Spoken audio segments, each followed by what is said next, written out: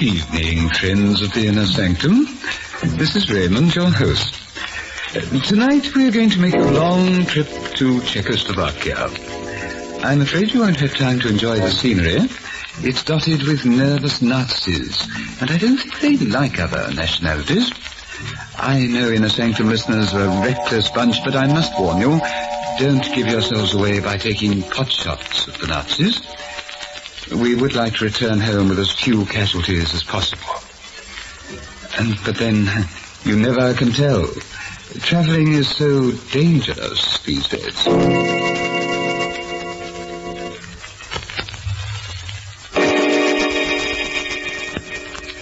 Well, you ready for trouble? Oh, you're ready for anything. Well, that's good, because you may get more than that. Perhaps everything. Martin Gates, an Englishman married to a Czech girl living in Czechoslovakia, is one of the leaders in the underground movement. The story opens at a cottage in the woods on the outskirts of the small town of Galina. With him is his wife Anna and a friend, Joseph Barek. They are anxiously awaiting the arrival of another leader of the movement.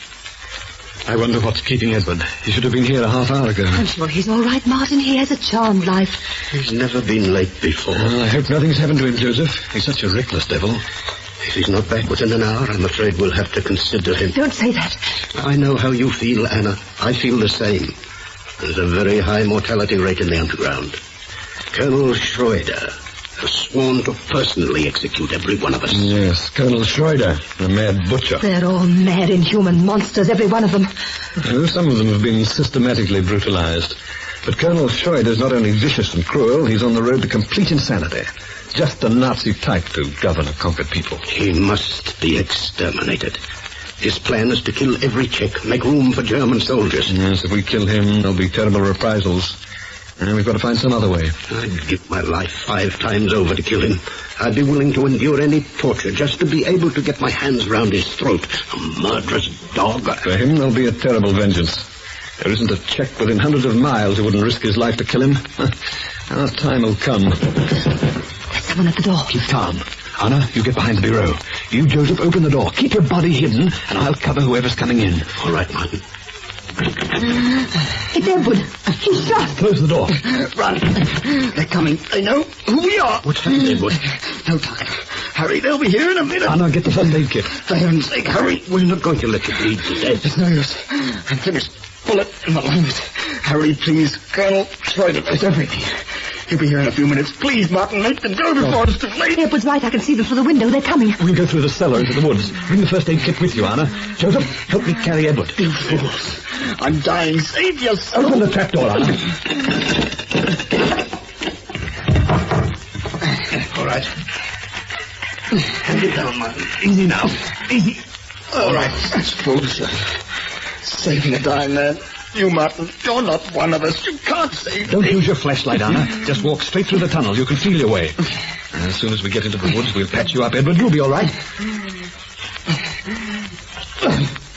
Sit him down here. And we've got to work fast. He's bleeding badly. Hand me the iodine. Goodbye, comrades. Take care of Floyd. For me. I'll be waiting for him when he comes. Edward. Never mind the iodine, Anna. Is he dead? Yes. No tears. We don't mourn our dead anymore. I loved him as I would my son. But we don't mourn our dead. We avenge them. Goodbye, Edward. They're coming. Better lose ourselves in the forest.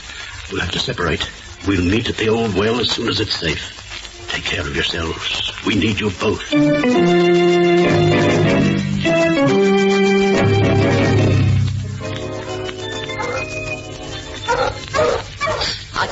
Can't go any further. Yes, you can, darling. You must. They're getting closer. Martin, go ahead without me. I'm only holding you back. We'll both get caught. We'll either escape or be captured together. Now, save your breath, darling. Listen to me, Martin. You're the leader of our movement. It's more important that you save yourself. If you love me, you'll leave me here. I can't go on anymore. You can and you will. Oh, look. Look, we're in luck. Here's the stream. Walk in the center of it. That'll throw the bloodhounds off the trail. We'll have to find a place to hide. Just hold out a little longer, darling. We'll find some place. Wait a second. That's what I've been looking for there. Look, a cave. We'll hide in there. Now, if we can only get in without stepping on the ground, we'll be fairly safe. I don't see how we can do that. It's only a few feet up. Yes, we can swing over to the mouth of the cave by this overhanging branch here. I'll go first, and you do exactly as I do. All right, Anna. Go ahead, and make sure your feet don't touch the ground. I'll try. You made it, darling. Well, now we'll hide in this cave. The dogs will never be able to find our scent. I couldn't have gone much further. So you can rest now. They're coming towards us. They've stopped baying. The dogs have lost the trail. What is the matter with the dogs? Why did they stop? They have lost the trail, Herr Colonel. Lost the trail? They got away? We've got to find them. Have the men spread out. They can't be very far. If you hear a sound, challenge it. If they don't answer it, shoot. Ja, Herr Colonel. They must not escape. Those vicious beasts. Be very quiet. With a bit of luck, they'll pass us by. They'll surely examine the cave if they see it. They won't notice it. It's well concealed. One of the Nazi swines nearby. Oh. Are you hurt? No. It's so slippery in here. I hope he didn't hear that stone fall. Who is that? Answer or I'll fire. It's Private Vogel. There does not seem to be anyone in here. You had better answer more quickly when you're challenged. I almost shot you. You want any help? Oh, no. I'll just look around some more and then I will come out. Perhaps I'd better come in and help you. It's a good place for them to hide. No, it is not necessary. They are very tricky, these chaps. I'm coming in. Anna, get as far back as you can. I'll take care of him when he comes in. Maybe I could help you. No. Do as I say. Who is that you're talking to? Oh, I was talking to myself. Stay where you are, Anna. The rest will be here in a moment. At least this dog's dead.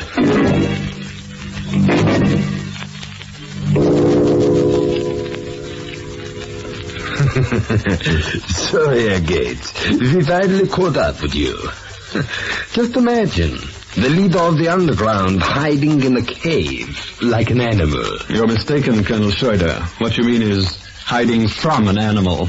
Still full of fire, aren't you, my brave Englishman? Perhaps it is only to hide your great fear of Colonel Schroeder, the angel of death. Anyone who looks into my eyes sees death. No one can look me straight in the eye. Yes, perhaps you're right. Your face would frighten anyone to death, because it's hard to believe such eyes belong on a human face. It is typical of you English to be melodramatic and defiant.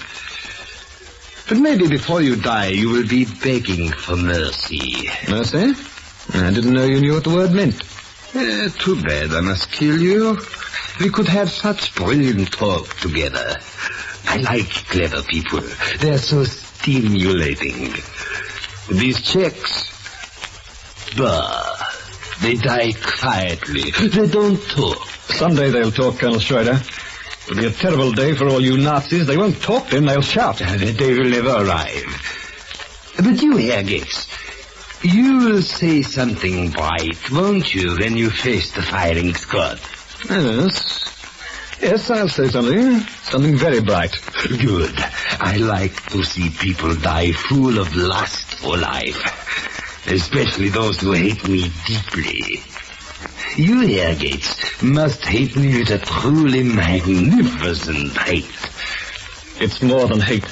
It's the deepest kind of sickening disgust. Disgust for your ideas, disgust for that diseased mind in your fat, diseased body. And that, Colonel Schroeder's putting it mildly. I could have you tortured to death. You would die in pain. It would take hours. But you can be spared all that. I might even spare your life. Tell me, where are the others hiding? I'm sorry, Colonel Schroeder, but that's a military secret. I see you are most anxious to die. No, you're wrong, Colonel Schroeder. I'm very fond of life. Someone who had a great love for freedom once said it's better to die on your feet than live on your knees. You see, I'm proud to be a human being. If I betrayed my comrades, I'd lose that pride. And that would make me something like you. Something that talks and acts like a man, but is really a beast. You understand me, don't you? You are talking too much already. Shut up! You're getting angry, Colonel Schroeder. If you're not careful, you'll be insane with rage, and that's not good for you. You may become completely crazy. Shut up, I tell you. I've had enough from you. Shut up! I thought you liked people who make a big noise about dying. You like people who talk. I'll kill you with my own hands, you British fool. I'll teach you how to talk respectfully. You've now lost complete control of yourself, Colonel Schroeder. If you could only see yourself now, raving mad, all your superiority gone. That will keep you quiet. Yes, that's always a way out, striking a defenseless man to soothe your ruffled nerves. I'll take that calm look off your face. It seems that it's you who are afraid of me, Colonel Schroeder. Afraid of you, eh? That is a good one. We'll see how calm you look tomorrow when you're a corpse. Too bad you won't be able to see yourself. You'll be so dead.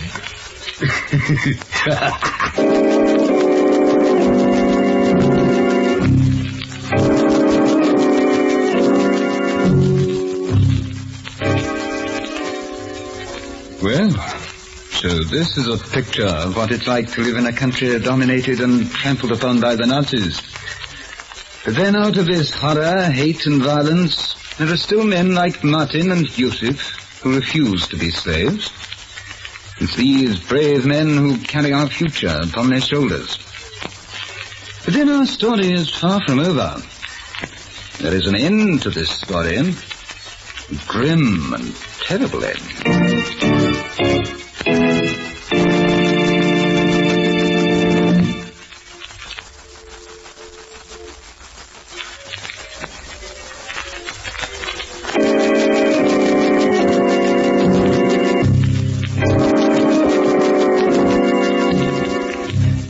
A few hours later now, in the dark and early hour of the morning, Anna makes her way in wild haste through the forest to the hiding place of the underground. She finally reaches the old mill and... You, Anna. I'm glad you've escaped. They've caught Martin. They're going to shoot him. I know, Anna. In the morning at the public square in Galena. We've got to do something, Joseph. We've got to save him. We can't let him die. I'm sorry, Anna. There's nothing we can do. I'd gladly give my life to save him. Every one of us would. Oh, you're right, Joseph. Later, when it's safe, we can give Martin decent burial. Czechoslovakia will never forget him. Don't hold back your tears, Anna. They're good tears. If I knew how, I also would weep.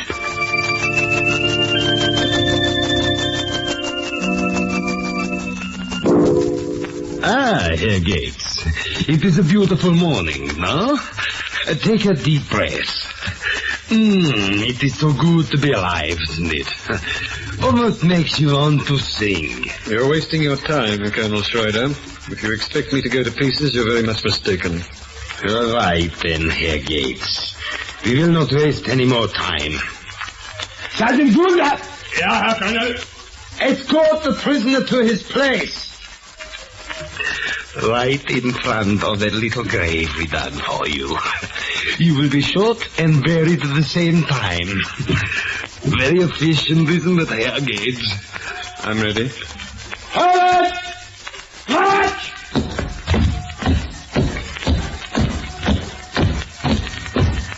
Company! Halt! Attention! Ready? Aim! Hold your fire a moment.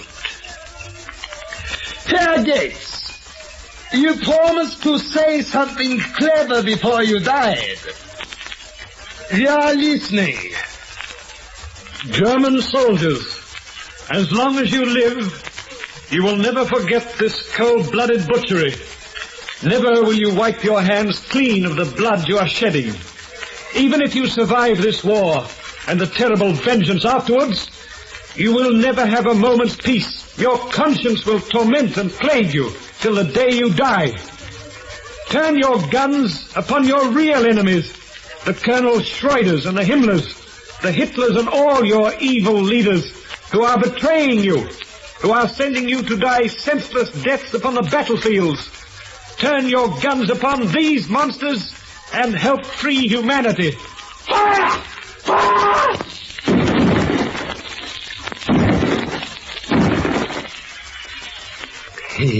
You are quiet now, eh, my brave Englishman? Too bad you have only one life. I would have liked to shoot you twice. Sergeant Goulder! Do not shovel the earth over him yet. It will be good for these Czechs to see their leader's corpse.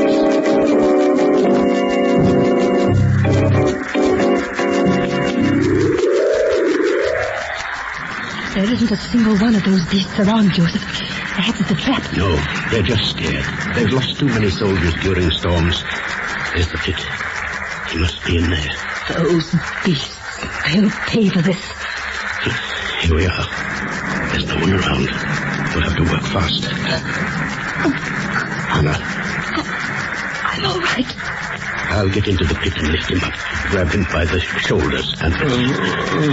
What was that? It came from the pit. It's Martin! He's alive! He's alive! We've got to get him to shelter quickly. He's very badly wounded. Alive! Oh, we've got to get him away from here quickly. We've got to hurry. They may come any minute. Hurry! Easy now. We'll get him away safely, all right. Just keep cool. There. Now. Pull him up. All right. Now just hold him while I get him under my shoulders. Good.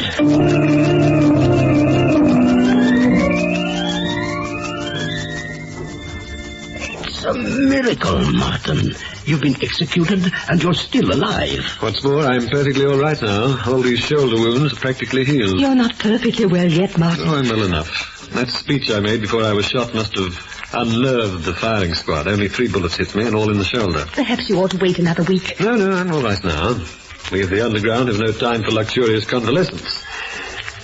I have a plan to take care of Colonel Schroeder. Take care of him for good. Let's hear it. We're going to get him here, to the old mill. Here? Give our hiding place away? That's right. We'll have to find another hiding place afterwards. How are you going to do that? By dangling some bait in front of him. I don't understand. You're going to be the bait, Joseph. He's been waiting to lay his hands on you for quite a long time. The feeling is mutual. It won't be necessary to touch him. You see, he's on the road to complete insanity. All he needs is a little push, and we're going to give him that push. Now listen carefully. This is the plan.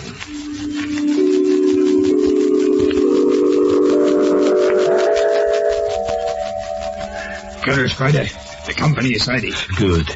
Tonight we finish off the last of the leaders of the underground. Yeah, Colonel Schroeder. We are going to visit Herr Joseph Barek at the old mill in the forest. That will be number 3. Dinich, Gates, and now Joseph Barek. Oh, the Gestapo will be pleased with my report. I'll write it with eloquent briefness. All leaders of the underground in Area 8 have been caught and executed. Signed, Colonel Schroeder. How does that sound to you? Very excellent, Herr Colonel.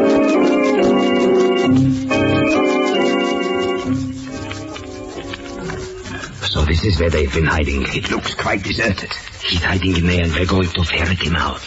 Set the machine guns up in case he escapes us and makes a run for it. They are already set up, Herr Colonel. Good. You and I are going inside. Perhaps we had better take a detail of men inside with us.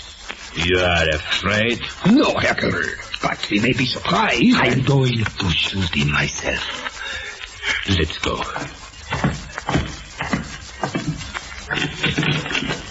There's no one in this room. We'll go to the next one.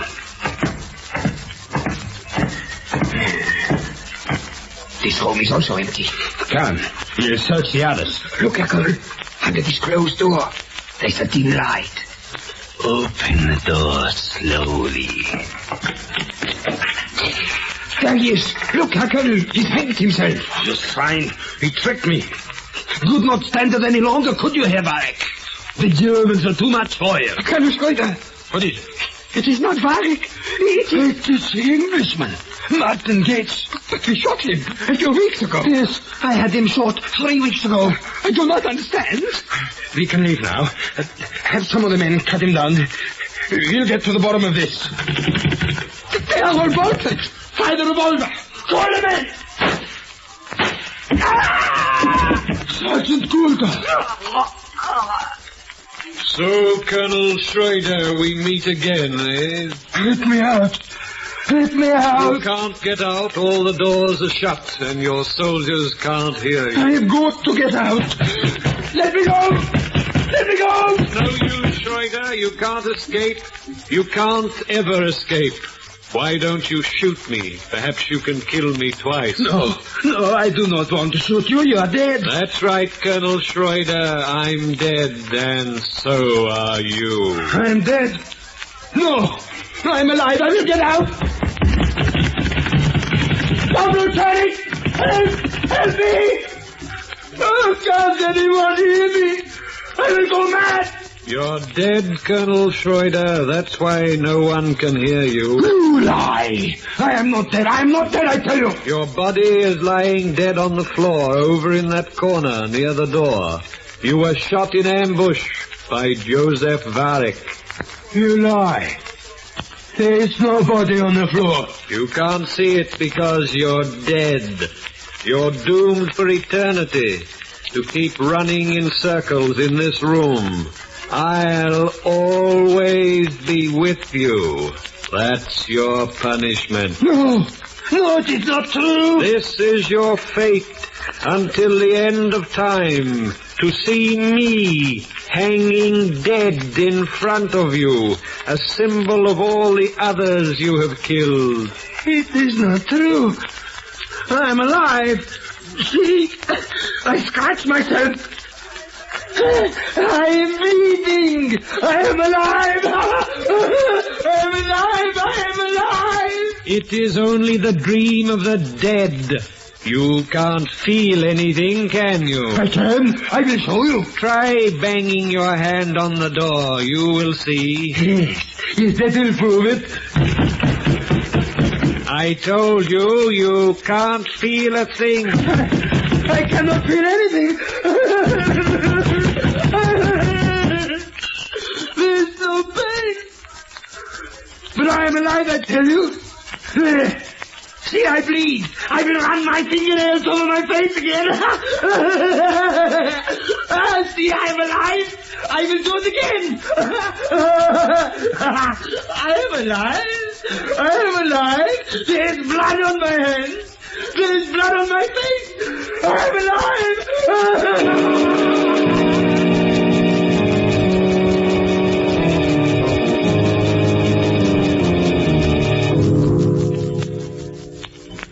So our score is settled with that butcher. A terrible punishment, but a fitting one. That was ingenious, Martin, tying a rope around your chest and then slipping a noose over your neck to make it look as if you were hanging. It got a little uncomfortable after a while. Even hanging by the chest is not pleasant. My only regret is that I didn't kill Colonel Schroeder myself. No, Joseph, this is much better. There will be no reprisals now. All these Nazis will sooner or later wind up in the lunatic asylum where they belong. No, Anna, they're not all lunatics. Most of them are very sane and very cunning gangsters. They're one of the deadliest plagues that have ever beset mankind. We must destroy them. And that can only be done on the battlefield. It's either them or us. And it will be them. The final victory belongs to us, the freedom-loving people of the world.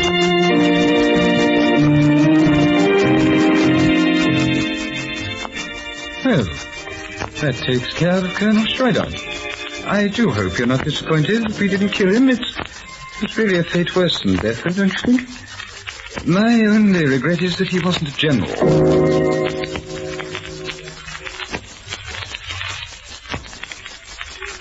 But now has come the time to close our creaking door and bid you peaceful slumber.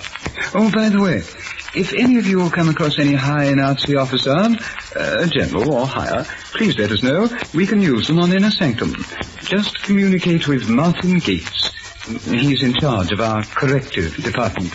Yes, he corrects them or wrecks them. Good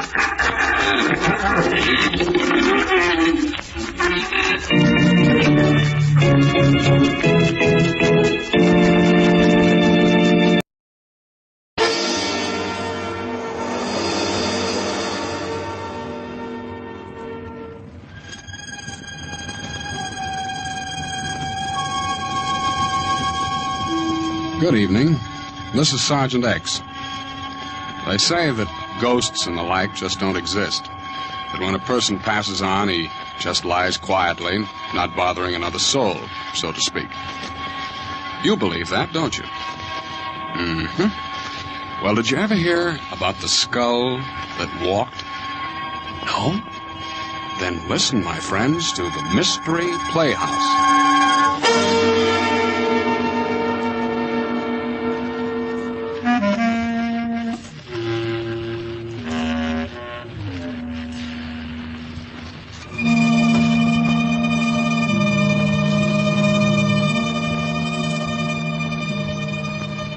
I guess superstition's a pretty hard thing to down completely, isn't it? I mean, under certain circumstances, almost anybody can get the creeps and get them good. I guess most of us are a little bit afraid of the unknown. For instance, taking a midnight stroll through a graveyard isn't exactly your idea of fun, is it? And I don't suppose you'd particularly go into ecstasies if you happen to witness a good gory murder, either. Well, there's a fellow I know who thinks this all comes under the heading of good, clean fun. His hobby is horror, and he likes to tell stories along those lines. I think he has one for you right now. Wait till I try this door here.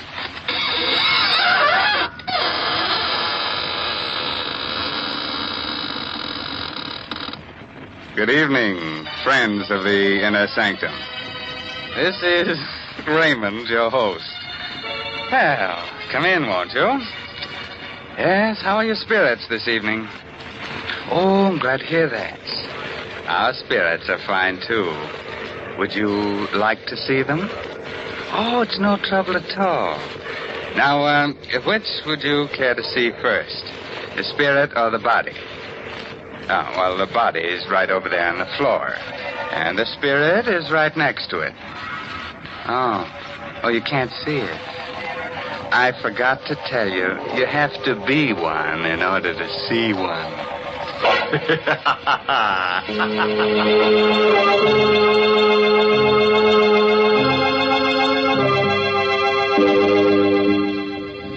Shall we get started? Well, naturally. Now, turn out the lights. No, you won't see any ghosts in the dark, but they'll be able to see you. Far from town, there are a group of 3 hills. On the summit of the highest of them is the Cruz estate, owned by 2 brothers, Arthur and Carl. At this moment, Carl and his wife, Lucille, are digging a hole at the entrance of the estate, planting young poplar trees.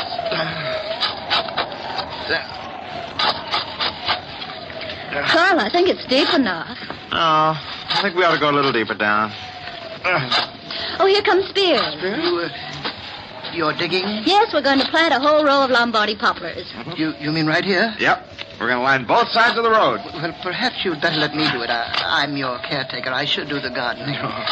Spears, you look upset. What's the matter? Well, where you're digging is an old Indian burial spot.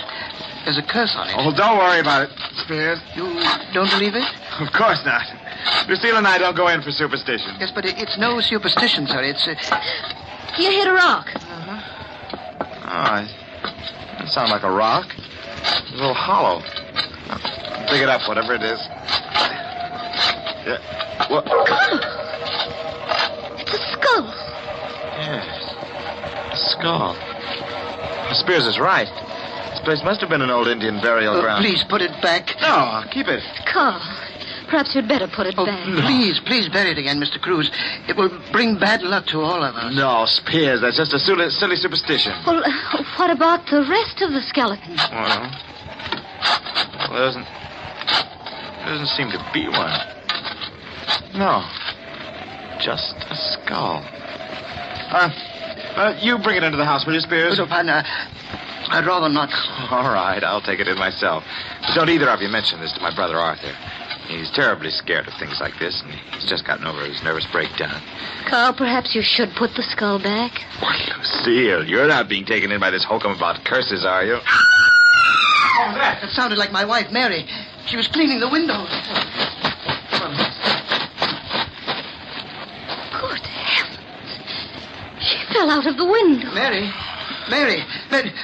Well, she's unconscious. Please do something. You must do something.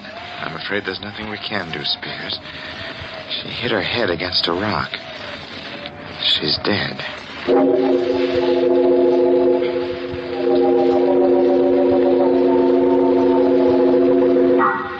How's Spears? He's quieted down. I can't understand it. There's only one rock underneath the window, and Mary hit that. That one rock. There isn't even a pebble around for yards. Well, don't go imagining things again, Arthur. Spears kept talking about a curse. Spears believes in pixies and gremlins, too, don't forget. Well, I feel rather funny about it all. Oh, Carl, maybe you'd better switch some more lamps on.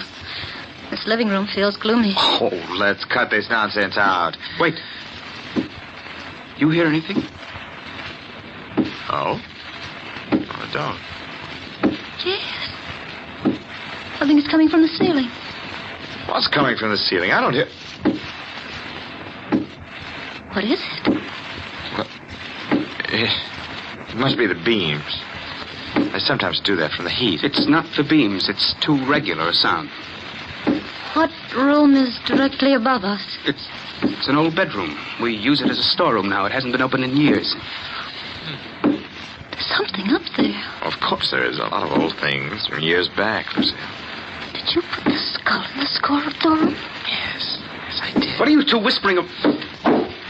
It's coming down the stairs. We'll take a look and settle this. So far. Look! At your feet, Carl. The skull. How did it get down here? It came down the steps. Seems to be looking up at us. A skull. How did it get into the house? Carl found it while digging. Spears said it belonged to some Indian. Spears was right. There is a curse on the house. We'll all be killed. I'm leaving. I can't stand it. Well, Carl, what are you going to do with the skull? Well, lock it up in the closet. Lock it. Carl, you'd better bury it again. No, I can't do that, Lucille. If I do, it means I believe in all this tummy rot about ghosts. Well, then suppose you tell me how a skull could open a door and then come bouncing down the steps. I don't know. Maybe someone's playing a trick on us, dear. What happened to Mary was no trick, Carl. Nor is this, and you know it. Well, whatever it is, I'm not going to bury it. We'll keep it locked up in the closet. Oh, Mr. Cruz. Yes. What is it, Spears? Well, it isn't my place to tell you, sir, but You're referring to the skull, aren't you? Yes, sir. Well, it won't bother us anymore. The whole thing's some queer trick.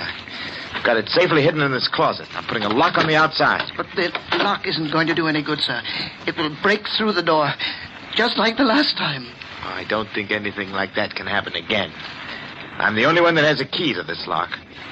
If the skull wants to break out, you'll have to come to me for the key.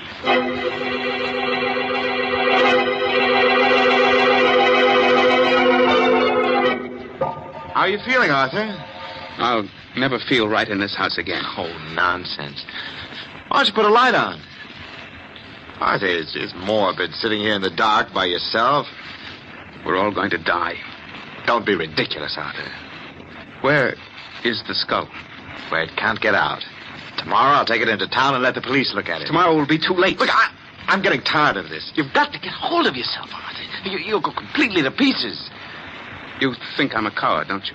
Oh, Arthur, no. You're not a coward. You're just a victim of your own exaggerated imagination. Wait.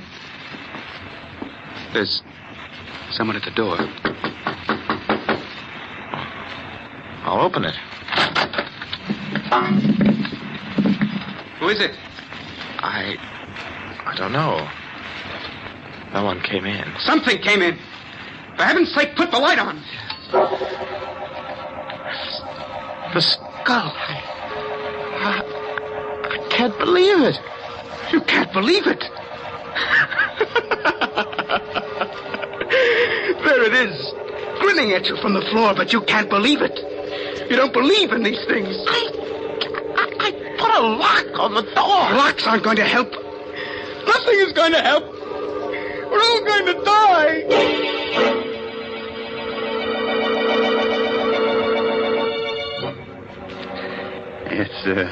It's an hour later now.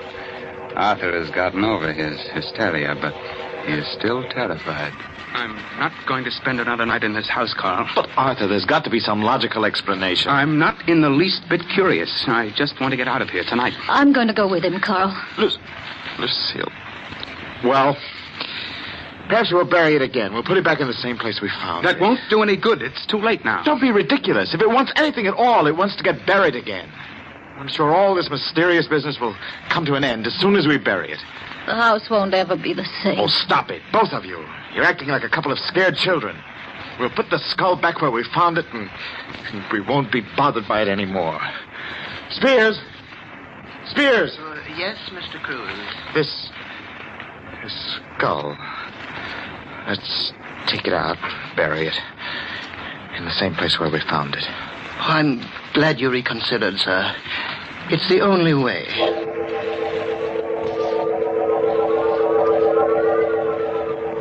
I don't seem to remember the spot. Well, it's on the other side, sir, right near the entrance road. Oh, yes.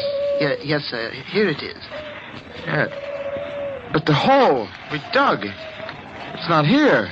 I filled it in, sir. Oh, well, we'd better dig it up. Yes, sir. If you'll hold the skull, I'll dig it open. We might as well do it right. I know exactly how deep it was. If you don't mind, Mr. Cruz, I'd rather not touch the skull. All right. Yeah, that's about right. There. Now we'll put the thing back. But it doesn't seem to want to go back. Oh, I just missed dropping it into the hole. Hold the flashlight down here. Yes, sir. Well, that does it. Oh, I hope we'll have no more trouble.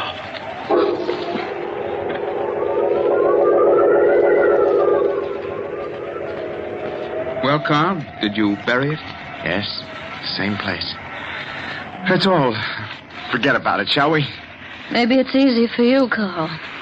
But I won't forget about it for a long time. Neither will I. I'll be having nightmares about it for months. I don't know what's gotten into you, Lucille. You were never easily frightened. I'm not. But skulls that roll by themselves give me a funny feeling. Look, come on, let's play cards, huh? Hearts? We don't need more than 3 hands to play. We'll forget the whole crazy business, huh? Okay? Well, I might as well. All right, deal the cards. Okay. You. Well, we're getting back to normalcy, huh? Arthur, pass your cards. That wind came up suddenly. Who's first? You are, Lucille. Oh, all right. 9 of diamonds. Your go, Arthur. Come on, Arthur, throw a card. I think I hear something. Of course you do. The wind. No, I thought I heard a rapping sound. Look, just pay attention to the game and stop listening for sounds. Here's my card.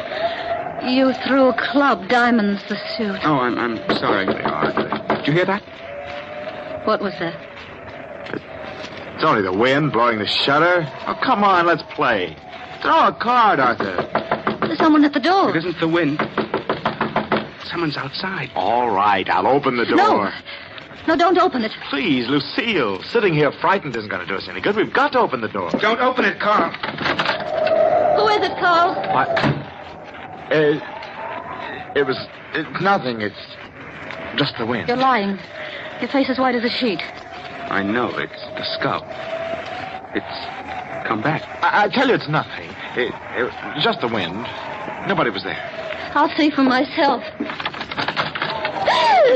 The skull.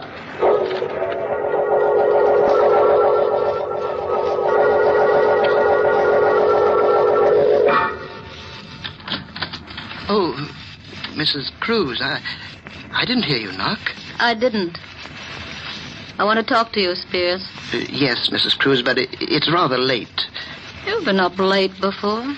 Oh, yes, but it's just that I'm tired tonight. I don't mean to be rude. You've been doing a lot of night work? What are you referring to, Mrs. Cruz? Spears, you don't really believe in skulls that move around by themselves, do you? Well, I warned your husband about it. It's a curse. Is it part of a curse for a skull to use a trowel to unbury itself? Your trowel? My trowel? Why, you're mistaken. Oh, no, I'm not. I just came from there. Why would I want to do anything like that? Mm-hmm. Why? That's why I'm here. I'd like to know why. Please, Mrs. Cruz, I'm tired. We'll talk about it in the morning. We'll talk about it now, Spears, right now. Get out of my room. All right. I'm going straight to the police. I've got the trowel. We'll see if the skull left any fingerprints. You won't do that, Mrs. Cruz. Oh, yes, I will. All right, Spears, just sit right where you are or I'll shoot. Oh, please. Put the gun down. Start talking. Why, it's all a mistake. If you don't start talking, I'll shoot. In self-defense. Did you dig up that skull? Why, I... Did you... Yes. Yes, I did. And you rolled the skull down the steps. The first night it was in this house, didn't you? Well, it was only a joke. And you also managed to open the closet. Yes, but I... Whose skull is it? I don't know. You're lying. That skull has something to do with you. I checked up on it. Your first wife disappeared. Perhaps the police can identify the skull. Oh, please, don't go to the police. Well, it was my first wife, Jane. I killed her. I didn't want your husband to bring the skull to the police, so I tried to scare all of you away from here as the safest measure. Go on. Yes. Wait a minute. Who rolled the skull into Arthur's room? It wasn't me. It must have been... That's right. It was me. Perhaps you and I can work things out. I tried to frighten my dear brother-in-law Arthur away so that I can have complete ownership of the entire estate. You see, Arthur is leaving tonight. Yeah. Perhaps we can help each other. No one has to know of our little conversation. No one is going to know. Well, now that we've both accomplished our purpose, maybe it would be the best thing to bury the skull again. Yes. We'll do it now.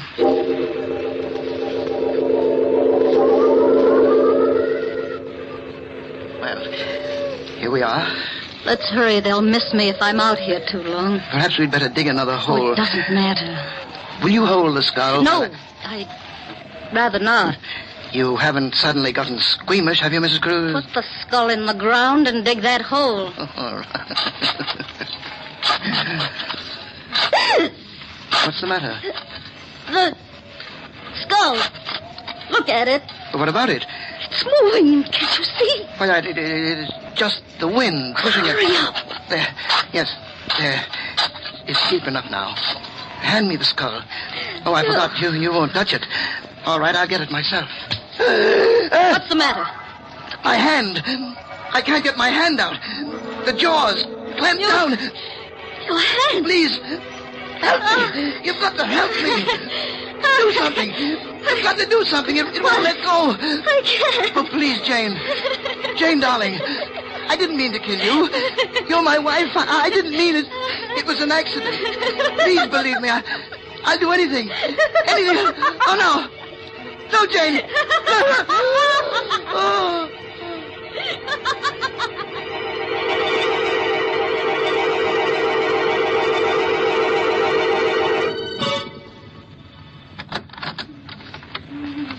How is she, Carl? Arthur, it's pretty bad. The doctor says it's hopeless. There's nothing more he can do. Her hair, Arthur, it's turned completely white. She's just out of her mind. Horrible. Spears died this morning. He never recovered consciousness. Died of fright. Everything else seems to make sense, but I don't understand how the skull could have clamped its jaws on his hand. When he picked it up, He must have picked it up upside down. The lower jaw, which swings on a hinge, came down. He was so frightened that his hand froze to the skull. Spears was just frightened to death.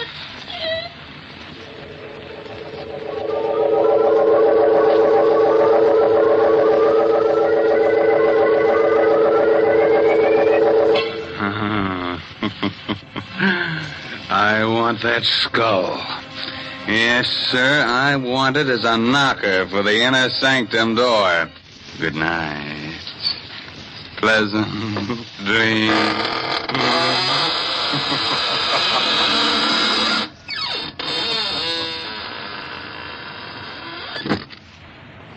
Well, thank you very much, friend Raymond. Your sense of humor is really quite refreshing. That is, in a ghoulish sort of way. We'll be trying your creaking door again soon for some more laughs.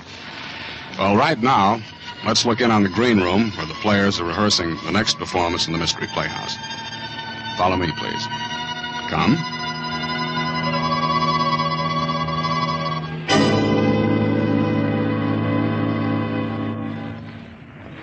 What a crowd. Say, Dexter, how's it feel to be both a spy-catching hero and a prospective bridegroom at the same time? At the moment, it feels like being the 13th sardine in a tin built for 12. Well, the doghouse is always like this. Hey, finish your story, Stanley, about Dexter reporting the German agent, that, what's his name? Quartz. Quartz, yeah. Well, Dexter here figures that Quartz is up to something, so he tips off the FBI. Hey, you guys, take a look at that gal in the black dress. That's fine talk for a guy who's about to get married. Well, go on, Stanley. Dexter's only trying to change the subject. Well, following up Dexter's tip, the federal men trapped Quartz. That was 6 weeks ago. So today, in 3 minutes, in fact, Quartz is going to get quite a shock. Quite a shock. You mean they're going to... That's right. At 6 o'clock, that'll be less than 3 minutes now, Quartz is being electrocuted. You ought to read the newspapers, Lieutenant, and find out about things. Well, when you just got back from the canal zone, you're likely to neglect the newspapers for the first few days. Hey, the gal behind us. What'd you say, Dexter? The gal behind us. One in the black dress. Oh. Mob's too thick. I can't even turn around to get a look at her. Hey, go on, Stanley. What was this Quartz after? Plans of a new type mortar, wasn't it, Dexter? Mortar? Oh, I can't say. Oh, don't be such a clam. But it's taboo, I tell you. Well, don't get sore about it. Oh, who's sore? Come on. Let's get out of this mob and find some less crowded joint, huh? Oh, take it easy. Let's have at least one drink here now we finally got to the bar. Ouch! Oh, what the heck? What's the matter, Dexter? Somebody step on your corns? Oh, no, it felt like someone stuck a needle in my hand, but the way I'm wedged in here, I can't even lift my hand to see. Probably a pen scratched you, with all these women about. Hey, Dexter, according to the clock on the wall there, Quartz is being executed right this second. Say, it's kind of close in here. Let's get out and get some fresh air, huh? Take a look in the mirror over the bar, Stanley. That woman behind me. That's what Dexter's been muttering about. The brunette in black. Smooth. Hey, do you know her? What makes you think I know her? Well, I thought she nodded at you. Just my natural good looks. I never saw her before in my life. It's kind of close in here. Let's get out. I can hardly breathe. Oh, stop clowning, Dexter. Quit leaning on me. What's eating, Dexter? Just because he's going to be married in 3 days. You shouldn't have mentioned marriage, Stanley. From the way he's leaning on me, he must have fainted. That's alder fright. Come on, Dexter. Take your weight off him. All I can do is take care of myself. This... Say, Stanley, he has fainted or something. No kidding. Oh, Dexter's a practical joke. No, this isn't a joke. He's all gray about the lips. Huh? Look at it. I mean, hold him. He's falling. Oh, Dexter! Dexter, what's the matter? Dexter! Lieutenant, is he all right? What's the matter with him, mister? Is he all right? No, he isn't. I think he's dead. Oh, it's impossible. Is there a doctor here? Oh, open his collar or something. Just don't let him lay there. Come on. Oh, over here, Doc. Back up, please. Let the doctor through. Lieutenant, what on earth's happened? The doctor, maybe he can tell us. Hey, doctor, go over here. Ralph, here, let's have a look. Oh, help me turn this man over. Sure. Looks like he's been suffocated. Doctor, is he dead? Oh, yes, he's dead, all right. He can't be. Only a minute ago, he was standing here talking with us. He said something about somebody sticking a needle in his hand. What's that piece of black paper on the back of his right hand? What? Don't touch it. Don't touch it. It's thin black cardboard. Perfect circle about 1/4 of an inch in diameter. With a tiny hole in the exact center. There's a small puncture in the skin on the back of the right hand, right over the place where this circular piece of cardboard was. A drop of blood caused the cardboard to adhere to his hand. Somebody better call the police. The police? Why? Because it looks as if your friend here has been murdered. But Dexter couldn't have been murdered. I was standing right beside him all the time. No one's to leave. Everybody stay right where you are. And you over there, call the police department and ask for homicide.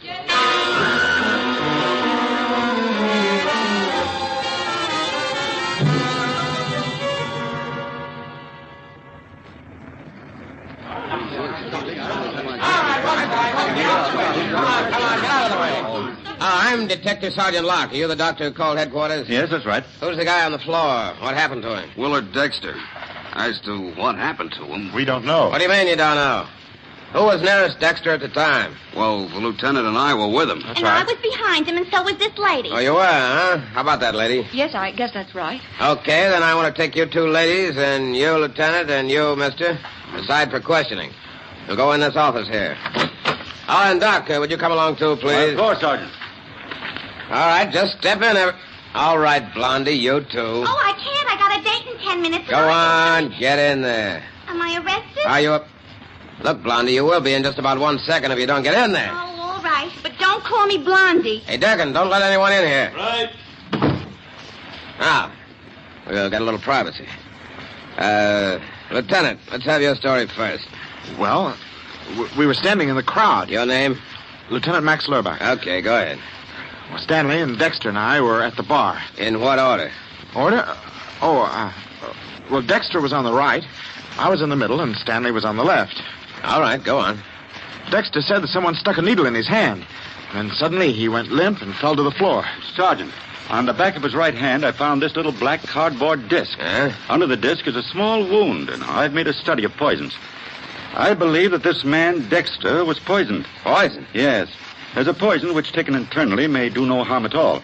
But the smallest bit introduced directly into the bloodstream causes almost immediate paralysis of the nerves which control the breathing. What poison? Curare. Huh? There's a trace of what seems to be curare on the underside of that black cardboard disc. And you think he was murdered? It appears probable. Your idea, Doctor, is that someone jabbed a poison-coated needle into Dexter's hand? A minute or so before he collapsed. Now, where would a guy get this stuff? Well, certainly not from the average drugstore. Curare is made by the South American Indians. It's very rare in this country. Say, Stanley, did you notice?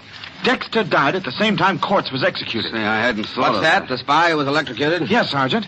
Dexter was the clerk in the Army Ordnance Department who suspected Quartz and tipped off the FBI. Yeah? It couldn't have been a coincidence that they both died at practically the same minute. You don't suppose that I don't suppose anything yet. Hey, Sarge. Photo and fingerprint boys are here. Right with you, Durgan. Now, everyone, just sit tight a minute. Say, that's a rather unusual way to kill somebody, don't you think? I wonder if that police sergeant is right, and the killer really is one of those four people. Well, it's too bad our time is all up, or we could stay around and find out. I'm afraid you'll have to wait until next time, when we present the entire story of Death in the Doghouse. This is Sergeant X, closing the doors of the Mystery Playhouse. Good night. Sleep tight.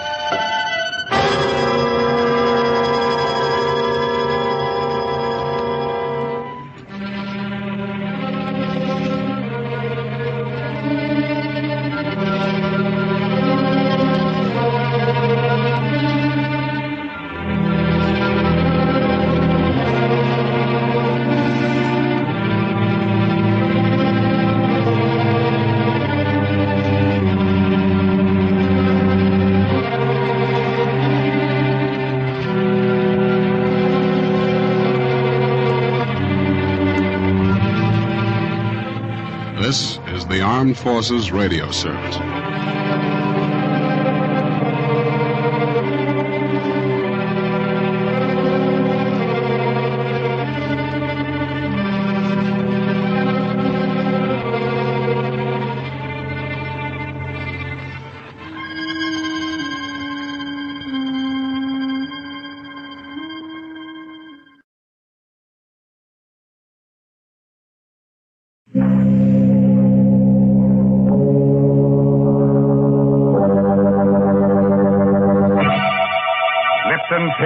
Lipton Soup presents Inner Sanctum Mysteries.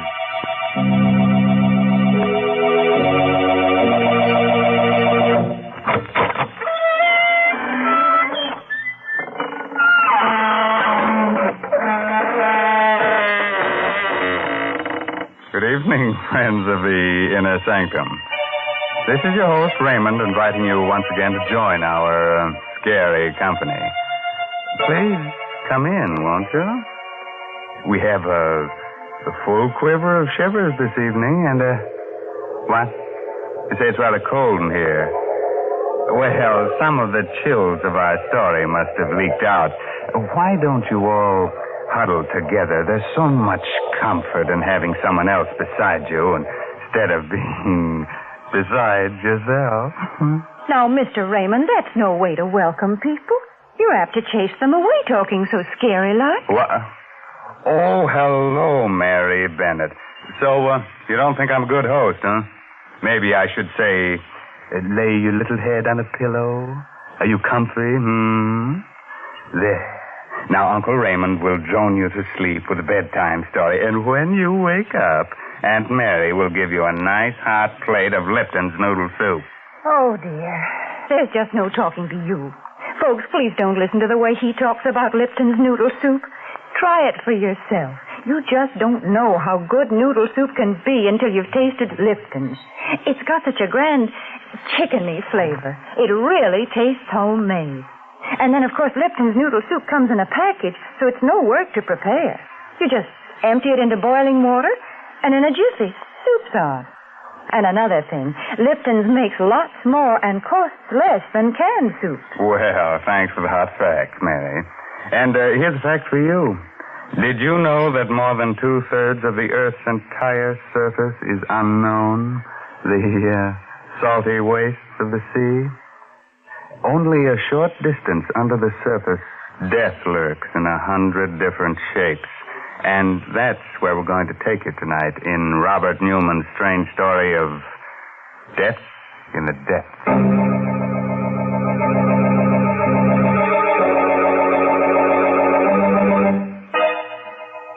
A wharf in a small seaside town a few minutes before midnight. Moored to the dock, just barely visible through the thick fog, is a stubby, broad-beamed ship. Suddenly, out of the swirling mist, a man and woman appear. He is tall, heavy-set, carries a sea bag over his shoulder. She's slim, attractive. They reach the end of the dock, and he stops. Hey. I can't do it, Leila. I just can't.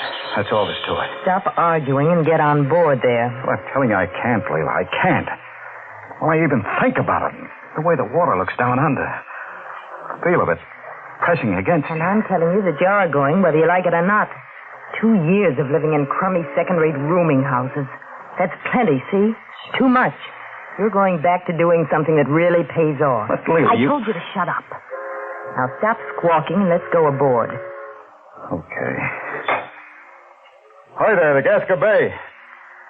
Captain Brody around? I'm Brody. Come aboard. Evening, Captain. My name's Farrow. This is my wife. Hello. I understand you're going off on a job and you're looking for divers. Well, yes, I am. We've got a salvage job off the Keys. It's a tough one, 20 fathoms. Can only use real deep water men. What'd you say your name was again? Farrow. Steve Farrow. You mean Big Steve Farrell? Why don't you say so? Sure, I can use you. Wait right there. I'll go get the paper. Okay, Captain.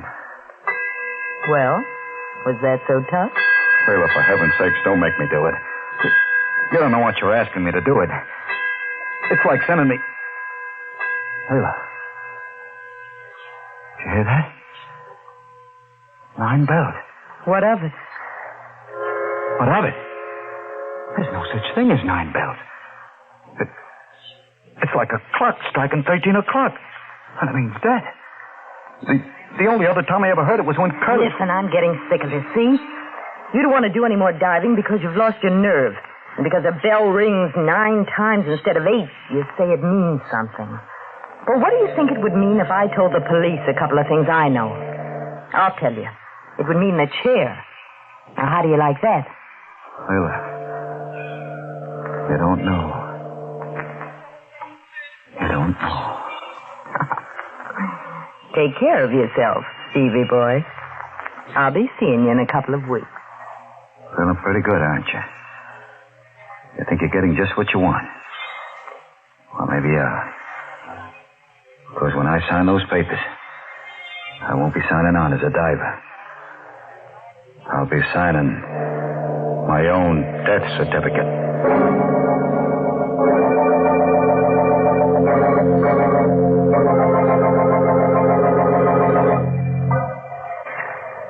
All set, Captain. Any instructions before they close me up? No, Steve. Can't expect much on a first dive, but see if you can determine the extent of the damage. All we know about her now is that she's about 1,500 tons. Her name was the Santa Elena. She went down the collision. Right, Captain. Okay, close them up. Start the pumps.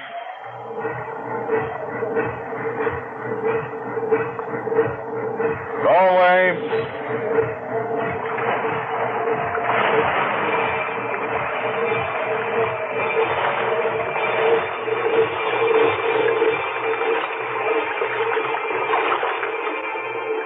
I'm scared. Scared.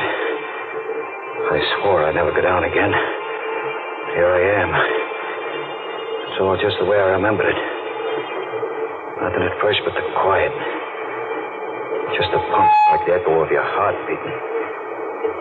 And the light fading as you go down. Getting darker.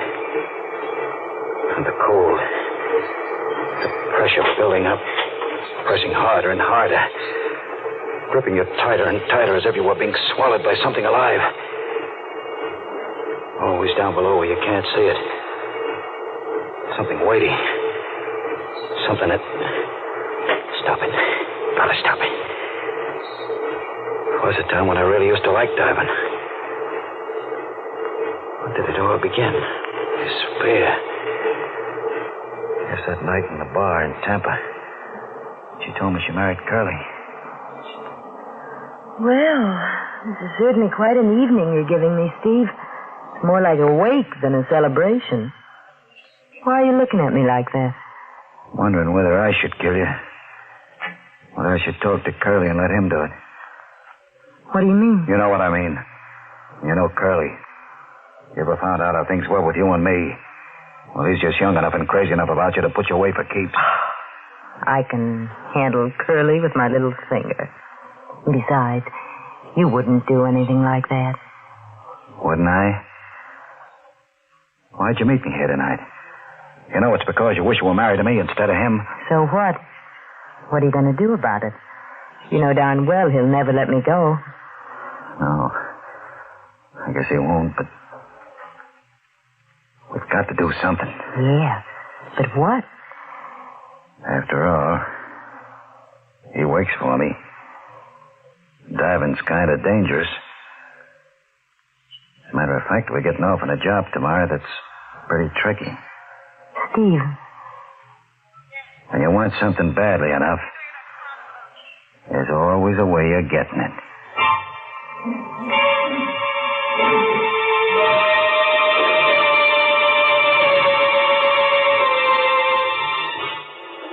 Yeah, that was the beginning. That wasn't when I was afraid for the first time. That came later. 2 days later, out on the reefs. 2 days of being with Curly and talking to him. Knowing all the time what I was going to do. And that last dive, late in the afternoon. Standing on deck with Andy, the pump man, and watching Curly through the clear water. Watching her move across the deck of the Hulk. As cool as she was, and... You going down too, Steve? Yeah, Andy. Maybe we can wind up today and start home tomorrow. You can handle both of us? Sure. Only watch the coral over on the port side there, sharp as a razor. Almost took Curly's boot off this morning. If you get into any trouble, well, I'm all alone up here. I'll watch it. Want to button me up? Yeah, sure.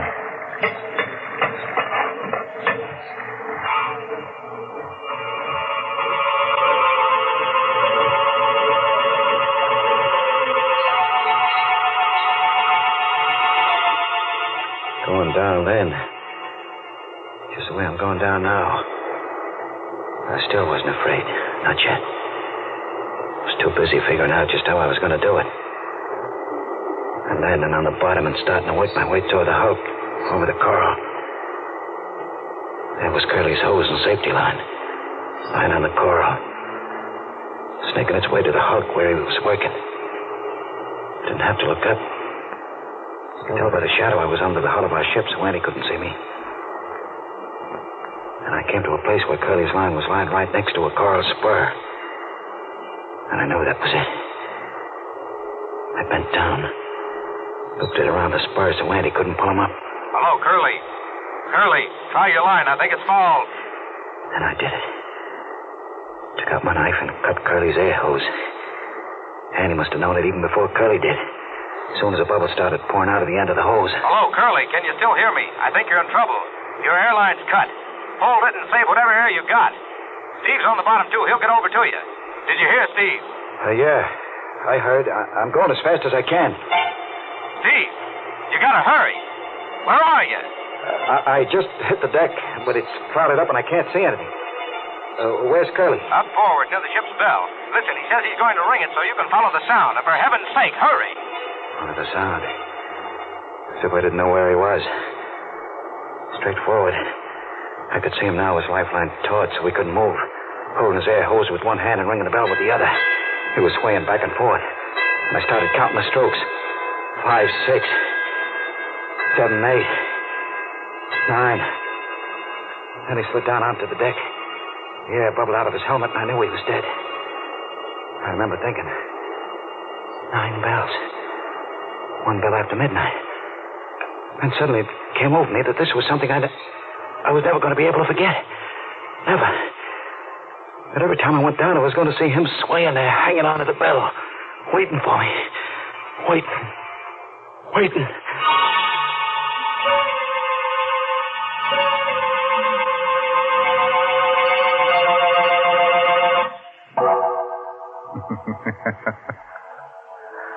So that's why Steve Farrell wouldn't go back to his old profession of deep-sea diving. I should think it would lose some of its feel if you expect to meet a dead man every time you go down. How about that, Mary? Climb aboard and tell us what you think. Well, Mr. Raymond, I certainly wouldn't like to be a deep-sea diver. To be all alone down there in the cold water with fishes and all sorts of things swimming around you, that's not for me. Oh, but just think, Mary, when you come up, you could have a nice hot plate of Lipton's noodle soup. I think you've really got something there. Lipton's noodle soup would sure be welcome at a time like that. It's such a heartwarming dish. It perks you up just looking at it, looking at those tender noodles floating in that golden broth. My, I'm getting to talk fancy. But really, folks, Lipton's does taste sort of special. It's got a chickeny flavor, and it just tastes homemade, like the old-fashioned noodle soup you used to make yourself. But heavens, I don't want to be interrupting Mr. Raymond's story, so I'll just say, try Lipton's real soon, won't you, folks?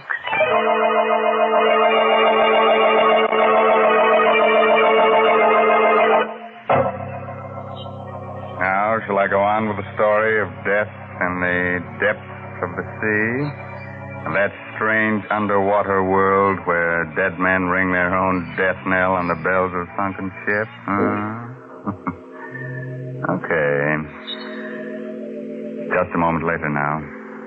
And Steve Farrell is still standing on the deck of the sunken freighter, Santa Elena. Oh, Steve, anything the matter? Why, no, Captain. I'm sorry. I thought I heard something funny, and I guess I lost my nerve for a minute.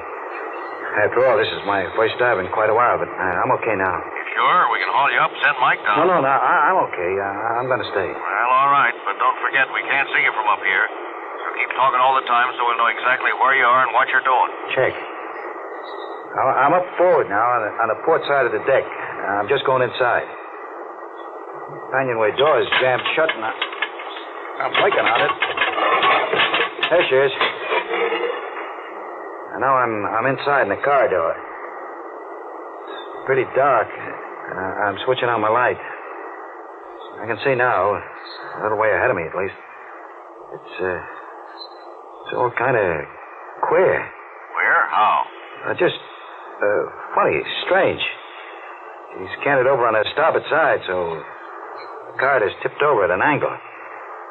Sort of like a dream where everything's turned around. Kind of different and still familiar. Why does it seem so familiar? Seems to remind me of something else. That's it. The corridor of the hotel right after we were married. Walking down it with her, Leela. Out onto the terrace. The way she took the cigarette I gave her. Smiled at me. Very sure of herself. Thanks, Steve. Thanks a lot. Why the smile, baby? Why shouldn't I smile? I'm young, healthy, and I'm married to a guy I like. A guy who's going to take real good care of me. I sure am, baby. Not only that, from now on, things are going to be different. Didn't have a chance to tell you before, but I'm through with diving. For keeps. What do you mean? Just that. Sold a boat yesterday and all the equipment. I'm out of that racket for good. You shouldn't have done that, Steve. Not without talking to me about it first. What do you expect to do from now on? Oh, I'm all set on that. I got a job as a second engineer in a freighter, the Arcturus. Well, I guess that'll be all right. For a while, anyway. What do you mean, for a while? You think you're going to tell me what kind of work I should do and what kind I shouldn't do? But of course, Steve. Like I said, I'm your wife. And besides, if I wanted to, I could tell either you or anyone else a lot of other things. Like why you decided to give up diving. What are you talking about? Gave it up because I was sick of it. Is that the reason? Or is it because you're afraid that if you did do any more diving, you might start seeing things? Seeing what? Well, after all, you were right there when Curly had his accident and got drowned. The funny thing is, you were talking about how he might have an accident just before you went off on that trip. I've been thinking I really ought to talk to Andy about it since he was there, too, and find out just how it happened. Andy's not around anymore. He left town right after I paid him off. Oh, I see. Well, remember that the police could probably find him, Steve, if they should ever want to ask him any questions.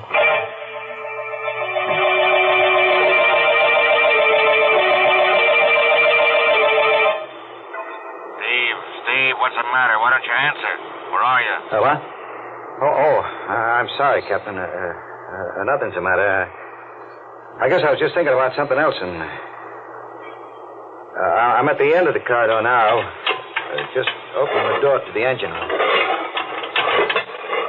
I'm going across the gratings now and down the stairs. Funny. Something kind of familiar about all this. Pattern on the grills. Picture the stairs. Hey, Captain. What did you say the name of this tub was? The Santa Elena. Panamanian Registry, I think. Why? She kind of reminded me of another ship, the Arcturus. The Arcturus? What made me think of her? I know why. A year and a half in which I almost forgot about Curly. What had happened down there on the deck of the schooner. A year and a half in which I was almost happy, even with Leela. And that night, the night McHenry came up to me while I was on watch in the engine room. Hi, Steve. Howdy, gang. Swell, Chief. I just cut number 2 in again, and she's flying like a kitten. Good. Look, Steve, the old man claims he's handling a bit heavy. Wants us to sound out the pumps and check the bilge. I told him he was crazy, but, well, maybe we'd better. Okay, Chief, I'll get on it right away. Anyone around to give you a hand? I don't really need any help. But if I want him, Swanson's aft someplace. Well, report to me soon as you're finished. Aye, Chief.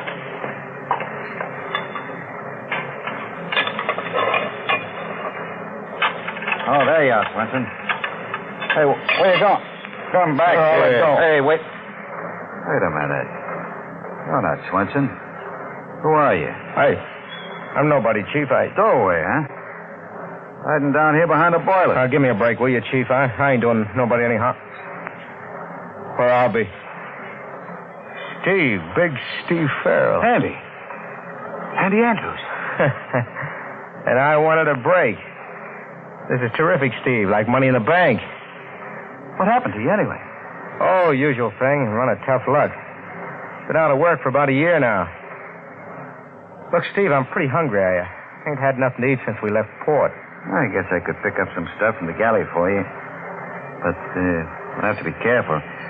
Be the devil to pay if they found out I was hiding you. Good old Steve. I know you wouldn't let an old shipmate down. And, Steve, while we're at it, I could use a little cash, too. Yeah, I figured that. Well, when we get to port, I guess I could let you have 10 or 20. That's not enough. I was figuring on like 500. For a starter. 500? Are you nuts? I don't think so, Steve. You see, after Curly had his little accident and you sold the boat and all the equipment, I figured you'd given up diving because you were kind of upset about it. Then I heard you'd married his widow, that Leela dame. I started thinking back. I remembered how Curly's air hose looked after we pulled him up. The place where it was cut wasn't rough, like it had been done by coral. It was clean, like it had been done with a knife. So that's it. Blackmail. Well, why do you have to use words like that, Steve? Okay, Andy. It's going to be a little tough to get, but... Wait a minute. What is it? Someone's coming, one of the wipers. We got to find some place for you to hide. I know. Down there in the bilge. Here, climb in. Right down through that No, but it's almost full of water. There's plenty of room, and you'll be safe there. Really safe. Oh, okay, but you better not... What are you doing? Let go of me! Let go! Help! Help! You'll be safe here, all right. I'll see to that. Stop struggling like that, Andy. Not going to do you any good. And I'm in too deep already to let you go wandering around with what you know. And, weeks before they find you down here in the bilges. Maybe they never will. And if they do, they'll figure you tried to hide down there and got drowned all by yourself.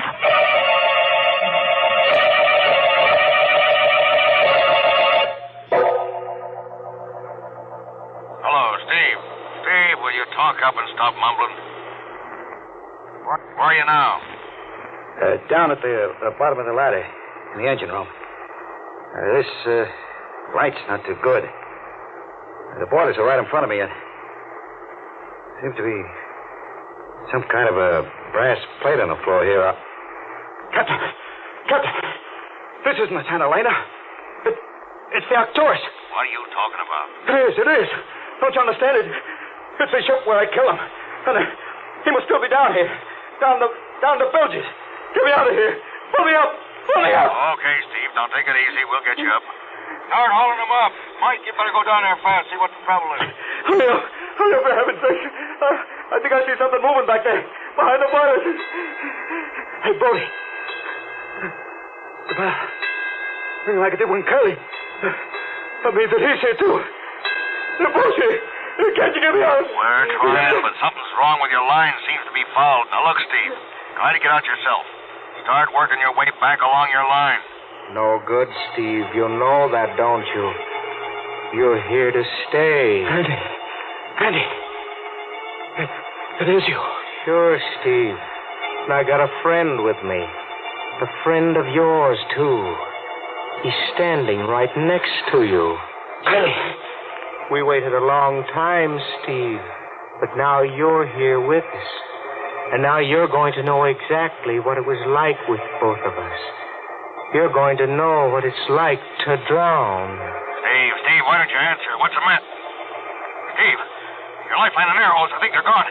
Hey, Curly, no. Let me go. Too late, Steve. This is it. This is the way it was with us. Trying to fight it first, holding your breath.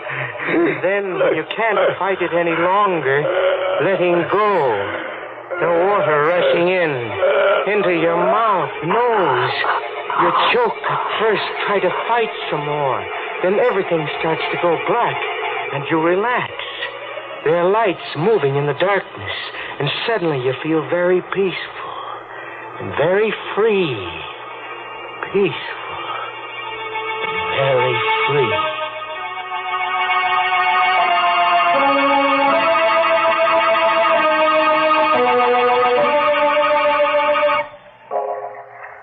Did you find him, Mike?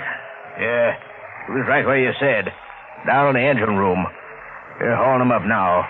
It's going to be tough breaking the news to his wife. How did it happen? There's a heavy iron door leading into the engine room. It swung shut, cut his lifeline and air hose. You were saying an awful lot of stuff that didn't make sense, but there was something about a bell. Well, his lifeline was looped around the bell on the foredeck. Must have gotten caught when you tried to pull him up. And that may have rung the bell a few times. There was something else, though. You remember you said he kept asking if the ship's name was really the Santa Helena? Yeah? Well, there was a brass plate in the engine room with her original name on it. And it was the Arcturus. They must have changed it when they re-registered her.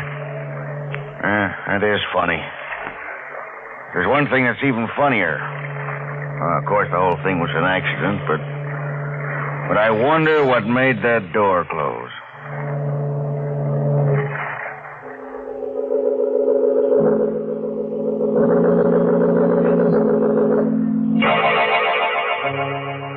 Oh, you do, even with two able-bodied ghosts about? But that's the way we like to leave you, with a couple of things to keep you wondering. And when we do, then we've known we've really rung the bell, the funeral bell. Oh, Mr. Raymond, with all the different kinds of bells there are, why do you have to talk about that kind? All right, Mary. Pick your own bell, see if I care. All right, then I'll choose a dinner bell. Will you ring it 9 times, huh? No, sir. You only have to ring it once if you're serving Lipton's noodle soup. And folks will come swarming to the table, because they know it takes Lipton's to show how good a noodle soup can be.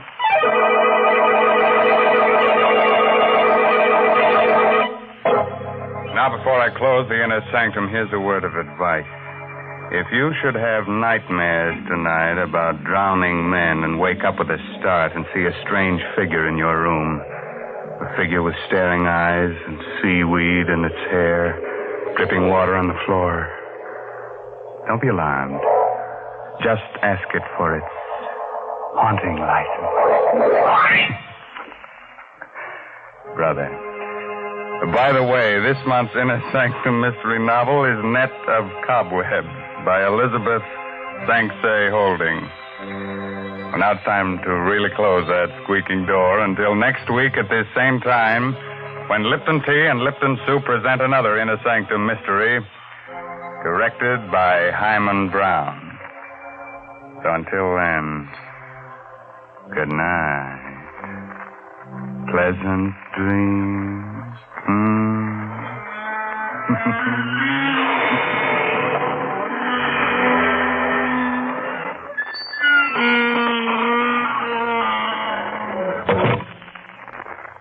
Folks, I don't know how you feel, but that spooky bell gave me the shivers. Right now, I'd like to hear a cheerful sound that'd make me forget all about it. Yes, I'd like to hear a tea kettle singing on the stove. And when that water is at a good rolling boil, let's have a cup of Lipton tea.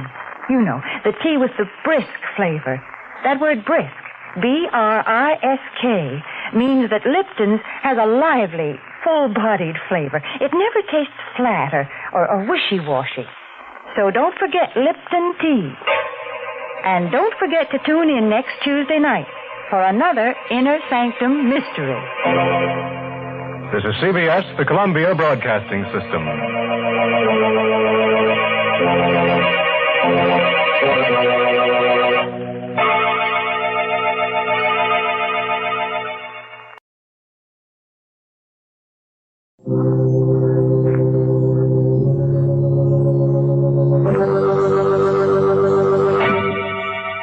Lipton Tea and Lipton Soup present Inner Sanctum Mysteries.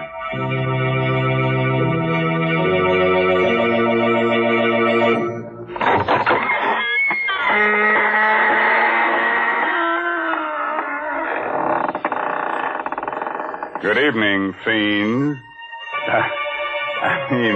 friends of the Inner Sanctum. This is Raymond, your host, inviting you through the squeaking door. Don't hesitate. Come right in. Oh, it's a bit dark. Careful, don't brush up against that skeleton. Oh, he's quite harmless, I assure you. He's only the skeleton in our closet come out for a bit of air. The idea of a skeleton coming out for air. Such nonsense. Oh, you mean because it's already so well ventilated? Huh? Oh, how do you do, Mary Bennett? Hello, Mr. Raymond. Now, you tell me truthfully, is there a family skeleton in your closet? Oh, yes, indeed. And what's more, we make no bones about it. But I'd like to really get him out of the closet. I need space to store my Lipton's noodle soup. What a silly thing to say.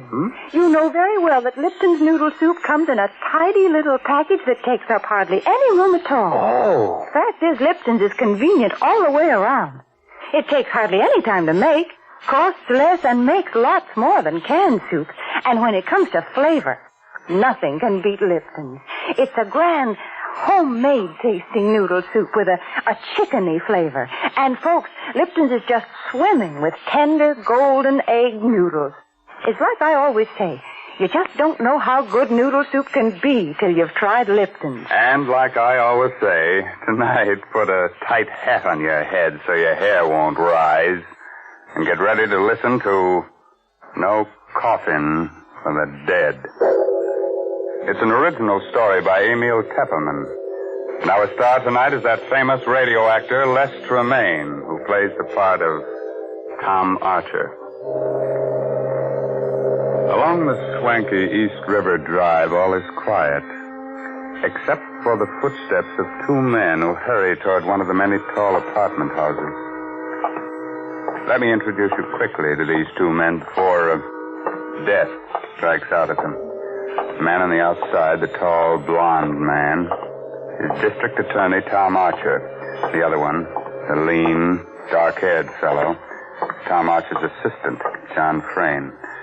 Tom's really worried about them. I'll walk you to the door of your house, John. I don't like your being out alone this late at night. Whoever's been sending you those threatening letters isn't John. Look out, John. That fellow in the alley with a knife. Look out. Drop that thing. Well, you've killed him. You've killed John Frayne. Don't. Keep back, you John. Oh, that knife, you don't. No. Don't stab me. Oh, that devil killed John Frayne. Stabbed me. I'll remember his face if I ever see him again. I'll remember.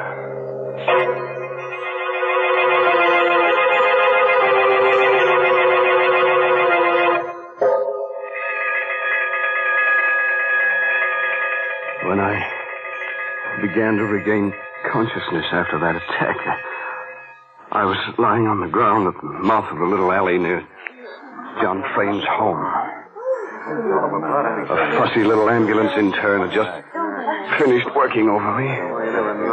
There was a small crowd around me, and I glimpsed the face of Detective Inspector Lambert just behind the intern.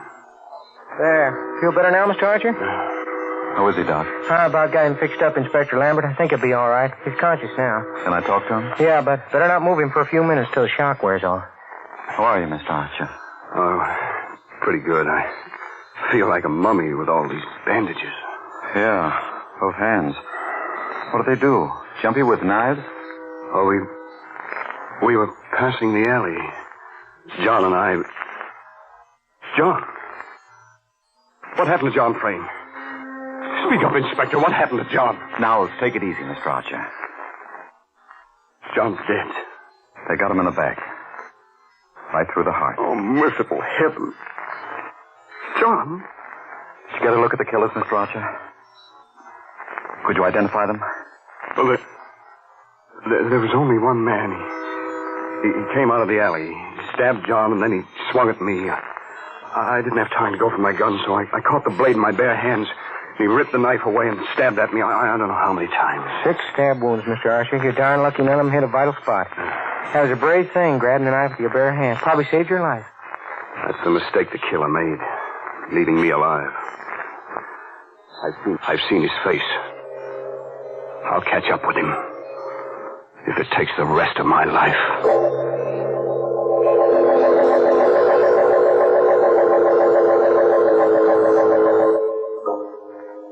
I was a bit shaky on my feet when Inspector Lambert and the intern helped me up. But I insisted on going over to where the body of John Frayne lay, covered with a white sheet. And then I saw Susan, leaning against the great covering bulk of old Mrs. Hogan, her housekeeper. She was looking down at the shroud that covered her husband's body.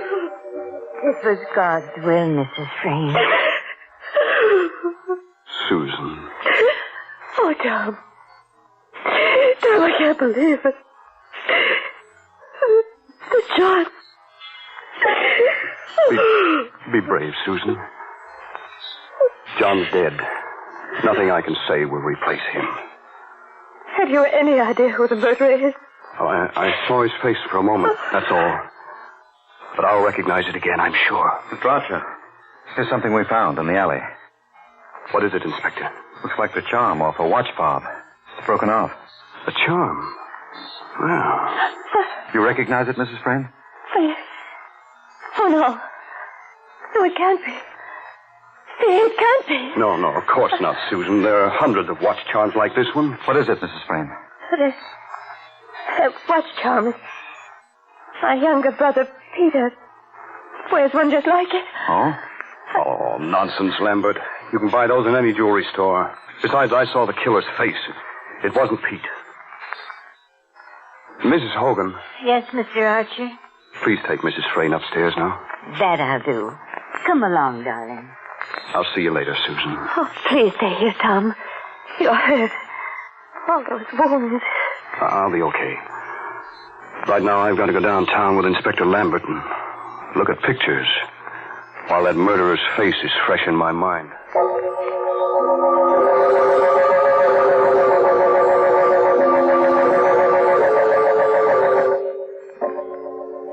At headquarters, I looked through hundreds of pictures in the Rogues Gallery.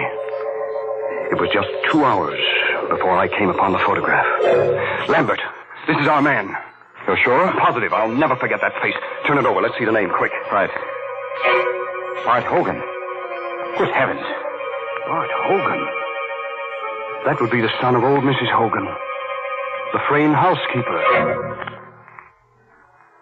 Lambert and I both remembered the case of Bart Hogan. It went back 5 years before John Frayne had married Susan. Bart Hogan had lived with his mother, both working for Susan's father. One day, Bart Hogan had snatched up a kitchen knife and attacked Susan's father with mad fury. Only John's lucky arrival had saved the old man. John subdued Bart Hogan.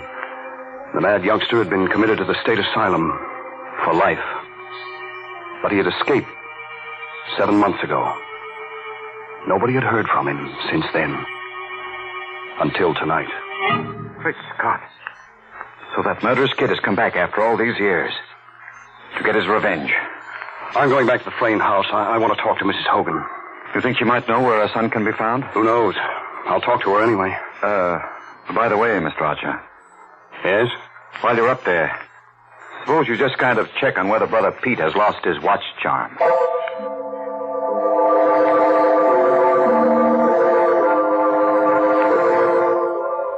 The Fraynes occupied a top-floor duplex in the riverfront apartment house.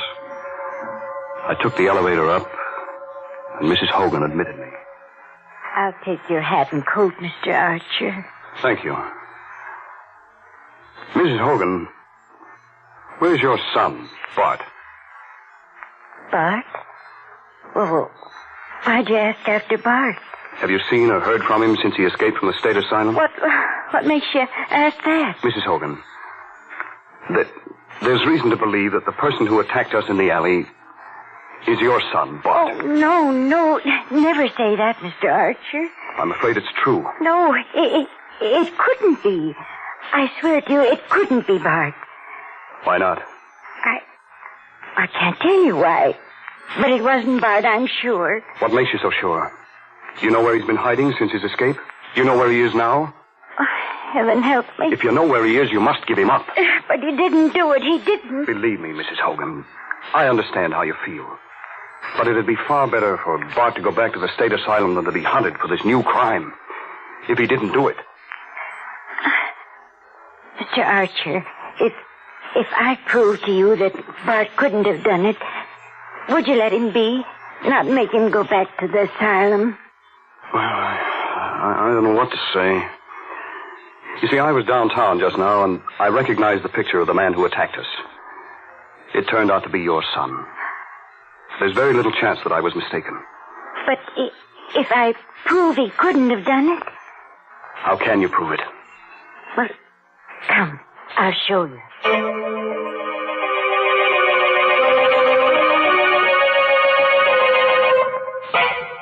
Her usually ruddy face was drained of blood as she led me up the stairs to the upper floor of the duplex, and then along the hall to her room.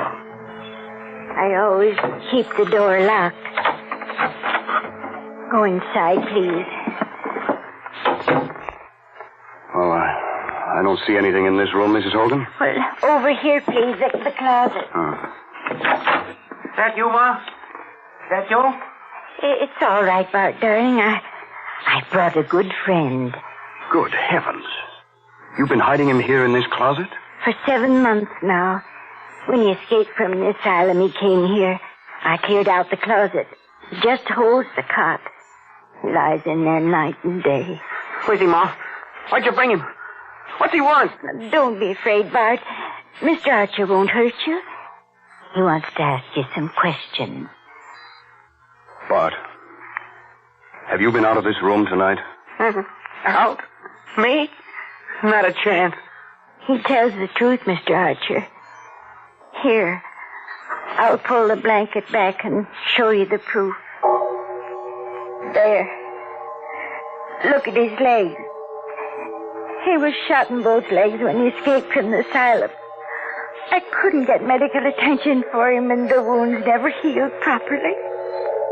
I see. You must believe me now, Mr. Archer.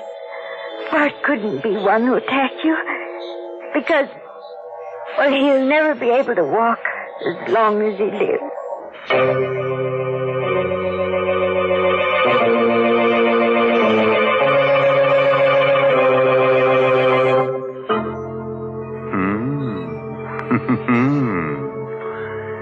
Well, now, if Bart Hogan didn't do it, and mind you, I said if, then who did kill poor John Frayne? Well, whoever killed him must have been a rather cheerful person because he took life so cheerfully. Cheerful indeed. Mr. Raymond, you've always had such gruesome thoughts on your mind, you wouldn't recognize something cheerful if you met right up with it. Oh, now, Mary, aren't you being a bit unfair? No, I'm not. You just don't know what folks like. But you listen to me, because I'm going to make a suggestion that'll please everyone. All right. Folks, if you want to give the boys overseas a real taste of home, why not send them a package or two of Lipton's noodle soup? It's so easy to do. You don't even need a request slip. You know, a bowl of hot soup makes a mighty good snack for the boys. And when they receive Lipton's noodle soup mix, they're getting that old-fashioned kind of chickeny-tasting noodle soup. So send a package or two of Lipton's to your favorite serviceman. That's a terrific suggestion. And here's another thing that pleases me. There seems to be plenty of murder ahead in tonight's story. You remember that pretty little girl, Susan? Well, looks like she's next on the murderer's list. How about that, Tom? Come on. Tell us more. And don't spare the gore. When I entered the living room on the lower floor, a few minutes later, Susan and Peter were there with Arnold Matson, the lawyer. I tell you, this is a serious problem, Susan, and we've got to find an answer to it. There is no answer, Mr. Matson. Oh, Tom, thank heaven you've come at last. Hello, Susan. Hello, Peter. Hi. You know Mr. Madsen, of course. Of course. I understand, Mr. Archer, that you narrowly escaped the same fate as poor John. Well, I was lucky. Those bandages must be a nuisance. I can stand them. Bandages are better than a shroud. By the way, Peter, that looks like a new watch charm you're wearing. What, this? Oh, I lost the other one someplace, so I bought a new one. What of it? Oh, nothing. Mr. Madsen, when I came in, you were saying something about a serious problem. Exactly. As you know, Susan's father left an estate of $1.25 million in a trust fund to be paid to Susan on her 23rd birthday. Yes, I know. And she'll be 23 next month. But there's a proviso in the will, Mr. Archer. In order to receive the inheritance, Susan must be married and living with her husband on that date. Please, Mr. Madsen, I don't want to talk about the money.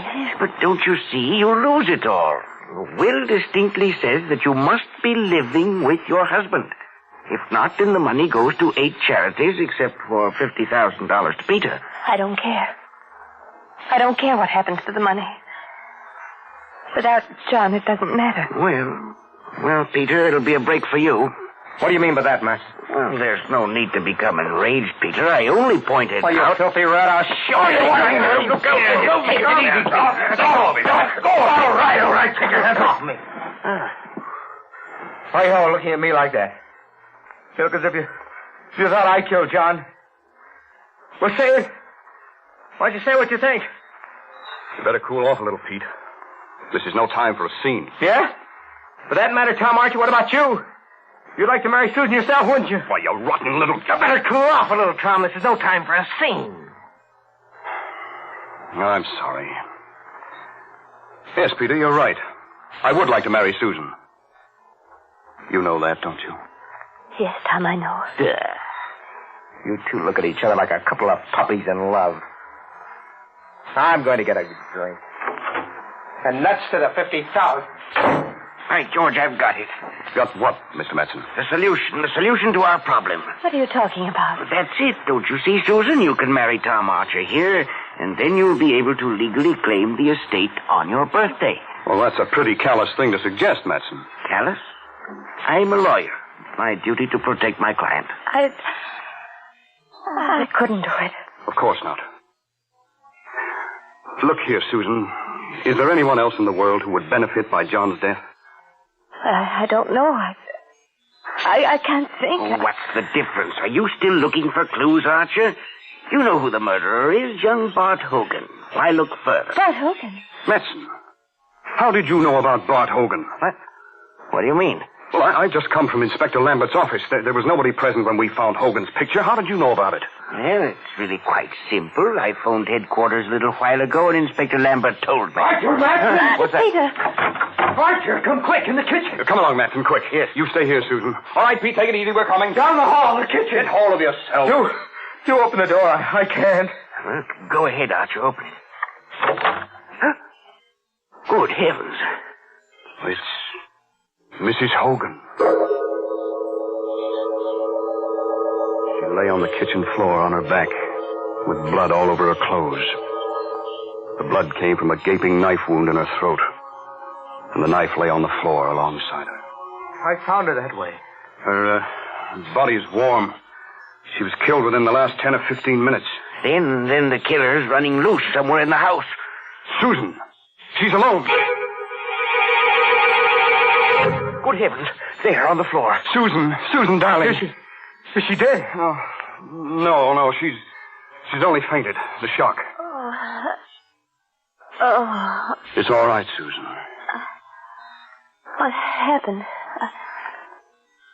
Was it Mrs. Hogan? Yes.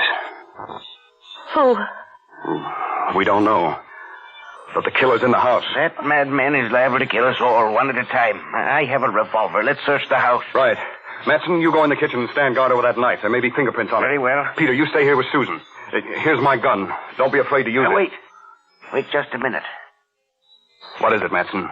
Has it occurred to you the killer may be one of us? One of us?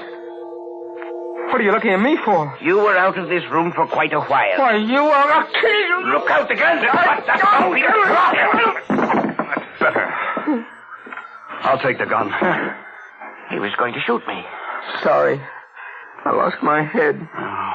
Susan, I'm sorry you have to go through all this. Everybody's on edge. There's a killer loose in the house, and we've got to find him. Yes, Tom. I know you'll do whatever's right. I'll try. You two, you can both stay here with Susan. I'll search the house myself. Manson, call the police. Yes, but how can you hold the gun with your hands all bandaged? You can't pull the trigger. I'll use it as a club. All right, now. Don't move out of this room till I return. Be careful, Tom. You mustn't let anything happen to you, too.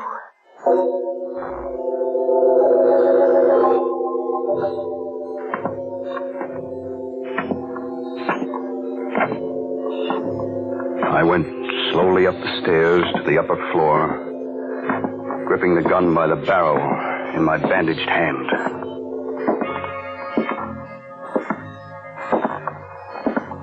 At the end of the hall, I stopped before the door of Mrs. Hogan's room. I opened the door with the keys. Inside the room, the closet door was open. Bart Hogan was still lying on his cot. He must have been expecting me. His eyes were wild with terror. He had a long pencil clutched in his right hand, the only weapon he could find to use against me. His left fist was clutched into a tight ball. He watched me, stiff with fear, as I moved slowly toward him, across the room. Keep away from me. I had no time to waste on him. I swept beside the fist that clutched the pencil. Help! And brought the revolver butt down hard on his forehead. I went over to the window. Then I went back to the bed and pulled the sheet. Pulled it away. Lifted him. His weak and withered legs dangled uselessly. I carried him over to the window, rested him against the sill. He opened his eyes. He was recovering from the blow. I didn't wait. I pushed hard. He went toppling out of the window.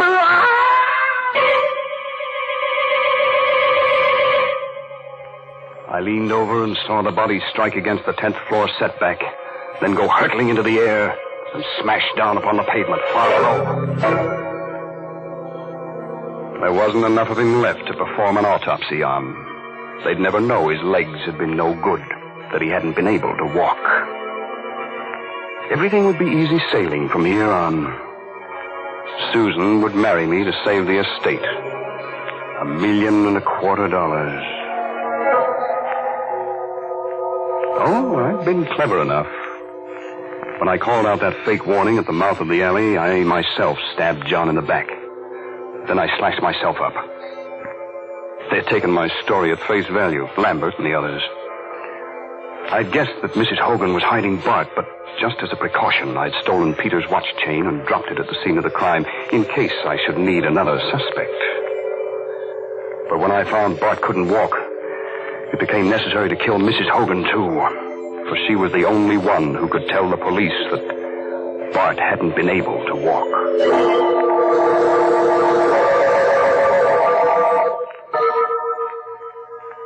All I had to do now was go down and say I'd found Bart, we had fought, and he had fallen from the window. The perfect crime. I took one more last look down into the street, where a crowd had gathered around Bart's body. I was able to make out the figure of Inspector Lambert, bending over what was left of him. And I saw Lambert force something out of the clenched left fist of the dead body. In a flash, I remembered that feeble little pencil with which Bart had tried to defend himself. I pulled in my head from the window and glanced across to the closet. I saw it at once. A small white scratch pad. I rushed across the room and snatched up the pad. There, on the topmost page, were the indentations of what Bart Hogan had written on the page, and then had torn off. I could read it clearly. I could almost imagine his terrified voicing of the frightened appeal as he wrote it. Archer was here. He means to kill me. He wants them to think I killed John Frayne. But I can't walk. I've got 2 bullets in my legs. For God's sake, save me. Bart had written that note, meaning to throw it out the window. But I'd come back too soon for him, and I had thrown it out of the window for him. I went back to the window and looked down. I saw Lambert peering up. Then he turned away and hurried toward the entrance of the building. He's coming for me. There's only one thing for me to do now. I've locked the door. It'll take time to break it down. In the meantime, I've taken the bandage off my right hand. I'm writing a full account of tonight's work. I gambled for a fortune, and I lost.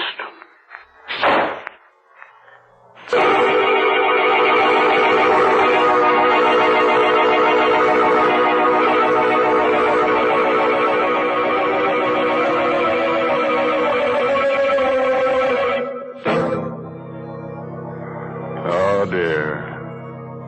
And I loved that boy so.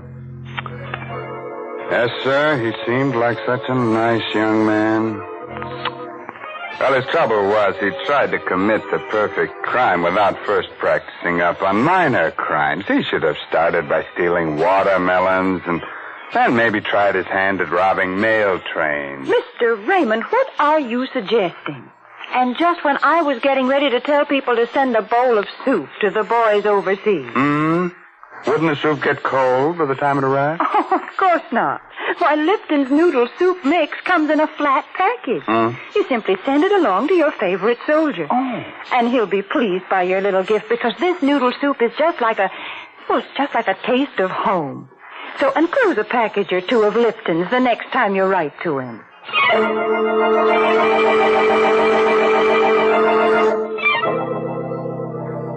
Oh, gosh, I'm sorry you have to go so soon. But drop in again next Tuesday for another little blood fest. You know, some people have to commit murders to get a kick out of life. Others get their satisfaction from listening to Inner Sanctum. But, a word of advice. If you've got to commit a murder, please don't get yourself caught. Because if you do, you'll surely get a free ride with the only person never bothered by backseat drivers. I mean that they're hearse drivers.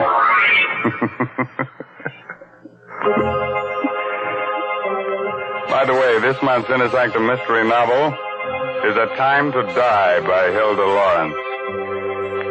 Well, now I guess it's time to close that there squeaking door until next week when Lipton Tea and Lipton Soup bring you another Inner Sanctum mystery directed by Hyman Brown.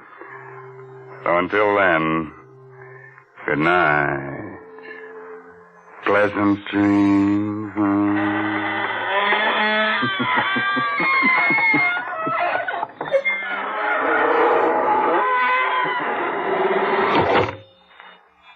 Folks, here we are outside the squeaking door. And I guess we're all pretty shaken up after hearing about those murders. But I know just the thing that'll put us back to normal again. It's Lipton tea. Yes, a cup of that brisk Lipton tea would do just fine. And did you notice that word brisk? B-R-I-S-K. It's a mighty important word in tea language. The tea experts always use it. It means that Lipton tea has a lively flavor. It's never wishy-washy. That's why most folks prefer Lipton's to any other kind. Now, don't forget, that's Lipton tea. And don't forget to tune in again next Tuesday night to Inner Sanctum. This is CBS, the Columbia Broadcasting System.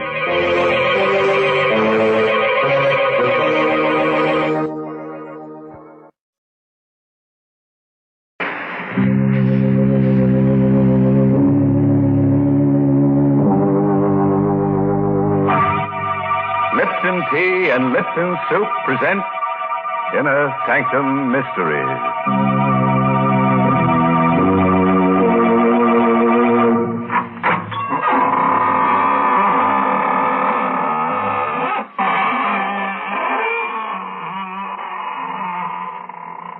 Good evening, friends of the Inner Sanctum. This is your host, welcoming you in through the squeaking door. Come in, see my latest collection of corpses. I've dug up some very interesting pieces. But, of course, I had to pay a stiff price. This petrified man, for instance, he's over 100 years old. They found him in a forest. That's right. Aged in the woods. My goodness, do you expect folks to believe nonsense like that? Oh, but it's true, Mary. Look over here at this artist model. The last time she posed for a sketch, she was drawn and quartered. The artist wanted to paint her with her head in her hands, but he didn't have the nerve to axe her. So he sawed her in half. What an imagination you have. You don't believe me. All right. I'm not going to show you my corpse collection anymore. This is the last time. Well, I don't believe that either. But talking of last times, folks, this is the last time on Inner Sanctum that the Lipton people are offering to send the ladies that special sterling silver medallion. Yes, ladies, this is your last chance to own a really lovely piece of jewelry without spending a lot of money for it. Now, let me describe the medallion to you. It's made of solid sterling silver. It's about 1 inch in diameter. Yes, and it's decorated with the Chinese symbol for good luck. You can wear the medallion as a necklace or a choker. You see, it's hung on a narrow black rayon satin ribbon. Or if you wish, you can simply add it to your charm bracelet. And here's how you get this handsome medallion. Listen, just send 25 cents and the box top from a package of Lipton's, the tea with the brisk flavor, to Lipton Tea, Box 92. That's Box 92, New York City. All right, friend. Better write that address down on a dry piece of paper. Why do I say dry?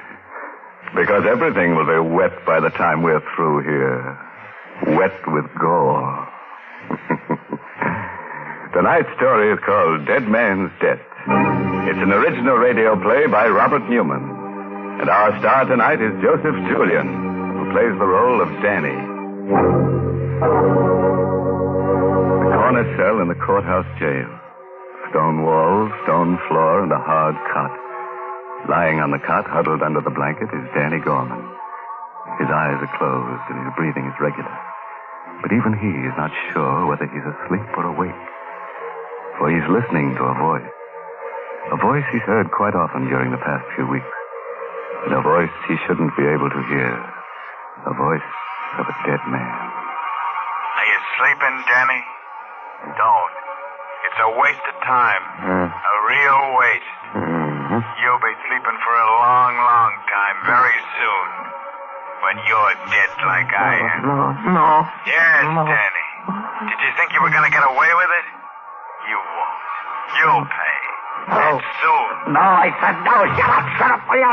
What's the trouble in here? What are you making all that racket for? Better pull yourself together and get moving. Waiting for you downstairs, court's in session. All right, don't rush me. I'm coming. I'm not rushing you. Sure glad to be rid of you. Glad you won't be coming back here again. What? What do you mean? They'll wind up your case this morning. Hand down a verdict before lunch. 2 to 1, they do it without leaving the jury box. And 10 to 1, it's guilty.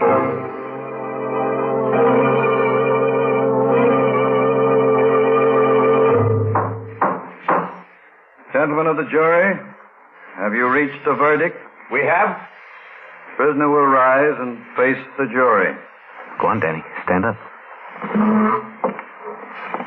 What is your verdict? Not guilty. Right. You mean? What a riot. I should have taken him up on it. 10 to 1 he wanted to give me that you were going to send me up. But I knew it. I knew you would. Order, Mr. Russell. You quiet your client? I apologize, Your Honor, but as you can imagine, he's been under considerable strain. Take it easy, Danny. Danny! Oh, Danny! Hello, Gail. How you, baby? I knew it too, Danny. I knew they'd let you go. They had to.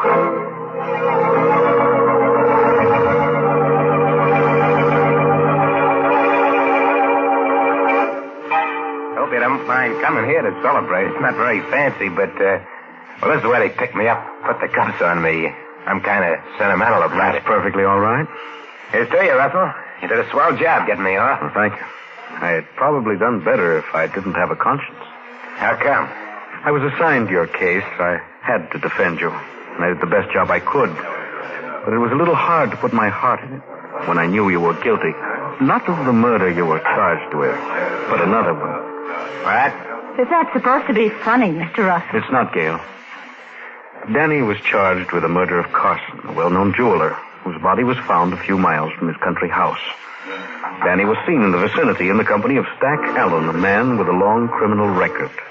Now, if you remember, there were just three things that saved Danny. One, the fact that Carson was thought to have a valuable diamond on him. Danny didn't have the diamond, and it hasn't been found yet. Two, Carson was shot with a .45. Danny's gun was a .38. And three, Stack Allen has disappeared. Now, on the basis of these three facts, I was able to convince the jury that it was Stack who killed Carson and took the diamond. And as a matter of fact, that's what I think did happen. Well? The DA made one mistake. He charged you with a wrong murder. I don't believe you killed Carson, but I do think you killed Stack Allen. That's ridiculous. Johnny, tell him it's not true.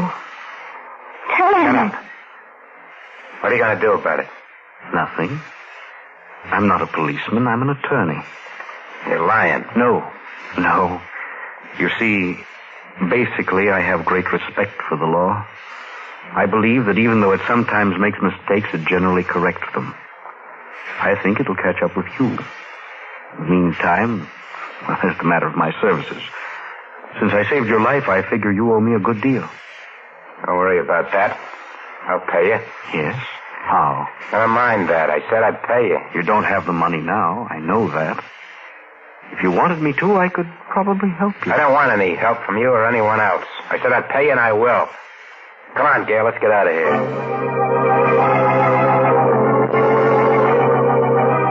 Are you sleeping again, Danny? That's a mistake. A waste of time.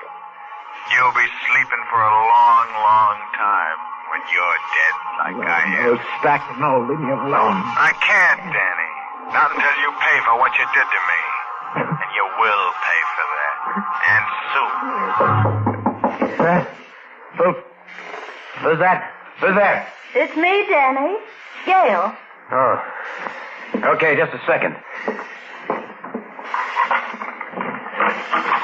Hello, Danny. Hi. Starting to get a little worried about you. You all right? Sure, I'm all right. What is there to worry about? Well, it's been a week since I saw you. I've been hearing things. That you were hanging around with the old gang again. With Frankie. So what? You mean it's true? Danny, you shouldn't. You know what almost happened, what would have happened if it hadn't been for Mr. Russell. Russell? You wouldn't be here now if it wasn't for him. Danny, you said you were going straight, and instead, he wanted to help you, remember? How are you, Danny? Russell, what are you doing here? Look, if you're worried about your dough, I told you I'd pay you. I never said anything about money, Danny. And I'm not worried about being paid. I'm a firm believer in balancing accounts. We pay for everything we do. What are you driving at? You killed Stack Allen for the diamond you took from Carson. But you never got the diamond. Suppose I help you find it. What? How do you know where it is? I don't know. I'm only guessing. But if you show me where you buried Stack's body, I think maybe we can find it together. You're just trying to trap me. Tag me with Stack's murder. I told you I was an attorney, not a policeman. Okay, I'll take a chance on it. Get your car, I'll show you.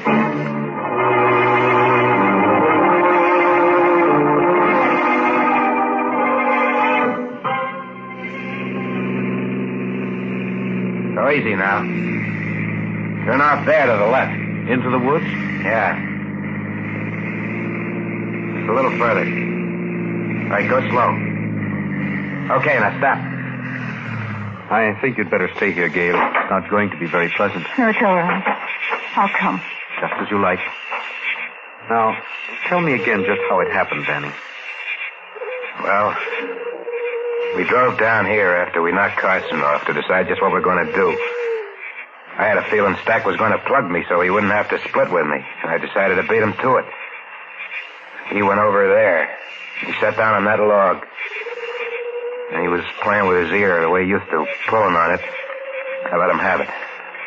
I searched him, but I couldn't find the diamond. What did you do with the body? I dug a deep hole right there. I dumped a minute and I piled wood on it and then built a fire. And after it burned down, I covered it up. Okay. Let's get the shovels out of the car and start digging.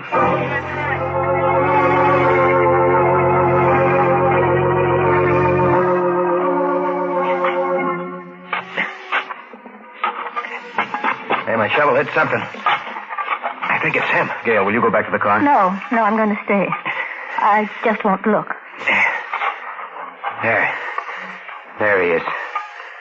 At least his bones. Put your shovel under his skull and lift it carefully.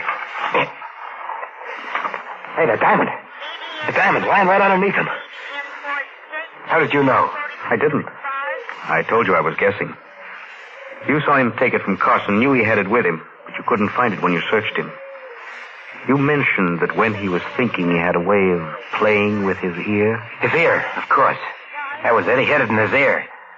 Maybe he figured I was going to stick him up or something. Maybe. Anyway, I got it now. We're rich, you hear, Gail? We're rich. Yes, I hear. What are you looking at me for that way? Danny, I loved you for a long time.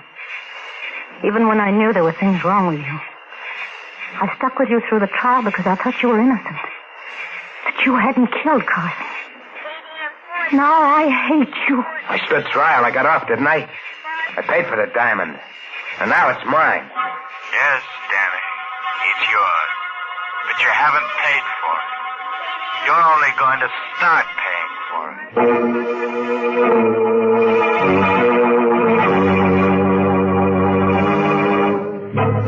There's our friend Mr. Bones again. You know, I don't mind his talking from the grave, but I wish he'd stop heckling Danny and not sound so much like a bill collector. After all, he didn't do so badly. He not only got buried, he got cremated, too. Yes, he paid the penalty for his crime. Yeah. But what right has he got to be so moral after he's dead? And so vain, too. Wearing a diamond in his ear. Next thing you know, we'll see a skeleton walking around wearing a Lipton sterling silver medallion. That will never happen, I assure you. Is that so? Well, let me tell you about a skeleton who could fly. Now, stop. That's enough. You let me tell you about a real flyer, an American pilot, whose life was saved by the original of that sterling silver medallion that the Lipton people are offering to the ladies. Now, listen, folks, because this is a true story. It seems that a year or so ago, an American flyer had to bail out over enemy territory. Fortunately, he was rescued by Chinese guerrillas, and they gave him a medallion with Chinese letters on it. They said that this medallion would bring him safely through the lines. Well, he did get through, and only then did he learn that the letters meant good luck in Chinese. Now, there's a story to tell your friends when they're admiring your sterling silver medallion on its narrow black rayon satin ribbon. And to get this Chinese good luck charm, just like the one the flyer carried, all you have to do is send 25 cents and the box top from a package of Lipton's, the tea with the brisk flavor, to Lipton Tea, Box 92. That's Box 92, New York City. And now, friends, back to the story of Danny Gorman, who was tried for the wrong murder and who's found, so far at least, that crime does pay, and very nicely, too. It's about an hour later now, and a car with 3 very silent people in it has just reached the outskirts of the town.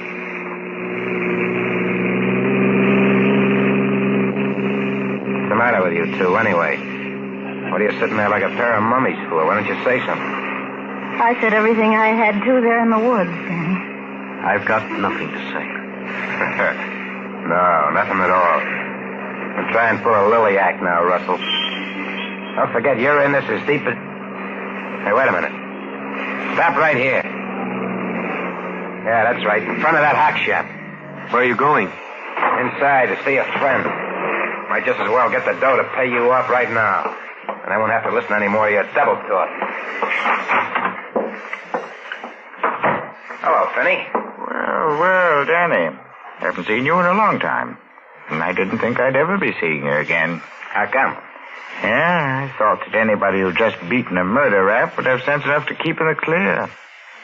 Not get mixed up with anything hot. Or is this a social visit? Not exactly. Take a look at this. It's a very nice diamond. Very nice, indeed. What's it worth? Well, you really want to know what it's worth? You want to know what I'll give you for it? What's the difference? A great deal. It's worth, let me take another look at it. Oh. Yes, it's worth $10,000, maybe $12,000. I'll give you $2,000 for it. What? Why, you, what's the idea? It's very simple, Danny. You were tried for Carson's murder, and you got off because you had a good lawyer and because there wasn't enough evidence. But if you were tried again, right now, you wouldn't do so well. Because this is the very best kind of evidence right here. You see, I happen to know that this is Carson's diamond. Yeah? Yes, Danny. That means that you wouldn't dare take it to anybody else. It wouldn't be wise for you even to take it out of this shop. And that's why it's very generous of me to offer you $1,500 for it. $1,500? But you just said... Okay, Finney.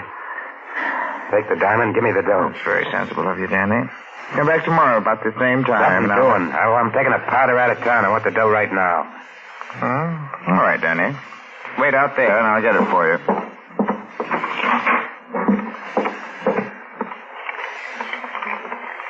$7,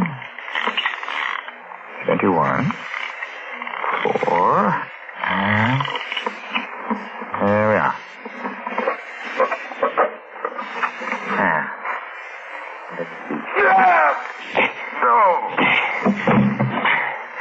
Sorry, it had to be a knife, Finney. Danny, you... Damn. Couldn't take a chance with a gun, not with my friends outside. Shouldn't have driven such a hard bargain. Because now I'm not only going to take the diamond back, I'm going to take every cent you got in the safe. After all, it won't do you any good anymore.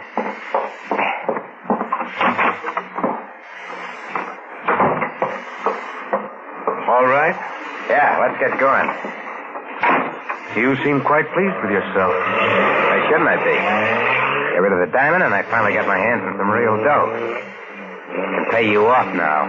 What do I owe you? I told you, Danny. A great deal. Your life. Okay, don't build it up. What do you want in cash? I never said anything about money, Danny. There is something I want. When the right time comes, I think I'll get it.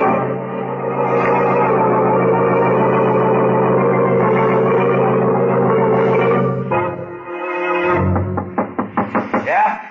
Who is it? Me, Danny. Frankie. Oh, just a second.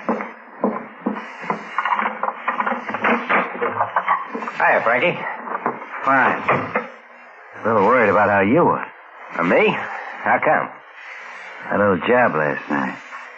Said you wanted to get in on it, and you never showed up. So maybe you were sick or something. Oh, that, No. Just that, well, I changed my mind. Yeah? Yeah, I kind of thought it over. I decided, I better stay in the clear. Go straight from now on. That's smart, Danny. Real smart. Yeah, I think so. How'd it go? Smooth as silk. We ended up with stuff worth, 3 or 4 G's anyway. Yeah, swell. Yeah. So after it was all over that we ran into something kind of funny. What was that? Well, the stuff was kind of hot, and we thought we ought to unload right away, so we went down to Finney's. You know, the fence. Yeah. We got there, it didn't seem like there was anyone around. I took a gander in the back room, and you won't believe this, but the safe was open. Cleaned out. And it was Finney, dead. What? Well, you have any idea who did it? I don't know. But knifed. Whoever got him left in such a hurry they forgot to take the knife with them. I got it right here. Let's see it. No, don't touch it, Danny. You might get your fingerprints on it, and that'd be bad. I said don't touch it. I'll try any monkey tricks or I'll bash you for keeps. So you were going straight, eh? You mealy-mouthed double-crosser. Where's the diamond? What are you talking about? Don't give me that. Think I know your knife when I say it? There's only one reason you'd go to see Finney. Cash in on that diamond you and Stack took from Carson. Well, I want it. Okay, Frankie, you can have it. I've been having nothing but tough luck ever since I first laid eyes on it. It's over there in my bureau, hidden under my socks. I'll get it for you. You're starting to show some sense. Yeah, I think so. More sense than to let you leave here knowing what you know. Now, get my friend the lawyer down here. Everything will be hunky-dory.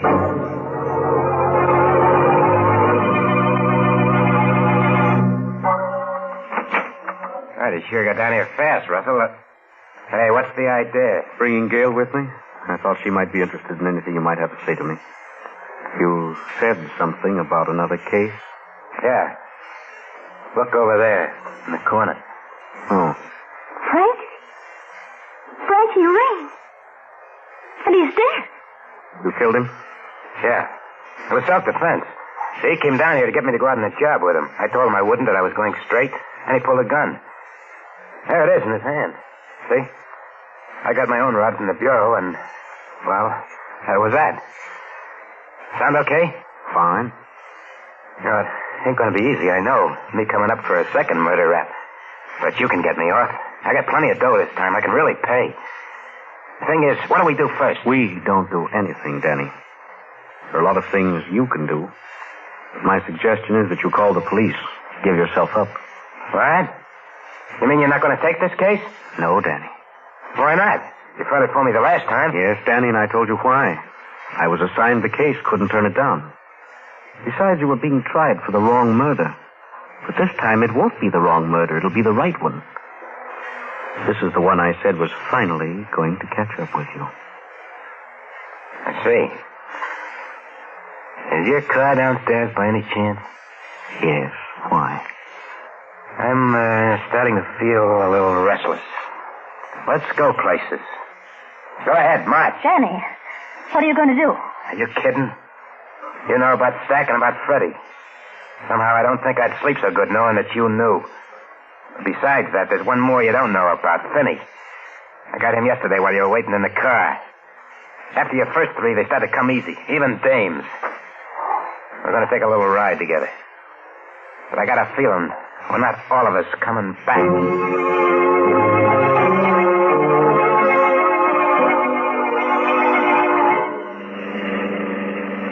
Keep driving till I tell you to stop. Right. Taking this awful quiet, the two of you. Maybe you don't think I'm going to go through with it. Oh, I think you intend to, all right. Whether you will or not is another story. So is the reason I'm taking it this way. Maybe this is as good a time as any to tell you a few things. Why I took your case in the first place. Well? It was because of Carson. He was my father's best friend. Kind of a second father. It's he who put me through law school. When he was murdered, I made up my mind to get to the bottom of it, find out who killed him. I didn't think it was you, and it wasn't. You were involved. And I knew that if I helped you get what the murder was committed for, the diamond, eventually you'd pay for the murder you committed. Well, now you've got not one, but 3 murders to pay for. What are you stopping for? Railroad crossing. There's a train coming. Can't you hear the bell? Told you to keep going till I said for you to stop. Okay. Hey, what's the idea? You stalled the car. Yeah. To make sure it stays stalled, I'll just take these keys. Danny, we're right on the track. Yeah, this is it. You fell in love, see? You ran away together, smacked into the train. Now, don't try the doors, they're locked. I'll just wait over here and make sure everything goes the way it should. Well, Gail? Somehow I'm not frightened. And I don't care. Hey, my foot! My foot! It's caught in the train! Hey, it's not coming down your track. It's coming down this one. Hey, Russell! Gail, help me! Help me!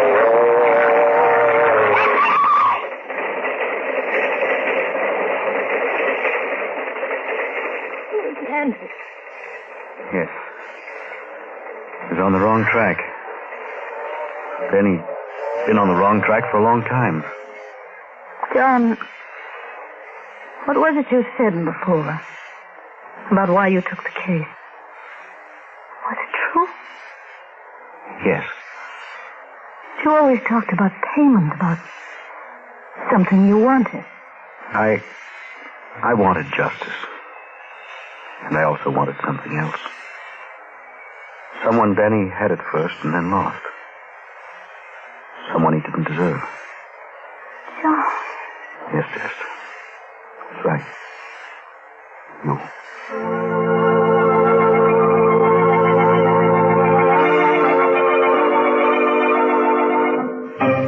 Say, what is this anyway? Inner Sanctum or Love's Old Sweet Song? You'd better get yourself another tune, Professor. Or I'd better get myself another program to haunt. That's right. One more sappy ending like that, and they can get themselves another host. Why, what was the matter with that ending? I thought it was the nicest one we've had this year. I thought it was sweet the way those two people discovered they loved each other. Listen, Mary, there's only one kind of sweet stuff that goes on this program, and that's sweet essence of cyanide. Oh, good gracious, this is the last show of the season. Can't you be human just this once? All right, Mary, I'll tell you what I'll do. When Gail and that lawyer get married, I'll send her a Lipton sterling silver medallion for a wedding present. Well, they'll have to get married real soon then, because this is the last time on Inner Sanctum that the Lipton people are offering to send that special medallion. Yes, ladies, this is your last chance to get a solid sterling silver medallion hung on a narrow black rayon satin ribbon. A lovely piece of jewelry to wear with your simple silk dresses and with your dressy suits as well. So you'd better send for your medallion tonight. Just send 25 cents and the box top from a package of Lipton's, the tea with the brisk flavor, to Lipton Tea, Box 92, New York City.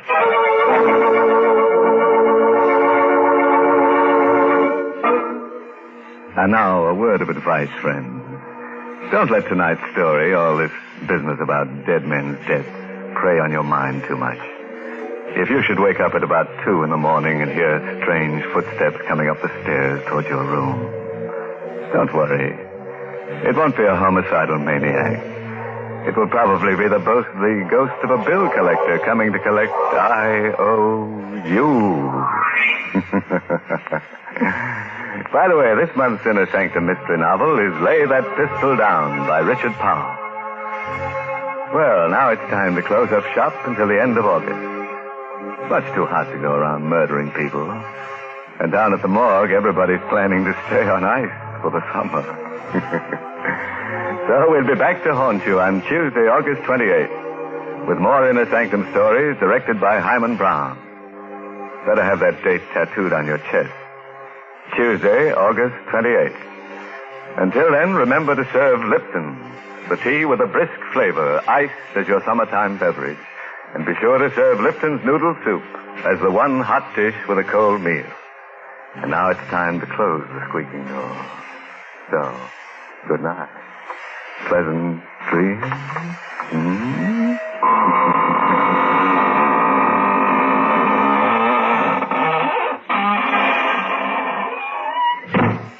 This is CBS, the Columbia Broadcasting System.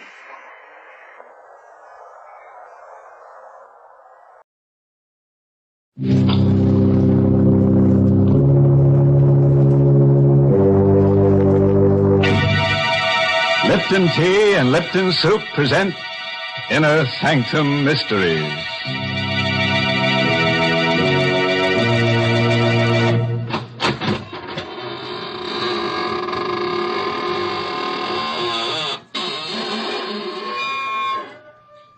Good evening, friends of the Inner Sanctum. This is your host at the squeaking door again. Just, slither in and let me dispel your weariness with a bit of eeriness, Oh, no, please. Don't sit in that chair. I'm, saving it for rigor mortis to set in. Oh, dear. I see this is going to be one of those nights when my favorite character gets killed. Yes, Mary, but don't scream blue murder because this is a corpse of a different color. Well, if it's going to be that kind of a story, I'd better tell folks about something cheerful first. Yes, I mean Lipton tea. Lipton's is such a friendly, welcome drink. And that's because of its brisk flavor. Now, that word brisk is important. It means that Lipton tea always tastes fresh and full-bodied, tangy and vigorous. It's never flat or wishy-washy. That's the reason why Lipton seems to make good food taste better, and why Lipton tea is the perfect beverage to serve on your entertaining friends. So even if you're not a regular tea drinker, you should try Lipton's. That brisk flavor makes all the difference in the world. And now let's leave the world, temporarily, of course. Tonight's story is called The Lonely Sleep. It's an original radio play by Christopher Mayo, who scribbled it during a nightmare. And our star is Carl Swenson, who plays the role of Archie Gold. Murder is a specter which nudges all of us, anywhere. Most of us will never murder, but can any of us say we never will? Certainly Archie Gold, 30-ish, bald and mild-mannered, never thought he would murder. Archie was the window display man for Greg's department store. At night, the store is a fantastic nightmare of eerie shadows, covered showcases, cavernous depths, and dank, stale odors, with only his own hollow footsteps for sound, because windows are dressed at night. It's night now, and Archie's busy in his storeroom crating his favorite mannequin for shipment to the mannequin factory. Being a lonely man, he talks to the mannequin. And being in love with Esther Newman of the store's accounting office, he naturally calls his favorite mannequin Esther. You've been very mean to me, Esther. The last time I asked you to go out with me, you snickered at me. That's not nice. That's why I had to do this to you. Archie tucked Esther's smooth pink torso into a crate. There. Perfect fit, darling. Perfect. Then Archie wrapped Esther's slim legs and arms in excelsior, tucked them into another crate. So, you wouldn't put your arms around me, darling. Well, you won't get another chance. Then Archie picked up Esther's pretty head and placed it on his workbench. Oh, Esther. I'm so lonely. Why don't people talk to me? Why can't I be popular? What's wrong with me? Why don't you go out with me? What Archie never dreamed was that the real Esther Newman was at that moment slamming the last of her monthly report books closed, flicking off the light, and starting out of the finance office toward the rear door of the store. Oh, Esther, I want to tell you. She stopped by Archie's half-open door when she hears his voice. But, no, listen to me, Esther, darling. I am making enough money here to buy us a little place over in Jersey. See, all my life, I wanted to love someone like you. You're so beautiful. You will marry me, won't you, darling? Why, Archie Gold. Sitting there proposing to a dummy, and the dummy's name is Esther. What a coincidence. Well, Esther, you worked late? I didn't know. No. I mean, yes, I give the mannequins names. It's sort of a game. Yeah, game. That's it. Well, they don't talk back anyhow. No, they don't talk back. But they're sort of kind. They smile at me. And, see, I'm lonely. Mm-hmm. I work all night. And, Esther, will you go out with me Sunday night? Mm-hmm. Please. Just dinner and the movies. Are you kidding? Why don't you ask your dummy friend? Hey, say what a swell idea. She won't eat much. You can maybe get her into the movies for half price, and when you kiss her goodnight, Archie, she won't slap your face. Why are you looking at me that way? You shouldn't laugh. You're crazy. You're trying to scare me. Yes, that's it. No, you're not. You are crazy. Don't come near her. Archie! You shouldn't laugh. Archie, don't. You shouldn't laugh. My turn to laugh. See? My turn.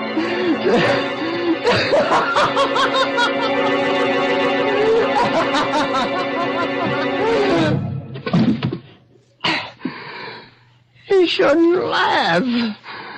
People shouldn't laugh when you're lonely.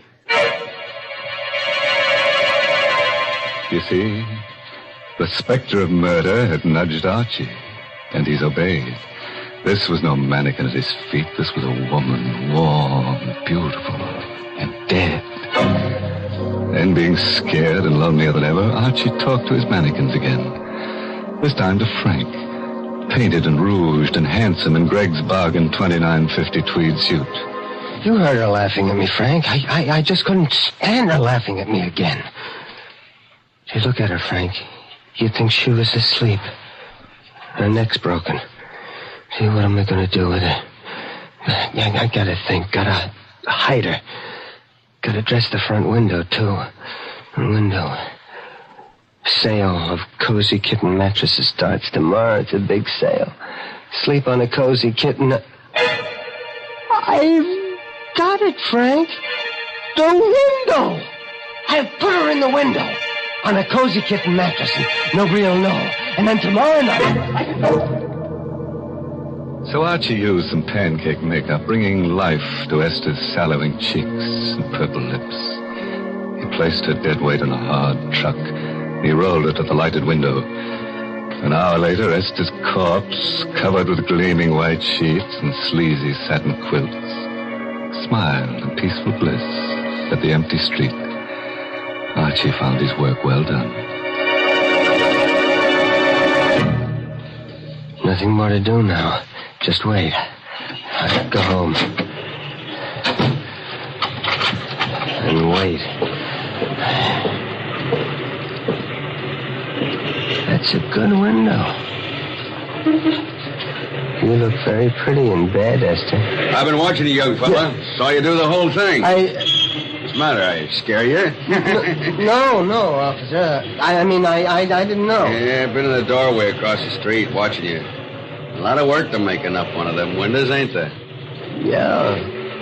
You saw me do the whole window, you mean? Uh-huh. So I put the mattresses in, make the bed, put the signs in, then fix the lights. Then you put the girl in the bed and fix her face up. Yeah, it's a nice job. Yeah.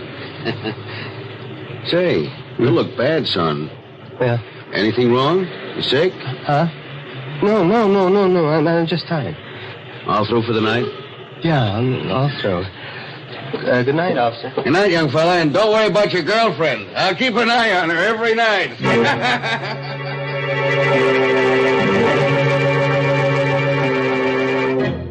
So Archie went home, as you or I might have done.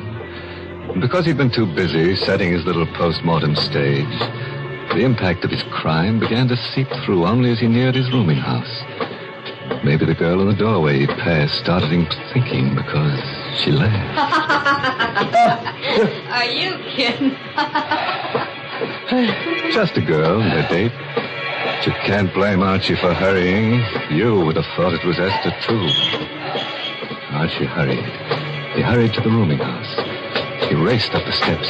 He had to get to his room, get in and close the door of the world. Close the door. That's it. They can't laugh at me here. They won't find me here. This is my room.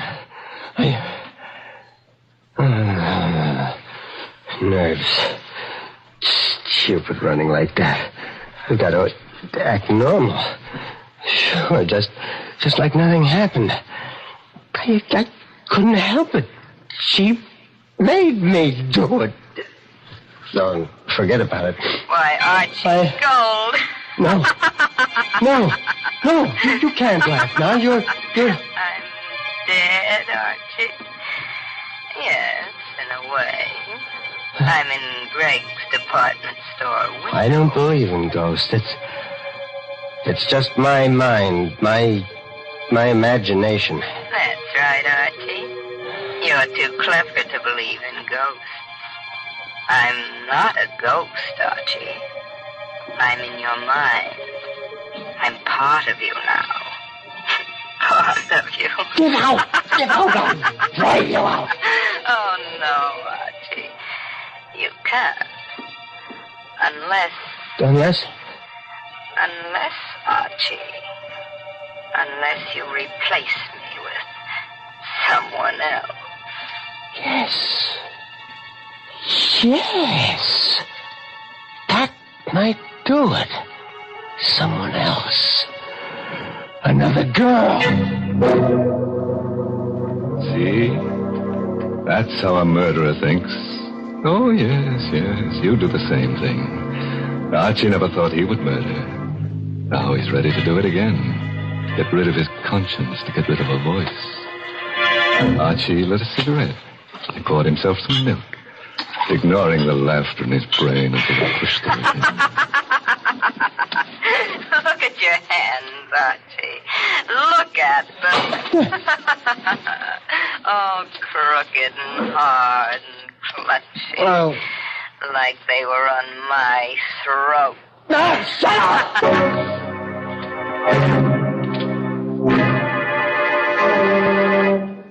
Archie threw himself on the bed and jammed the pillow against his ears. Fell into a dream worse than reality. Hello?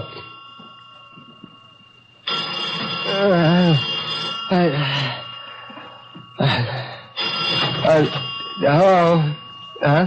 Archie Gold? Yeah, this is Archie Gold. This is Mr. Gregg, Archie.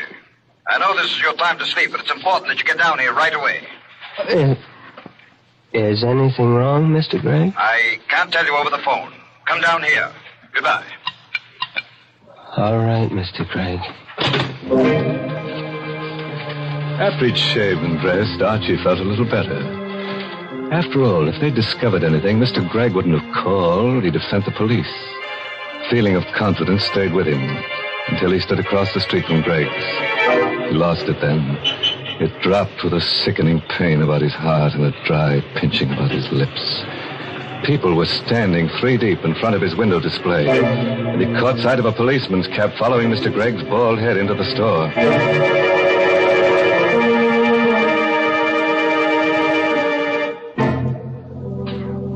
Well, were you thinking of going window shopping tomorrow? Want to be popular? Have lots of people crowding about you on the sidewalk side of a plate glass window. Want to be a mannequin?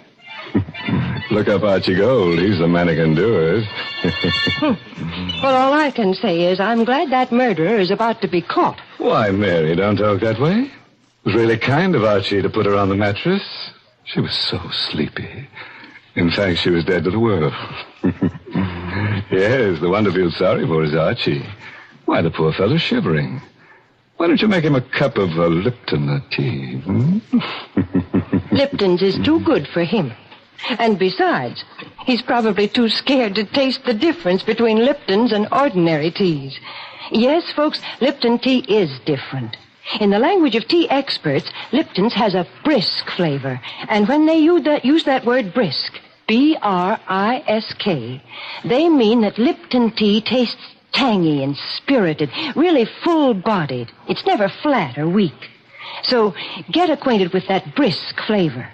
Or you just don't know how good tea can be till you know how good Lipton's is. Well, let's see how good Archie's alibi is.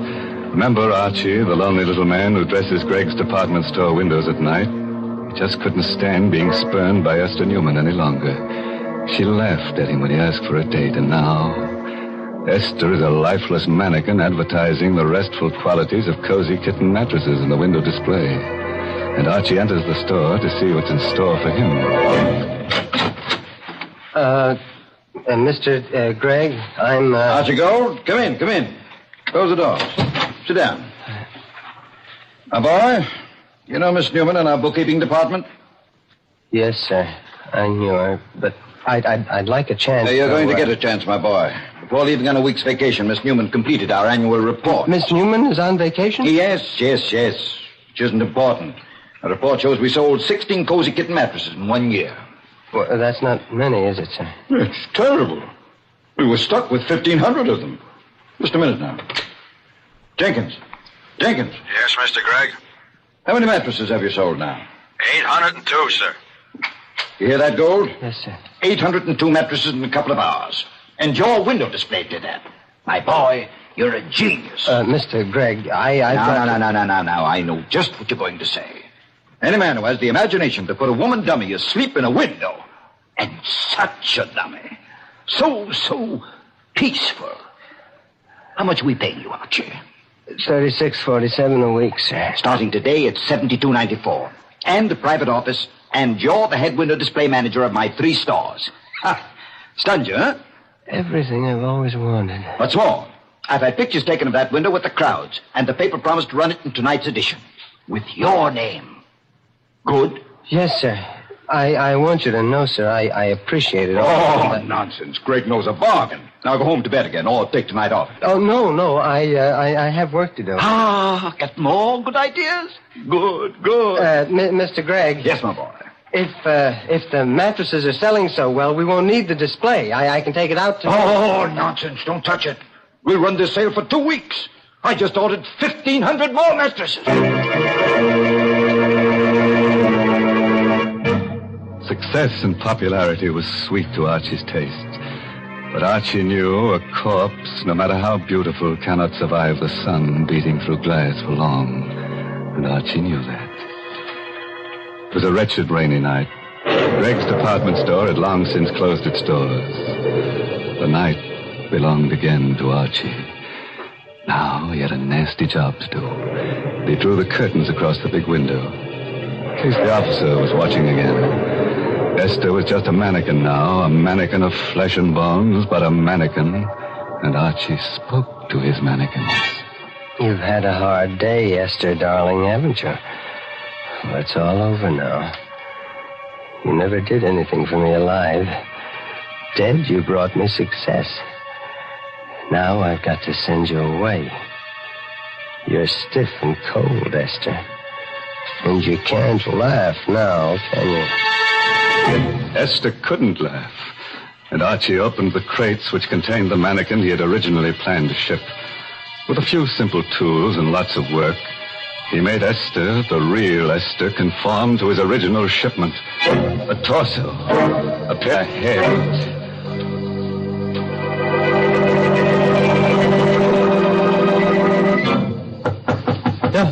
Who? Oh, that's the alley door. Somebody's there. Gee, a cop, maybe. I've got to act natural. After all, she's well hidden. Could I come in? Please, I'm so wet and tired. Girl. It's a girl. Yes. Come in. Get out of that rain. Thanks. Why, you poor kid, you're soaked. Come into the workshop. I've got a heater in there. Gosh, thanks. She was sent to me. Someone to take Esther's place.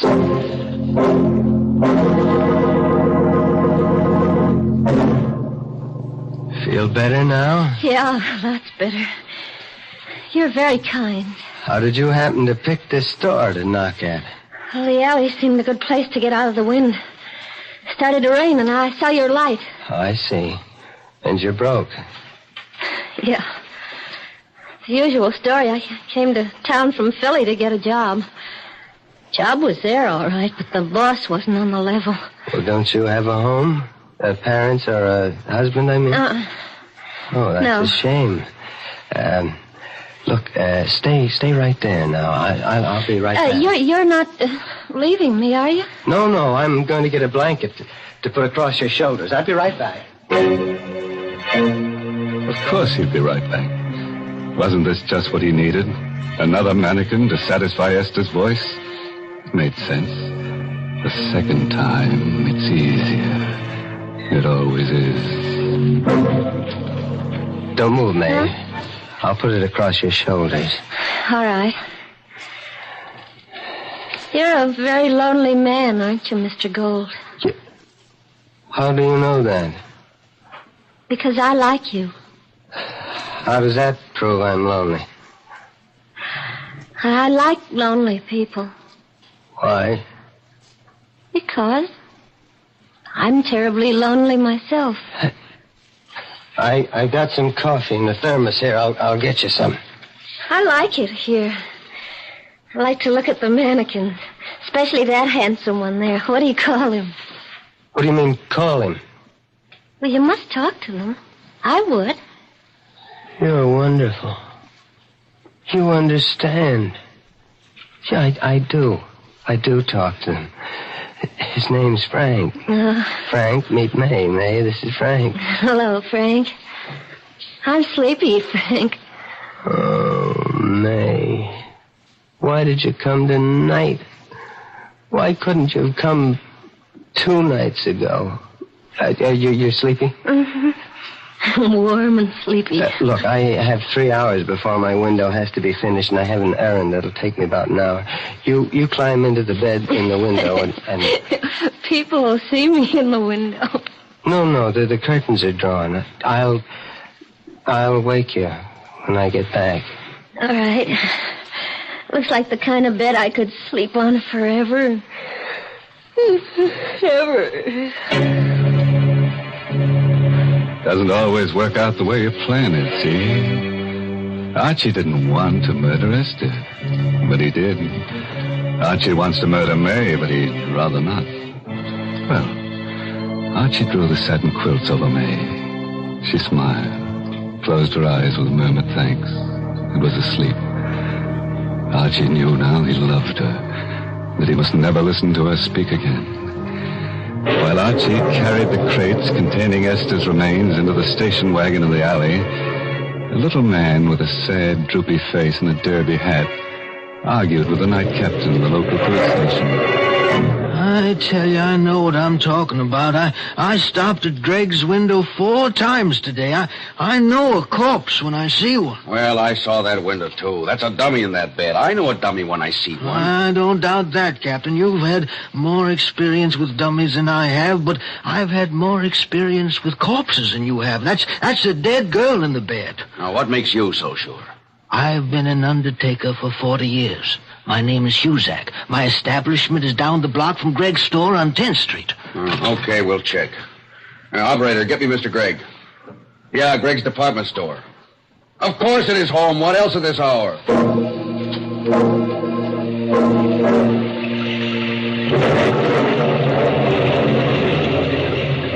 Archie had a plan. Excitement gripped him. But that habit of years was strong, and he talked to Esther as he piled her 3 coffins into the station wagon in the alley. Don't you worry, Esther. In a half hour, you'll be at the bottom of the river. You shouldn't have laughed, Esther.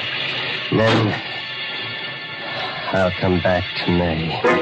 Sure. Archie had a plan, all right.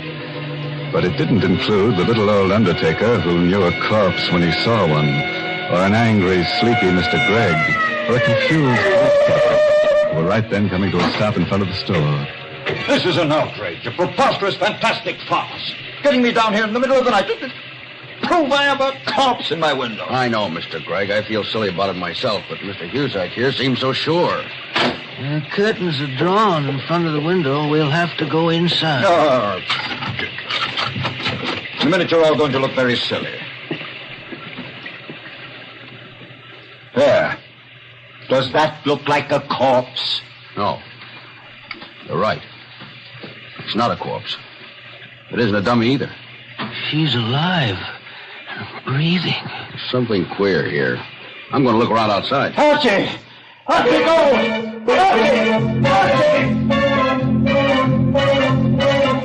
Archie didn't hear himself being paged.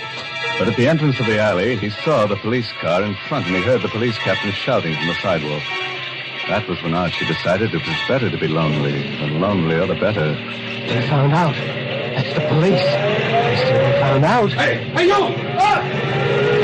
Right now. Got to. They won't catch me. They won't. Got the lights red. I gotta go through. Faster. Faster. Why can't it go faster?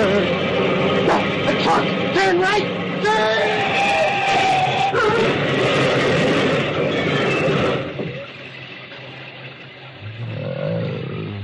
No one ever heard Archie's last words. They bubbled through his torn throat as he lay in the glass-smashed window through which he'd crashed. No one. I'm so lonely. May. So lonely.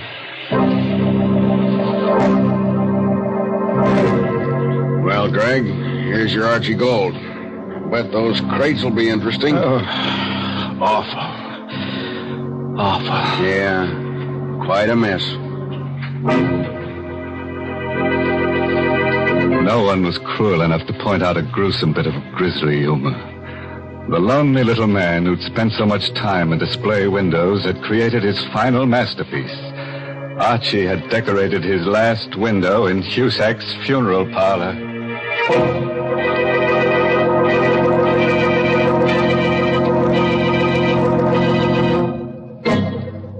The lesson we learned from tonight's story is that murder doesn't pay. It's a losing business. Murderers are always in the red. And it's strenuous work, too. You're bound to find yourself a little stiff. Mr. Host, I did not like that story. Well, neither did I, Mary. Imagine the Cozy Kitten Mattress Company pulling a smart advertising stunt like that on Lipton's time and for free. Now, that's not what I mean at all. And if you're worried about Lipton's, let me assure you that Lipton's is the largest selling brand of tea in the whole world. That's the kind of popularity that really counts.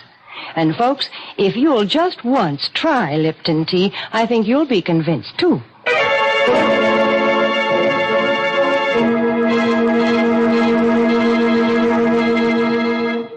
Well, I have to run along now, folks. Got some shopping to do in Greg's department store. What? Oh, I know it's late, but, you see, Archie and I shop at night to avoid the shrouds, you know. By the way, this month's Inner Sanctum mystery novel is Puzzle for Wantons by Patrick Quentin. Oh, and here's a special announcement. Next week's Inner Sanctum story, directed by Hyman Brown and brought to you by Lipton Tea and Lipton Soup. Next week's story is about a man whose dreams always come true. All he has to do is to dream that somebody's being murdered and...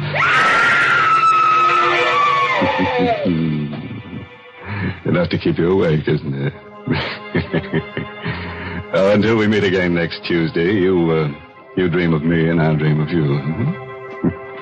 Now it's time to close the squeaking door, so good night. Pleasant dreams.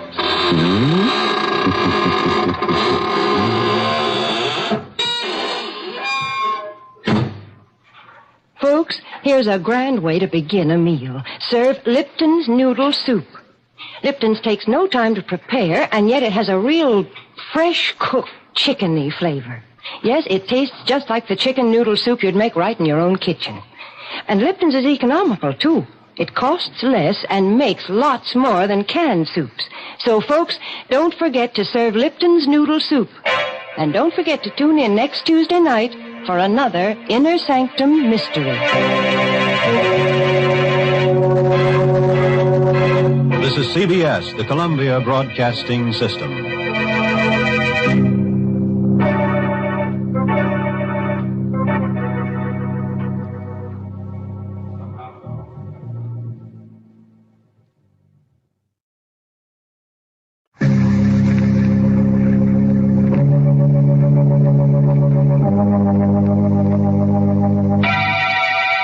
Lipton Tea and Lipton Soup present Inner Sanctum Mysteries.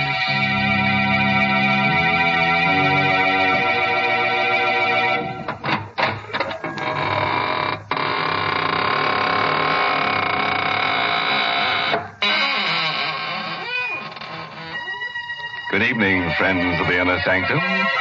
This is your host to welcome you in through the squeaking door. We're having a party tonight for two of my favorite corpses. I call them Romeo and Juliet. They're newly deads, you know. Yes, she's the daughter of a famous society murderer, and he's the pride of the East Side morgue. Oh, they're so happy together in their mausoleum built for two. And you should see the bridal casket. Shame on you, Mr. Host, making fun of such a tragedy. But, Mary, it was a touching ceremony. Of course, I stood up for the groom. Naturally, the poor fellow couldn't stand up for himself. Oh, please. It's an occasion for tears, not for laughter. That's right, Mary. Why, when the bride appeared wearing her grandmother's shroud, everyone had to be cheered up with Lipton tea. Now, that's enough. I will not have Lipton's mentioned at a time like that.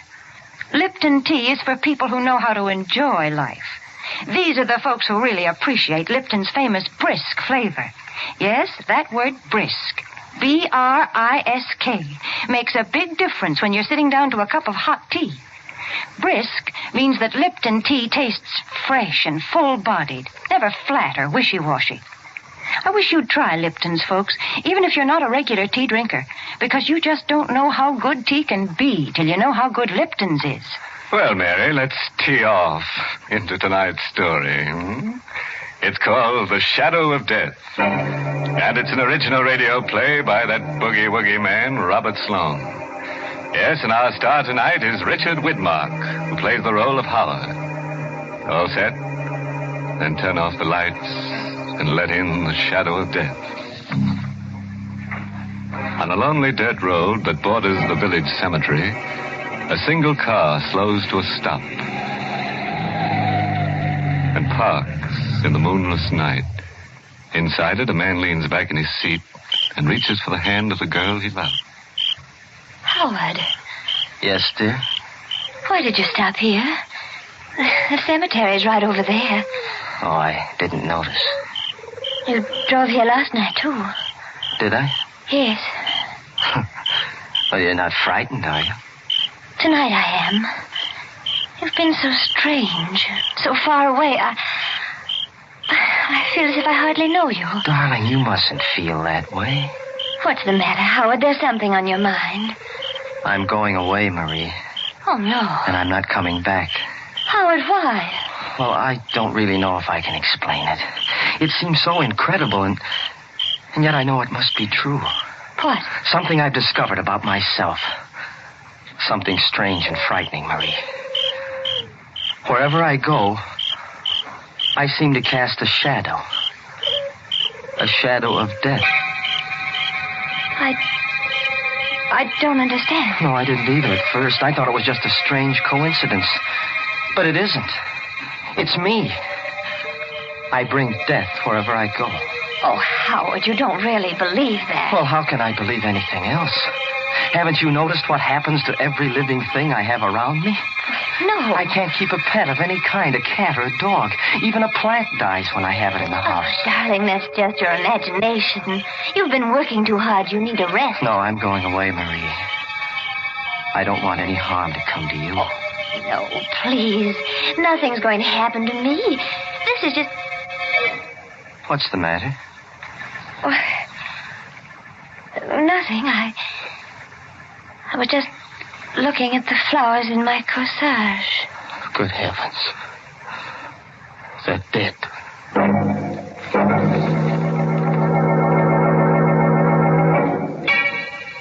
You don't believe me either, do you, Doctor? Well, let's not put it on that basis, Howard. After all, I've been trained to look for the physical causes of death, not the supernatural. Then what do you think I should do? Frankly, I'd like you to spend a few weeks away from these surroundings. Go up to the sanitarium I told you about. They'll take good care of you up there. All right, Doctor.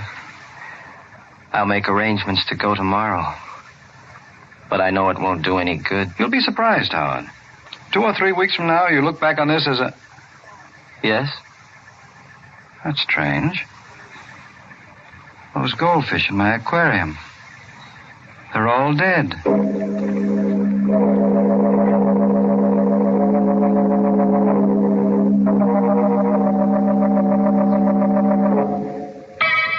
Tell me the truth, Howard.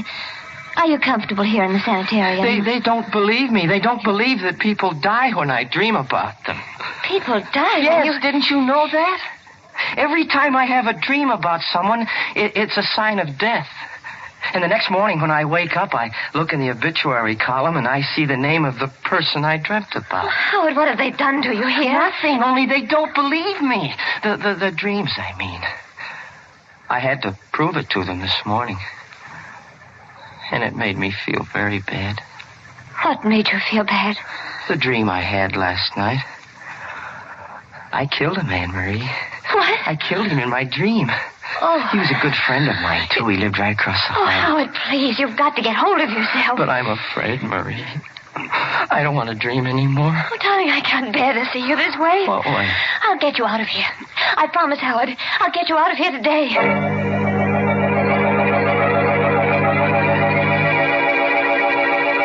But, Marie, there isn't a chance of getting him out.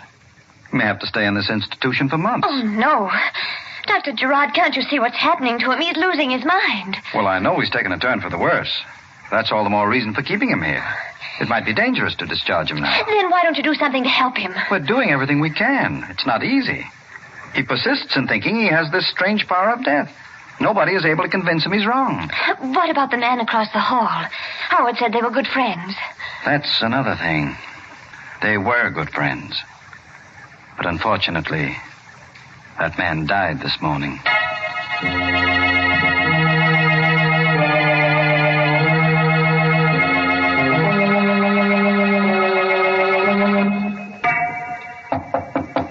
Come in. Good morning, Howard. How do you feel today? Oh, much better, Doctor, much better. No bad spells last night? No curious moods? No, I feel fine. Almost well enough to go home. Let me look at your eyes. You will let me go home again, won't you, Doctor? Yes, Howard, of course, of course. You, haven't had any of those dreams lately, have you? No, not for a long time. Are you sure? Well, I did have one last night. You dreamt that someone was dead? Yes, I did, but I know it's not true. It can't be true. Whom did you dream about? Marie? No, Doctor. I dreamt about you. That's why I know I'm wrong. You're alive, Doctor. Don't you understand? You've proven it to me. Easy now, Howard. Tell me about your dream. Well, I dreamt I was going home, and all the people I'd killed in my dreams were alive again. Yes, go on. Well, somehow or other, I could see my house from this window, and everything was just as it was a long time ago.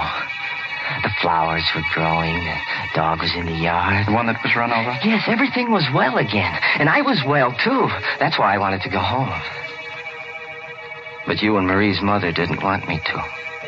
She was in the dream, Marie's mother? Yes, I don't know how she happened to be there, but she was. That's all right, Howard. Go on.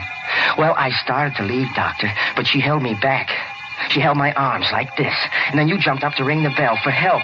But before you reached it, I was on top of you like this. Oh. I had my fingers around your throat, and I was squeezing it so hard, I could feel your windpipe bending back until you couldn't breathe anymore. Howard, let go. That's what you said last night,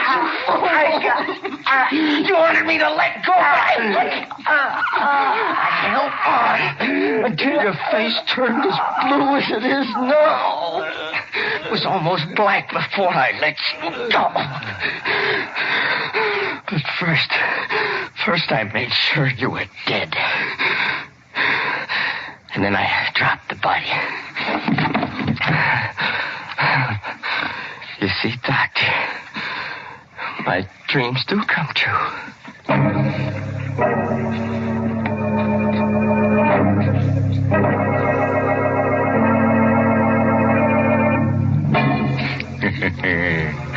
Well, have you had any good dreams lately?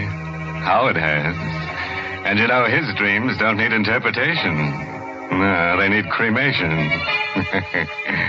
Say, it's a lucky thing that guy works on the night shift. It'd be awful if he had daydreams, too. Good gracious, yes. His dreams not only walk, they commit murder. Mary, I was about to say that. Please leave the jokes to me. How would you like it if I talked about tea? Hmm? Well, for goodness sake, I listened to the story, too. And I must say I'm glad I'm not his, dream girl. That does it. Friends, let me tell you about Lipton tea. All right, you win. But it's only because I have something important to say about Lipton's. Folks, did you know that Lipton's is the largest selling brand in the whole world? Yes, and the reason for that is Lipton's well-known brisk flavor. You know, that word brisk is the tea expert's word for tangy, full-bodied tea, for Lipton tea.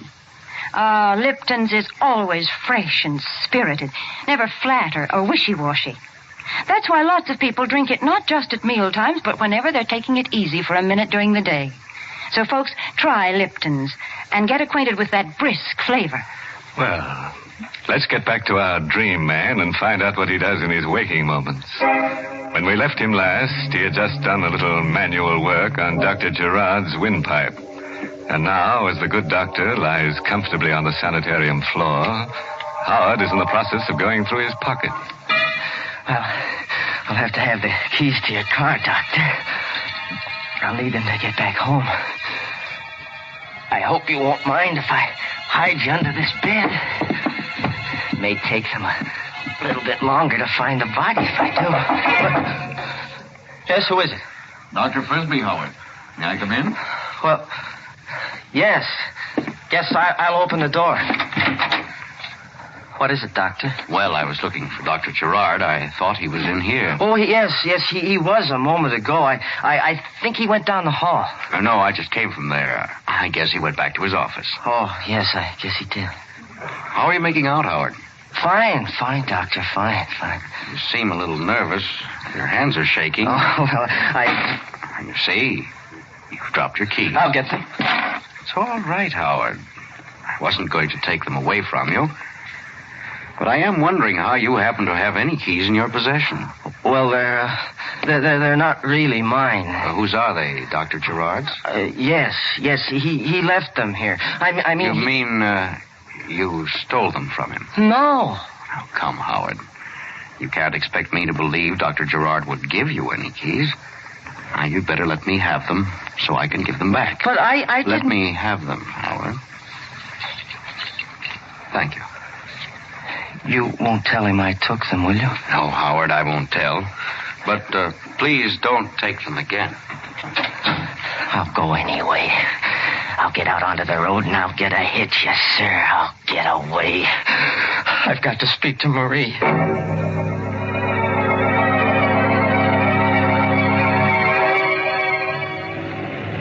Going down, mister? Guess not. Oh, here comes another one. Hey, stop! Give me a ride, will you? Give me a ride, please, mister. Oh, he's stopping. Hey, wait for me, will you, mister? I'm coming. I'll be right there. Oh, gee, thanks, mister. You going into town? Yes, Howard, but you're not. Dr. Frisbee. Yes, I've been watching you ever since you took those keys. I thought you'd try something like this. Well, I had to, Doctor. I understand. Better get in the car, Howard, so we can talk this thing over. All right. You know, it's silly to run away from our place up there. If you really want to go home, all you have to do is ask. I did ask. When? This morning. Oh, wait a minute. Don't start the car. Why not? There's a truck coming. In back. Where? Oh, Howard! Let go of me, Howard! I've got to have this car, Doctor. When I'm finished with it, I'll return it to you.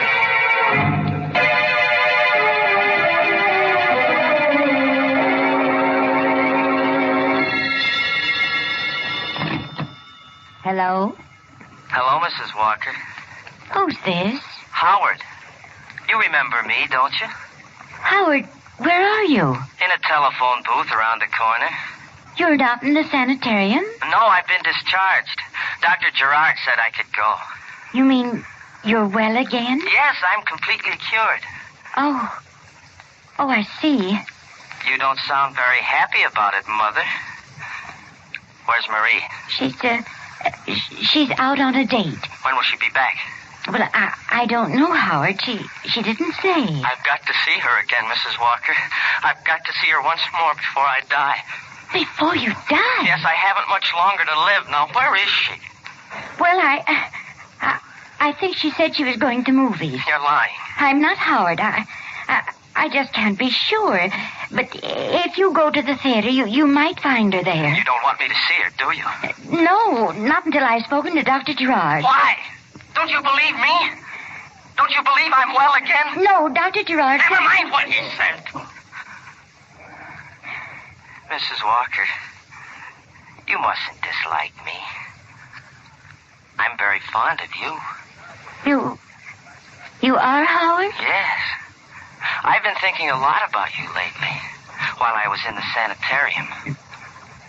Last night, I even had a dream about you.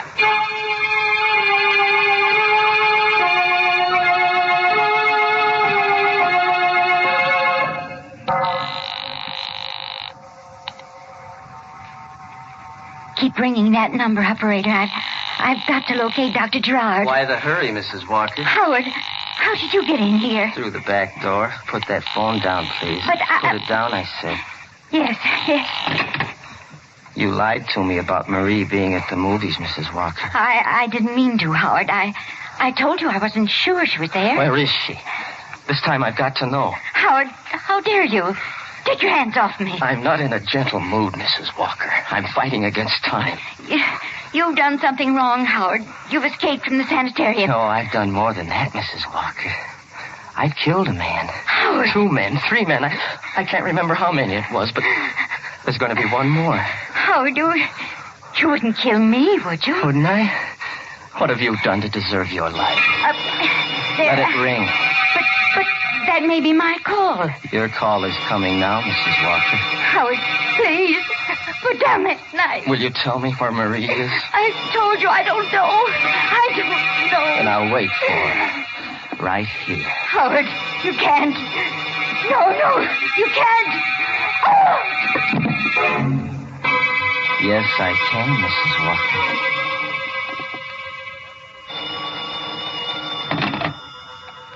Hello? Hello, this is Dr. Frisbee Sanitarium calling. Is Mrs. Walker there? I'm sorry.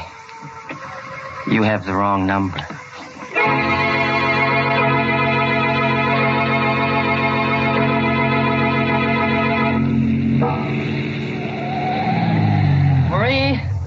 Marie, darling? Why, Howard. Howard, what are you doing here? I've been waiting for you to come home, darling. Aren't you glad to see me? Oh, yes, of course I am. It was such a surprise I couldn't catch my breath for a minute. Where's Mother? Upstairs. Why? Oh, I just wanted to know. You had no other reason? No. Howard, why are you staring at me? I'm not really staring. I'm just looking at you, darling. It's been such a long time since I've seen you. I'd almost forgotten what you were like. Well, let's go inside. No, if you don't mind, darling, I'd rather go for a ride. You're all right, aren't you, Howard? I mean, you're completely well now. Oh, can't you see I am? Yes, but yes. Then let's not wait any longer, darling. Come on, we'll go for a ride.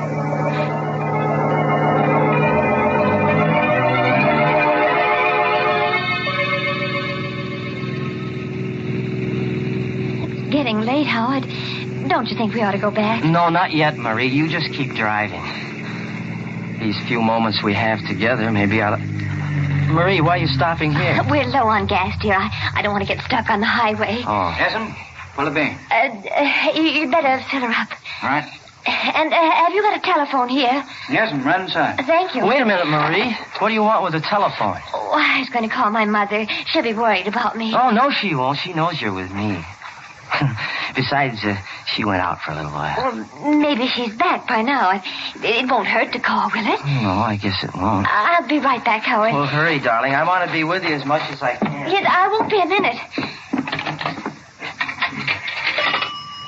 Number, please. Operator, quick, get me the police. This is an emergency. Yes, ma'am, right away. Headquarters, Sergeant Dunn speaking. Sergeant, listen carefully. I won't have time to repeat it. The murderer of Dr. John Gerard is right here in a filling station on Route 6 at the Hadley intersection. What shall I do? I can't keep him here. Does he know you're onto him? No, he doesn't know I read the story in a newspaper just before I got home. He was waiting there for me, and I haven't been able to get to a phone since. Well, don't take any chances. He's a homicidal maniac. Don't even try to stall him if he wants to leave. No.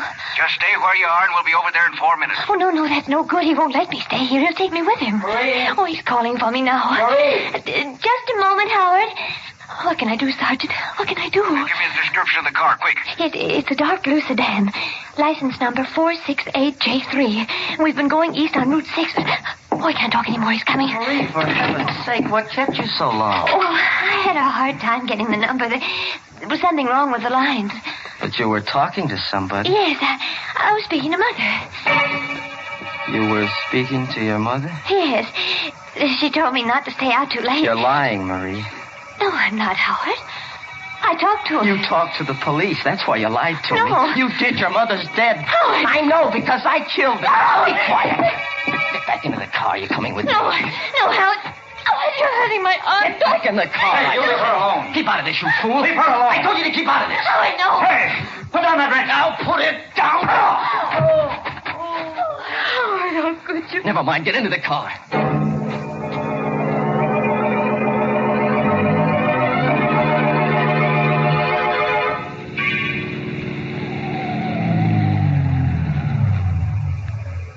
Howard, why are you stopping here? Don't you know where we are, Marie? This is the cemetery. Where we stopped before. Yes. I like it here. It's so quiet and peaceful among the dead. Let's walk through the grounds. Howard, please. Why not, Marie? We're among friends. So many of our loved ones are buried here. It's nice to be near them. Come on, Marie. All right, Howard. You know, darling, we haven't much more time together. The shadow of death has fallen across our path. You said something like that before, but you never told me why. I'm being selfish, Marie. I know I have to die, and I want you to come with me. Why do you have to die, Howard? Because I haven't been true to myself, darling. I haven't been true to this power I have. The power of death? Yes. I've helped it along sometimes. Like that dream I had about my friend in the sanitarium. Like the flowers in my garden. Like those fish at Dr. Gerard's. You killed them? Yes. I knew they were going to die. But I shouldn't have helped them.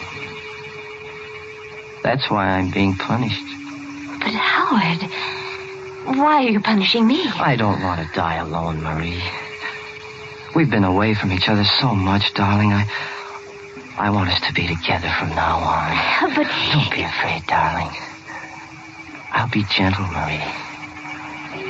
So gentle. But you're making a mistake, Howard. No.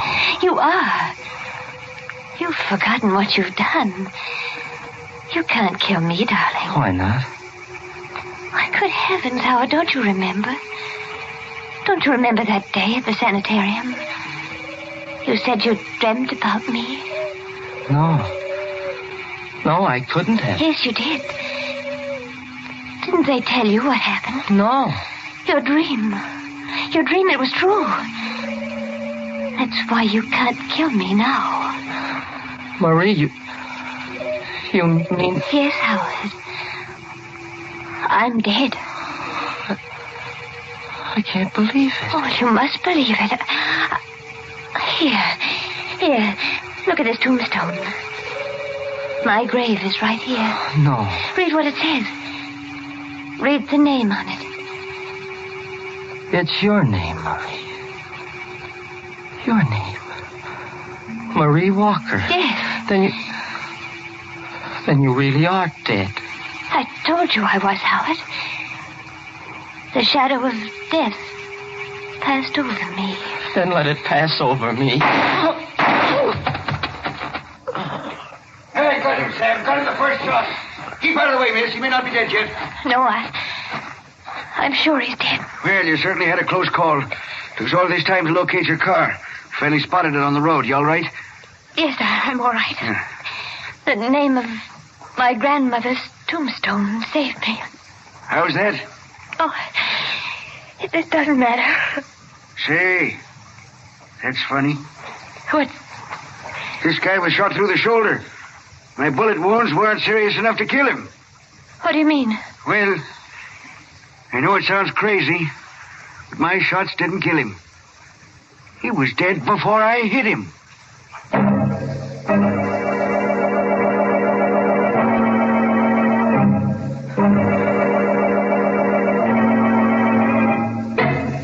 What a shame. Wasting two perfectly good bullets on a guy that was dead all the time. Well, at least they won't have to go far to bury him. Here's one villain who died practically in the middle of his own plot. Isn't it funny how many of our stories seem to take place in cemeteries? You know, Mary, I think you ought to open up a concession in the cemetery. And you know what you could sell. Don't say it, don't you dare. You know very well that the place to buy Lipton tea is and always will be your neighborhood grocery store. And, folks, that reminds me. You'll find it wiser to buy Lipton's in the larger, more economical size packages. That way you not only save money, but you also make sure that you won't run short on a beverage that's really a household necessity. Brisk-flavored Lipton tea.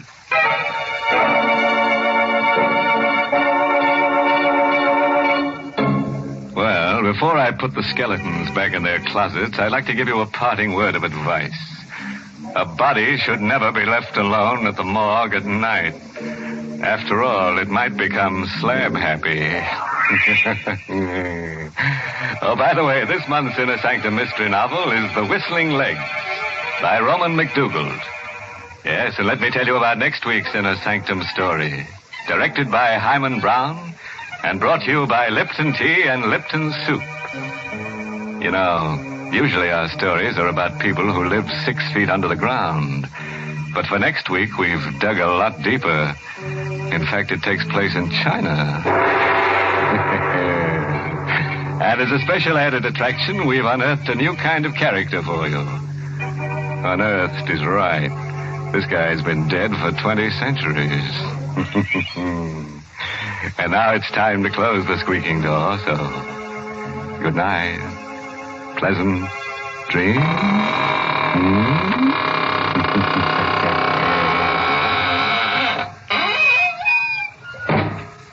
Ladies, if your child comes home from school for lunch, you want to give him a quick but appetizing meal. And that's why you should serve Lipton's noodle soup. You see, Lipton's takes no time to prepare, and yet it has a fresh-cooked, old-fashioned chickeny flavor, and it's just swimming with tender golden egg noodles. Your children will love Lipton's grand homemade taste. So don't forget to serve Lipton's noodle soup. And don't forget to tune in next Tuesday night for another Inner Sanctum mystery. This is CBS, the Columbia Broadcasting System.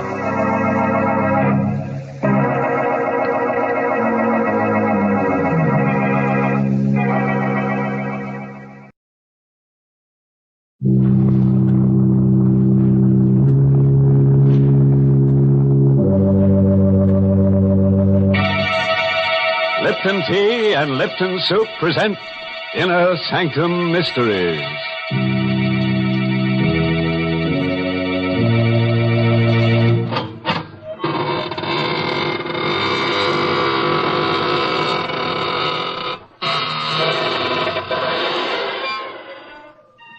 Good evening, friends of the Inner Sanctum.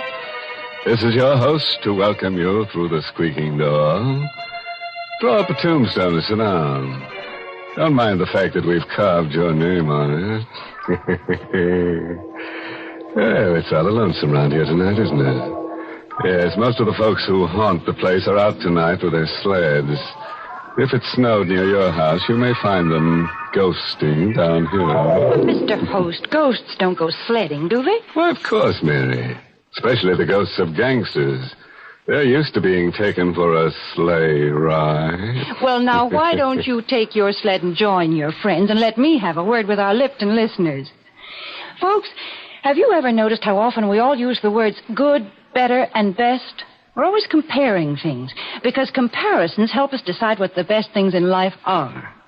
For example, the perfect way to prove how really flavorful Lipton tea is to compare Lipton's to any other tea and taste the difference. Lipton's flavor is brisk, never flat or wishy-washy. It gives you all the flavor, tastes just the way you like tea best. No other tea gives you more bright, mellow goodness, because that superb flavor of Lipton's is extra rich, extra satisfying. Yes, friends, just compare Lipton's to any other tea. You'll find Lipton's gives you brisk flavor, and you'll find Lipton's wonderful brisk flavor gives you more contentment in every cup. All right, Mary. Now you go and perch yourself on that teapot over there and get ready to hear about The Dark Chamber. It's an original radio play by Robert Newman, who witnessed the story while peeking through a keyhole. Yes, and our star tonight is Kenneth Lynch, who plays the role of Joe. Our story tonight is about death. violent death, and also about something which is even more terrifying, the unknown. You don't believe that anything can be more frightening than death? Then you've never experienced the ultimate in fear. But you will within the next few minutes. If you'll put out the lights, pull your chair up close and listen to the dark chamber.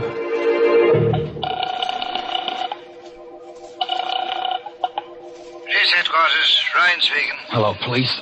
Listen, you've got to help me. You've got to. I don't know how you can, but my name is Watson, Joe Watson. I'm a driver for the Acme Sanitary Hand Laundry.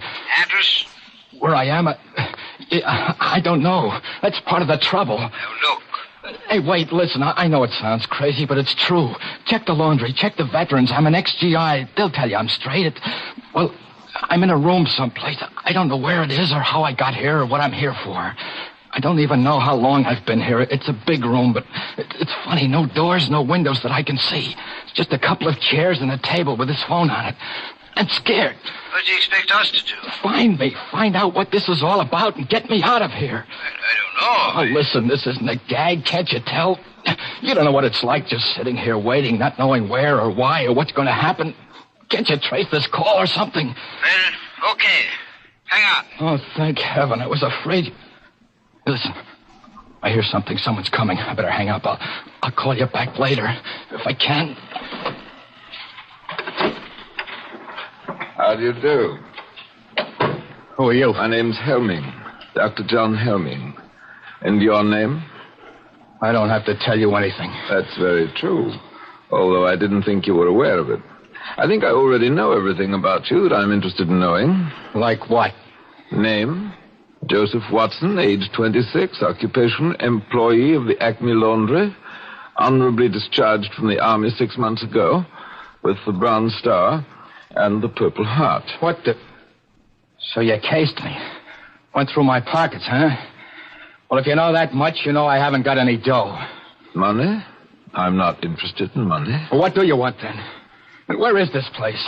The last thing I remember is making a delivery on Spruce Street, noticing that the lights were out in the hall and hearing a noise behind me. You or somebody slugged me. That's right. Well, will you stop grinning like that and tell me what this is all about? Of course. I brought you here because I need your help in an experiment. An experiment whose details I've already worked out with mice and rabbits and cats and other animals. What kind of an experiment? An experiment in fear. Fear? Yes. You fought in the war. You were wounded. That means you've probably known fear. And still, you won the Bronze Star, which means you overcame it. Now, the question is, can you overcome your present fears? What are you talking about? You're afraid. Nothing has happened to you yet, absolutely nothing, and yet you are afraid, aren't you? You're afraid because you're face to face with the unknown. Because you don't know what I want and what I'm planning to do. Which is as it should be. And that's the way we'll leave it. For the moment. Hey, wait a minute. Come back here. Come back. You can't...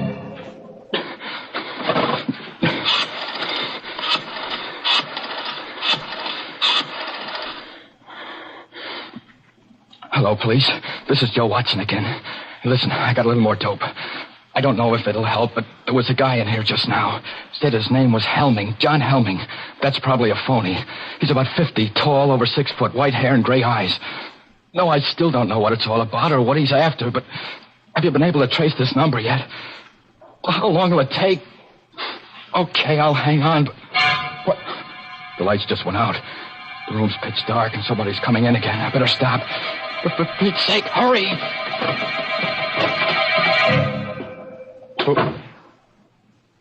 Who's that? Who just came in? Who are you? A girl. Keep away from me. Keep away, do you hear? Keep away. What's the angle now? Angle? Why did you bring me here? Wait a minute. You mean he put the snatch on you, too? When I was on my way home, chloroform or something. And the next thing I knew... Why are you pretending? You're in on it, too. You must be. It's a trap. It's a trap, all right. But I'm not in on it. I'm in it, along with you. My name is Watson, Joe Watson. I'm Betty Grant. You swear? I swear. What would I lie about it for? I wonder why he put you in here. Put us together. Who is he? What's he going to do? I don't know. He said something about an experiment. An experiment in fear, but... Hey, listen, we've got to get out of here somehow, some way. He might be listening. Very astute, my dear. Of course I'm listening. What the... Where are you? Right here in the dark. I've been here all the time. Why are you... No, Joe, don't. He must want you to go for him. He's probably got a gun. Right again, my dear. Not that I'll need it. This is stage 2 of the experiment. A new stimulus to action has been introduced. Man against the unknown has become man and woman against the unknown. Look, let's get down to brass tacks. Be sensible about this. Thank you, Joe. That's why I won't need my gun. This new stimulus has been negated by an increased sense of responsibility. Responsibility towards the girl, and therefore by increased fear. Blast you, gun or no gun, if I get my hands on you, where are you? Where are you? Outside now, so you can relax. That was the final stimulus in this stage. Injured pride. The discovery that I could read your innermost thoughts and knew exactly what you were going to do. But you mustn't let that bother you. I already know everything you're going to do from now on. Till the end. Listen, you. Helming! Helming! He's gone. Joe. I know. Hold on, baby. Don't let it get you. There must be a way, some way. I suppose he's still listening? It's hard to say. But I'm going to take a chance. There's one thing he didn't figure on. A telephone. Here? Yes. If I can find it again in the dark. It was over on the... Here it is. I put through 2 calls already to the police. Told them what was happening and asked them to get me out of here. I had to hang up both times before they could trace the call and get this number, but this time... Hello. Hello, operator. What? No, this isn't the operator. You're on a busy wire. It doesn't matter. Thank heaven I got somebody. I've been trying for about 10 minutes now. Look, get off the line, will you? I've got to get through to the police. It's terribly important. But you've got to help me. You've got to. My name's Ben Lazarian. I'm a prisoner someplace. I don't know where. What? It's true. Strange house somewhere. A doctor who says his name is Helming. What? What are you laughing at? Joe, what is it? What is it? I haven't got headquarters. I've got a guy that... I'm sorry, Ben. It's no use. What do you mean? We're in the same boat you are. A girl named Betty Grant and myself. Helming's got us locked up, too. You too? Yeah. He said he knew everything we were thinking, everything we were going to do. I did get through to the police before, but I guess he caught wise. We're talking to each other over an inside line. Then... Yeah. We're through. No. Joe, don't say that. Don't even think it. Look, ask him exactly where he is. Just where are you, Ben? Do you know? It's hard to say. I was out cold when he brought me here. It's a kind of a hall, a passageway. Cement floor, ceiling, stone walls. There doesn't seem to be any door or opening or anything like that. That's what I thought here, too. But there must be one, or how would he have gotten you in there? Hey, listen, start looking. See if you can find it. That's true. I never thought of that. If I do find the door and it opens into where you are... That's right. 3 of us together. We'll surely be able to figure something out then. Hold on. I'll start pounding on the walls. You see if you hear anything. Go ahead. What's he doing? He's going to knock on the walls to see if he's anywhere near us. And if he is, if he can find a door, we can get together. Hear anything? I'm not sure. Maybe. I'm not sure either. Sounds awful far away, is it? There, listen. That wall right there. Hello. Hello, Ben. Yes? We heard you. You're right next to us. Now, Ben, you listen, and Betty'll knock back. Go ahead, Betty. That way, Ben, you'll be able to tell just which wall it is. Okay. Right. I hear it. I know where it is. Now to find the door, if there is one. Hold on. He's got it. He's going to see if there's a door. There must be one. There must be. Ben. And Ben. Hello. what is it? I don't know. Thought I heard a moan. Joe! Look. There is a door. It's opening. It's open. Joe. Dr. Helming. Why, yes. Were you expecting someone?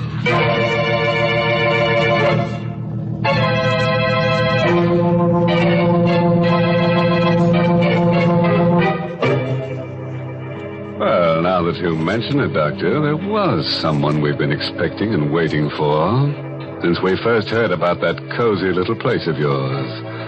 I think he's finally arrived.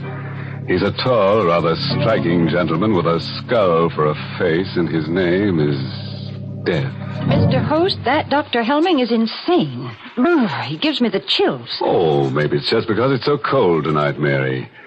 You know, it's getting so nippy these days that some of my friends are having fur collars put on their shrouds.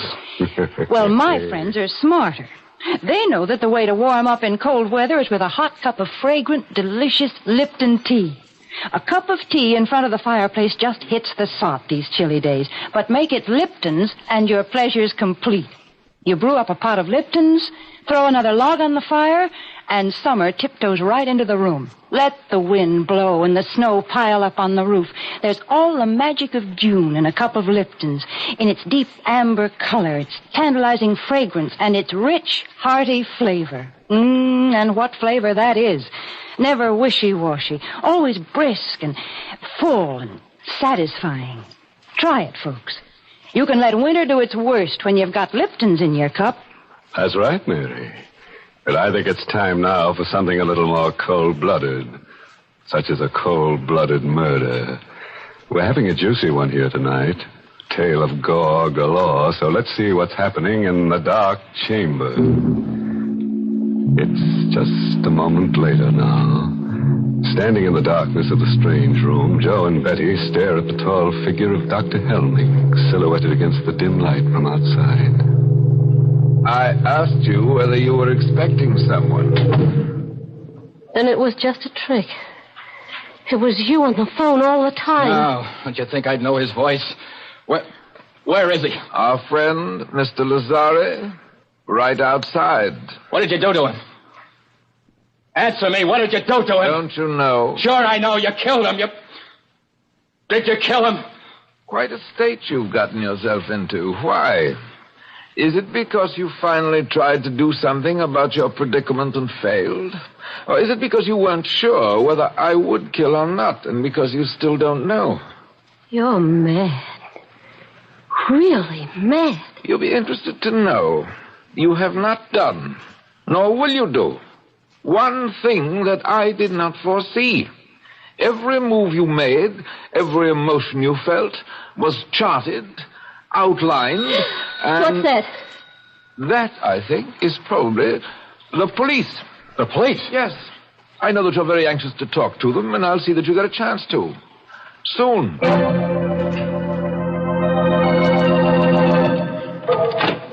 Good evening, officer. I'm looking for a guy named Helming. Dr. Helming. I'm Dr. Helming. Come in, won't you? Okay. Thanks. This is kind of a funny business. It's about a phone call we got a while ago, finally traced here. A guy who said he was a prisoner or something. That must have been Watson. Yeah, that's his name. Joe Watson. Do you know him? Of course. I can't tell you how sorry I am. It was really very careless of me, and I'll see that it doesn't happen again. What do you mean? If you did any investigating, which I'm sure you did, then you know that I don't run a sanitarium exactly, but I do take a few patients. Mental cases for treatment. Ah, so that's it. A nut, eh? I wish you wouldn't say that. Watson's case is particularly interesting. A 4F who wasn't able to enlist, and he developed a persecution mania. Thinks that everyone is down on him, eh? Not everyone, exactly. His present fantasy is that he's an ex-GI and that I'm keeping him prisoner. Sure sounds plenty tough. Well, I guess I'll run along. I'm sorry I bothered you. Don't you want to see them first, officer? Talk to them? There's no need of that, Doctor. We get calls from cranks every day. We always investigate a cause. But I insist. After all, you only have my word for it. There's just one thing I'd like to caution you about. Sure, I know. I'll play along. Humor them. Splendid. Right in here. It's quite a room. Joe, look. It's a cop, and that means... Then you did get my message. Sure, Joe. Took a little time to trace the call, but everything's okay. Oh, thank heaven. It was such a screwy story, I was afraid that... Hey, wait a minute. Then why is he standing there like that? Why haven't you got the bracelets on him? After telling me? No need for any rough stuff. He said he'd come along quietly. What? You're lying. I don't know why, but there's something wrong here. Something... I know. You think we made the whole thing up. But we're crazy. No. It's true. He told you we were, and you believed him. Of course not. Look, Stop it, will you? Stop saying that. Well, if I could only prove it somehow, show you. I know. Lazari. Joe. Murder. That'll open your eyes. Somewhere in that wall is a door. Make him open it. Show you what's behind it. I think maybe I'd better be going, Doc. But there is a door there, officer. Just a second. I'll open it for you. Here we are. Joe. Body. It's gone. These doctors are always hiding the bodies. But turns up again later. Give us another ring, huh? Maybe I shouldn't have said that. Can I go out this way, Doc? Down to the end of the corridor, then to your right. I'm sorry I gave you all this trouble. Perfectly all right. Thank you for being so understanding. Quite all right. Goodbye. Goodbye, Doc. Well, children? Don't look that way, Joe. Don't. I know what you're thinking, and it's not true. We're not crazy. There was a body there. Of course. You hid it when you went out to let the cop in. And the telephone. You left that here purposely. Wanted me to use it. Get the police here. Obviously. I told you that this was to be an experiment in fear. What I didn't tell you was that, in a sense, I was one of the subjects, too. It was important for me to learn how I would function under pressure. And speaking objectively, I think I did rather well. Don't you? Why are you doing all this? What are you after? There's no reason why I shouldn't tell you. If anyone truly understands the nature of fear, is able accurately to forecast the actions and reactions of an individual, then he can use fear as a weapon. Society will react as the individual reacts. You see, society doesn't want to believe that anything can menace it. Doesn't want to take action to protect itself, any more than the individual does. This was something that Hitler and Mussolini understood intuitively. I understand it scientifically. They failed, but I shall succeed. You mean that you... I'm afraid that's all I have time for. As far as you two are concerned, the experiment is finished. Completely finished. I have a few arrangements to take care of, and then, make the best of these last few minutes, for they will be your last.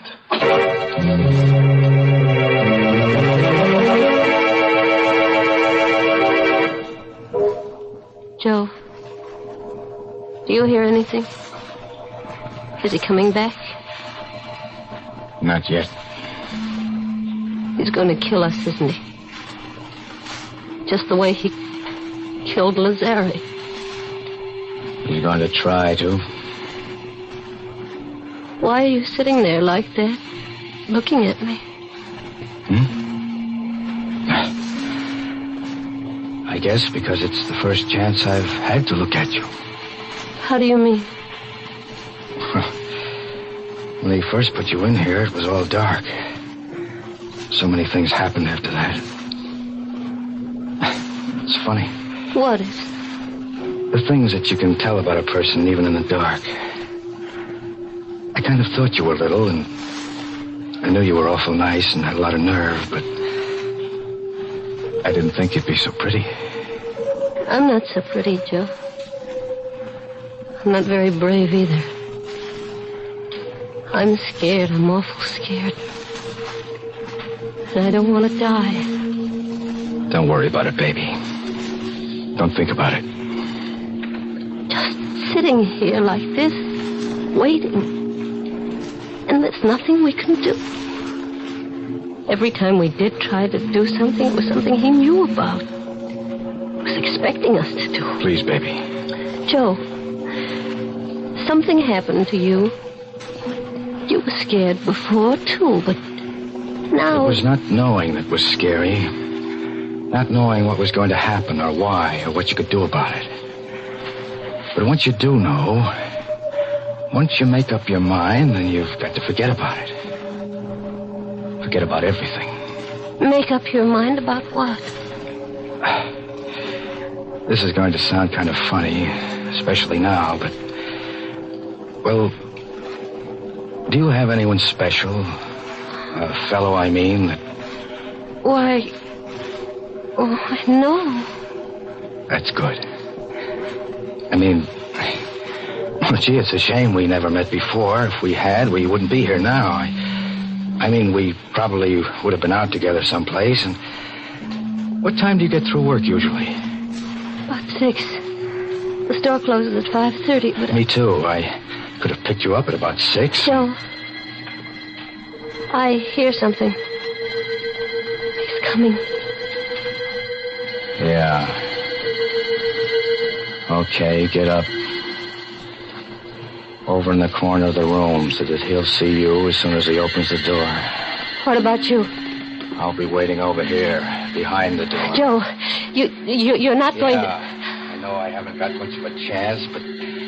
Well, wish me luck. It'll be quick anyway. Oh, no, Joe, please. All right, my young friend. Time. All my arrangements have been completed, and I'm... Where's Watson? Right here. Joe, It's okay, baby. Didn't get me. I got the barrel of the gun and... Good Lord. Got him. In the chest. But you couldn't have done that. You couldn't have. Outside, Betty. See if you can find another phone. Call the police again. And this time, tell them to bring an ambulance. But you couldn't have done it. It was all plotted, graphed, and worked out in detail. I knew just what you were going to do, how you would react. By this time, you were to be in a state of complete frustration, resigned, ready to die. Why did you do it? Why? I don't know. Now, just take it easy. But I've got to know. You've got to tell me. Was it because of the girl? Out of desperation? Because you knew you were going to die anyway? I tell you, I don't know. I just know that... Well, a guy will take just so much pushing around.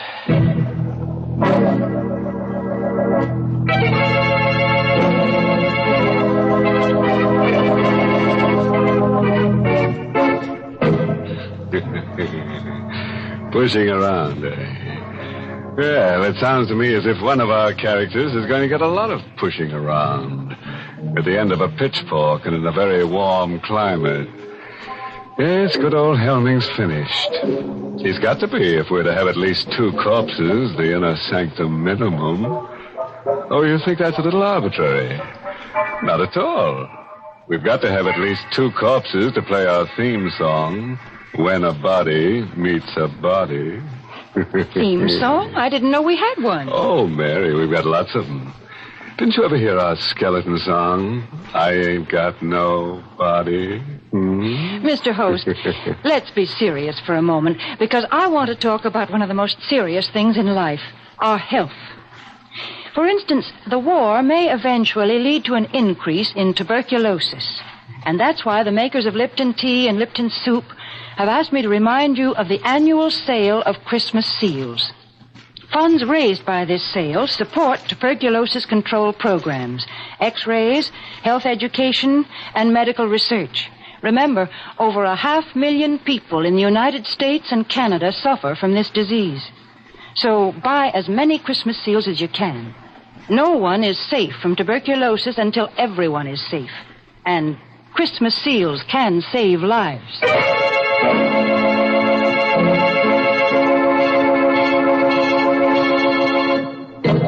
And now, friends, here's a word of wholesome advice. If you've had any murderous thoughts lately, give them up. It just doesn't pay. Well, I know a lady who killed off her husband, and it just ruined her marriage. As he grew very cold to her. Oh, by the way, this month's Inner Sanctum mystery novel is The Fearful Passage by H.C. Branson. Yes, and next week's Inner Sanctum story, directed by Hyman Brown and brought to you by Lipton Tea and Lipton Soup. Next week's story is about a vampire. He's a very stingy fellow. As when you go out with him, the drinks are always on you. Naturally, we're going to try to make him feel at home here, so I've just ordered a good supply of bats with green eyes, a coffin for him to sleep in, and a wooden stake to drive through his heart. I wouldn't stake my life on it, friends, but he may visit you before next Tuesday. Until then, good night. Pleasant dreams?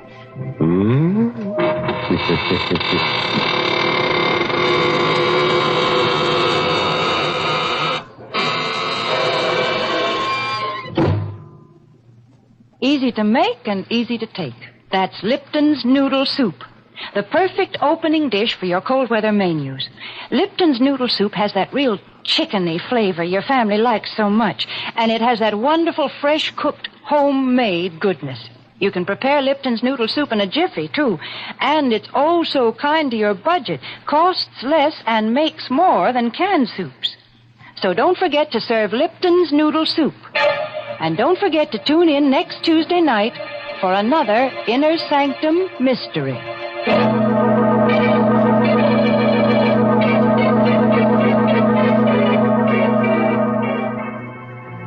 This is CBS, the Columbia Broadcasting System.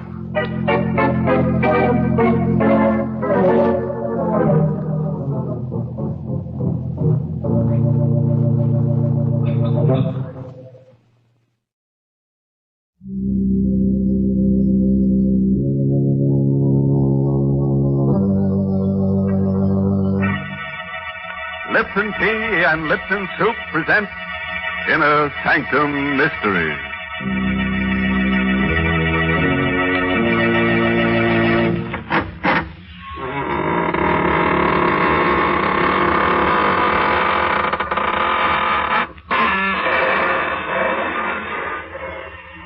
Good evening, friends of the Inner Sanctum. This is your host to welcome you through the squeaking door for another half hour of lovely chills and shudders. Oh, before we begin tonight, I'd like to give you a word of advice.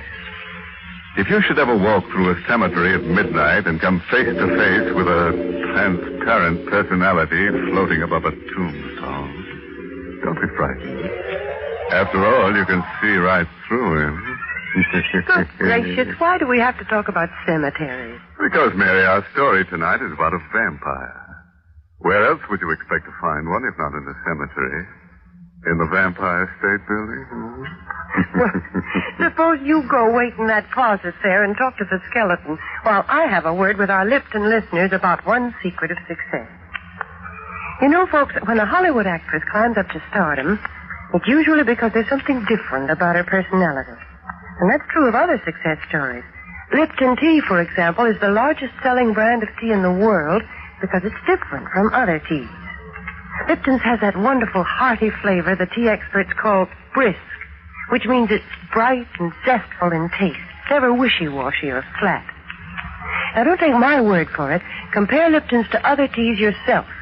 That's the real way to discover Lipton's rich, full flavor, Lipton's extra flavor that brings you all the goodness of a superb tea. It's full-bodied and satisfying with a smooth, mellow tang that brings you real enjoyment. So pour yourself a cup of Lipton tea, folks, and then see for yourself what a difference that brisk flavor makes. That's fine, Mary, but quietly, my dear. Why the whisper, mister? Don't make too much noise or you'll wake the dead. And we don't want to do that because tonight's story is called The Undead. It's an original radio play by Milton Lewis. Yes, and our star tonight is Anne Seymour, who plays the role of Diana. I was alone here in the penthouse sleeping. The doors leading to the terrace were open. Suddenly, I was awakened by a queer, whirring noise that sounded like the flapping of wings. I opened my eyes. Moonlight filled the room. It was one of those clear, cloudless nights. But the winds moaned and howled like weeping women. Somewhere, a dog howled. I sat up, peered into the green light of the moon. Seeing nothing at first. I lay down again. My eyes were half closed. And I heard it again. The sound of wings beating on the air. Told myself it was nothing. Until out of the queer green shadows that surrounded me like a mist, I saw a pair of blood-red eyes close to my face. No, they weren't human eyes. They were rimmed with green. They glittered like glass in the dark. I looked closer. Too frightened to move. Too terrified to cry out. The thing that seemed to be flying down my head looked like a bat. Yet it wasn't a bat. Suddenly it floated down. I felt soft fur on my neck. Then my throat was pierced with a sharp, terrible pain. I started screaming, "Let me go! Let me go! Richard! Where are you, Richard? Richard!" Go on, Diana. When I felt your arms around me, I knew I was safe, Richard, but it was the most horrible dream I ever had. Yes, I know, darling. You were hysterical. What do you think it meant? Well, nothing. Nothing, of course, dear. Everyone has nightmares like that sometime or other. But it was so vivid. I could almost swear it happened just as I told it to you. Now, Diana, do you really believe you've encountered a vampire? I know it sounds ridiculous, darling. Listen, baby, you're living in New York City on top of an 18-story building. This is 1945, not the Middle Ages. Well, the whole notion is just rubbish. I tried to tell myself it was nonsense, too. But somehow...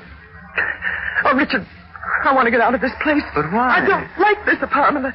There's something evil, sinister here. I've always felt it. And listen. Listen to that wind. The wind howls around here all the time. Well, naturally, it's a penthouse, and it catches the winds from the river. You hear that? Something flapping on the terrace. That's just the awning. There are always queer noises around here. All the time, and I can't bear it being alone here at night. Richard, please don't let me stay here alone tonight. I can't stay with you, darling. I've got to go to the theater. I don't want you to go there, please. Let your understudy take the part tonight. Take me away from here. Far away where it's warm and there's sunlight. Diana, you don't know what you're saying, dear. I can't give up my part in the show. Of course. Of course. Oh, darling, forgive me, please. I'm sorry I ever mentioned it. You do forgive me, don't you, Richard? Say you do. Why, of course. You're just upset over the silly dreams. I know. I won't mention it again. You're okay, baby. Well, it's 10 to 8. I better get going. Want to come with me? Yes. No. Well, I'm going to stay here. But if this place frightens you... That's just why I'm going to stay. And alone. I'm going to beat this thing. Somehow. That's better, darling. Much better. Here's your coat. Right. And you better take your scarf. It feels chilly.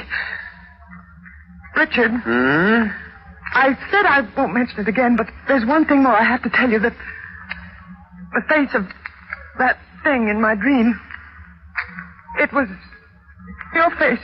Diana, in the name of heaven. I won't talk of it anymore, I promise you, darling. I didn't mean to upset you just before you went to the theater. Just kiss me, dear. I'll be all right. I'll be all right. Diana. Good night, dear. I'll be waiting when you get back.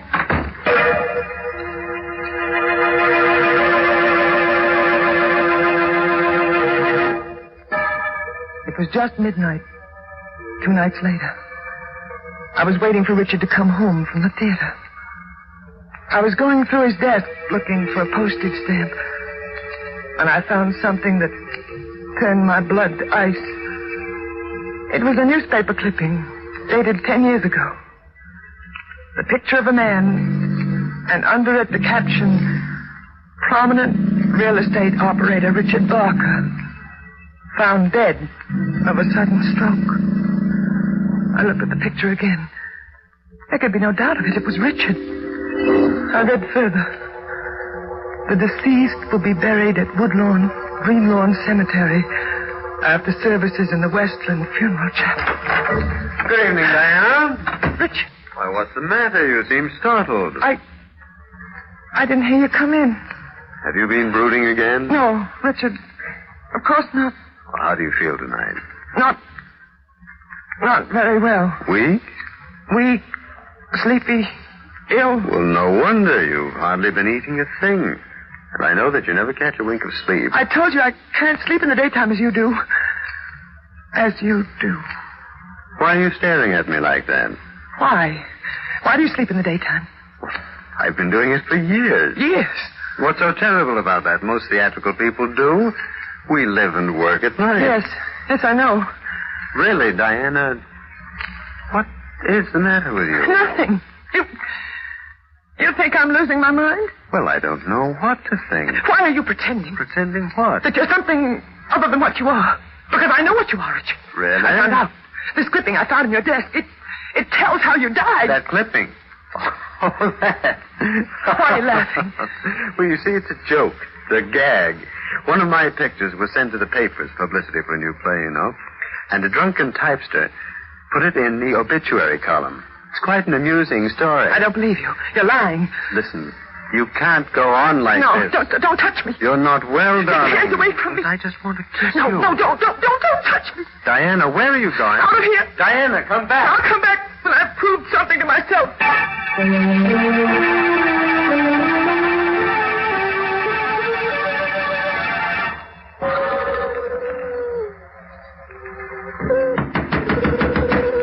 Is there anyone there? What do you want, ma'am? I'm sorry to wake you up. Are you the caretaker here at Greenlawn? Many years, ma'am. I want to see the grave of Richard Barker. Who are you? Diana Barker. His wife. But it's 1 a.m, Mrs. Barker. I know what time it is. I want to see the grave. No one comes at a time like this. Please, will you tell me? Perhaps this will help. $10. For disturbing you. All right.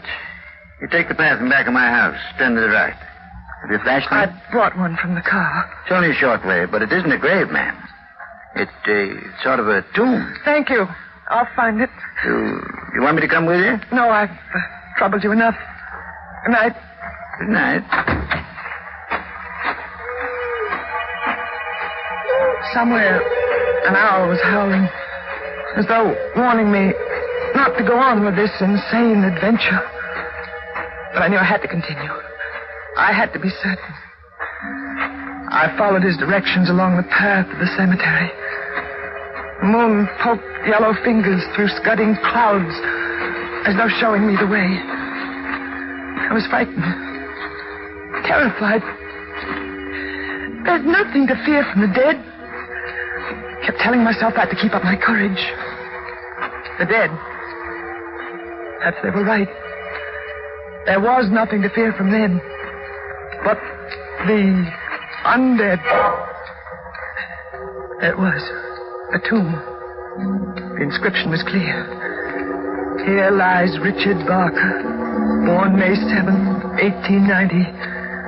Died September 4th, 1935. There was a lock on the door. It was old and rusty. I'd come this far. I made up my mind. I picked up a stone. Smashed the lock. I opened the door. Blackness. Inky blackness, such as one imagines one would see at the end of the world. Turned on the flashlight I took from the car. Coffin was lying in the center of the tomb, on an altar. I felt my heart beating wildly, like a throbbing drum inside me.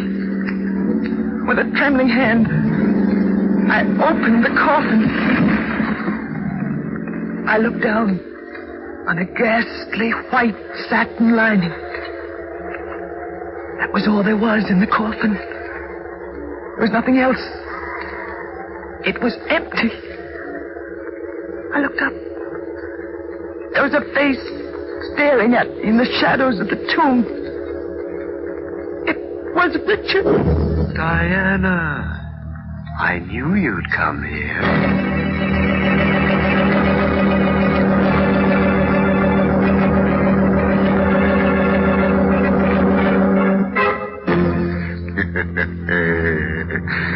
Well, friends, that just goes to show that an empty coffin makes the most noise. You know, this is the kind of nice domestic story I like. The intimate family chronicle of a vampire. My goodness, is that what you call intimate family life?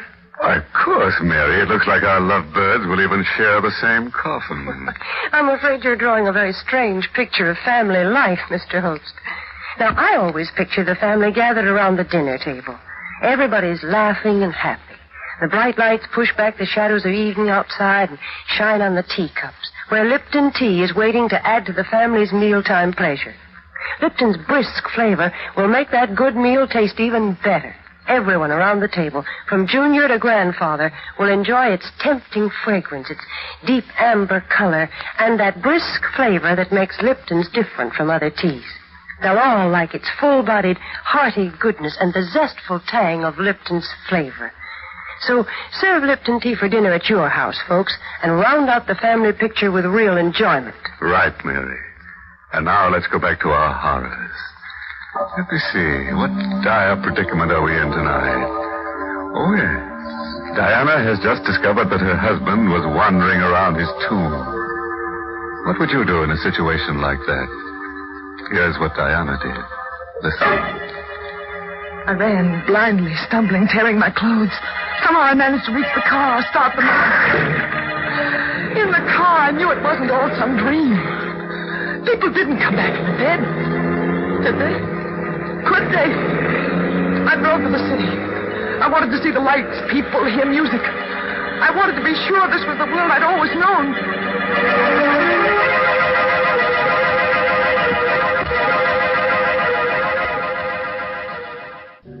I tried to think.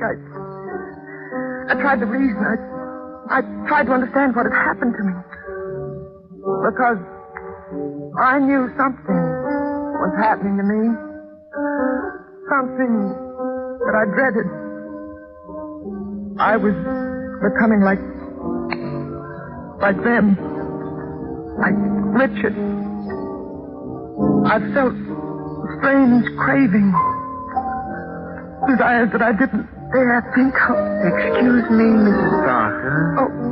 May I sit with you? I don't believe I know you. Perhaps not. Does it make any difference? No. No, it doesn't. Please sit down. Thank you. I'm glad you came over. I'm glad to be able to talk to anyone tonight. I've been watching you for the last 10 minutes. Have you? You look very strange tonight. How do you know me? We all know each other. We? Yes.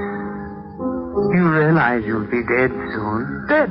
At least what they call dead. You know what's happened? Oh, yes, of course. I've seen it happening for weeks. Your face became paler and paler. It will not be long now. You will become one of us. I don't want to. It's not in your hands. It isn't true. It can't be true. It's quite true.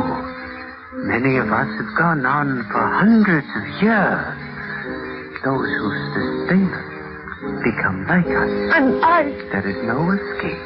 No, I don't believe it. Don't you feel it? Blood. That strange desire. Yes. There. You see? I don't want to. I once tried to fight it, too. It's no use. I'm going away.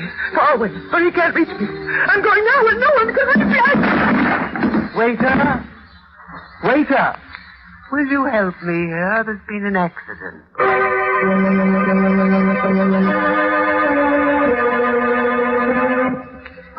Everything is going to be all right, Diana. Just lie here and rest quietly.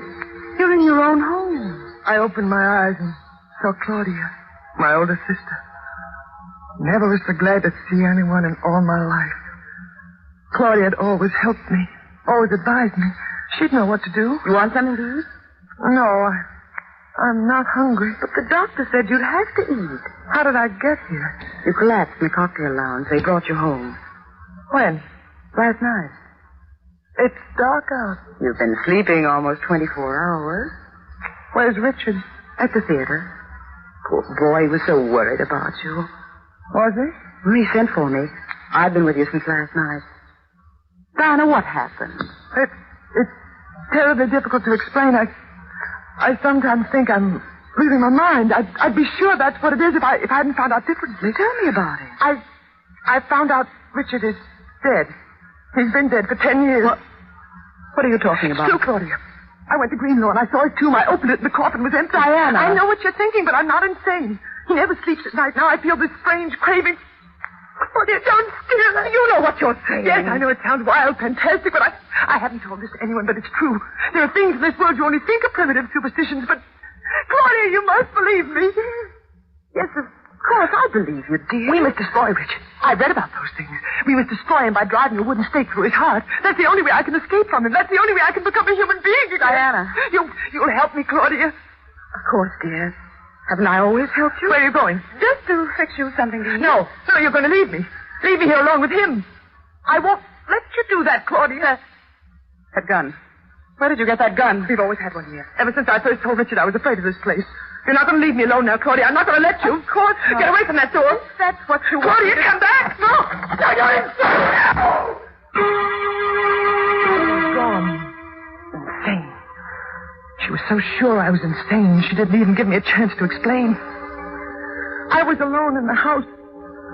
I felt terribly weak. I wanted to sleep. I wanted to sleep forever and ever.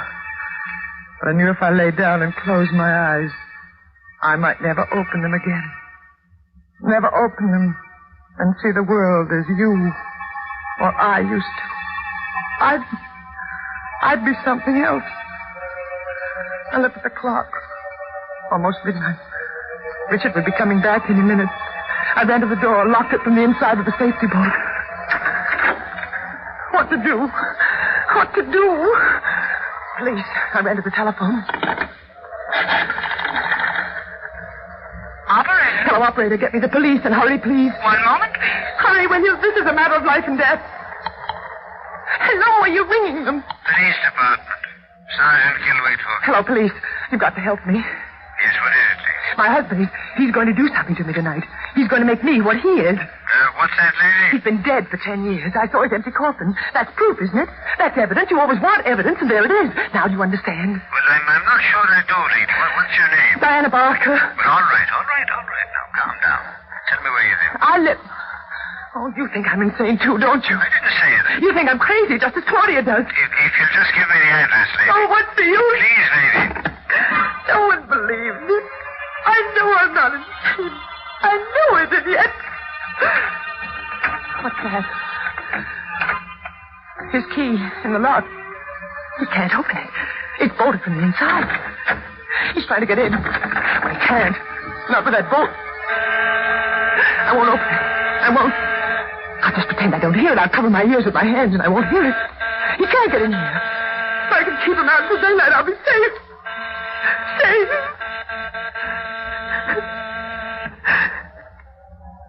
Suddenly, the doorbell stopped. I knew he hadn't gone away. I could feel him near me. But he couldn't get in. No, he couldn't get into the penthouse. There was no way to get in unless he came through the terrace. And there was no way to get on the terrace unless he could fly. Fly. The wind was screaming. When I turned to look at the French doors leading to the terrace, it was impossible.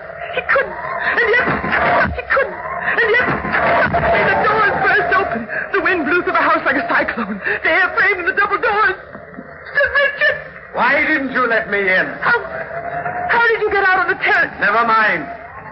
What are you doing with that gun? Don't come near me, Richard. Diana? Go away. Go away and leave me alone. Give me that gun. No. I'm warning you, Diana. You'd better give it to me. If you take another step toward me, I'll fire. Diana. You see? The bullets. They didn't harm you. No. But I didn't miss. No. It's empty. You see? It didn't do any good. What are you going to do? I'm going to put an end to this once and for all, Diana. An end? And I've prepared for this. I have a knife. You see? Richard. Don't be afraid, Diana. You won't quite die. No, don't. Come here, Diana. No, Richard, no. You're making too much trouble while you're alive. Help me, someone! Let go of me! I saw the knife over my throat. I beat at his chest with the empty pistol. Then, just before everything became black, I saw 3 flashes of lightning.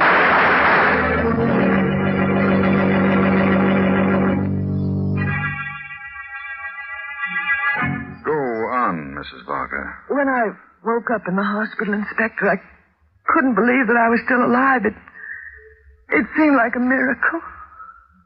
You would have been dead if it wasn't for your sister. Claudia. She came back with one of our men. He shot and killed your husband just as he was about to plunge the dagger into you. But how did he get in? He came over the adjoining terrace from the penthouse next door, just as your husband did. No, Mrs. Barker. Your husband didn't fly. But the other things, the picture, the tomb, the empty coffin. All props for an elaborate scheme your husband worked out to murder you. Richard Barker is not an uncommon name. He found a man with that name who died 10 years ago. He removed the body. He got the whole idea from the dream you told him. But why? To establish that you were insane. Oh. He planned to murder you and claim he did it in self-defense to protect himself against an insane woman. But the gun... Filled with blanks. He wanted to get your money, Mrs. Barker. But the way I felt, those strange cravings... You're suffering from anemia. The doctor told us that. It's not uncommon for anemia sufferers to feel the way you did. I still can't believe it. I still feel that he isn't quite dead. I'll relieve that fear right now. His body's in the other room. I think you should see it. Come this way, Mrs. Barker. There. Raise the lid of the coffin, Charlie. Yes, Inspector. What's the matter? He looks so lifelike. His lips are so ready. He looks as though he could move. Get up at any minute. Nonsense. I assure you he's quite dead, Mrs. Barker. And I can further assure you that the police department has never encountered one authentic vampire in its history. You're very reassuring, Inspector. I think I'd better leave now. Don't bother to see me to the door. All right. All right, Charlie. Cover him up and have him buried. Okay, Inspector. What is it, Charlie? Inspector.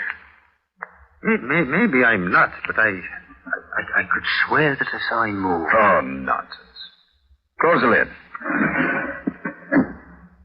It's getting dark, Charlie. Sun sure goes down quick these winter days. I'm going home. Good night, Charlie.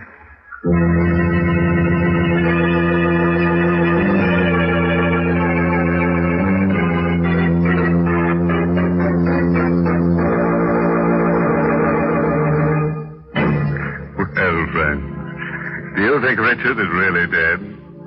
Oh, that's something for you to sleep on when you go to bed tonight. Oh, and by the way, we have a moral for tonight's story. Yes, it's taken from a diary of Miss Delirium Tremens, who once said, "Never marry a vampire. He may turn out to be 500 years old without a social security number to his name. How can a girl have any fun going around with a guy like that?" Well, Mr. Host, I don't think that's a serious problem. I'm positive that no girl will ever meet a vampire, much less marry one. Ah, but you can't be sure, Mary. The safest thing is to drive a wooden stake through your husband's heart. Yes, if he dies, then he must be a vampire. Oh, such foolishness. Let's forget all this talk about vampires, because I want to tell the folks about something wonderful that's going to happen next week. And next Tuesday's Christmas, you know. So instead of our usual mystery thriller, Inner Sanctum will bring you a tender and beautiful Christmas play called The Littlest Angel. And our star will be that great and beloved actress, Helen Hayes. There's a lovely musical score specially written for The Littlest Angel. And the play is one your whole family will enjoy, especially the youngsters. Perfect entertainment for Christmas night. And of course you won't want to miss Miss Helen Hayes' performance. So be sure to tune into this station at the regular Inner Sanctum time next week. I promise you, The Littlest Angel, starring Helen Hayes, and brought to you by the makers of Lipton tea and Lipton soup, will be the crowning pleasure of your Christmas day. That sounds great, Mary. You know, Christmas is really wonderful. There's something about it that gets even the most hardened characters. Oh, by the way, this month's Inner Sanctum mystery novel is The Fearful Passage by H.C. Branson.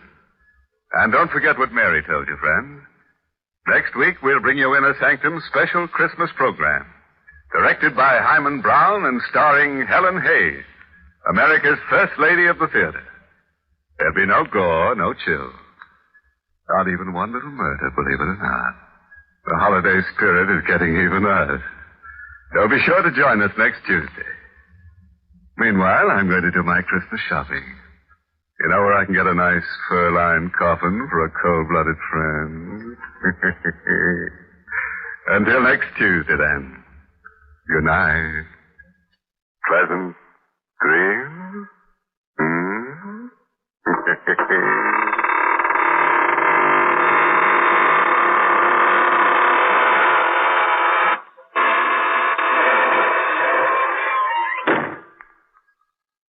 Folks, these busy days, we all want to save time when we prepare meals, and yet we don't want to sacrifice that good homemade taste.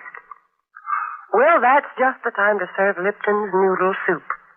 Lipton's has a real fresh-cooked chickeny flavor. It tastes like the chicken noodle soup you'd make right in your own kitchen, and yet it takes almost no time at all to prepare. And Lipton's is economical, too.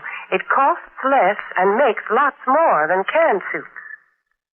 So don't forget to try Lipton's Noodle Soup Mix. And remember to tune in next Tuesday night for Inner Sanctum's special Christmas show with Helen Hayes.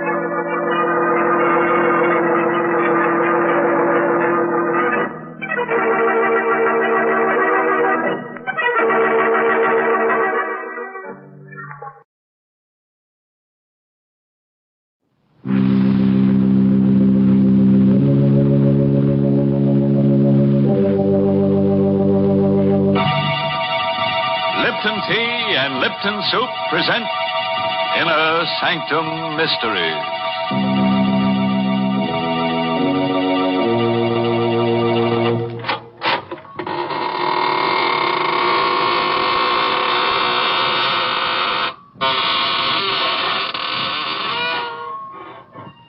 Good evening, students of the mystic marvels of manifold murder. This is your host, extending a cordial invitation to step through the creaking door of the Inner Sanctum, where we probe deep into the dark and cavernous depths of men's souls to see what makes them kill. Our clinic here is the whole vast world of crime.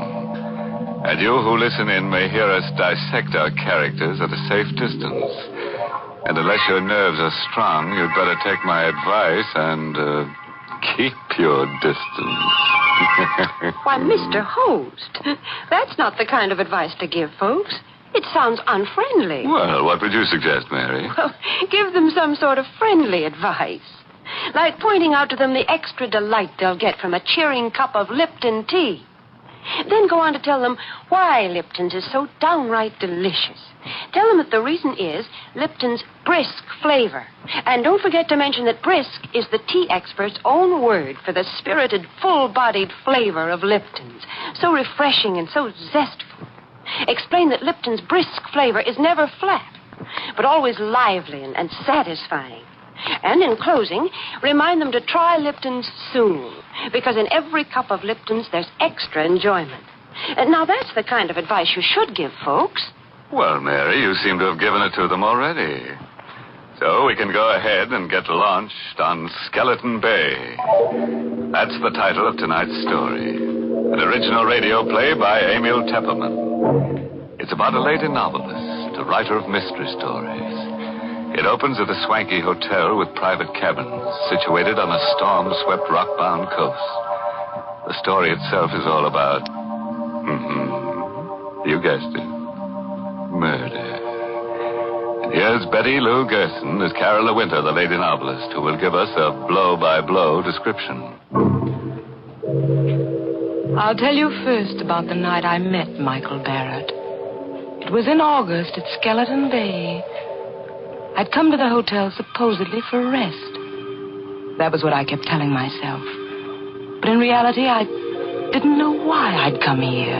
Skeleton Bay. I'd seen the name advertised months ago. Skeleton Bay. Since then, it kept hammering at the inside of my brain. It's like the voice of implacable fate commanding me.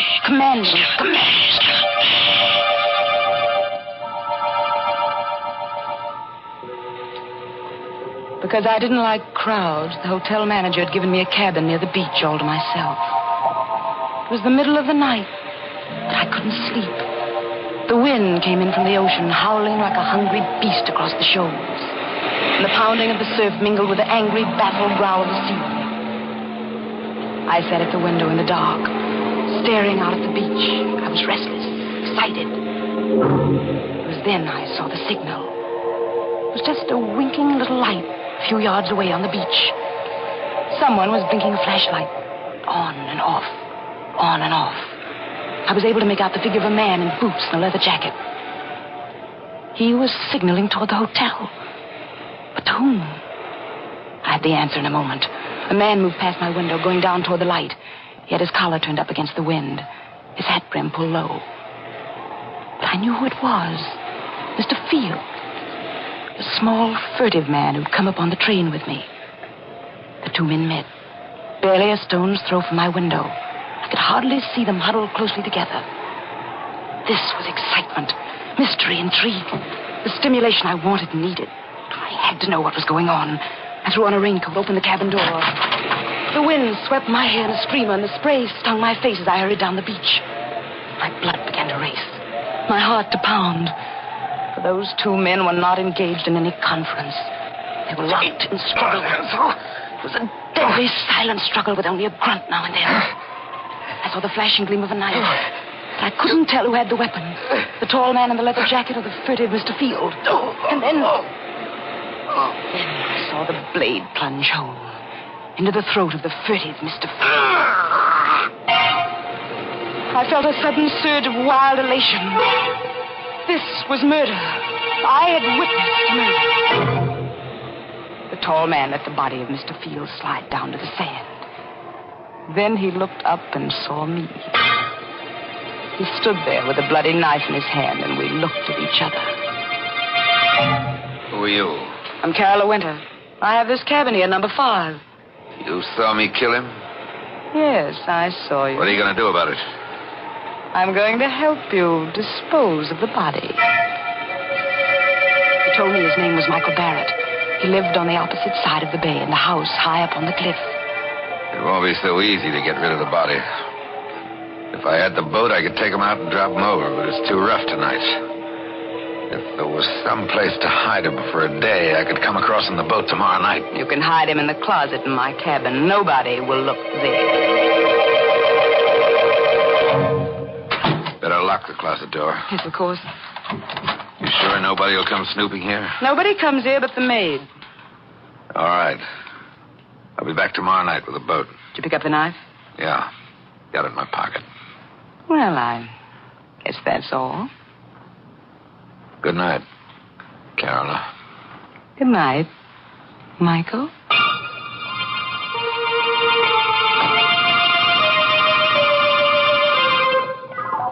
All night I sat up alone, with the locked closet door between me and the staring, sightless body of Mr. Field. At breakfast the next morning, they'd already discovered the disappearance. And the maid says his bed wasn't slept in at all. I think he could have committed suicide in the ocean. You see, I hurried through my breakfast listening to the gossip all around me. Now, in broad daylight, I could hardly believe the thing had really happened last night. You know, the hotel manager thinks it might be murder. I heard him phoning for the police. The police? I hadn't counted on that. Anything wrong, my dear? You look sick. I do feel a bit dizzy. I think I'll get some fresh air. Oh, poor dear. It must be quite a shock to her. She came up on the train with Mr. Field, you know. Out in the open air, I let the wind cool my fevered face as I hurried down toward the beach. It was only 9:30 in the morning. A whole day. A whole evening before Michael could come for the body. And the police would be around all day investigating, snooping. And all the time, Mr. Field would be sitting in my closet, staring blankly out of his sightless eyes. When I reached my cabin, I put a hand on the doorknob. Suddenly, I went cold all over. The door was unlocked. I stood still as a statue, listening. Yes, there was someone inside. Someone moving around. I only had my handbag. I had a pistol in it. I always carried it for protection. But my handbag was inside on the dresser. Slowly, I pressed the door open. Half inch, an inch. And then the door creaked. Is that you, Miss Winter? The maid. It was only the maid, of course. She'd be making up the bed. Why hadn't I thought of that? Miss Winter, is that you? Yes, it's I. What are you doing in that closet with those keys? Why, they're just my pass keys, Miss Winter. I was just going to tidy up the closet. I didn't ask you to do anything to the closet. Well, but that's part of the job, Miss Winter. I'm supposed to do that in all the rooms. Well, you leave this one alone. Keep away from that closet, do you hear? Yes, Miss Winter. But I was only trying to help. When I want your help, I'll ask for it. Now, please leave at once. Just as you say, Miss Winter. I'm sorry if I did anything wrong. Did she suspect anything? I hadn't liked her tone. Why? Why had I been so sharp with her? Now she'd surely think there was something in the closet. Something she shouldn't see.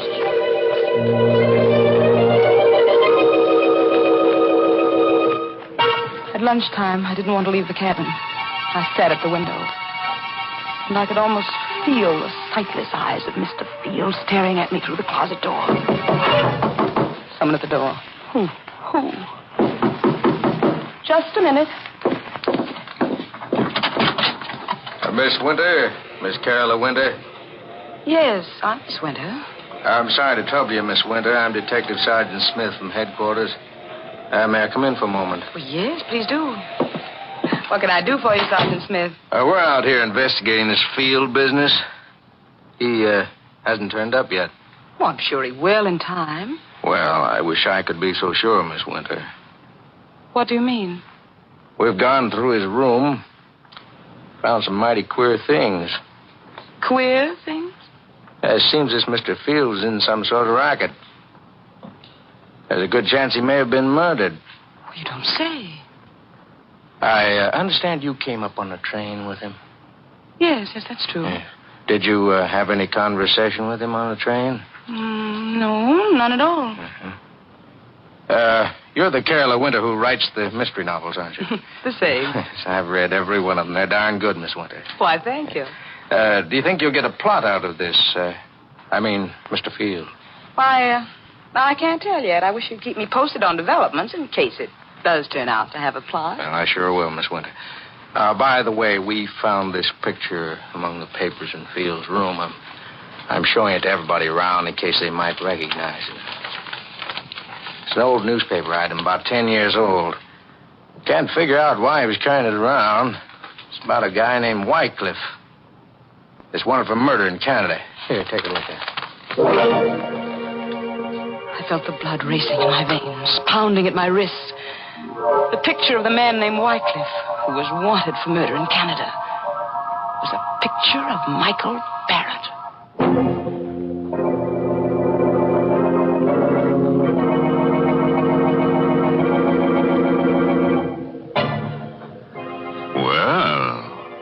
It looks as if Michael Barrett is a lucky guy. With a beautiful woman ready to commit murder for him. But what'll he do when she runs out of victims and begins looking at him with a calculating eye? As for Carola, she sinned heavily. Because murder is the greatest sin. Yes, if you ask me, she'd better hope for a depression, then all wages will go down, including the wages of sin. Well, I never knew that murder and economics were related, Mr. Host. Oh, definitely, Mary. Take the high cost of living, for instance. Why, those prices are murder.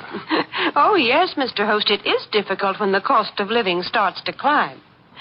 But then, so often, the things that really add up to good living are just simple, inexpensive pleasures. Like that piping hot cup of Lipton tea that many of us find waiting when we come down to breakfast each morning. As you read the morning paper and sip that cheery cup of Lipton's, the whole world seems brighter. It's simply wonderful the way that lively, spirited Lipton tea gets you off to a fresh start. For Lipton's brisk flavor gives you all the natural zest of tea at its best. Gives you extra delight, extra satisfaction. So remember this, folks. At breakfast time, dinner time, or any other time when you want a grand, refreshing drink, pour yourself a cup of Lipton tea. And now, let's get back to the rock-bound coast of Skeleton Bay and see how Carola entertains the grisly guest in her closet. I don't remember now how I got rid of that Detective Smith. I told him I'd never seen the man in the picture and sent him away. The day was interminable. From my window, I could see the guests moving about the beach, but none of them went in swimming. The weather was too rough. I wondered if Michael would be able to bring the boat over tonight. If not, how much longer could I sit guard over Mr. Field in the closet? Now and then, I'd see Detective Smith poking around on the beach. And then, without warning, he was standing over the very spot where Michael had stabbed Mr. Field. I watched him bend down and examine something. Was there a telltale drop of blood there? Did Smith know that was the murder spot? I saw him frown. Then he stood up, walked quickly away. I had to know what it was he'd seen there. I slipped on a coat, went out. Started toward the spot on the beach. Going somewhere, Miss Winter? Oh, it's you, Detective. Going anywhere in particular? No, I'm just going up to the hotel for dinner. It's almost dinner time, you know. Oh, fine. I'll walk up with you if you don't mind. Not at all. Hey, can I help you? I'll take your arm there. Thank you. The sand is so soft. Yes, it's still wet. We had high tide last night. Miss Winter. Yes? You a sound sleeper? What? Why do you ask? Well, I just thought maybe you might have heard something last night. Like a fight or something. Fight? Yes. I was just looking at the sand back there, down near your cabin. It's all messed up, stamped around. What's that got to do with me? Oh, nothing at all. Except I think there was a fight there last night. Maybe that's where Mr. Field was killed. You think Mr. Field was murdered? It's beginning to look more and more like it, Miss Winter.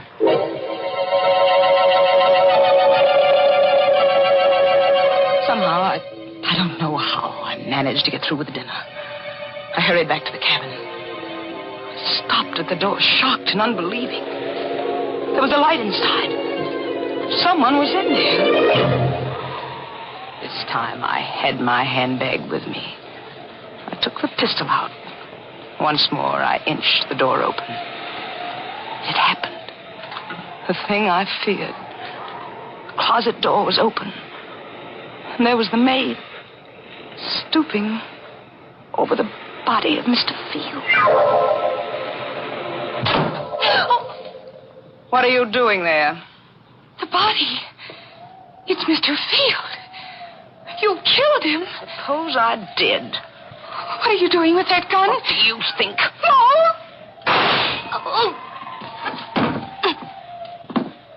The wind was high, and the weather was rough. Unfortunately, no one heard the shot. I pushed her body into the closet next to the body of Mr. Field and closed the door. Now I was a murderer, too.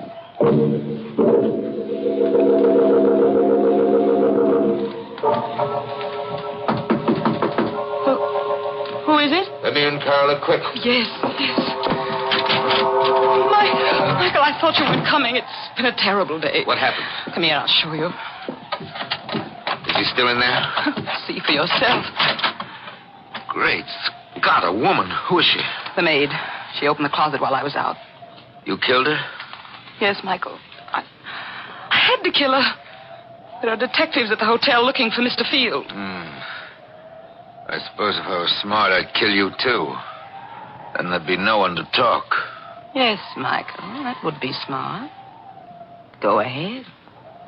Kill me, if you can. I knew he couldn't kill me because I'd seen it in his eyes.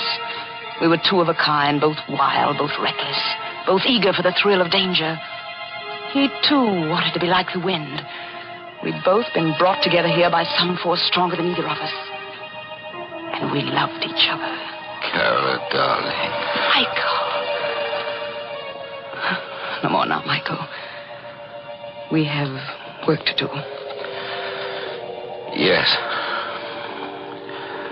I'll take them down to the boat. I'll help you.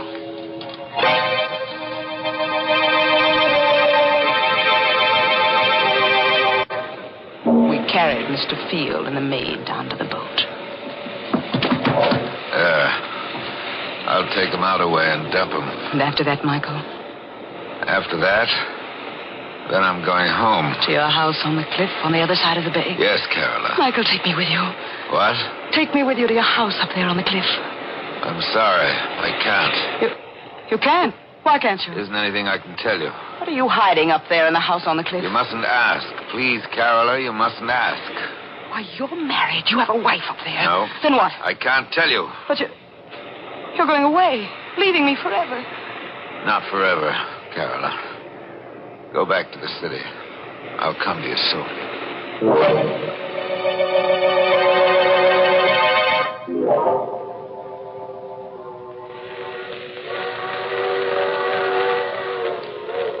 I returned to the city and waited. I waited a week, a month. But Michael Barrett did not come. I wrote to him, but there was no answer.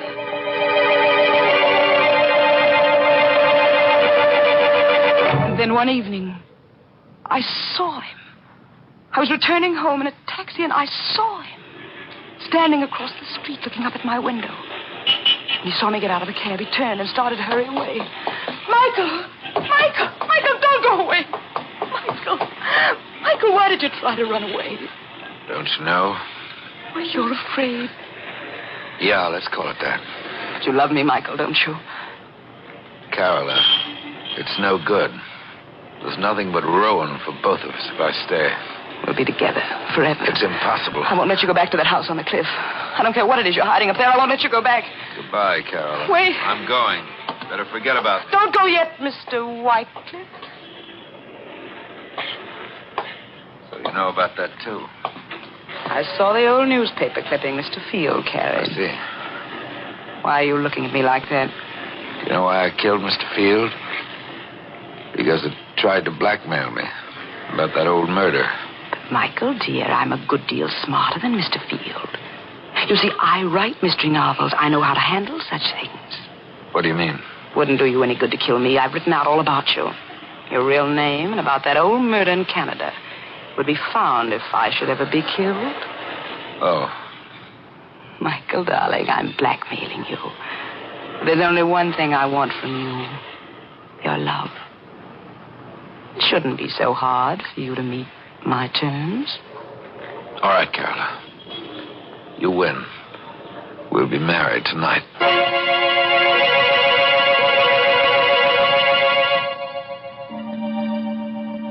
Soon after we were married, Michael began going out evenings. Once, sometimes twice a week. Staying out all night. He'd return late the next day.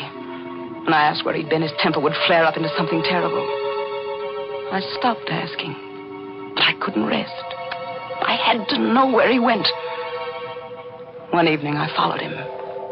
He boarded a train for Skeleton Bay.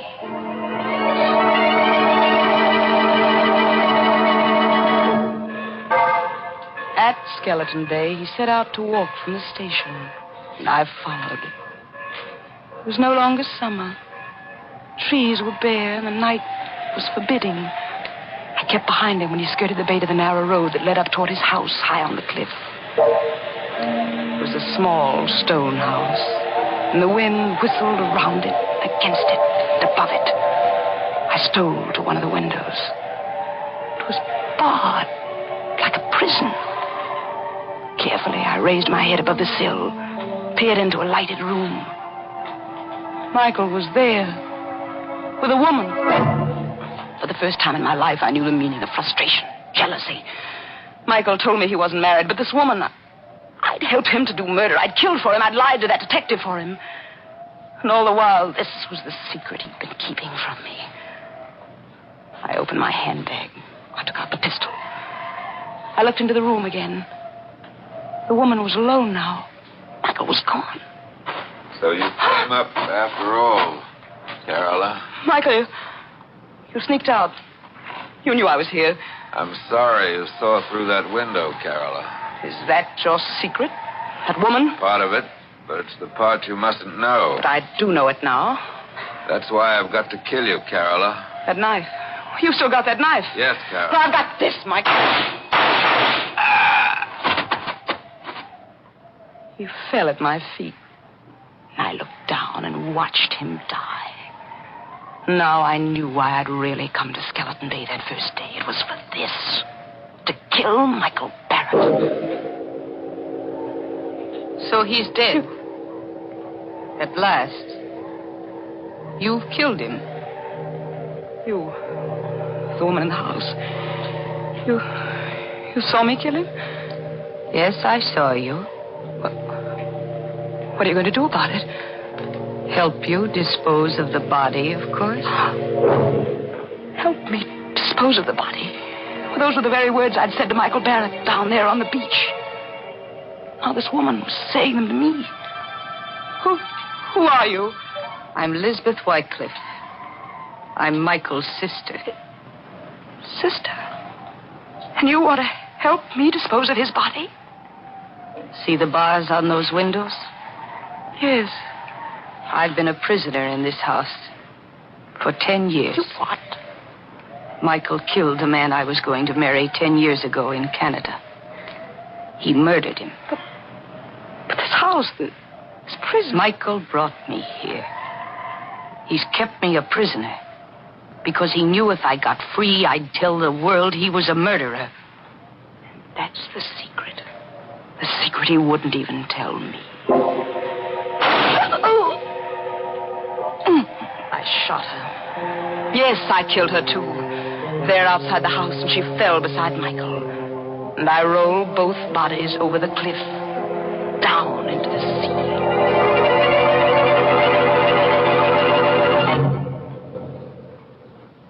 This is the end of my book. The best mystery novel I've ever written. I know that in writing it, I deliver myself into the hands of the law. But I can't stop. I can't help myself. So now, I'm finished.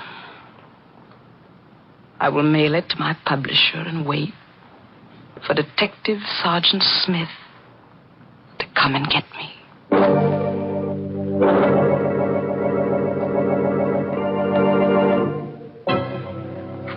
Well, it looks as if Carola's mystery novel will earn a lot of money after she's executed. Yes, but I'd say it's tainted money. Why tainted? Because she'll be dead, and a ghost can't own money. So taint hers. The trouble with Carola was that her conscience was too little and too late. It told her not to commit murder after she'd done it. Well, that's certainly too late, Mr. Host. Oh, yes, Mary, especially for her victims. And now, what's on your mind? Well, Mr. Host, right here, I'd like to say a word to our listeners on behalf of our veterans.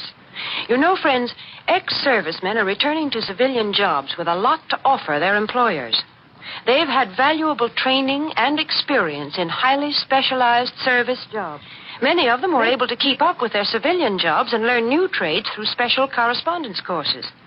And they're coming home fully equipped to do the same fine job as civilians that they did in the services. So let's give them every employment opportunity to put their increased skill to work.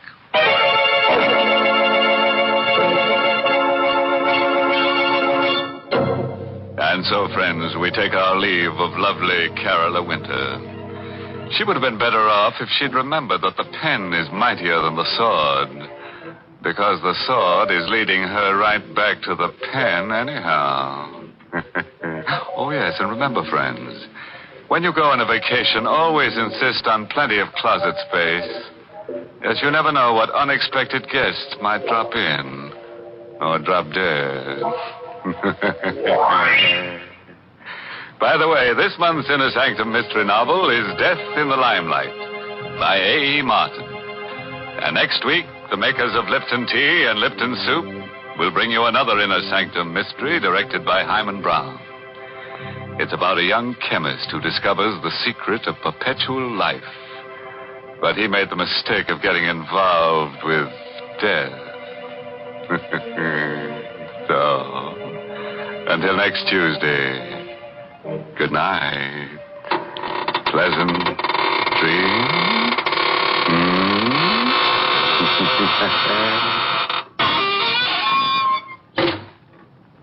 Here's a swell dish, folks, that's easy to make and mighty easy to take.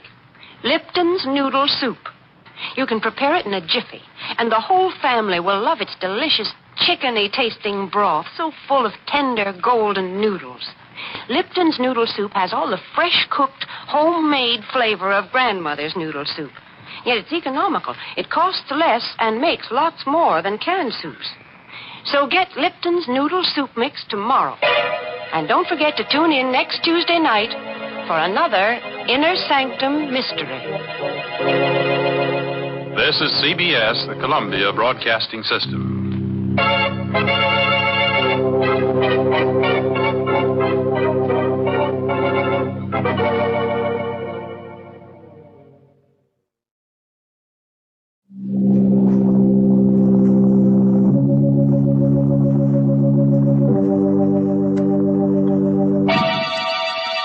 Lipton Tea and Lipton Soup present Inner Sanctum Mysteries.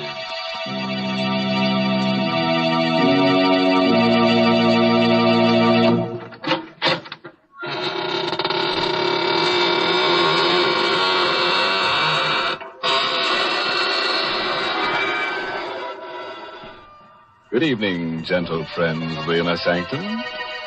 Welcome through the creaking door for another soothing half hour of sweetness and light. Oh, I've learned a new trick. Would one of you like to step up here and be sawed in half? What? No volunteer? Well, maybe you're right. The first part, the sawing in half, that's easy. But the second part, the putting together again, I'm still not very good at that. Mr. Host, how can you joke about such things? Are you trying to get our listeners in a mood for enjoying themselves? That's it, Mary. Well, jokes like that certainly won't put people in a good mood. Here's a much better way to do it. Just serve folks a piping hot cup of Lipton tea, and they'll be in a good mood in a minute. For Lipton's is the password to pleasure. It's tea at its delicious best, thanks to Lipton's brisk flavor. Brisk, you know, is the tea expert's own word for the fresh, lively, full-bodied flavor of Lipton tea. Unlike ordinary dull-tasting teas, Lipton's is never flat. It's always spirited and satisfying. Try it real soon and get the extra enjoyment of Lipton's wonderful brisk flavor.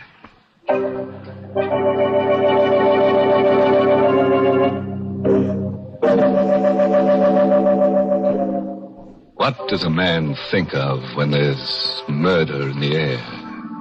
The close presence of death. Does it have matter and substance? Does it generate unseen light waves that touch a man's subconscious? Or unheard sound waves that speak to him when he sleeps?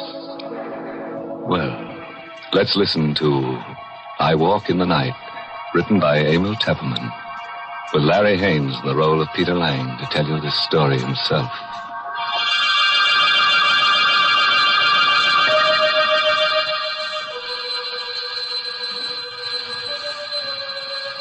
I don't know if it was the ringing of the doorbell that awoke me, dragged me back to consciousness out of a deep, heavy sleep.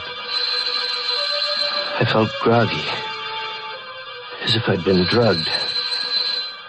My eyes were so heavy, so hard to keep open. That infernal ringing. I stumbled out into the hall. Myrna's room. My wife. There, opposite mine. I knew the door would be locked. We'd quarreled last night while the Judsons were visiting from the house next door. Myrna had made a scene. She went to her room and locked herself in. Pete! Pete, wake up in there! As I stumbled down the hall to the front door, I recognized Phil Judson's voice. Phil and Henrietta lived in the house next door, just across the lawn. Pete! Pete! All right, I'm coming. Just a minute. Can't get this open. There. Oh, thank heaven you woke up, Pete. I thought you'd never hear me. What's wrong, Phil? What's that poker for? Henrietta saw a prowler come out of this house. A prowler? What's the matter with you, Pete? You look groggy. Wake up. I don't know. I feel as if I'd been doped. What's this about prowler? Henrietta saw him climbing out of Myrna's window. She yelled to me, and I grabbed the poker and came running out. The poker? What's the matter with you? Didn't you hear me? A man was in Myrna's room just now. Great Scott. Myrna's alone in there. Come on. Myrna. Myrna, you all right? Open the door. She doesn't answer. Phil, are you sure the prowler came out of this room? Yes, they ran around the house and got away. Look, Pete, have you got a key to this door? No, it's bolted on the inside. We've got to break it down. Come on, put your shoulder to it. Once more now. Where's the light switch? Oh, here, I've got it. Better not come in, Pete. No, let me in. I've got to see. Myrna. Take it easy, Pete. Oh, Myrna. Strangled to death. Oh, Myrna. Look at the black and blue marks on her throat. This chain on her neck, it's broken. It was her locket. The one I gave her last Christmas. Killer must have taken it with him. And see here, her fingernails, there's bits of skin under them. She must have struggled and scratched the killer's face or hands. Why, Phil? Why should anyone want to kill her?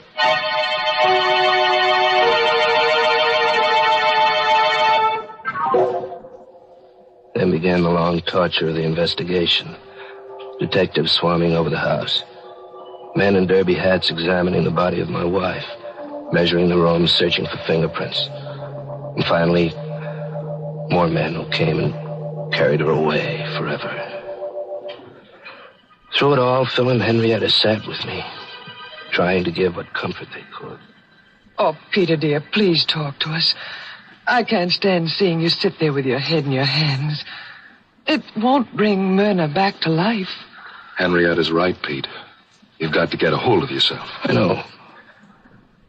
know, but I can't stop thinking about it. Those marks on her throat, the torn chain, the locket gone. Look here, Pete, there's something we have to talk about. Now, get that dazed look off your face and listen to me for a minute. Yes, Phil. There's a police inspector in Myrna's room right now. O'Brien is his name. He'll be coming in soon to question you. Now, you'd better not tell him about the quarrel you had with Myrna last night. I don't get you. It would look bad for you. For me? Oh, what do you mean? Phil, you don't think that I... Suddenly I caught my breath. My right hand in my bathrobe pocket had touched something cold. Phil and Henrietta both stared at me. Peter, what's wrong? Phil, look what I found in my pocket. What is it? Look. A locket? It's Myrna's locket. The one that was torn from her throat. Phil, how could this get in my pocket? Here, give me that, quick. But, Phil... Give it to me. Yes, it's Myrna's locket, all right. You recognize it, Henrietta? Yes. What are you going to do with it, Phil? Get rid of it, quick. Out this open window. Well, if the police find it out there, they'll think the killer dropped it. But, Phil, it was in my pocket. What are you looking at, Phil? Your hand, Pete. What? Your left hand. I looked down at my left hand. There on my wrist were 3 long gashes where the skin had been scraped, as if by the fingernails of a woman fighting for her life. Phil, do you think I could have killed her? Nonsense. I don't believe it. You could never do a thing like that, Pete. Couldn't I? How can you be sure? How can I be sure? Peter, please, don't talk like that. You're making yourself out some terrible monster, but you aren't. Phil and I know you can't be like that. I don't know. Maybe I got up in my sleep and killed Myrna without ever knowing it consciously. After all, I did have that quarrel with her last night. Cut it, Pete. Here comes O'Brien, the detective. I hope I'm not intruding. Oh, no. It's all right, Inspector. Come in, O'Brien. Mr. Lang is very upset. The shot. Yes, I understand. Believe me, Mr. Lang, you have my deepest sympathy. I wouldn't bother you at all at a time like this, but there's... Inspector O'Brien was a pink-cheeked, cherub-faced, chubby little man. But his eyes were cold and blue and restless. They kept jumping from Phil to Henrietta to me as he fired his questions at us. Mr. Lang, one more thing. I understand you had a small party here last night? Oh, no, it wasn't a party. Just Phil and Henrietta and Ted Hale. Ted Hale? Yes, Myrna's cousin. Oh, I see. This Ted Hale, a cousin of your wife's, you say? Pardon me, Inspector. Yes, Mr. Johnson? Peter's too easygoing and good-natured to tell you about Ted Hale, but as Peter's attorney, it's my duty to give you certain information. Oh, go ahead. Myrna, Mrs. Lang, owned considerable property in her own right. Recently, I drew a will at her request. In it, she leaves a sizable sum to Ted Hale. Oh, I just thought of something. What is it, Henrietta? Well, Peter was so groggy when he woke up. That's right. He looked as if he'd been drugged. Well, don't you remember last night? Ted Hale went in the kitchen to mix the last round of drinks. Oh, Henrietta, that's ridiculous. On the contrary, it's quite important. Now, tell me, this Ted Hale, what does he do for a living? Why, he works for me in my brokerage office. Uh-huh. To please Myrna, I gave him a job as my confidential secretary. I suppose you tell me where Mr. Ted Hale lives. I think I'll have a talk with him.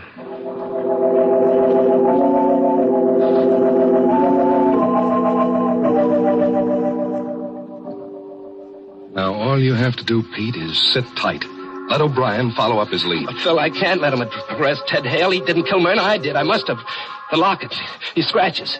It's not fair to Ted. As your attorney, I won't let you strap yourself in the electric chair. You go back to your room and get some sleep. Henrietta, do you mind going back to our house by yourself? Of course not. I'm going to sleep right here in the living room on this couch, in case Peter needs me tonight.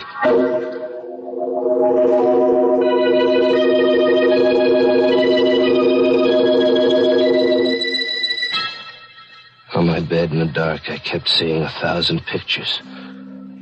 Myrna, her face mottled with strangulation. Phil, always so sure of himself. Henrietta, worried and frightened. And O'Brien, his face grim and his blue eyes cold, going off to question Ted Hale.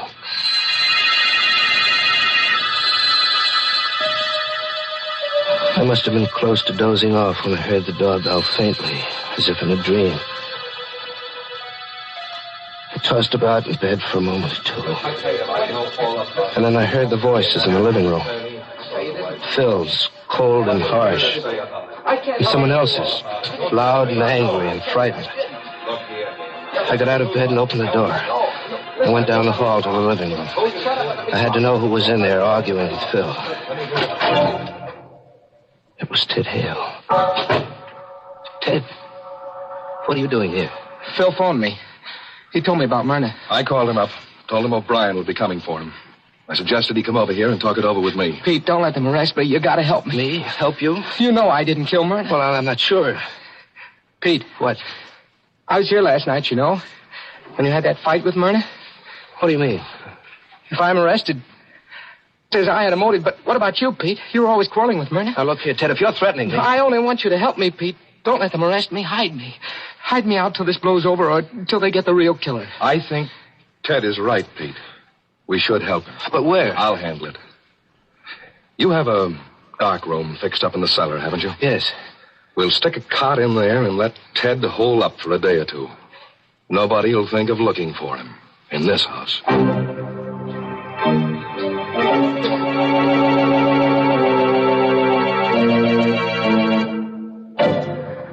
Poor Peter. Seems to be in a daze half the time. Yes, his trouble is that when he's awake, he's half asleep, and when he's asleep, he's half awake. It's no wonder he can't sleep well. He seems to be such an honest person, he can't lie easy. You know, it's too bad he doesn't go over and stay at Phil's house, Mr. Host. Phil and Henrietta seem the kind of people who do everything to make him comfortable. Well, I just hope they know something about hospitality, Mary. Oh, I'm sure they do. Why, everybody knows that the proper way to treat guests is to serve them something delicious. For example, when guests drop in at my house, the first thing I do is put on the tea kettle. And almost before they have their wraps off, I have my best tea service out, and I'm serving them some of my fragrant, fresh-made cake and a cup of heartwarming Lipton tea. For no matter what time of day or night guests arrive, there's nothing like wonderful Lipton tea to make them relax and feel at home. Yes, Lipton's brisk flavor is so lively and full-bodied and satisfying, it just naturally hits the spot with everybody. In fact, I always say, whenever you want to serve your friends or your family a grand, refreshing drink, make it tea. And make it tea at its delicious best. Lipton tea.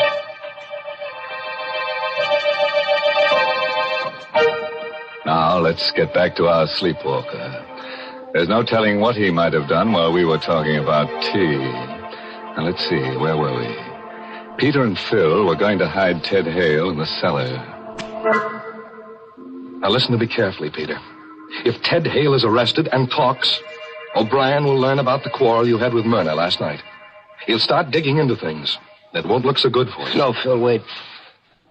I know you're trying to help me, but if I did it... If I did kill Myrna, then there's no use trying to protect me. It isn't right. I'm a dangerous man. Fiddlesticks. But you can't brush it off like that. Do you know what it means to lie awake in the night, wondering whether you've killed your own wife? Wondering whom I'll kill next? Cut that out. We've got business to attend to. Now, here's my plan. We'll let Ted stay here tomorrow. And then tomorrow night, I'll smuggle him out of the country. Get him passage on a freighter to South America, maybe. You think he'll go? Sure, he'll go. He's scared stiff. But we'll need money. Lots of money. Now, how much have you got in the safe at the office? Oh, about $10,000 in cash, but there's a batch of negotiable bonds. They'll do. I'll go down to the office the first thing in the morning and get them out of the safe. You had the combination? Yes, you gave it to me when you gave me your power of attorney, remember? Oh, yes. Now, don't you worry about a thing. Oh, here. Take this powder. It's just one of the bromides that Henrietta uses. It'll help you get to sleep. By tomorrow morning, everything will be fixed up. Fine.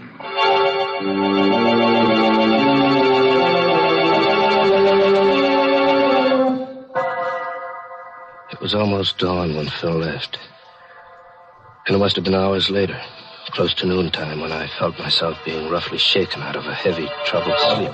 Pete, wake up. What? Hey, wake up. Come on, snap out of it. Oh. Phil. Gosh, I feel groggy. What was in that powder you gave me? Never mind the powder. Get your eyes open. Got something to tell you. Phil, what's wrong? What happened? Listen to me carefully, Pete. I went down to the office before business hours this morning and opened the safe to get the money out. Yes? The safe is empty. Empty? The securities are gone. Well, it can't be. Who else had the combination besides you and me? Only Ted Hale. Oh? Do you think that... I'll bet you $1 to a donut he's gone. Come on, let's check.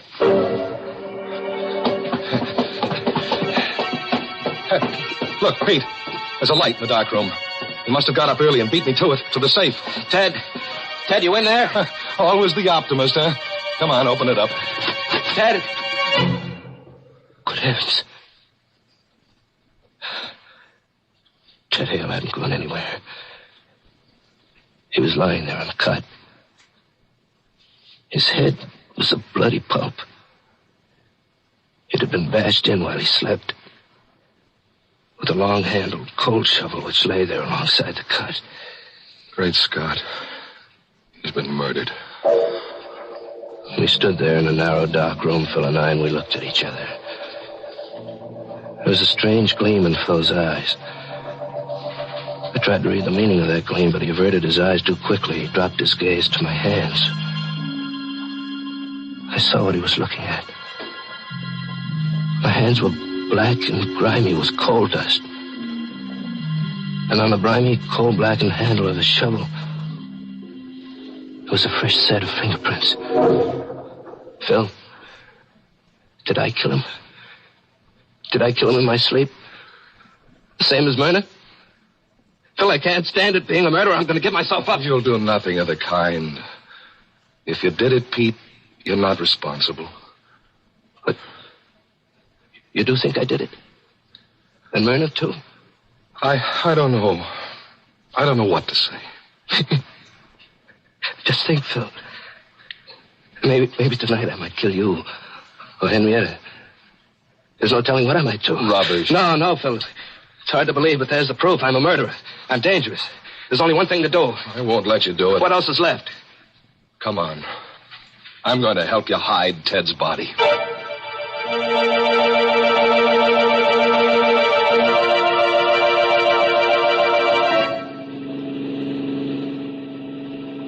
How much further, Phil? Oh, there it is. There's the bridge up ahead.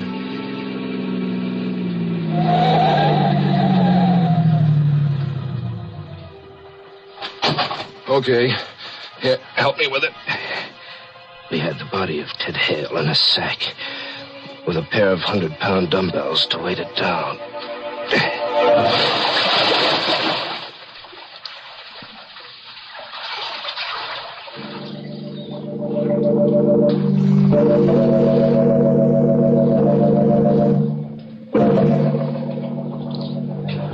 Myrna's funeral took place the next morning, and I had to endure the condolences of friends and business associates.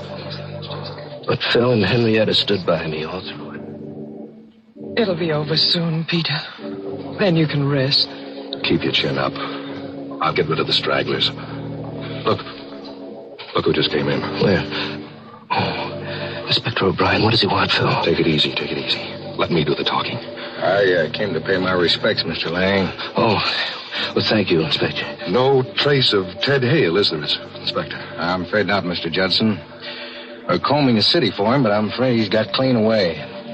You see, It was marvelous to see how calmly Phil could talk to O'Brien about Ted Hale, knowing all the time just where the body was, under that bridge. I glanced at Henrietta. She was watching Phil, too. Know what I think, Mr. Judson? I think Ted Hale will never be caught. I have a very funny feeling that he's dead.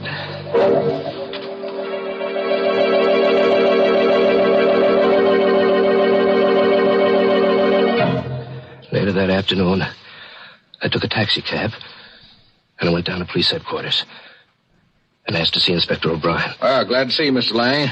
You're looking a little better this afternoon. I feel better, Inspector. I feel better because I've come to an important decision. Oh, yeah?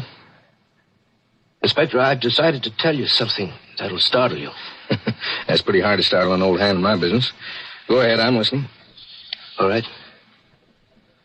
Inspector, Ted Hale didn't kill Myrna. I killed her. That is, I think I killed her. You think you killed her, don't you know? It sounds crazy, doesn't it? But I assure you I'm perfectly safe. Just a second now. You either killed her or you didn't kill her. If you kill somebody, you know it. No, not in this case, Inspector. You see, I think I did it in my sleep. Both times. Myrna and Ted Hale, too. Hold on now. I'll get someone to take notes. I suppose you start from the beginning. I told him the whole story. How Phil had awakened me. And we found Myrna strangled. The groggy, drugged feeling I'd had. How Ted Hale had tried to blackmail me.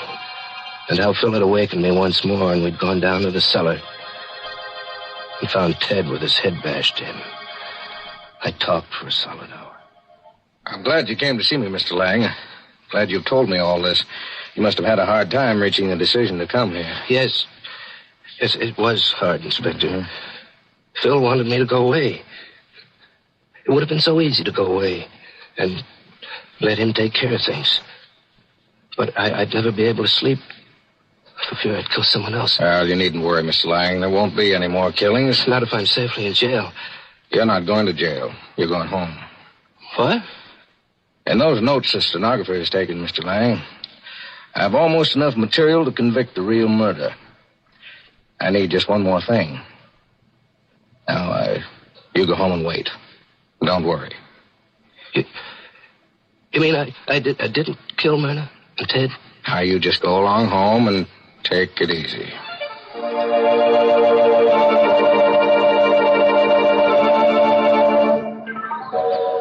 I'm back at home now. It's 2 hours since I left O'Brien's office, and I've taken the time to write down this full account, just as I gave it to the stenographer. As I write now, I can look across the lawn to Phil Judson's house. 5 minutes ago, I saw Inspector O'Brien and 2 detectives go in there. The front door is opening now. I can see them coming out. O'Brien first, then the 2 detectives, with Phil between them. They've got handcuffs on Phil. And here comes Henrietta.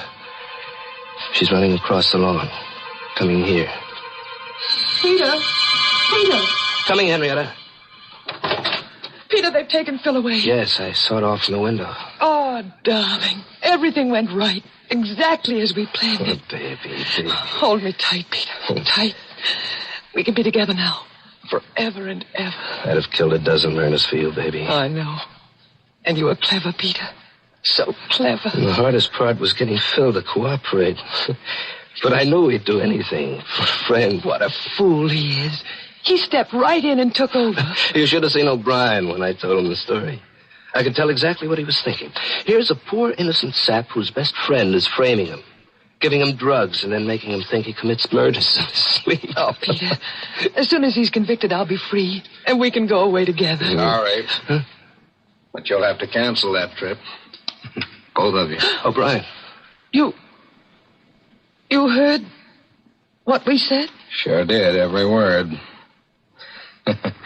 Remember at my office, Mr. Lang, when I told you I only needed one more thing to clinch the case against the murderer?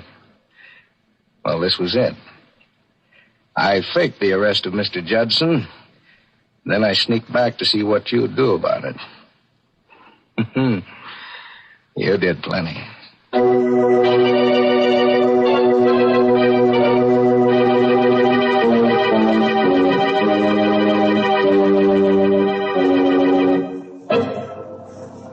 Well, Pete certainly ruined a perfect crime by talking too much, which all goes to show that it's not wise to kill and tell. Mercy. People do go out of their way to get themselves into trouble, don't they, Mr. Host? I'm really surprised at Henrietta, though. For being a partner in crime, Mary. No, for not being a partner to her husband. Most women, take great pride in looking out for their husband's happiness. Mm-hmm. You mean like mending the bullet holes in their shirts? Oh, Mr. Host, there are lots of better ways than that to keep a husband happy. For example, when your husband comes home from work, give him the refreshment of a brimming cup of piping hot Lipton tea. Lipton tea makes a wonderfully pleasing drink at mealtime or any time, because Lipton's is such a grand tea, so deliciously different, more flavorful and full-bodied. If you've been forgetting to get it, why not jot down Lipton's on tomorrow's grocery list now? Remember, Lipton tea always meets with favor, because Lipton tea gives you brisk flavor.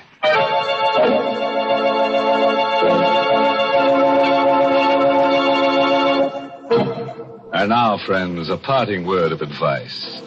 If you ever wake up and think that you've murdered someone in your sleep, don't go to the police. Now, just take another powder, brother, and go back to sleep. Oh, by the way, this month's Inner Sanctum mystery novel is The Innocent Mrs. Duff by Elizabeth Sanksey Holding. And next week, the makers of Lipton Tea and Lipton Soup will bring you another Inner Sanctum mystery directed by Hyman Brown and called Accident. Does the wind whistling in your ears frighten you, folks? Oh, now don't be scared.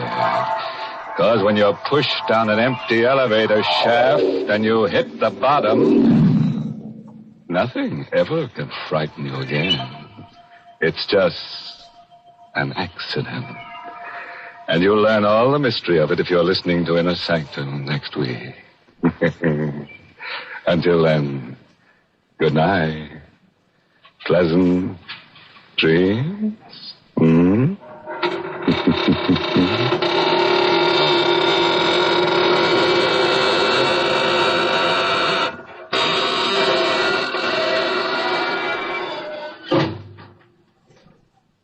For a wonderful soup, be sure to try Lipton's Noodle Soup. Lipton's is the extra delicious noodle soup that folks rave about on account of all those tender golden egg noodles and that honest-to-goodness chickeny flavor. Tastes like homemade soup that you'd spend hours in making, yet Lipton's is ready in a jiffy. Lipton's noodle soup mix costs less and makes lots more than ordinary canned soups. So get some Lipton's Noodle Soup tomorrow. And tune in next week for another Inner Sanctum mystery. This is CBS, the Columbia Broadcasting System.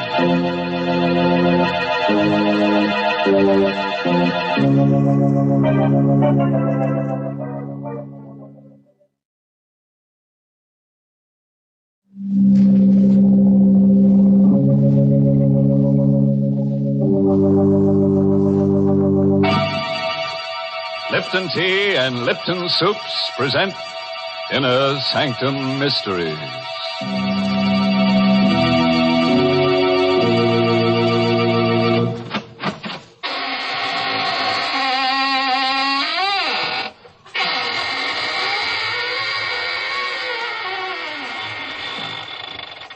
Good evening, friends of the Inner Sanctum. This is your host opening the squeaking door for another session of the AGGMS, the Association of Ghouls, Ghosts, and Midnight Spirits. Oh, may I see your membership card as you enter, please? What, Oh, no, it's not a printed card. All you have to do is show me your wrist. If there's any blood pulsing in your arteries, then you don't belong here tonight. Better come back and try some other time. After you've passed your mortuary test. Well, Mr. Host, I'm afraid I don't qualify as a member of your AGGMS, Association of Ghouls, or whatever it is. But I am a charter member of the ILLB Society. The ILLB? What's that, Mary? It's a new one on me. Why, those initials stand for I Like Lipton's Best. To join this club, all you have to do is see that the tea in your teapot is always Lipton's. The club password isn't a word at all. It's that familiar sound of appreciation, For really, Lipton tea is delicious, as zestful and spirited as can be. And the reason? Very simple. It's Lipton's brisk flavor. Brisk, you know, is the tea expert's own word for the lively, full-bodied flavor of Lipton tea. That brisk flavor has made a lot of friends, for more folks buy and enjoy Lipton's than any other tea in the world. So try a cup of Lipton tea yourself. I know you'll say, as so many others do, I like Lipton's best.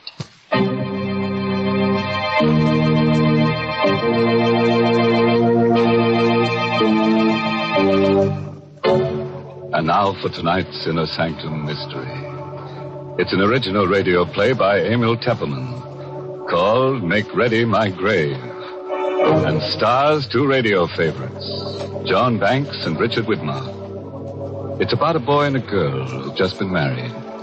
A piece of colored string, an open grave, and a hangman's noose.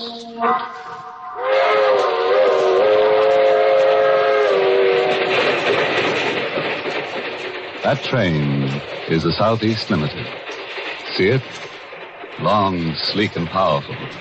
Clicking off the miles and the humming rails. A masterpiece of 20th century mechanical perfection. Nothing about it to suggest lurking hate or fear or superstition or death. But let's take a look into compartment A, car 17. John and Betty Loomis, just married, are going for their honeymoon to John's ancestral estate. John, I'm so happy. How soon do we get to Loomisville? In about an hour, Betty. Just think, I married into one of the oldest families in the state. I hope you'll be very happy, darling. Oh, I will. You do love me, don't you, John? Of course I do, baby. I'll always love you. Always. No matter what happens. What do you mean, no matter what happens? What could happen? John, something's bothering you. No, it's nothing at all. You're hiding something. There's something you haven't told me. It's nothing, Betty. It's nothing to worry about. You don't want to tell me? No, not now. Maybe later. Why are you playing with that piece of yellow string? What? You've been playing with it ever since we came onto the train. Gosh, I never noticed. I watched you. You've been tying a knot in it. A knot? Good Lord. I must have tied it without knowing what I was doing. You've tied it into a noose. A hangman's noose. I don't know how I came to make it or where I picked it up. Well, it's only a piece of string. Yes, it's only a piece of string. Betty. What is it, John? Here, take this. A gun? Take it. But why? If I should ever try to strangle you, John. Please listen to me. If I should ever try to strangle you, promise me to use that gun on me. What are you talking about? Loomisville, next stop. No, Next stop, Loomisville. This is where we get... John, what's this all about? That piece of yellow string and now this gun? Put it away, Betty, and remember what I said. Don't ever forget it.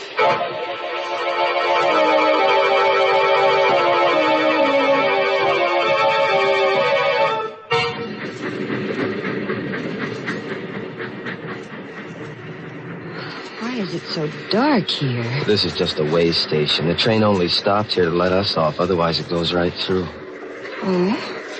I thought Loomisville was a big town. Well, it used to be 100 years ago, but now there's only the Loomis estate. Are we far from the estate? About 2 miles. Old Herman Galt should be here to pick us up in the station wagon. Herman Galt? Mm-hmm. He's the handyman. There's been a Galt working for the Loomis family for the last 150 years. John, I don't like it here. Dark, and that wind. What the devil can Galt be? I wrote them what train we were taking. I'm ready, what? Mr. John. Oh, Galt, you frightened my wife. I'm sorry, ma'am, if I scared you. Oh, that's all right. It was just the way you spoke so suddenly out of the darkness. If you'll follow me, I've got the station wagon back here. John, he doesn't like me. Galt? No, that's just his way. He's very devoted to the family. Wait till you get to know him. I don't think I care to.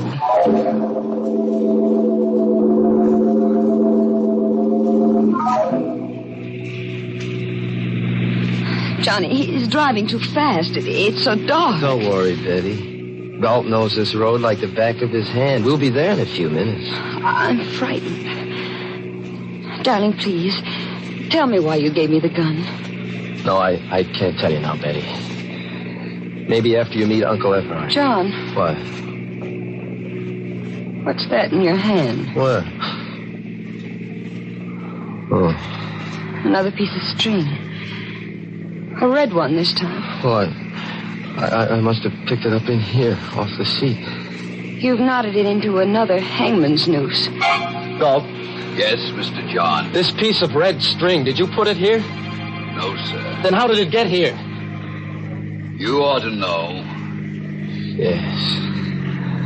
Yes, I ought to know. Galt, why are you stopping here? We're home, ma'am. This is the entrance to the Loomis estate. I've got to get out and open the gate. I'll be right back. Betty, I've got to get out, too. I've got to see for myself. See what, John? You stay here, Betty. But, stay right where you are. Wait a minute, I'm coming Go back, too. Betty, get back in the car. Mr. John is right, ma'am. You shouldn't go with him. Take care of her, Galt. I won't be long. Galt, where's he going? That is the Loomis family cemetery. Cemetery? What does he want to see in there in the middle of the night? He'll tell you himself, ma'am. In due time. No, I'm going to find out right now. Better not, ma'am. Better come John! back. John, wait for me. Betty, I told you to stay I'm in that going car. with you. I want to know what there is in that cemetery. Get back in that car. I'm your wife now. I have a right to know what this is all about. I'm going with you. All right, if that's the way you feel about it. But hold on to that gun I gave you. Keep it in your hand all the time. John, why? You'll Why? find out soon enough. This is the gate of the family cemetery. All the Loomises and their wives are buried here. It's so shadowy. White tombstones look like ghosts. Hold my hand, John. No. Just hold on to that gun. John, whose grave is this with the high tombstone? My great-grandfather's, Stuart Loomis. He founded the Loomis estate. This is my grandfather's grave. His wife. Here's my father. My mother. And that's all. That should be all. What do you mean? Come over here. This is what I came to see. This is what I've been afraid of. John, it's an open grave. Freshly dug. Yes, Betty. It was just dug tonight. But who is it for? Betty, darling. I'm afraid it's for you.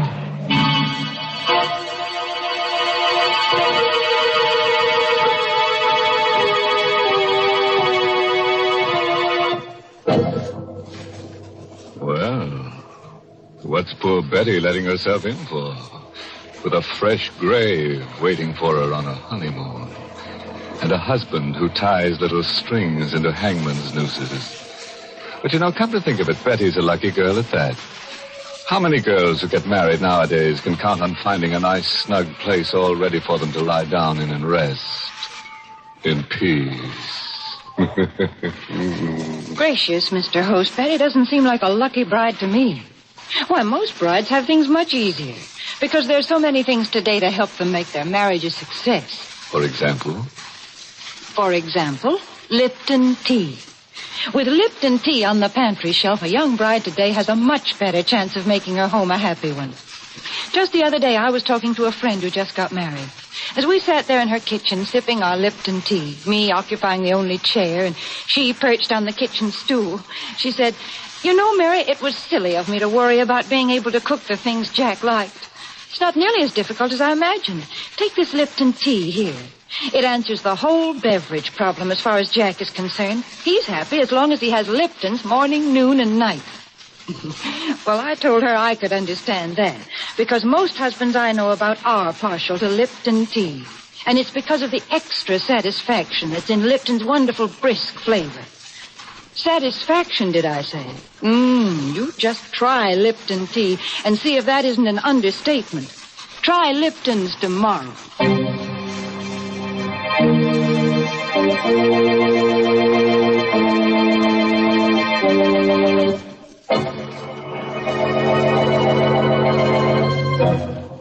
And now let's hurry back to our date in the graveyard. Remember? With poor Betty, whose husband has just told her he's afraid the freshly dug grave is for her. John, what do you mean? Who dug this grave for me? Who? If I told you, you'd think I was crazy. No, you've got to tell me. If I'm in danger, I have a right to know.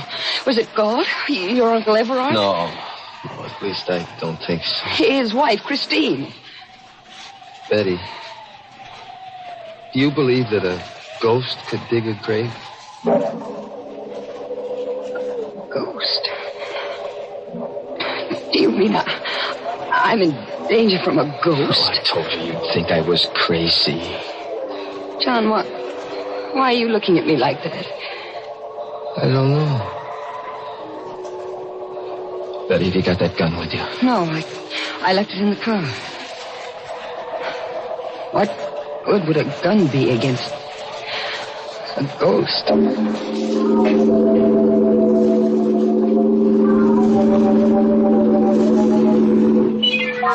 There's the station wagon still waiting at the gate, but I don't see Galt. Maybe he went up to the house. Galt, where are you? Hello there, John.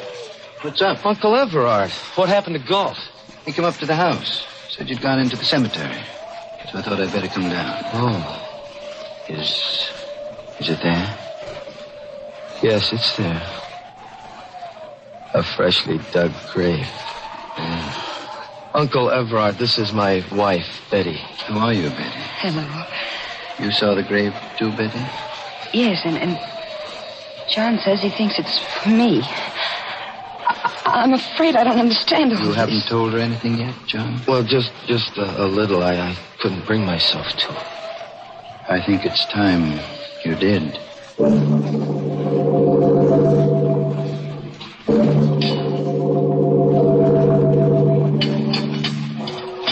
More tea, Betty?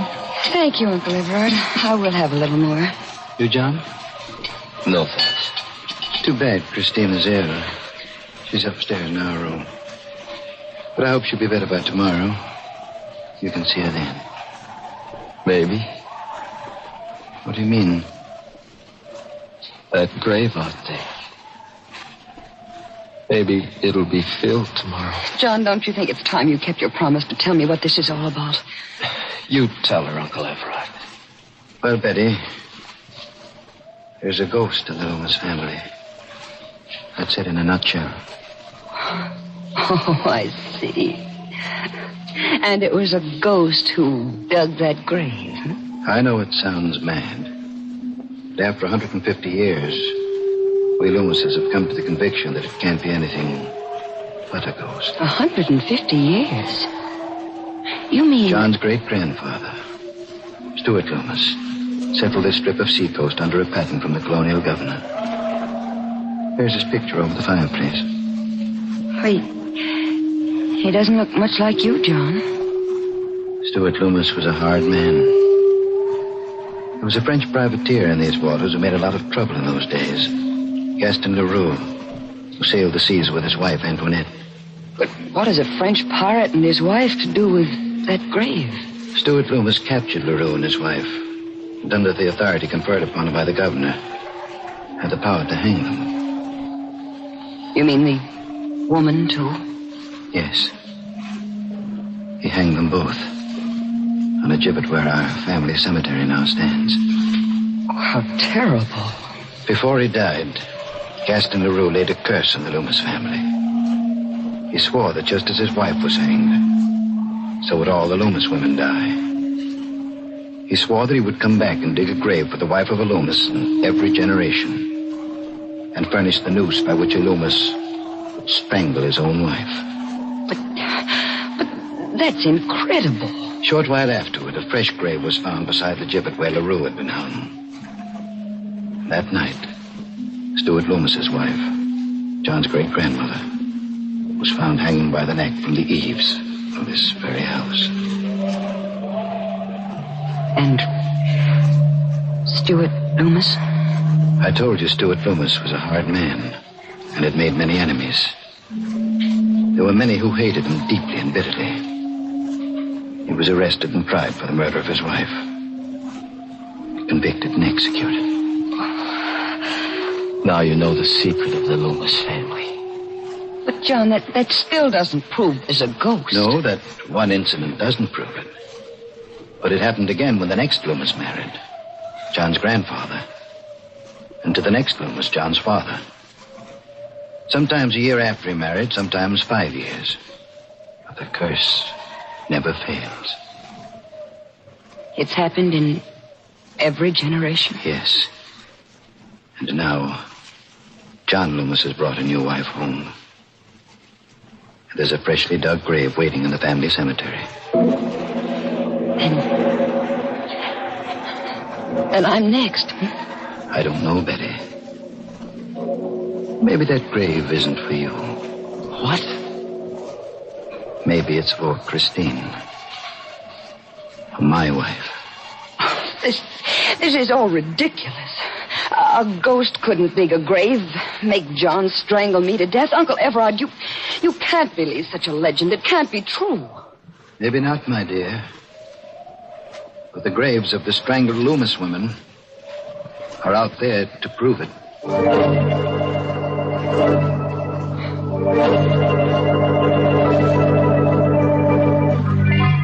Well, this is your room, Betty. I'll have God call you at 8 tomorrow morning. Good night. Good night, Uncle Everard. Good night, John. Good night, Uncle Everard. This is such a big room. It's so gloomy. The whole house is like that. It lies gloomy and sullen under the Loomis curse. Oh, Betty, I love you so much. We'll beat the curse together. Let me go, darling. I want to change my clothes and wash. All right. There's the bathroom over there. I'll only be a minute. All right, darling. Oh, it's a lovely bath. Betty, what is... John, quick. What? Look. Hanging from the shower bar. What? A hangman's noose. It's a real one this time. Of rope. Ready to hang someone. Who put it there?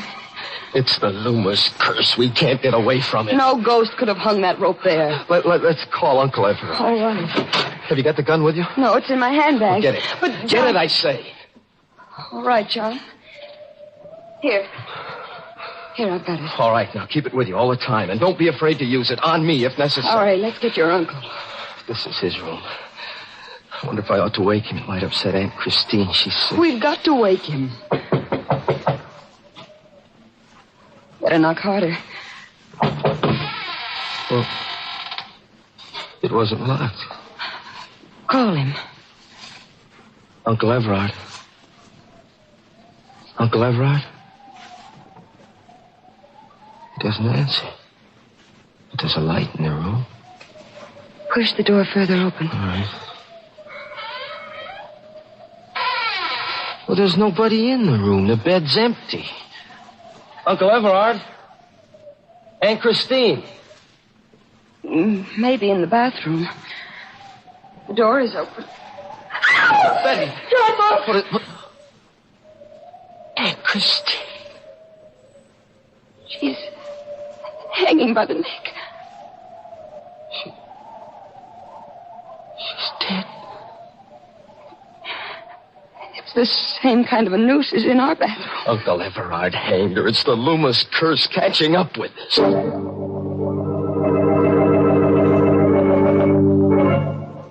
Well, Galt, any trace of Uncle Everard? I searched the whole house, basement to attic, not a sign of him. He must have gone out. Come along. But it's raining. We've got to find him, Betty. Come on.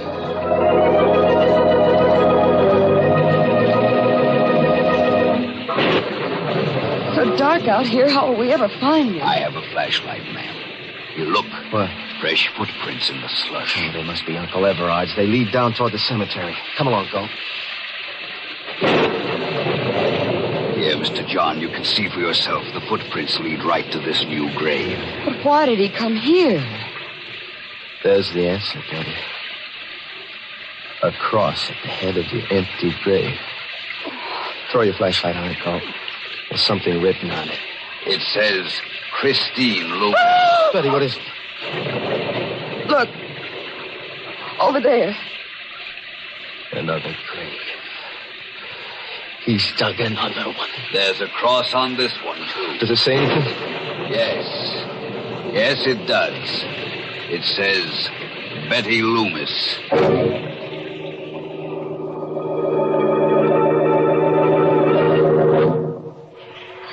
John, sit close to me. That portrait of Stuart Loomis over the fireplace looks so real. It frightens me. Now, remember, Betty, whatever happens, hold on to that gun, and don't be afraid to use it tonight. Where is Galt? He ought to be here soon. He went to look for some weapons. Here I am, Mr. John. Galt, you always frighten me coming in so quietly. I'm sorry, ma'am. Here, Mr. John. These ought to be pretty good weapons. size. Yes, I had them sharpened only the other day. They could slice a man's head off in one stroke. Take one, Mr. John. Thanks. But I'd hate to use it on Uncle Everard. If he shows up tonight, you'd better use it. Maybe he's come back into the house through the back way. I'll go through the house again if you'd like. This time I'll start with the attic. Be careful, Galt. I will, Mr. John. John, I don't like him. Galt? And I don't think he likes me either. Oh, is that true? Darling, what's that? Must be Galt in the attic. Help, Mr. John! Help! He must have met Uncle Everard hiding up there. Stay right here, Betty, and hold on to that gun. John, be careful. Don't worry, just take care of John, yourself. come back. I'm frightened. I'm afraid to be alone.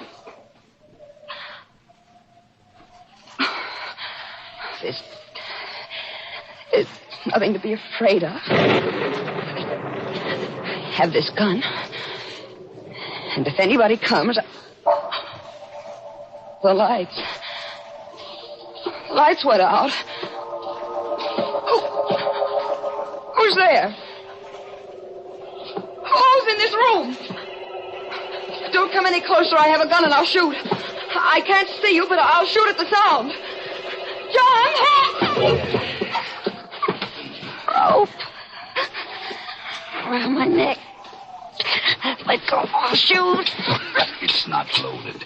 I took the bullets out when you left it in the car. Galt.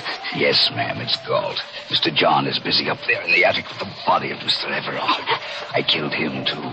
And when Mr. John comes downstairs, he'll find you. And I'll cut him down in the dark with my scythe. Why? There were others besides the pirate LaRue who hated Stuart Loomis. Like my own great-grandfather, he was in the service of Stuart Loomis, and he hated him. When LaRue laid the curse on the Loomises, my great-grandfather decided to make it come true. It was he who strangled the wife of Stuart Loomis.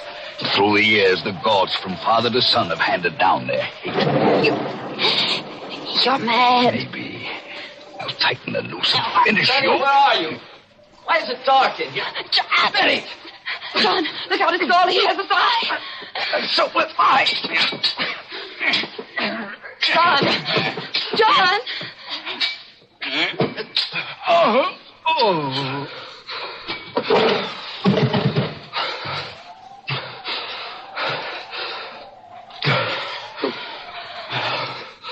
Who is it? Oh,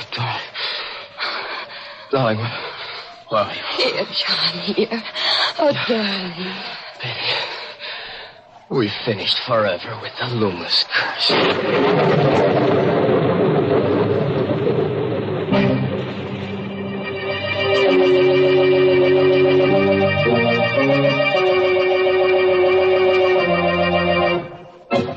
Well, that was a pretty rough honeymoon for Betty. But, you know, there's a lesson in her story for forgetful wives. Yes, if you keep tying little colored strings to your fingers to remind you of things and you still can't remember them, why not try a rope neatly tied around your neck? It's sure to help you forget. Oh, dear, Mr. Host, there you go telling our listeners how to forget things when I've got something for them to remember. Oh, I didn't realize that, Mary. What is it you want them to remember? It's Lipton tea, folks. And you don't need any string tied on your finger or any such reminder. To make sure you get it when you visit your grocer's tomorrow, just remember that Lipton's is the tea with the wonderful brisk flavor. The fine quality tea that gives you all the goodness nature meant tea to have. I wish you'd try a cup of Lipton's soon, because it's so delicious. Just ask your grocer for Lipton's. Remember, Lipton's is the tea with brisk flavor.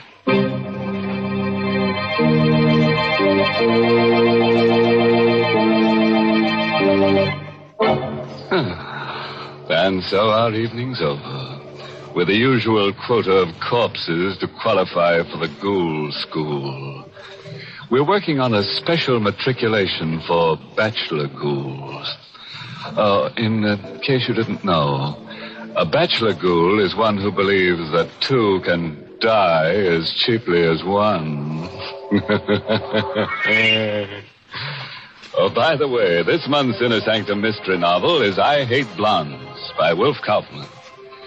And next week, the makers of Lipton Tea and Lipton Soups will bring you another Inner Sanctum story directed by Hyman Brown and called Dead Man's Turn. It's a little night course in murder, that's all. As you have your choice of majoring in choking, shooting, drowning. But why don't you just listen in to Inner Sanctum next week and you'll get all the inside told. Oh, yes, next week part of the country goes on daylight saving time. If your area remains on standard time, tune in to Inner Sanctum 1 hour earlier. Until then, good night. Pleasant dreams.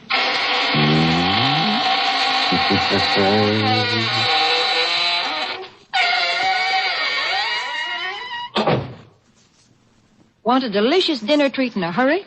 Then Lipton's Noodle Soup Mix is the thing for you. In just a few quick minutes, you have a grand-tasting chickeny soup ready to serve. Lipton's Noodle Soup is full of tender, golden noodles and seasoned to perfection. And it's economical, too. Costs less and makes lots more than ordinary canned soups. Just ask your grocer for Lipton's Noodle Soup Mix. Your family will love it. And don't forget to tune in next week for another Inner Sanctum Mystery. This is CBS, the Columbia Broadcasting System.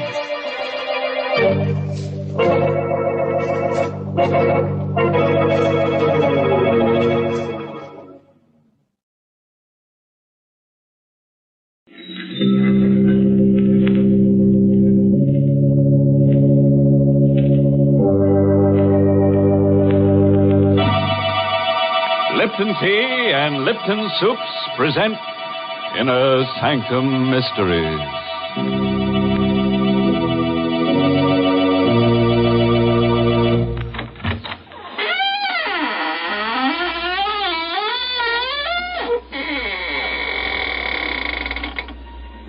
Good evening, friends of the Inner Sanctum. This is your host, waiting to act as your guide through the squeaking door on a specially prepared travelogue. First, we'll take a little jaunt with jeopardy along the path of peril, where we'll prowl with panic until we take the left turn into Horror Highway, and thence via Terror Turnpike straight into the road to ruin. I don't think I like your itinerary, Mr. Host. If you don't mind, I'd much rather take a shortcut to the Highway of Happiness via the kitchen. And pray tell us, by what signpost shall we recognize your blithesome Highway of Happiness, Mary? Well, you'll just know you're headed for pleasure when you take your first taste of swell Lipton tea. Because, what a world of contentment there is in every cupful. What flavor, what wide-awake flavor. No wonder the tea experts say there's only one word to describe Lipton's, and that's brisk. No wonder more folks enjoy Lipton's than any other brand of tea in the world. It's because Lipton tea never tastes dull, flat, or dreary. It's always lively and cheery. Yes, Lipton's is the world's favorite tea, and it will be your favorite, too, once you taste that brisk Lipton flavor. So be sure you try Lipton tea.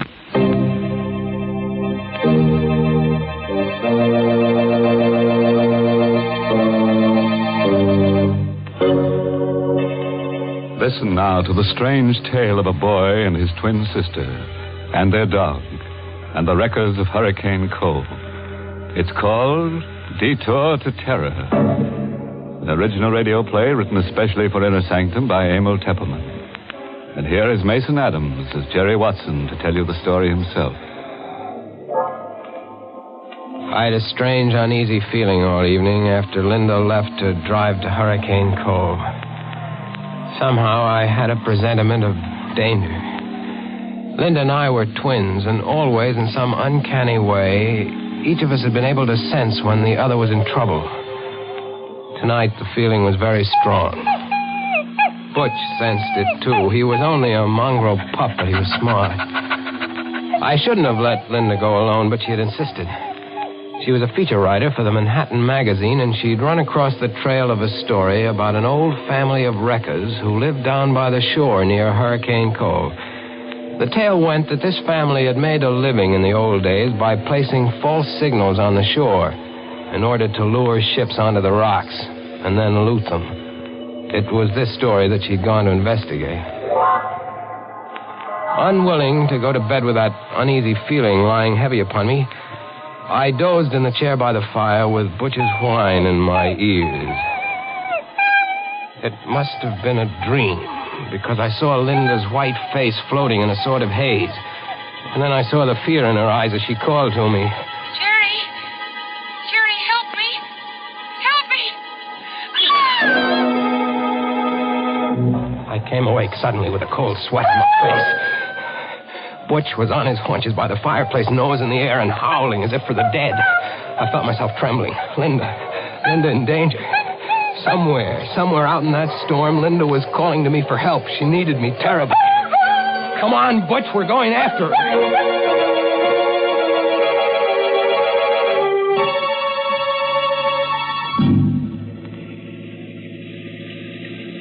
Within 20 minutes, I was speeding through the storm out along Highway 9.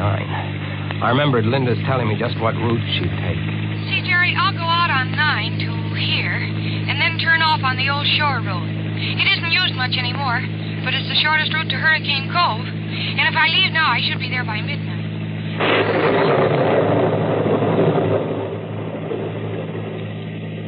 The mist lay heavy on the old shore road, and the rain drove against the windshield, and the swirling fog played strange tricks with my eyes. But I knew I was almost an hour behind Linda, and I had to make time. Now, don't worry, Butch. We'll catch up to her. We'll find her. If I could only go faster. This fog, I can't see 20 feet ahead of... Hey! It's a red lantern on the road. What? It's a detour sign. Bridge ahead, washed out. Detour. What'll I do, Butch? How do I know what Linda did? Did she drive straight ahead or did she take the detour? I've got to know. I can't sit here waiting. We'll take the detour, Butch, and pray it's the right choice.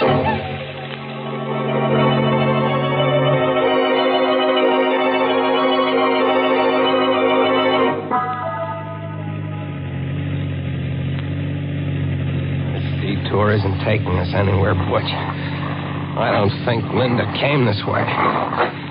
Maybe she didn't see the detour sign back there. Drove into the washed-out bridge.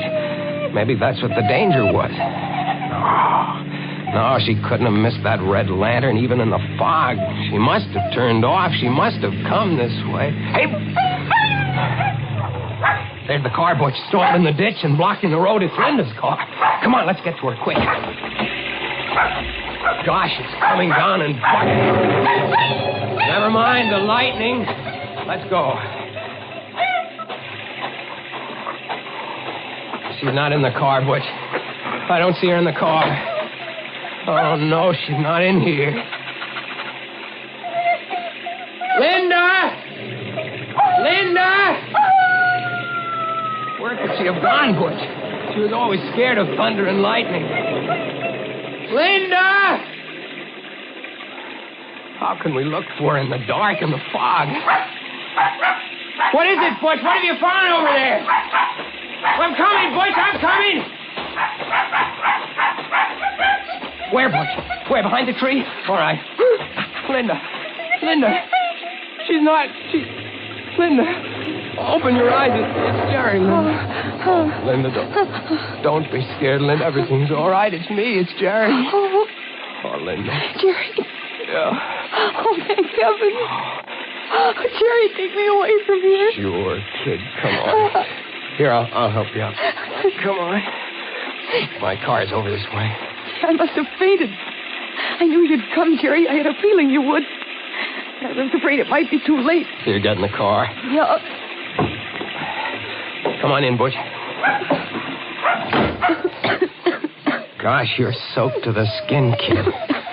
What happened here? Well, there was a man. He was hiding up there behind a tree. The headlights caught him when I got stalled in the ditch. How'd you come to land in the ditch? Well, there's a tree lying across the road. See, look over there. You can just see it in the headlights. Oh, yeah. Oh, I see. Gosh, it's a big one. Must have been struck by the lightning. That's what I thought at first. But when I got out to look at it, I saw that it wasn't struck by lightning. What? Jerry, that tree has been deliberately cut. Linda, are you sure? Sure I am. It's been cut by a saw. The minute I looked at it, I realized it wasn't any accident. Somebody meant to block this road. Great Scott. Well, I hurried back into the car, and I tried to turn around. I wanted to go back. You couldn't have turned around anyway. This road is too narrow. Yeah, well, I was too scared to realize that.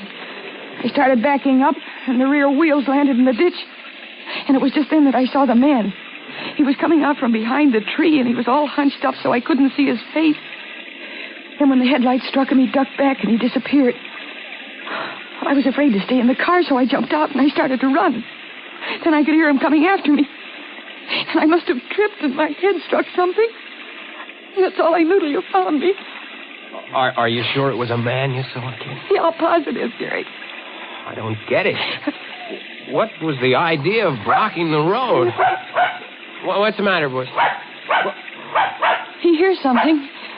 Look over there. Someone running through the woods carrying something. I'm going after him. Careful, Jerry.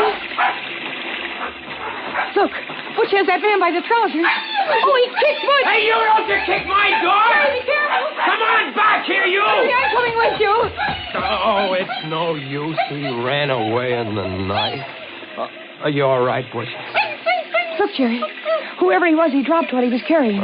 What is it? Looks like a big board of some kind. Here, I'll turn the flashlight on. Yeah. What's the sign? It has lettering on it. What's it say? What's that? Great Scott. What is it, Jerry? It says, bridge ahead, washed out. Detour.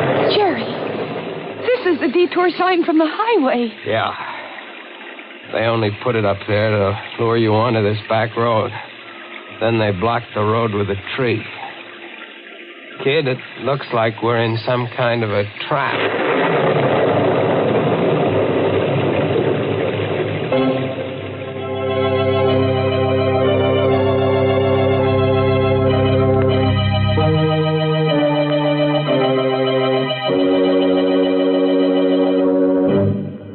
Now, what kind of a mess have we got these poor people into?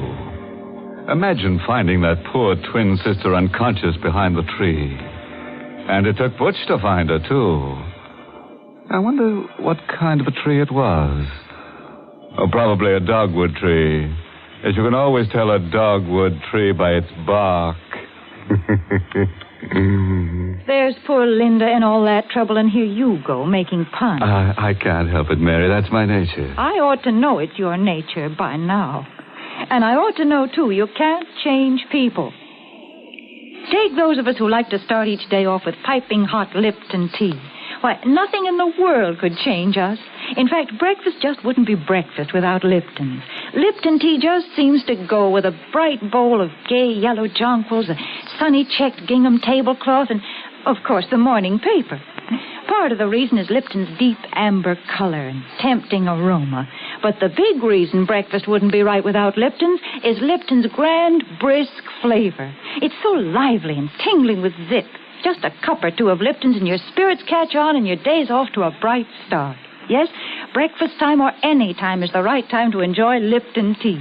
So for real tea-drinking pleasure, ask your grocer tomorrow for brisk Lipton tea.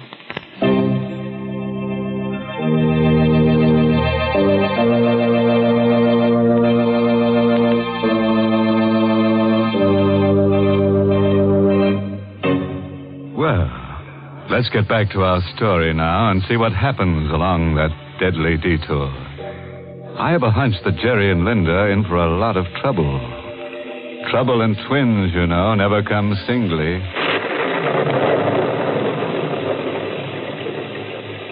We got back in my car, wet and shivering, Linda, Butch, and I. We tried to figure out what to do. Don't you see, Jerry? This is the way those old-time wreckers used to work. They'd place false signals on the shore so that the ships would be lured onto the rocks. Mm-hmm. You think that phony detour sign back there... It was just like a false signal to a seaman. It lured us onto this back road. When they get good and ready, they'll come for us. Maybe you're right, kid. Well, Jerry, we can't just sit here and wait to be murdered. Look, Linda, up there in the hill through the trees. See those lights? Looks like a big house. Hey, maybe they've got a phone. We could call the police. Uh-huh. And maybe... Maybe what, Jerry? Nothing. You think maybe they're the ones who lured us here? We'll have to take the chance, Linda.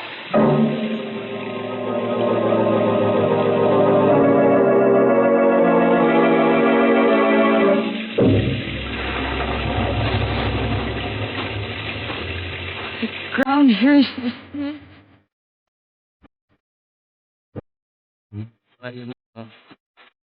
Anyway, this is the quickest. Parallel to the house. Up ahead through the trees. It's big.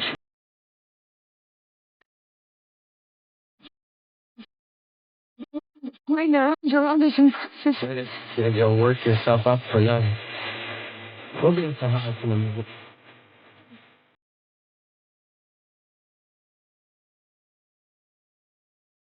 Quiet, Miss, Try to quiet. get the lights off, Jerry.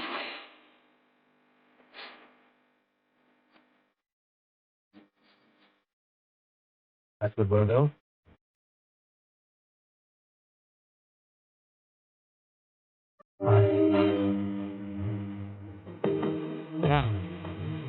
Yeah, someone...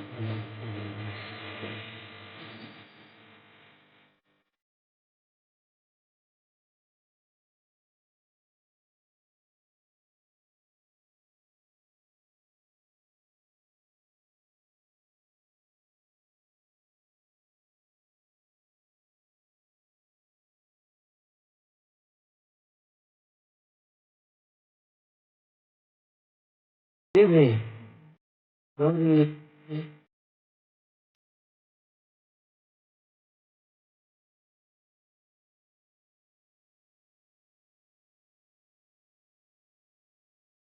Yeah. That better? Yeah. Yes, thank you. I'm Jerry Watson. This is my sister, Linda. This is Butch. How do you do? My name is Considine. Gregory Considine. And you're quite welcome, I assure you. Mr. Considine, there's been a tree cut across the road down there. Tree? Cut? You mean struck by lightning? Well, I don't think so, sir. I think it was done deliberately. I'd like to use your phone to call the police. I'm so sorry. The phone is out of order. The storm, you know. I'm sure you must be mistaken about the tree. You must be soaked through and through. Please, follow me into the library. I'll get you some dry clothes. Jerry, did you see his eyes? He's blind. That's why I was playing the piano in the dark. Right in here, please. It's a nice crackling fire. You can warm up while I ring for my handyman. Matt will be here in a moment. I heard what you said to your brother, Miss Watson. Oh, I'm sorry. Not at all. I managed quite well. You live alone here, Mr. Considine? Just my brother Vincent and I, and Matt, of course. We seldom see strangers here. No one uses this old back road. Mr. Considine, someone put a phony detour sign out on the main road. Really? Sounds almost incredible. Ah, here's Matt. You ring for me, Mr. Gregg? Matt, this is Miss Watson and her brother, and Butch. They've been caught in the storm. I think there's some dry clothing in the west room. Yes, Mr. Gregg. Here, this way, please. Are you in there, Greg? What have you done with those people? Oh, dear. That's my brother Vincent. I'm afraid I'll have to ask a favor of you. Please overlook anything Vincent may say. He's, shall I say, a bit strange. Oh, here you are. Well, introduce me to your friends, Greg. Go upstairs, Vincent. Go upstairs, Vincent. Is that all you have to say to your brother? What are you going to do to these people? What are you planning for them? Vincent. You can't shut me up. Look here, mister. And young lady. Take a bit of advice from me. Don't stay in this house overnight, or you'll never live to see the morning. Get out, quick. Matt, you know what to do. No. Yes, Mr. No, Gregg. please, keep away from me, Matt. Keep away. I warn you, mister, get your sister out of it. No, hey, let go of me, Matt. Hey, he knocked him out. I regret that it was necessary, Mr. Watson. Vincent is difficult at times. Please pay no attention to what he said. I'm very sorry that you had to witness this painful scene. Matt, please carry Mr. Vincent upstairs and lock him in his room.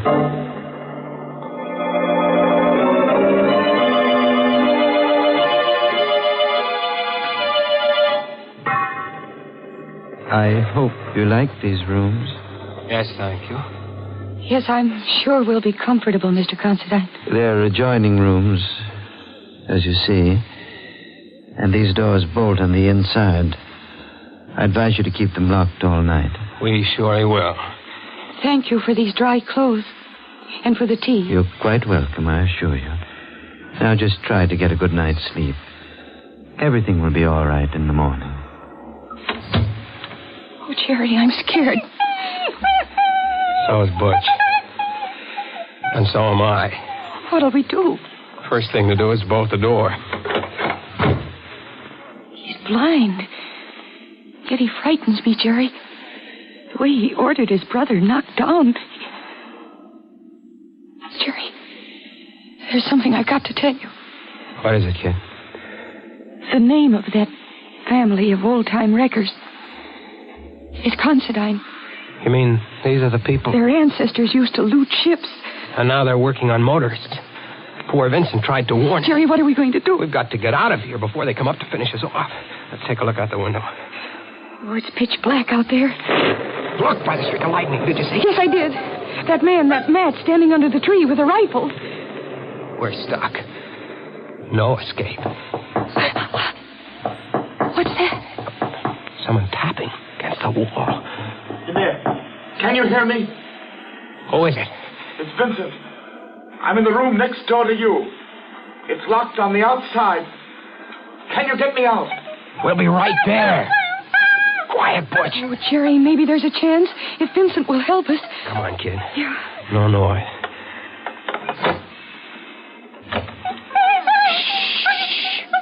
Come on.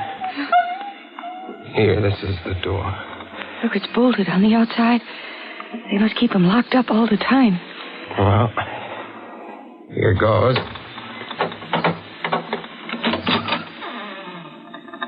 Vincent? Here I am. Don't make any noise. My brother has ears like a cat. And don't let him fool you. He may be blind, but he's more dangerous than any man who can see. How are we going to get out of here? Matt's watching outside with a rifle. Listen. The piano. My brother is amusing himself in the dark. He always plays the piano when he has something on his mind. Do you know any way for us to get out of here? Well, there's only a slim chance. Now listen to me carefully. The only chance is to get out the back way. But you have to pass the open living room door downstairs. And Greg is in there at the piano. And what'll we do? Well, you wait here.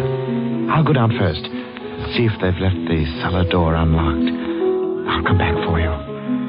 Please, don't move until I return. Be careful. Don't worry. I will. Jerry, what'll happen if Greg hears him? Greg will probably call Matt and then lock him up again. And what'll become of us? We'll worry about that later. Jerry, he stopped playing. Yeah. Do you think he heard Vincent coming down?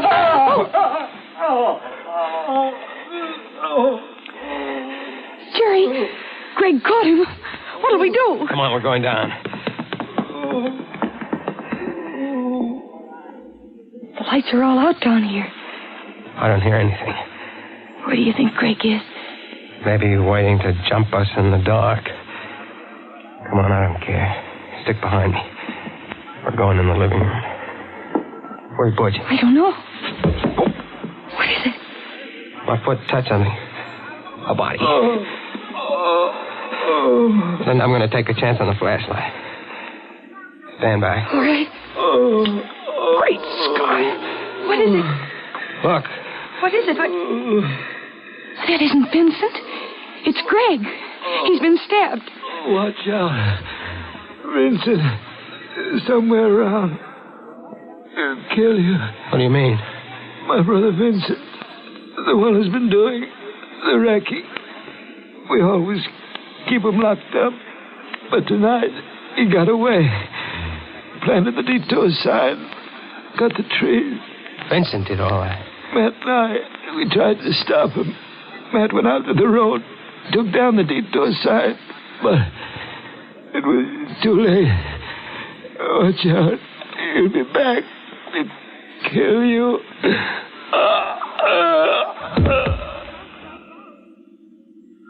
He's dead. Jerry. Poor Greg. And we thought it... Oh, the lights. Thank you for waiting for me. Vincent. Where'd you get that rifle? From Matt. He won't need it anymore. What are you going to do? What do you think? You're crazy. Well, aren't we all? Now, my good friends, if you'll just say a prayer. Any little prayer will do. Point that gun at my sister. It won't do you any good to stand in front of her. This rifle is a 30-30. Now, if you're ready... Jerry, he's mad. Look out! Wait! Attaboy! Wait! Let go of the gun!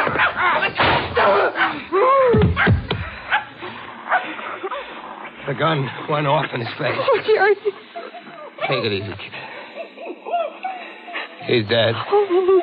Don't look at him. He isn't pretty to look at. What you did all right. Oh, kid, you can write your feature story now. The story of the wreckers of Hurricane Cove. And it'll be under your own byline, too. Oh, I'm going to write it under a double byline, Jerry. The Wreckers of Hurricane Cove by Linda Watson and Butch.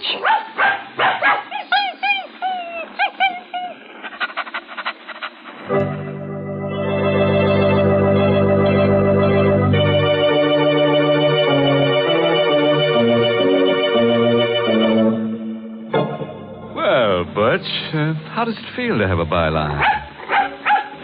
You like it. You like collaborating, don't you? Especially with a pretty girl like Linda, huh?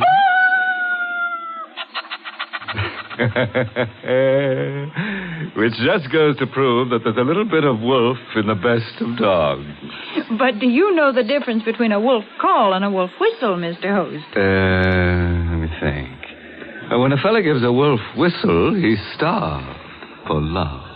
And when he gives a wolf call, he's just plain starved. In which case, there's just one thing to do. Feed him. But if you really want to appeal to his better nature, see that he winds up every meal with a good big cup of satisfying Lipton tea. Men certainly go for that brisk Lipton flavor. It's so lively and full of zip. So make a note right now to ask your grocer for Lipton tea tomorrow morning. Once you taste full-bodied Lipton tea, you'll know why you find Lipton tea in more teacups than any other brand of tea in the world. For Lipton is tea at its delicious best. Start enjoying it real soon. Get the tea with brisk flavor. Get Lipton tea.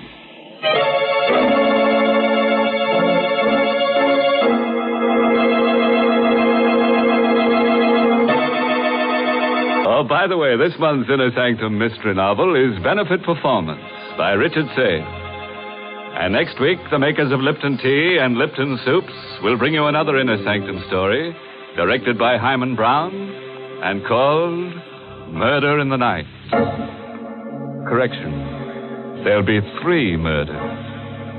You know, it's going to take a lot of nerve to hear this tale out, so I don't suppose you'll be listening. That is, unless you've just got to find out how a brass button in a dead man's hand traps the murderer. If so, tune in to Inner Sanctum next week at this same time. Until then. Friends, here's a good way to lead off a meal. Serve quick, grand-tasting chickeny Lipton's noodle soup. The first taste of Lipton's noodle soup takes you back to Grandma's own country kitchen. But you get Grandma's results in a jiffy, because Lipton's noodle soup is a real old-fashioned noodle soup with oodles of tender noodles in savory golden broth that's easy to fix and costs little. Ask for Lipton's when you ask for noodle soup, and you'll hear your folks ask for more. And tune in next week for another Inner Sanctum mystery.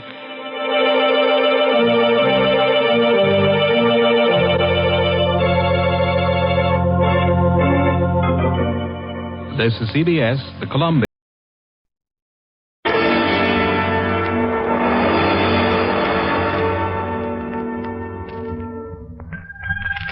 Good evening, Creed, and welcome to the Mystery Playhouse. If you like to curl up with a good mystery, if suspense and mysterious adventure are your particular dish, then don't go away. Stay right where you are, because tonight we've been fortunate enough to again secure the services of that light-hearted raconteur of murder, horror, and the supernatural, the laughing boy of Inner Sanctum, your host, Raymond.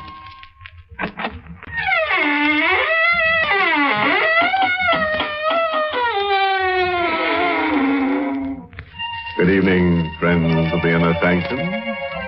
Welcome once again through the squeaking door. So brave of you to drop in. You know, I do like to have a body around. It keeps me in good spirits. What's that? Oh, you feel warm. Well, now, that may be the fault of the chairs. You see, we've been redecorating, and the chairs you're sitting in are hot seats. We bought them cheap from a firm that builds them for prisons.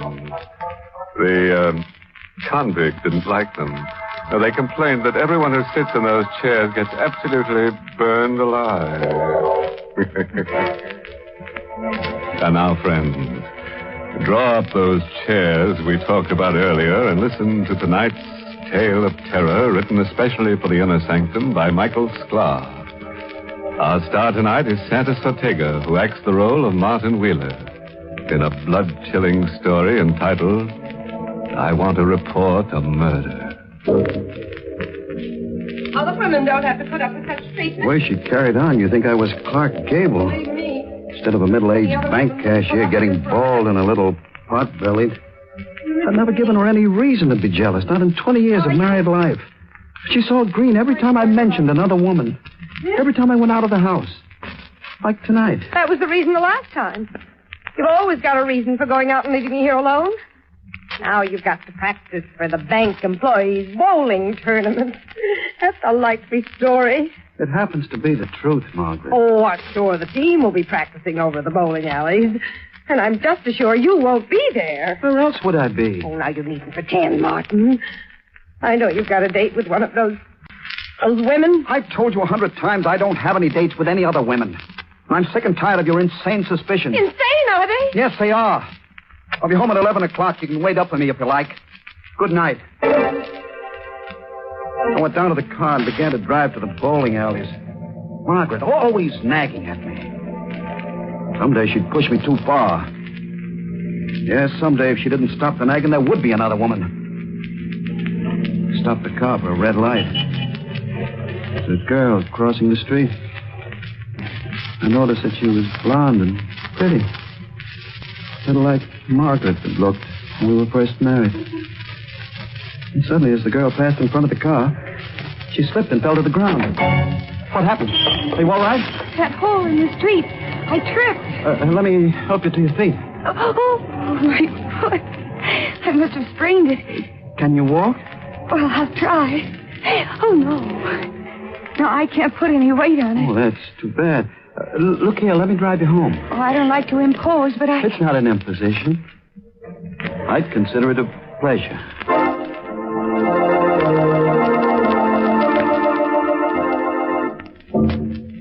She was about 25 years old and married. She said her name was Mrs. Susan Holmes. I didn't tell her my name. And as things turned out, that was lucky. No one was home at her apartment.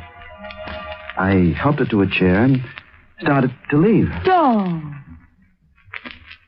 go yet. Come here.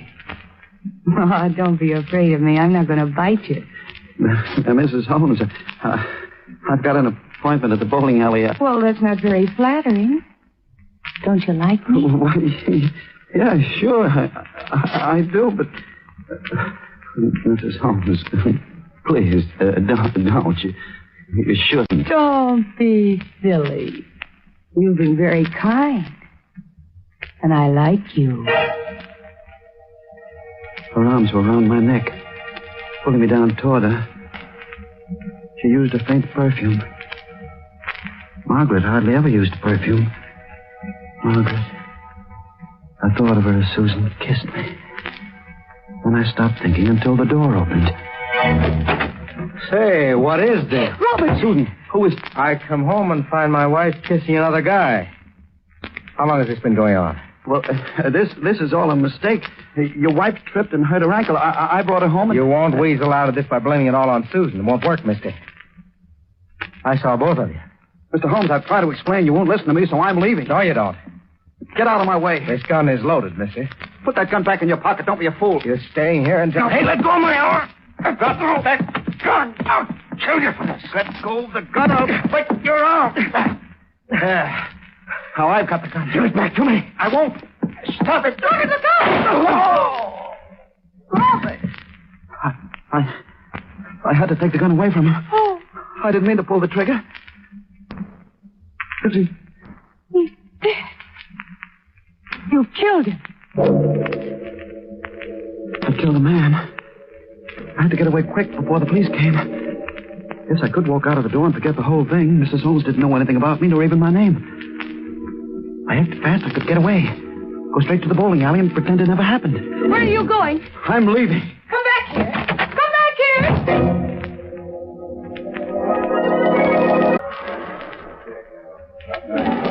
Well, you did come to the bowling alley after all. Margaret, what are you doing here? I've been waiting for you. Checking up on me. Why shouldn't I? It certainly didn't take you this long to drive over from the house. Where'd you been? Oh, for heaven's sakes, Margaret, leave me alone. Why are you staring at me? Your face. What about my face? Lipstick. Oh, that's why you took so long to get here. Margaret, not so loud. And you swore you never had dates with other women. Oh, I knew it. I knew it all the time. Don't shout like that. People are staring at Let us. them stare. Let them hear every word I say. I want your friends to know what kind of a man you are. Call for Mr. Wheeler. Mr. Wheeler. That phone call, it must be for me. I'll be right back. Hello? Mr. Wheeler? Yes, who's this? This is Susan Holmes, Mr. Wheeler. What? You killed my husband. Just in case you've already forgotten. How did you know my name? Where to find me? It was all in your wallet. My wallet? It dropped out of your pocket during the fight. What? You want? I gotta see you right away. Well, that's impossible. My wife... Would you rather have me call the police? No. Don't do that, please. Where shall I meet you? Downstairs in front of my apartment house. I'll be there waiting for you. I'll be there in 10 minutes. Bye.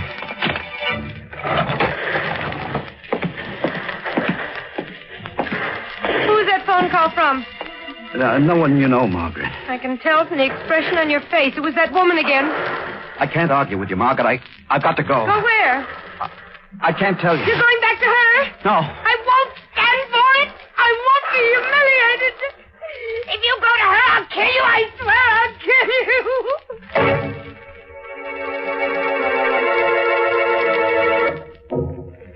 I hated to leave her there crying. What else could I do? She wouldn't have believed what happened any more than Holmes did. Even less. Because she was so jealous.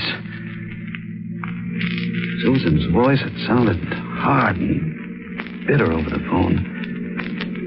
Well, I couldn't blame her. It's a rotten thing I did. Running away like that. Then I saw her waiting at the curb. Young. Slim. And pretty. So you came? Get into the car, Susan. I want to tell you, I'm sorry about running away. Save the apology. Let's start driving.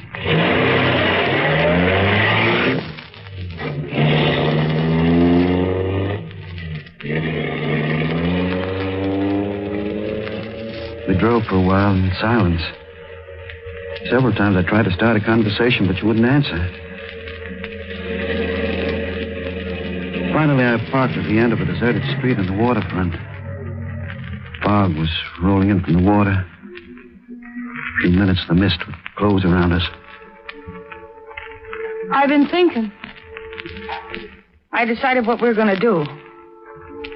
You don't want the police mixed up in this, do you? No, of course not. Oh, neither do I. And don't ask me why. I got my own good reasons. You got a plan? Yeah. My husband subleased the apartment under an assumed name. We've only been there a few weeks. Nobody in the house knows us. I'll leave town for good. The police won't be able to trace either of us. What? Your husband's body? I'll leave it. That'll give me at least a couple of days' start before the police find it. You'll have to help me. I need money. How much? $5,000? $5,000.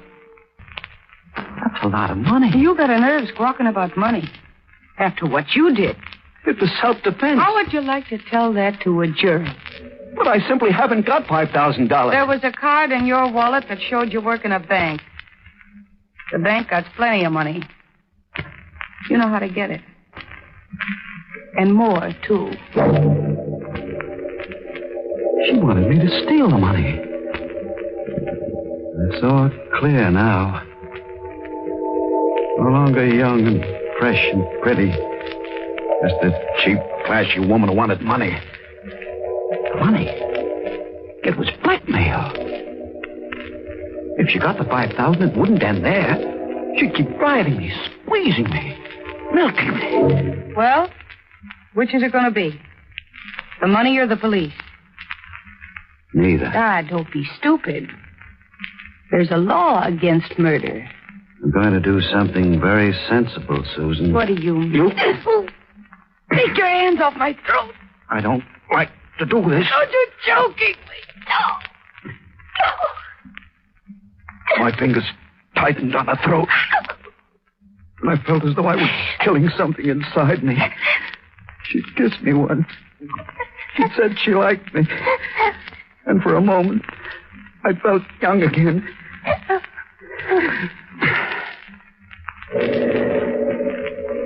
The body went limp suddenly between my hands. She was dead.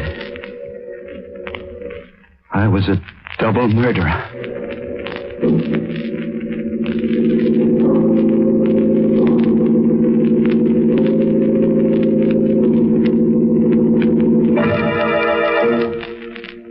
You know, I'm really annoyed at that Martin Wheeler, the ungrateful scoundrel, and that poor kid, Susan Holmes.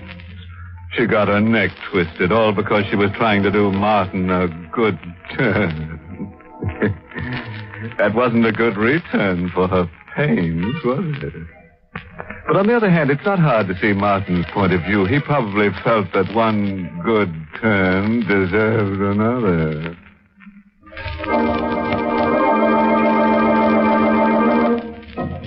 And now let's return to Martin Wheeler, the middle-aged bank cashier who's having a night full of trouble. A moment ago, he killed Susan Holmes because she threatened to tell the police about the death of her husband. Fog was all around me now, making the world unreal, sinister. Off in the water, the fog whistles were sobbing. I stood at the end of a pier. Body of Susan in my arms. I held her a moment longer than was necessary. And then dropped her into the water.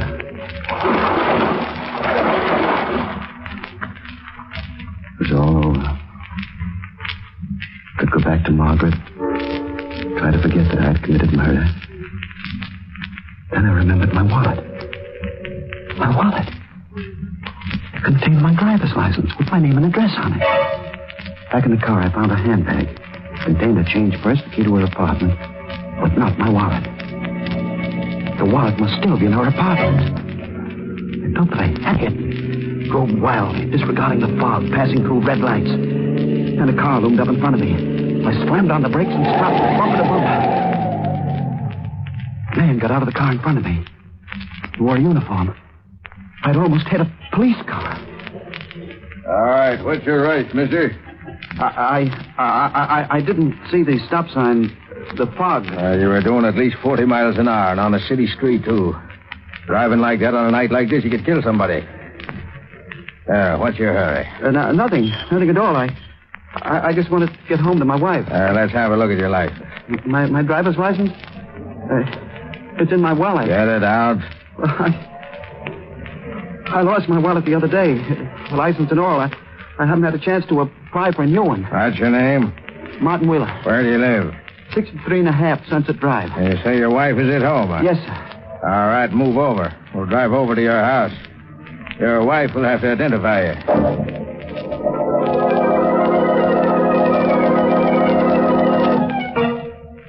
Is that all, officer? All except for this. Here's your ticket, Wheeler. Appear in traffic court tomorrow morning. And apply for a new license, you understand? Yes, sir, I'll do that. All right. And don't let me catch you driving like that again. Good night. Good night. Well, Martin? I'm sorry, Margaret. You're sorry. Who is she? What's her name? Believe me, this isn't like what it Are you in seems. love with her? Are you? Answer me. No, I don't love her. Someday I'll be able to tell you what happened, but not now. I'm awfully tired. Let's go to bed. I pretended to sleep. The thought of my wallet still in Susan's apartment kept spinning through my mind. I had to get out of the house. I had to get to Susan's apartment and find the wallet. I couldn't leave until I was sure Margaret was asleep. She was asleep now. I slipped out of bed, got into my clothes, crept toward the door. I didn't see the chair in the dark until I stumbled over it. Who's there? Martin? Martin, where are you?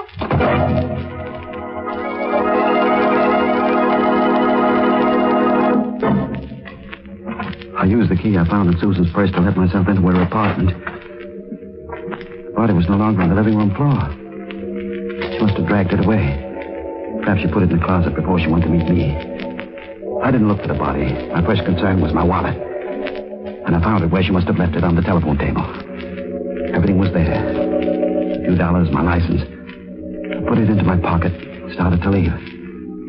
Wait a minute. Holmes! I thought you were dead. I'm still very much alive, Mr. Wheeler. But the fight, the gunshot. You fell to the floor. Susan said you were dead. You're not even wounded. I don't understand. The gun. It must have been loaded with blanks. That's right. But why? Why didn't you tell me? Why did you let me go on thinking that... Oh, I think I understand now. It was the old badger game right from the beginning. Susan's sprained ankle. When she kissed me.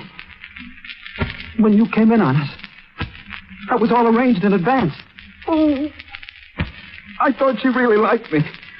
But it was all done in order to blackmail me.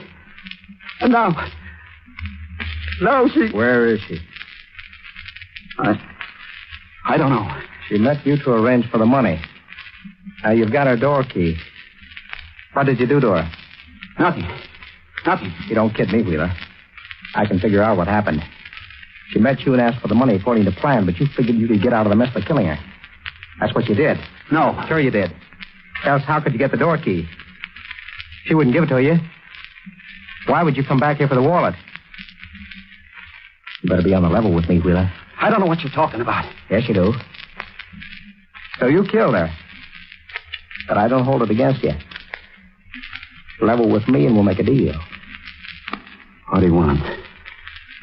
So you did kill her? Yes. So it's a real thing now, instead of a phony. But the price is still the same. I'll keep my mouth shut for $5,000. He was right. The situation was still the same. If I got the money for him, I'd be in his grip forever. It's his life or mine. I had no choice. But I needed a weapon. And I saw it on the desk. A sharp-pointed letter knife. All right. I'll give you the money. When? Right now. I'll sit down at the desk and write you a check. You're doing the smart thing, Wheeler. Yeah, you... Hey, that knife. Stay away from me. Some money. No.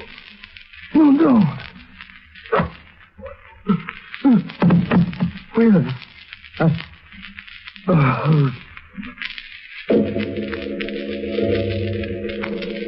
He was dead. They killed him twice in one night. This time, I made sure he was dead.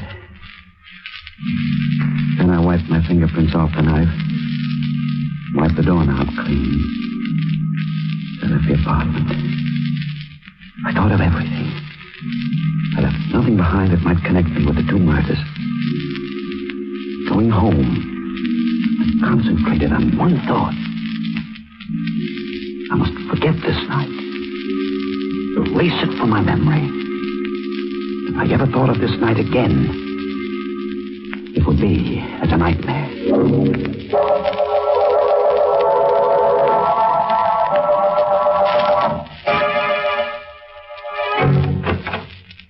Our bedroom was still dark as I entered. Margaret must have gone to sleep. Felt good to be home again, safe. Back in a world where such things as I had done simply didn't happen. Someday, I'd tell Margaret the truth. Someday when we were old and such things no longer mattered. And then the room exploded in my face. Oh, Margaret. Don't. No, please don't. You're making a mistake. Margaret, you would let me explain. I don't need any explanation. You went back to her. I told you I'd kill you if you went back to that woman.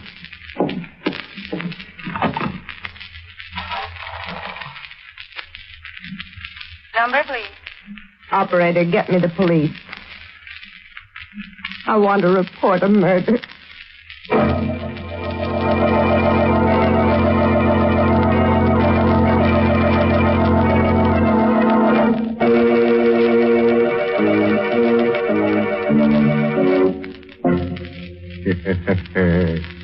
Surprise, friend. Oh, you were. Well, anyway, that ending certainly was a surprise for Martin Wheeler. You might say it was curtains for Martin. As you know, come to think of it, he made one big mistake. He shouldn't have murdered that nice Holmes couple. No, indeed.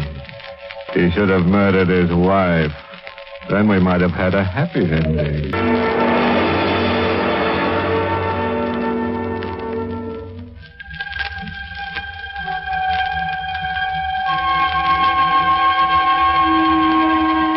Well, good night to you, old poison puss. And thanks for your story. I Want to Report a Murder, tonight's performance in the Mystery Playhouse. We'll be digging you again in the near future. Creeps, until next time, good night. Sleep tight. This is the Armed Forces Radio Service.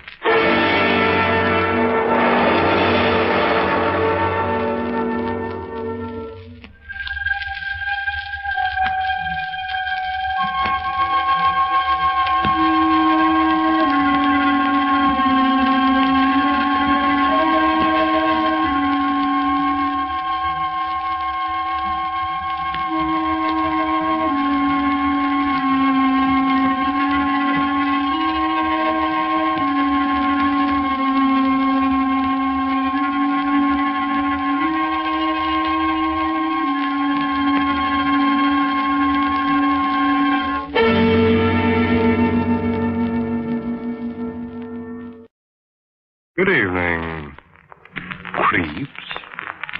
Tonight, your Mystery Playhouse presents Miss Leslie Woods in An Inner Sanctum Mystery. The title, A Ghost in the Garden.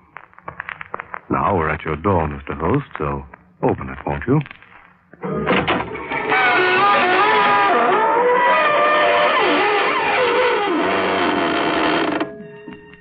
Good evening, friends of the Inner Sanctum. This is your host, inviting you in through the squeaking door. Come on in. Come in, join our happy little community.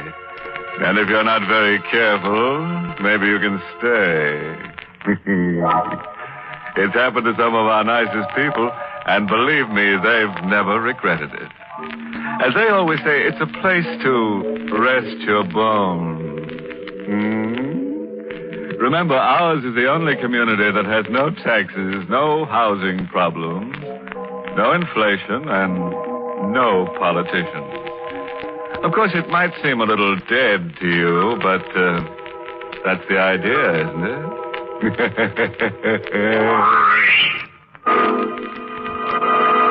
Suppose we get down to brass tacks. And I do mean the ones that go around the edge of a coffin. Huh? Oh, don't sneer. I've heard better jokes myself, but remember, he who laughs last laughs best. And, brother, when we in the Inner Sanctum laugh, we're laughing last. Meet Laura, a nice girl in her 30s who had an uncle and worried about it. It was a pleasant life at Green Tower. It was pleasant being mistress of the huge, time-worn house and the fertile acres that surrounded it, and the money that came in regularly. Always. It was pleasant being married to Tony, who was very handsome and very gay, and who, they said, had married me for my money. Well, perhaps he had, but he was fond of me anyway. I'm sure he was, even though he was younger than I. But only a very little younger. It was a pleasant life. Until Uncle Edward came home.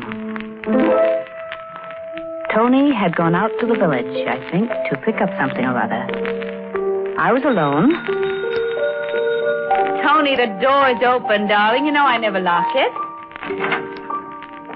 You have a nice time buying things, Tony? And who, my dear Nora, is Tony? Oh, Uncle Edward. Yes, but I haven't returned from the grave, my sweet. I didn't think you had. Hello, Uncle. That welcome could very easily be warmer and still not be overwhelming. I've been away a long time, and for a change, Green Tower seems attractive. Does it? Which is rather a pity. What do you mean? Selling it. You're not going to sell Green Tower? Oh, yes. Yes, I need the money. Uncle, you can't sell Green Tower. Well, it's mine. Of course I can sell it. But... And who is this Tony? Tony is my husband. Oh, really? Well, my congratulations. And I take it he thinks you own Green Tower? Yes. And thinks you have money as well? Yes. Uncle, I thought I saw someone in the garden. Uncle, please. Sit still. It's so infernally dark out there, I can't see. Might be some burglar fellow. He was standing with his back to the room, peering out into the garden. Uncle Edward, who had been away a long time and who had come back at last to shatter my life. He was not a very big man, my uncle. And when I came close to him, I realized that he was barely as tall as I. Uncle. I can't make out a thing. Those blasted shadows. He was looking out into the garden for an imaginary burglar, while I stood behind him with the old French paper knife my mother had left me. I tried again. Uncle, please. Now, it's no use, my dear. No use. Go away and stop bothering me. He didn't even turn around when he said that to me, which made it quite easy when I...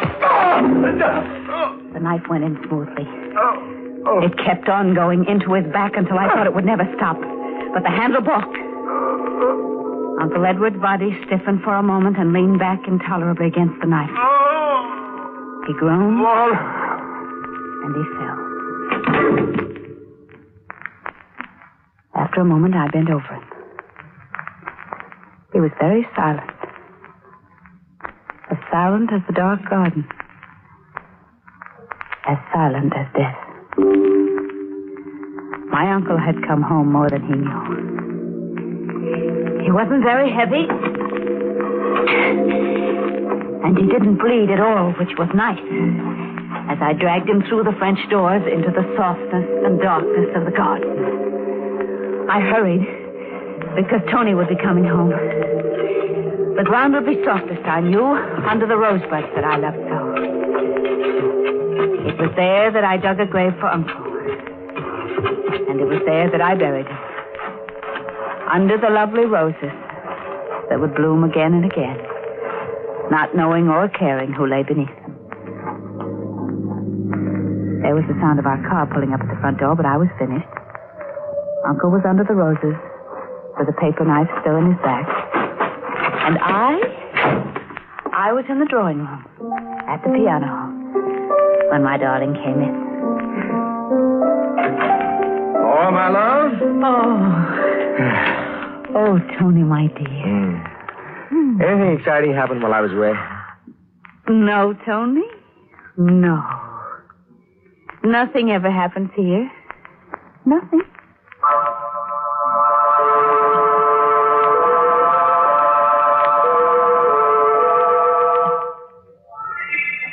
Oh, it's pleasant having breakfast in the garden, isn't it, Tony? Mm-hmm. Except for, look. Oh, dear. Mr. Stokes. Mm-hmm. Or windbag. Well, he's a very nice old gentleman, but he does talk a lot, and... Good morning, good morning, good morning. My, what a lovely sight you two make. Charming. Thank you, Mr. Stokes. Well, Laura, your roses are almost as lovely as you are. They're much lovelier, you know that. And where is your Uncle Edward this fine morning? My Uncle Edward... Oh, Laura, you upset your coffee. Oh, yes, I did, didn't I? That was very careless of me. Well, Mr. Stokes, I suppose Uncle Edward is still abroad. Oh, my dear, I saw him last night here. Here? Well, on his way here, at any rate. I was driving. It was quite late. I saw him coming down the road. Oh, it wasn't Uncle Edward. No? No, well, isn't that funny? Well, I thought I could have recognized him anywhere. It wasn't Uncle Edward. Well, yes, of course. You know better than I, of course. Well, I must be getting old, eh? Well, that reminds me. Mrs. Stokes will have my head if I don't hurry back home. Goodbye. Goodbye. Who's, Uncle Edward, Laura? My uncle. Oh, I could have guessed that. Oh, yes, of course. I mean, my mother's brother. A poor relative? Why do you ask that? Well, you seemed so upset when Stokes mentioned his name. Oh, well, he is a bit. He's spongious. I wouldn't have liked him. No, I don't think you would. So, isn't it lucky it wasn't Uncle Edward?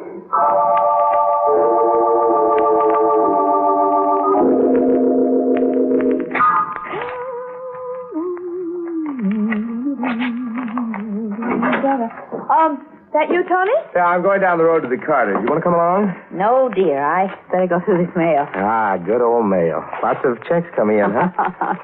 Lots of them, darling. Say, Laura. Yes? Well, why aren't you using your paper knife? My it needed cleaning, and I sent it away to have it cleaned. Oh, it was a pretty thing. Yeah. Glad you haven't lost it.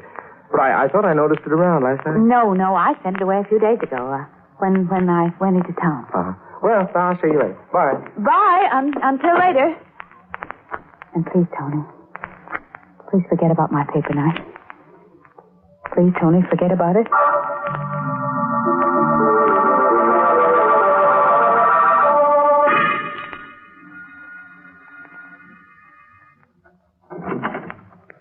Oh, hello. Hello.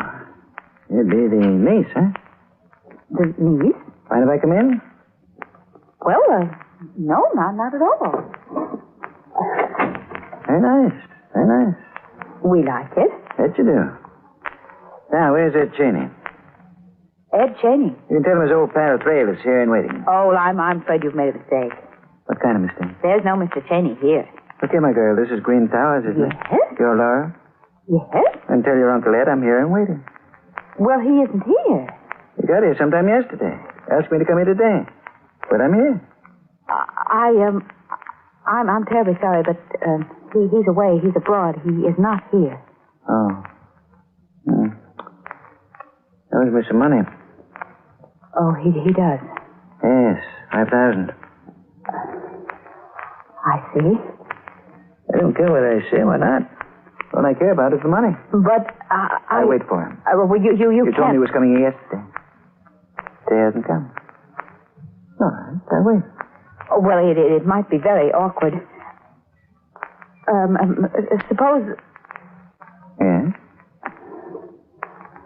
Suppose I gave you the money. Yeah, it'll be all right. Then you would go away? You wouldn't wait for Uncle Edward? I'd go away. All right, I think I may have it here. I always keep quite a bit of cash around. Expenses, you know. Yes, I do have it. And here you are, Mr. Thrale. Thanks. Well, you didn't count the money. I trust you. Thank you. You know, I like this part of the country. Do you? Yes. And I've just changed my mind. What about? Going away? I'm getting on in years. Maybe I'll spend the rest of them here. You said you'd go away. I did, didn't I? That was before you gave me the money. Well, you can't live very long on that. There'll be more, won't there, Laura? Well, I'd better be running along. Find myself a nice place to live, near the village. But, Mr. You see, I know Thrale... your Uncle Edward did come here last night. And he didn't owe me any money. I was trying to get a job from him. Oh. But this way is even better. Au revoir. Oh, no. No.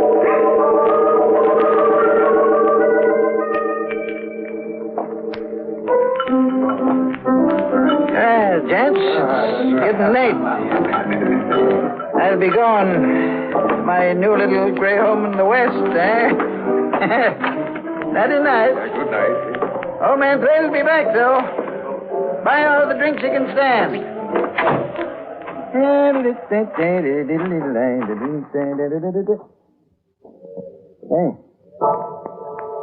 didn't see you. You're dark. What you want? I said, what? Don't you stand there looking at... Hey, that knife. What are you doing with that? No! Don't! I can't.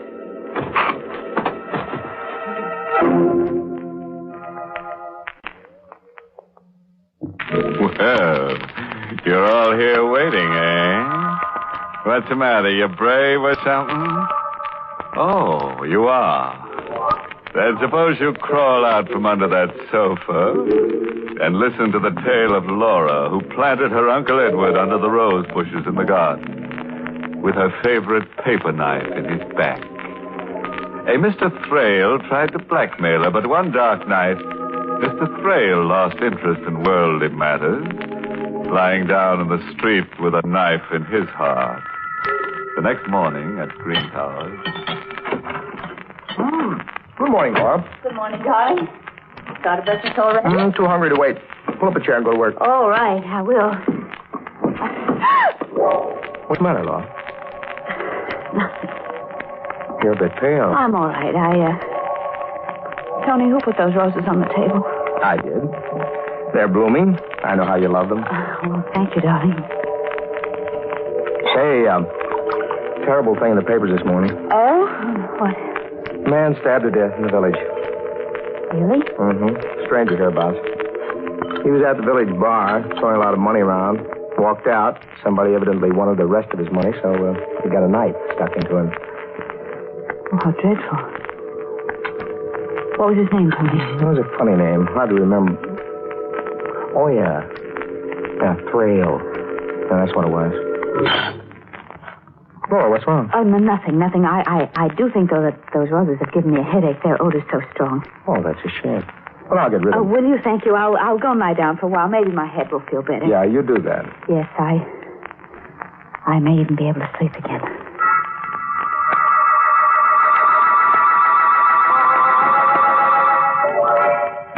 Laura, Yes, sir. stop wandering about the room. Oh, I'm I'm just a bit restless. Got your paper knife back from the cleaners yet? Paper? Oh, no, not yet. It's taking an awful long time, isn't it? Hope they haven't lost it. I hope not.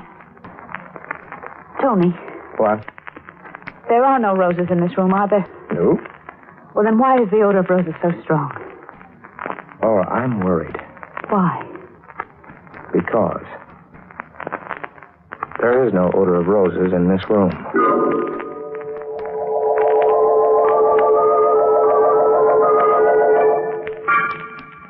Good night, Tony, darling. Flora, are you sure you don't want me to stay with you at night? No. Run along to your own bedroom. You're not looking well. I'll be all right. Well, yell if you want me. Good night. Good night, Tony. Good night. I'll be all right, if only the roses will go away. The heavy, sweet odor of roses always in my nostrils.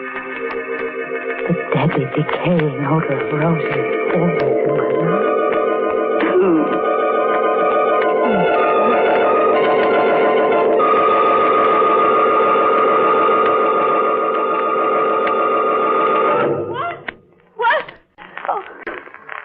Oh, for goodness sake, I was asleep. And it was nothing. No.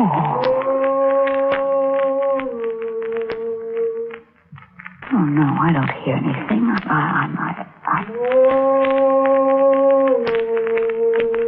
The voice is coming from the garden. The garden. I've got to get out of bed and see. Just see. Now, there's nobody in the garden. Nobody at all. There's the plum tree, just as it always is. And the vegetable patch. And the lawn where we play croquet. And there are the rose bushes, too. The rose bushes. And out of the rose bushes, a man is standing up, and it's my uncle! No!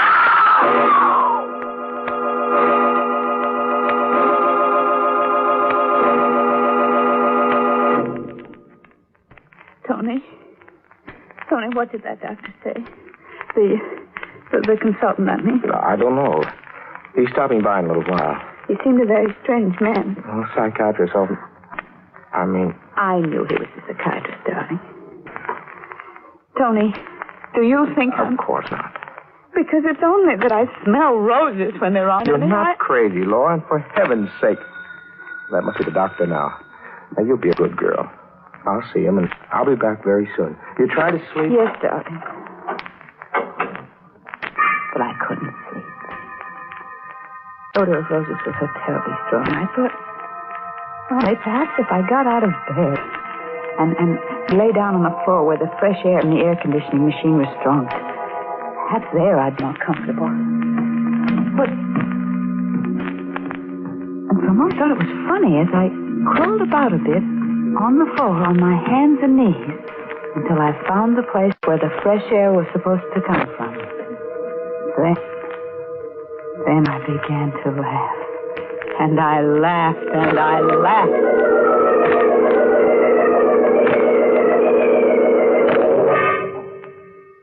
That night I waited till he slept. And I went downstairs into the cellar.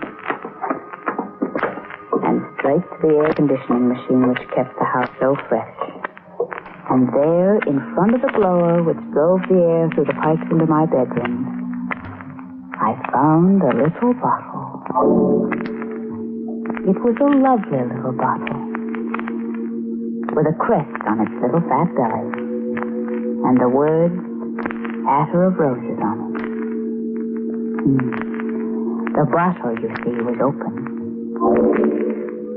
And then I knew that I wasn't mad. And I also knew that the time had come for me to find my paper knife again.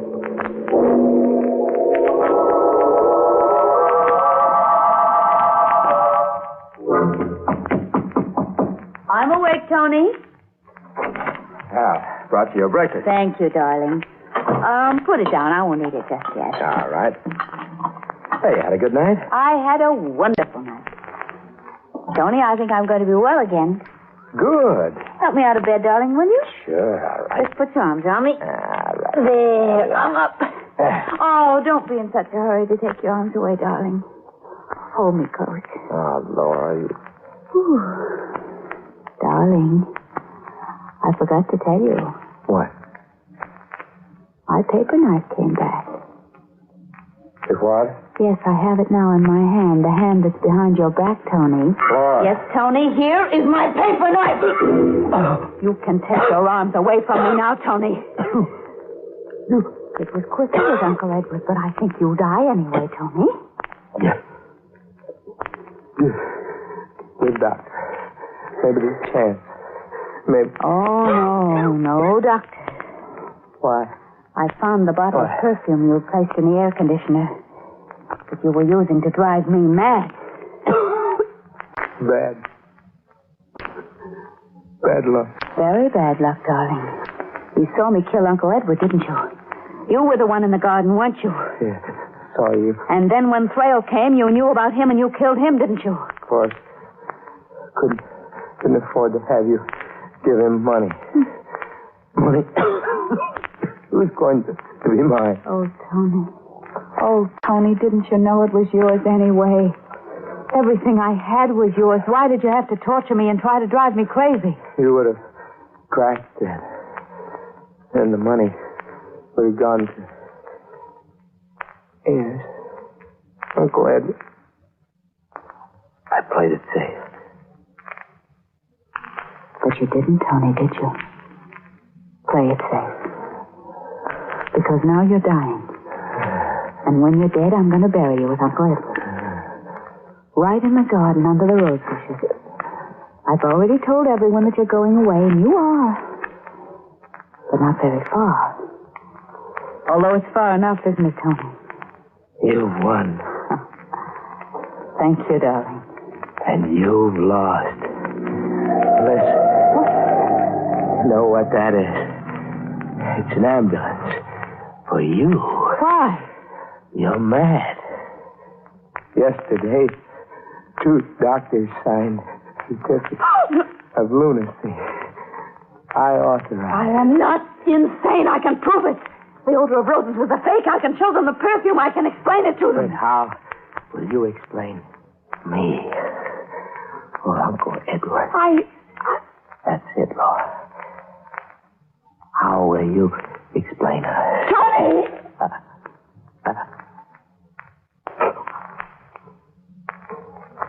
Tony. Tony! Wait! Wait! What am I going to do? If I prove I'm sane, they'll hang me. And I don't want to be hanged. But if I say nothing, they'll think I'm insane and they'll send me to the asylum, and I don't want to go to the asylum. And they won't go away. They won't go away.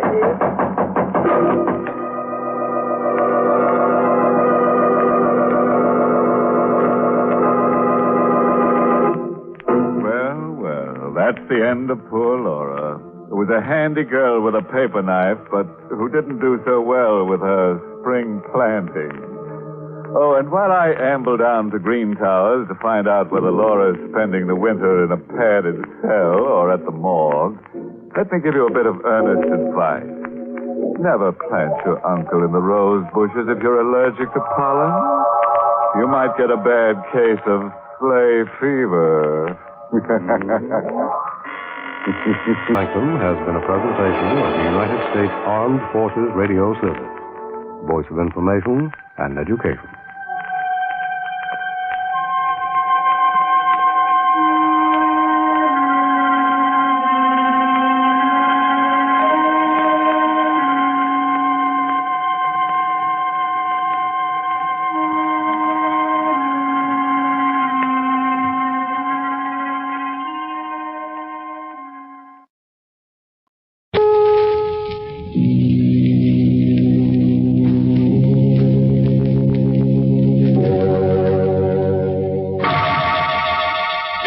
Sanctum Mysteries, brought to you by Bromo Seltzer. Fight headache 3 ways.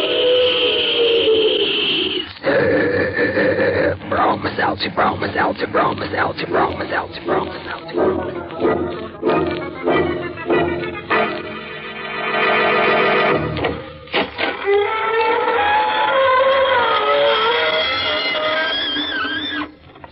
Good evening, friends of the inner sanctum.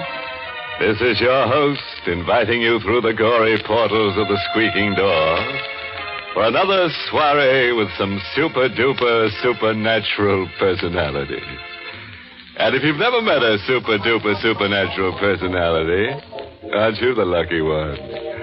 Because they're devitalized people, usually somewhat dead, with transparent complexions and morbid imaginations. Would you like to become one? You won't have to worry about the high cost of living. And you'll never have to worry about dying, because once you're dead, that little matter will take care of itself.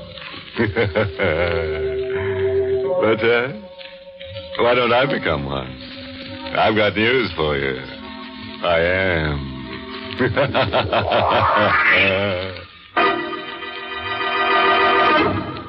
Tonight's Inner Sanctum mystery, Death Demon, was written by Milton Lewis and stars Everett Sloan in the role of Howard with Ann Seymour as Gilda, and is presented by the Emerson Drug Company of Baltimore, Maryland, whose registered pharmacists compound Bromo Seltzer, the headache product that fights headache 3 ways. Bromo Seltzer helps the pain of a headache quickly and pleasantly, and also helps the jittery nerves and stomach upset that may accompany a headache. No wonder in a recent representative nationwide survey, druggists report that of all headache products dispensed at their fountains, the overwhelming favorite is Bromo Seltzer. All right, friend. Let's stop all this ghoulishness and let's get grim. Now remember our rule. Don't jump out of the window unless it's open. Ready now. Then listen as Howard Rhine tells us his strange story. The wind was rising when I returned to Greystone Farms late that night. The house with its Victorian gables and towers looked like a clawing hand reaching into the scudding clouds. I went directly to my room, even though the living room was lit up. I had no desire to see my stepmother or the man she had married. The moment I got into my room and turned on the light, I gasped. My things had been disturbed. Many of them were gone. I ran down to the living room. Come in, Howard. We want to talk to you. I looked at this young woman, not more than 10 years older than myself, whom I called Mother. In the flickering firelight, she looked more beautiful than ever. But he was there, too. And I felt his voice cut across the room. You needn't stare at her like that, Howard. She didn't take those things out of your room. Who did, sir? I did. Please stop this absurd trick of calling me sir. Do you like it or not? I'm your stepfather. I'm sorry, sir, but my manner of addressing you is the politest I could think of. Please, Howard. Where are the things you took out of my room, sir? Here. You had no right to take them. I told him to. You? For your own good, Howard. We were worried about you. Were you really? You've been ill. You know what the doctor said. What we found in your room justified all our fears. How long have you been reading these horrid books? Ever since my father was murdered. What do you expect to get out of them? Perhaps, sir, I expected to find some way of reaching my father. You know that's nonsense. Is it? Books on witchcraft, necromancy, morbid rubbish. I gave you credit for more intelligence, Howard. This brooding about your father might destroy your mind. And why should you care about that, Mother? Because, well, I'm fond of you, Howard. I'm not your real mother, I know, but I tried to be one to you when your father was alive. I want to help you now. Help? Then why don't you try to find out who murdered my father 2 years ago? The police are doing everything they can. Do you think I've stopped trying? Yes, Mother. I don't believe you even care who murdered your former husband. All you care about is him. Now, see here, Howard. It's true, I know it. I'm not a fool. The only reason you permit me to stay in this house is because my father's will compels you to take care of me, or you wouldn't have a penny of income. Howard, you're hysterical. Can't you see what these books have done to you?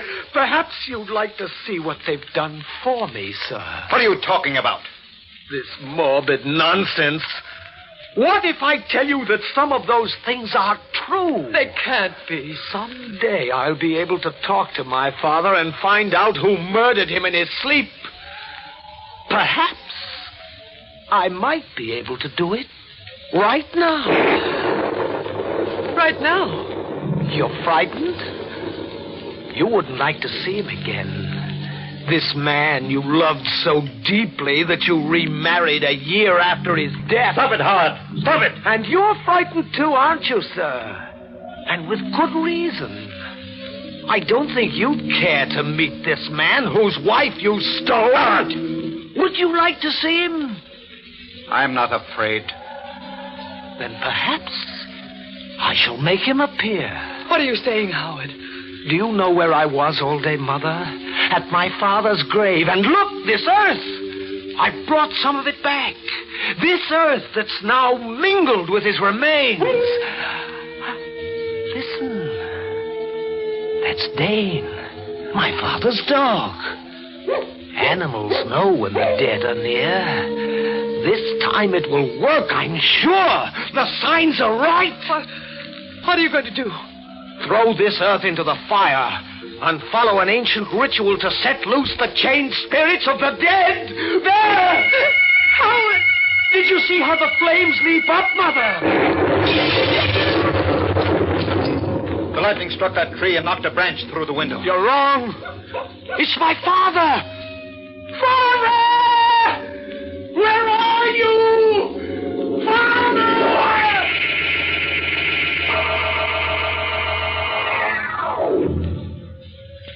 They didn't believe me. But I knew that at that moment my father came back to this earth. They were terrified, both of them, though they tried not to show it. That night I went to my room, listened to the storm howl itself out. But there was no further sign of my father. I must have slept, perhaps dreamed, because I heard a voice I hadn't heard in 2 years. I recognized it, still thick with the accent he had acquired from his boyhood in Europe. My son, wake up and find the person who murdered me. Wake up, my son, wake up.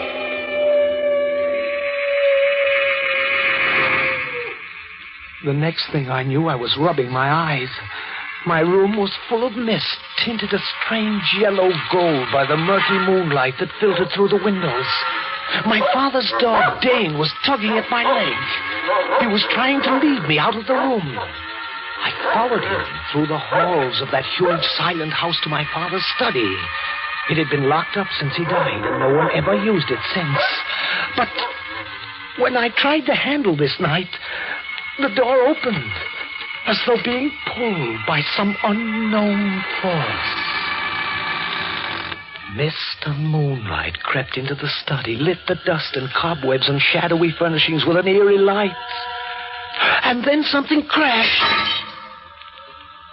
A broken vase with a tiny key among its fragments lay on the floor. It might have been Dane who knocked over that vase, but I don't think so. I picked up the key. The moment I had it in my hand, I remembered a scene from my childhood.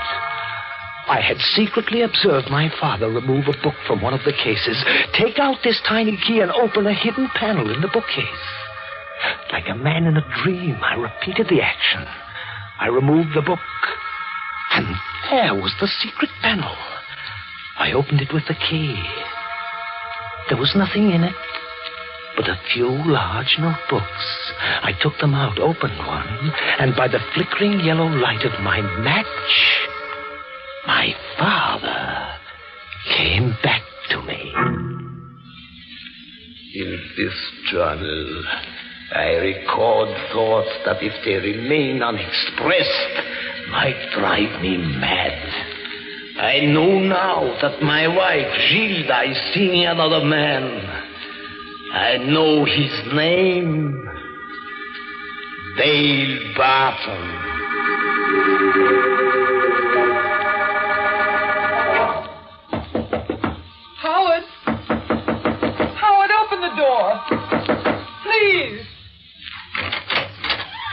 What do you want, Mother? Just to see you. I've been worried about you. Really? Why? You've been locked in this room for the last 2 days. Here, I have brought you some food. Thank you. Where is your husband? He had to drive to town. Howard, you can't go on like this. You love him very much, don't you? I wouldn't have married him if I didn't. You love him more than you loved my father? Please, there's no point in discussing this. Your father's dead, and that's all past. Not quite dead. In fact, he's very close to us at this moment. Close? Yes. So close that he can reach out and touch you. Howard, let go of my hand. You don't believe me, Mother? This is all nonsense. Is it? What would you do if I told you that my father is holding your hand this very minute? What would you do if I told you that he has taken possession of my body? Howard, you're ill. You don't know what you're saying. Did you know Dale Barton before my father was murdered? No. I only met him after your father died. You lie. That's his voice. You have been seeing Dale Barton for months. I know. I followed you. No. I talked to you about it the day before I died. You swore he meant nothing to you. Let go of me. Let go. Did you kill me? No. Answer me. Did you murder me? You once said you hated me. Let go of me, please. You said you loved me even on the day I was murdered. You're hurting me. Did you murder me? Was it because of him? Tell me. Help me. He's going to murder me. Help me. Stop it. Hey, you crazy fool. What's going on here? Dale, help me. He wants to kill me. Howard, let go. No. She's mine. No. Dale. Oh, Dale. Come, Gilda. I'll take you out of here. He led her out of the room while I lay on the floor. Had she murdered my father? Had he? I knew at last I had the means of finding out. There were thick vines outside my window, and late that night, as I had often done when I was a boy, I carefully, quietly climbed down them, stopping at a point outside their window. I clung to the wall like a bat, and I heard them talking. Did you hear his voice? You don't actually believe? I don't know what to believe. He looks so much like his father. When he sees me, spoke to me, it was his father. Gilda, you're being foolish about this. Am I? On the day William was murdered, Howard was away at college. How could he have known what we talked about? And he did know. That boy seemed to know every word. That boy, or is he his father? Gilda, do you know what you're saying? Yes. This isn't an ordinary thing. There's nothing you can do about it. Oh, yes, there is. I climbed back to my room to think. I dared not go to sleep because I knew my father had been murdered in his sleep. And if they had murdered him, they'd certainly have an excellent reason to kill me. I thought of running away, but then I would never find out. I know now why I couldn't run away. My father within me was holding me there. I lay down on my bed to rest. And then suddenly I found myself dreaming that a pair of powerful hands were clutching at my throat. I struggled, gasped for breath, tried to scream. I was being murdered in my sleep just as my father was. I tore at those iron fingers, clawed at those hands that were cutting off my life.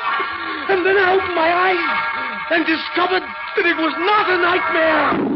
I hadn't been dreaming. It was real. I was being murdered.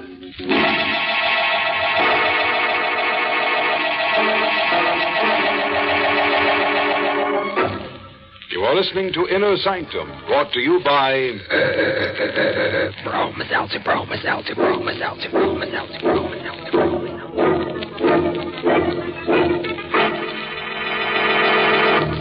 Right now, after all the excitement of the 4th of July, I'll bet lots of people have holiday headaches. If you're one of those unhappy folks, I'll tell you how to get fast headache help. Just take a sparkling, refreshing glass of Bromo Seltzer. You'll find that Bromo Seltzer fights headache 3 ways fast. First, Bromo Seltzer helps the pain of a headache and does it quickly and pleasantly. Second, Bromo Seltzer helps calm, jumpy, jangled nerves. Third, Bromo Seltzer helps soothe an upset stomach. And since stomach upset and jittery nerves may team up with an ordinary headache, it makes a lot of sense to insist on Bromo Seltzer, the headache help that's famous for fighting headache 3 ways.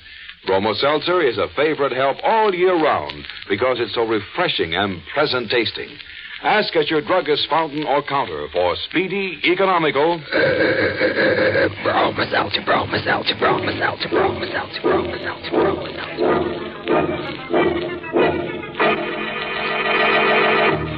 Well, friend, your breathing spell is over.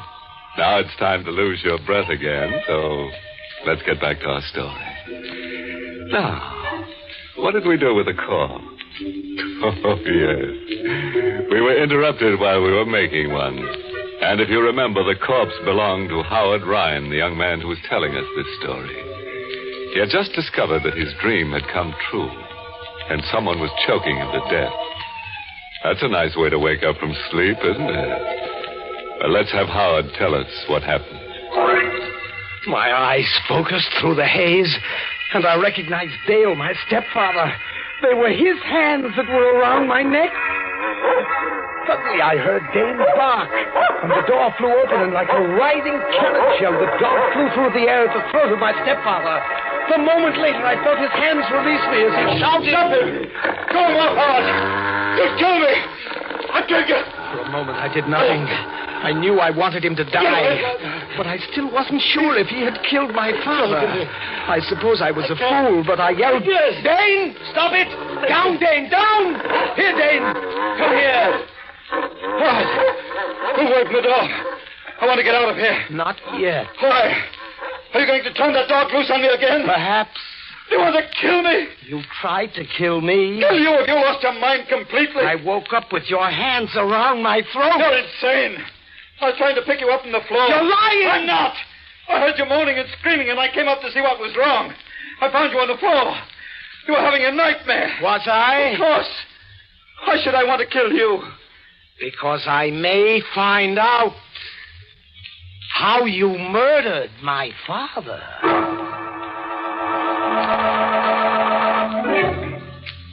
What he said could have been true.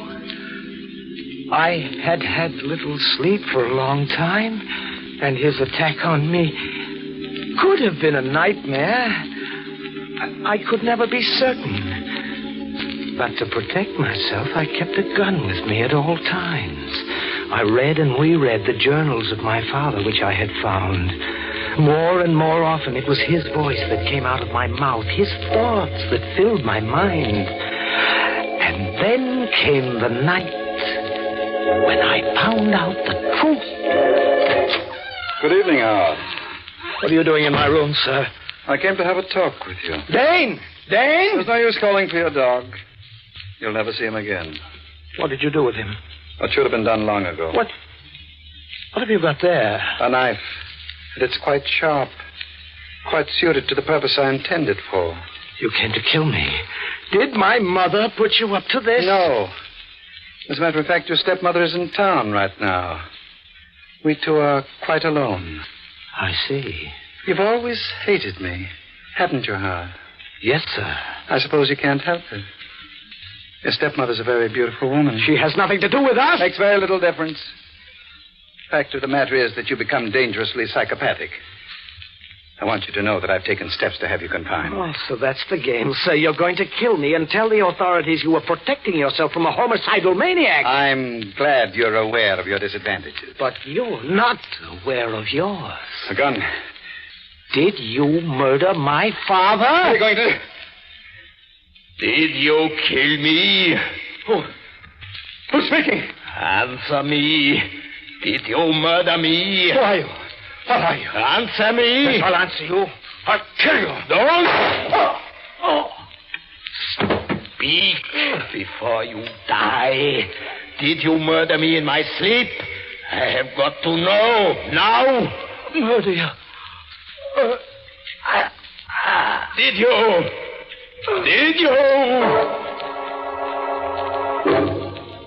But he never spoke again. My father, using my body, had murdered him. Howard, have you seen Dale? Yes, Mother. Where is he? Come in. He's in here. Howard, you murdered him. Yes, when he tried to throw that knife at me, you see, he still has it in his hand. Howard! Don't try to get away. Let me out of here. No, Mother! And don't call me Mother. You're no son of mine. You're a murderer. Yes, Mother, but less of a murderer than you are. At least I killed in self-defense. Not when my victim was asleep, helpless, and unaware of danger. Let me out of here. No, you're going to stay. Oh. Yes, this gun. The same gun I used to murder your husband. Oh. Stay just where you are. Why? Because I want you to see this man who succeeded my father. This creature whom you love. Look at him there, Mother.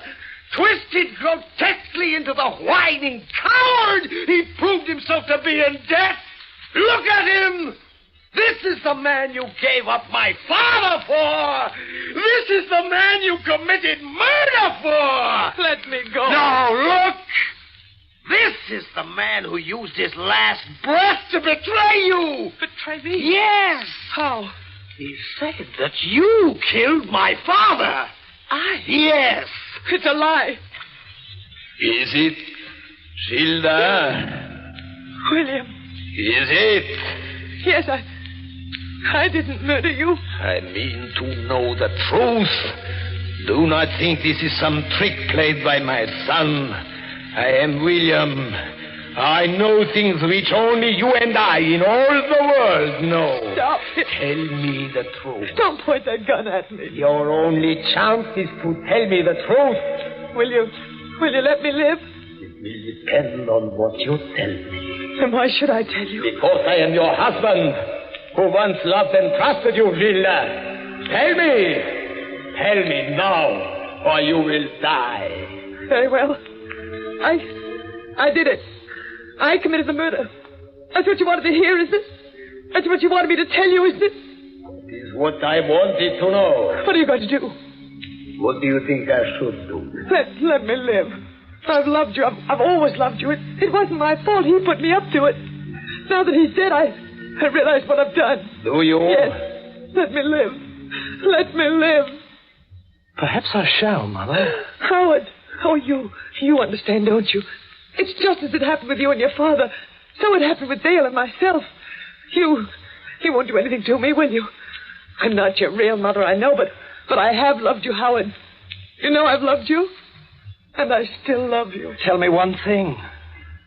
Was he as guilty as you? Yes, it was really all his fault. Then come with me, Gilda. We're going to the police.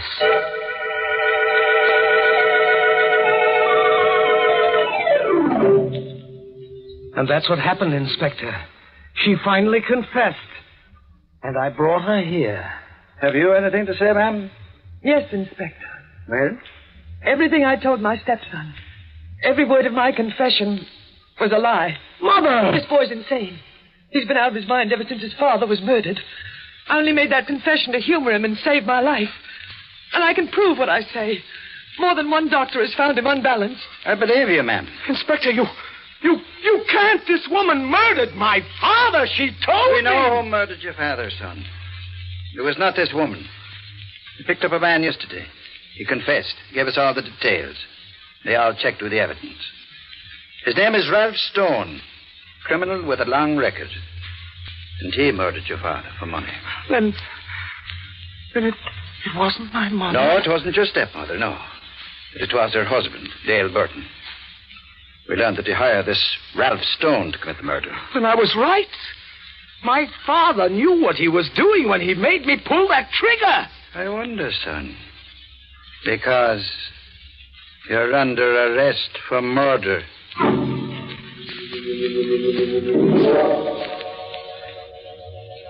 I kept telling them that I didn't murder Dale Barton.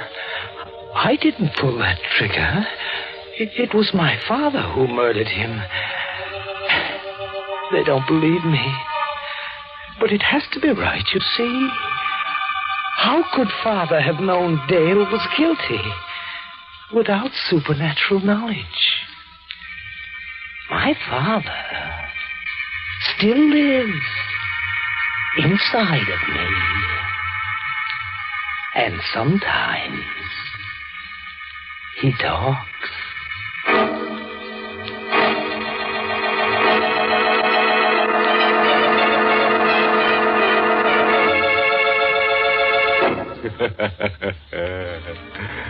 Well, friend, there's nothing wrong with little old Howard.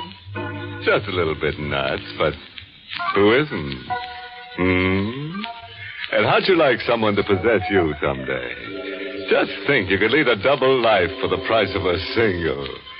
In fact, you may be able to save money because, as everybody knows, two can live cheaper than one. Which brings us to the moral of tonight's story, taken from the croonings of Nature Girl, who warbled, "Don't drop dead except in bed, otherwise you can break your head."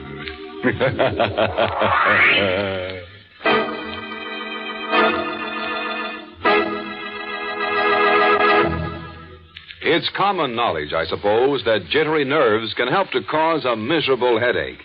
And it's almost as well known, I think, that Bromo Seltzer can help a headache in short order, even when that headache is accompanied by jangled nerves or stomach upset. Because Bromo Seltzer not only helps the headache, but helps calm the jumpy nerves and stomach upset at the same time. The makers of Bromo Seltzer have just received a letter from Mrs. Helen A. Haas of Mount Vernon, New York, in which she said, "I've used Bromo Seltzer many times. As director of a children's dramatic school, many times jumpy nerves bring on a headache. But thanks to your fine product, a headache no longer creates a problem." Thank you, Mrs. Helen Haas. You pointed out once again what millions of smart men and women know. Bromo Seltzer fights a headache quickly and helps calm jumpy nerves, too. What's more, it's so pleasant tasting, it's actually refreshing. Caution, use only as directed. If headaches persist or recur, see your doctor.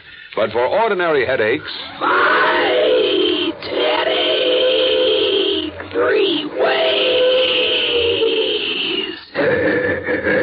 Bromo Seltzer, Bromo Seltzer, Bromo Seltzer, Bromo Seltzer, Bromo Seltzer.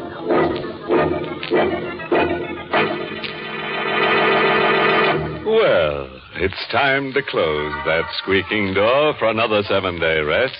Until next week at this time, when Bromo Seltzer brings you another Inner Sanctum mystery directed by Hyman Brown.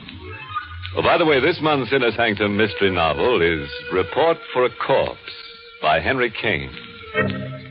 Next week's tale is titled Death is a Magician. A guy loses his girl, loses his mind, and meets a magician named Marco. Now, Marco makes an easy mark of our hero, and in turn, our hero uses Marco for target practice in a marathon murder. Marco, you see, just won't stay dead. Sound scrambled. See us next Monday, friends, and we guarantee to scramble you some, too. Until then, good night. Pleasant dreams.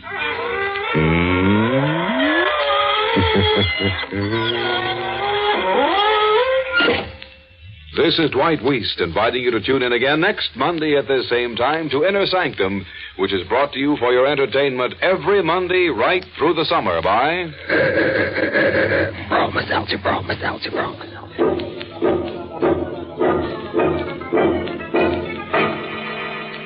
This is CBS, where 99 million people gather every week, the Columbia Broadcasting System.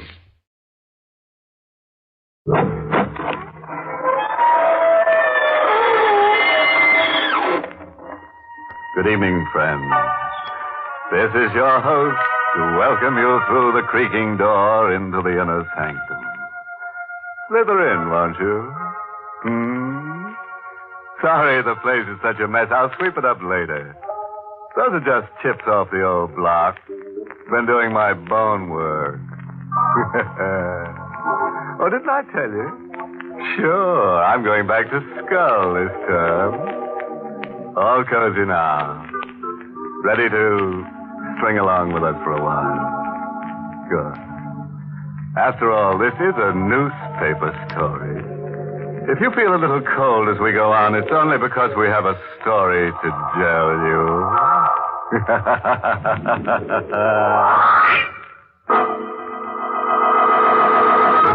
Tonight's Inner Sanctum mystery, Death of a Doll, was written by Fred Matho and stars Mason Adams in the role of Will, with Ted Osborne as Bo Cousins.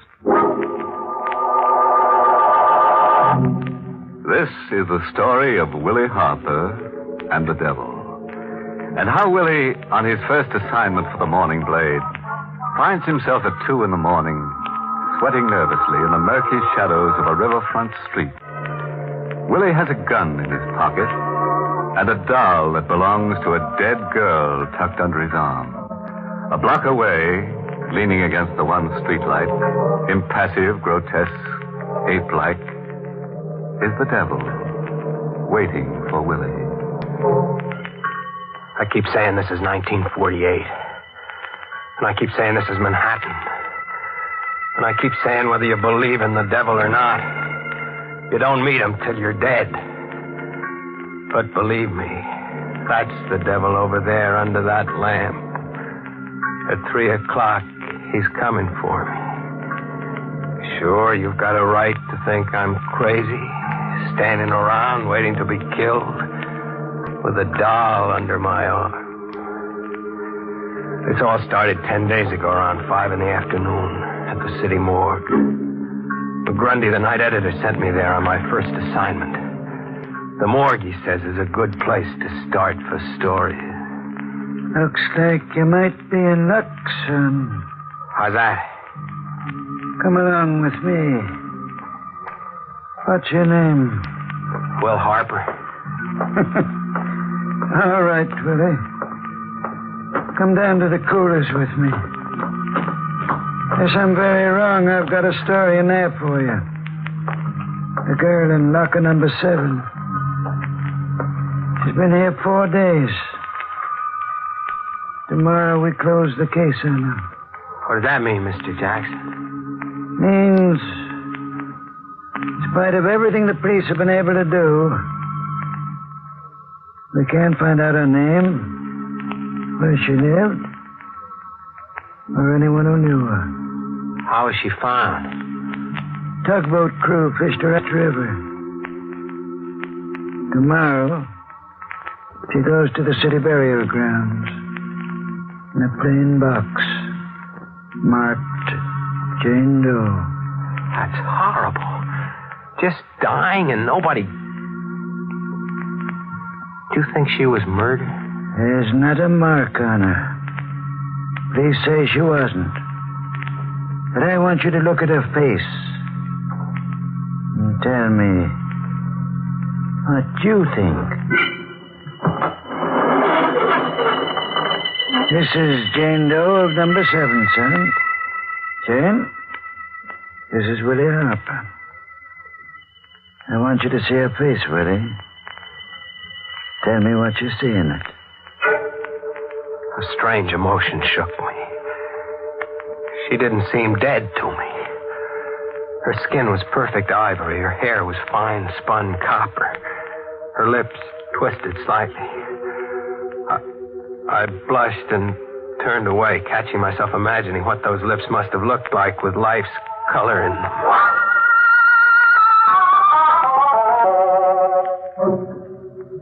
Jackson led me back to his office without speaking. As I lit a shaky cigarette, he fished a brown paper bag out of his desk. He handed it to me, tilting it forward as he did so. What the devil? Yeah. And when they pulled her out, she was clutching this doll close to her. Even the doll hasn't helped trace her.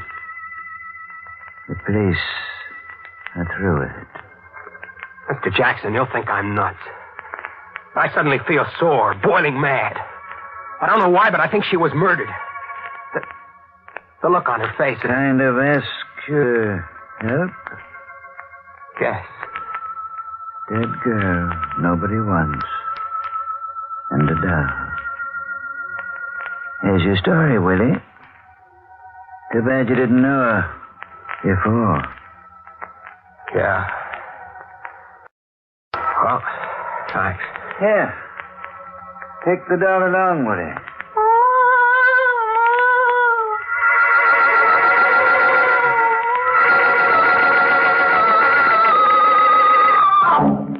I beat it back to the paper, on fire to do a story about the dead girl and her doll.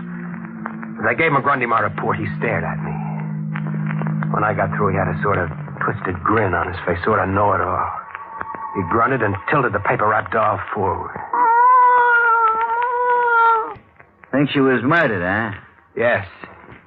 The cops don't think so? No. They're closing our case tomorrow? Yeah. No clues, facts, or anything outside of this doll? None. All right, Hopper. I'll give you another day to find the nasty character who did this horrible thing. Cops have been wrong before. Go ahead. Thanks. I'll get a story. Here, take your dolly along. And keep falling for the dead ones, Hopper. You're better off.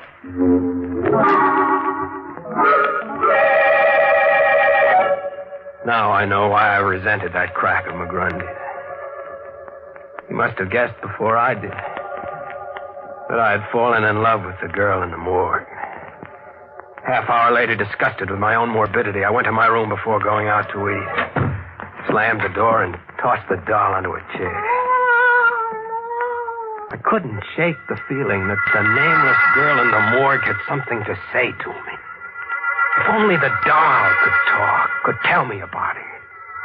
What was she like? Was her voice soft? Was it kind? Who was cruel to her? Where did she live? Who killed her? Doll, who?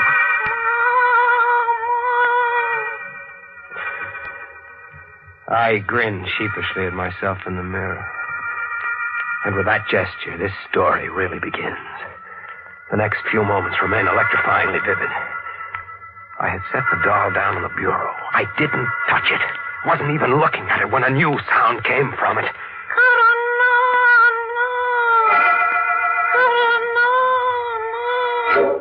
I stared at the crumpled, ridiculous little form, almost afraid to touch it again, but I did. I had to. I picked it up and tilted it limply. Karanana. That was what I had heard. A sound? A sound only? No. Somehow I thought it was more than a sound. A name? Maybe a name. Half because I didn't want to stay alone with the doll any longer, and half on a hunch. I stuffed the doll in its bag and went back to the paper. I went straight to the reference room, filed the doll under my arm. What are you looking for? I want to know if you've got anything in the files on someone named Karanana, spelled with a K or a C. Huh? What's funny? You seem amused. Don't tell me he's around again. If you've got a lead on Karanana, you've got some story. Oh, will you get me the clips on him? I'll get you Myers' Anthropology of Asia. He's in there. Anthropology? Why? Who is he? The devil. Karanana. Of course, an almost forgotten myth from Asia. Lucifer on Earth, wearing out one body after another, walking the earth always. I remember it now from college. I had on a long walk and headed down Fifth Avenue, my head whirling with a maddening conflict. I think I would have given up the whole thing then, but always at the point of going home to bed or of chucking the blasted doll in a can. The face of the girl in the morgue blanked out other thoughts. When I reached Washington Square, it was dusk. The sidewalk artists were packing up their canvases as I passed them, all but one. I didn't. He was a tall, angular man with a completely bald head, whose 4 or 5 paintings had the advantage of a streetlight. The man paid no attention to me, until at the sight of one painting I stiffened in utter shock. What's the matter, friend? Is the stuff that bad? That one. One of the girl. It's... Woman with a doll, I call it. Like it? Who's the girl? Do you know her? Tell me. Sorry, I'm selling oil paintings, friend. I'm not a dating bureau. No. You've got me wrong. I've got a good reason for asking. Look, I'll prove it. Here. Isn't this the doll you painted with a girl? Where'd you get that? I haven't seen Hazel in a week. She left for the coast. I gave her that doll to pose with. What's wrong?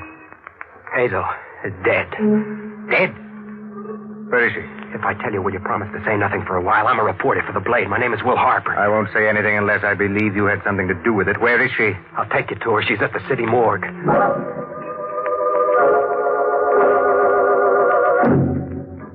An hour later, we had come out of the morgue. Bo Cousins had simply nodded at my questioning look.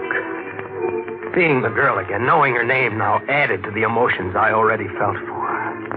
I had a sudden impulse and handed the artist Hazel's doll. Are you giving me the doll? No, I want it back.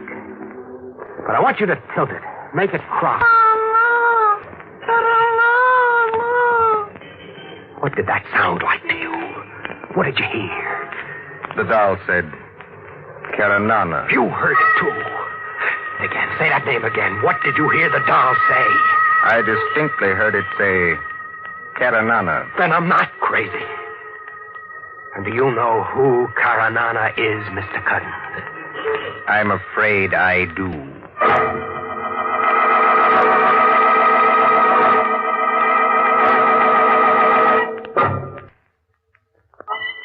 The most fantastic coincidence I ever encountered. Why? Do you know who Karanana is? The devil. Lucifer, Satan. Quite. I think we'd better go to my place and talk this out. Certainly, if what I think is true, no one will believe us. What do you think? That Hazel was murdered by Karanana.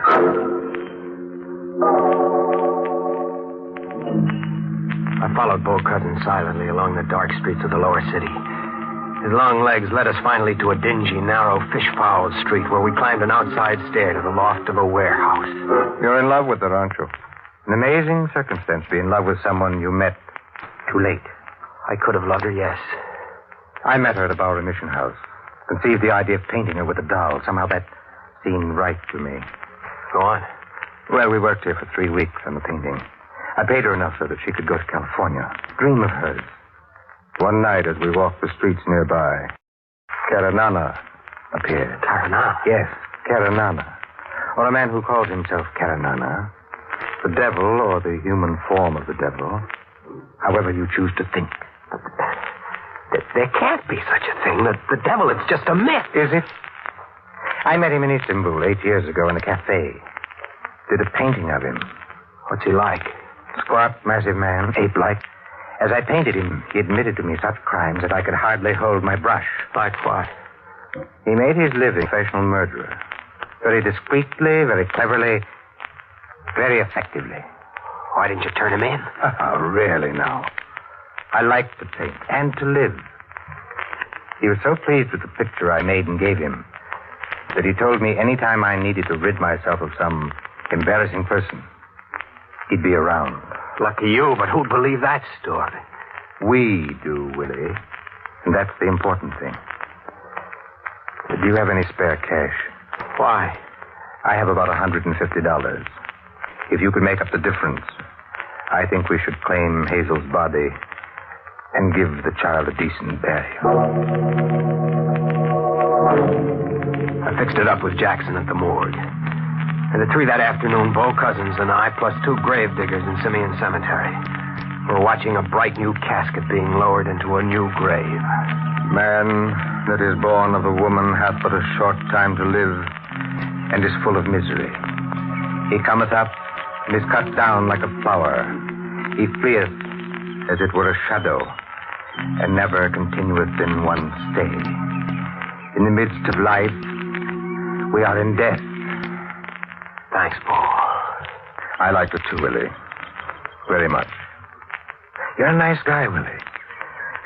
Wouldn't you rather go now? No. Let's wait till she's covered over. I want to talk to you. I've just got an idea. Oh, I know how to make things come out even for Hazel. I know how to get Karanana. And I will be very glad to see that you're buried next to Hazel here. I see things a lot clearer now that Hazel has a name and a past for me. If there is a man named Karanana, as you say, I think he's human, and that's an even chance. Maybe Karanana isn't the one. And I'll find out. Do you want to help? In any way short of being discreetly disposed of, yes. Swell. Karanana said he'd do a little job for you whenever you wanted him to, right? Yes. Then you get in touch with him and... Sorry, Willie. My merchant of death is unreachable. He shows up when he wants to. All right, I'll wait. But when he does, You've got a murder for him to do. I have? Who? Me.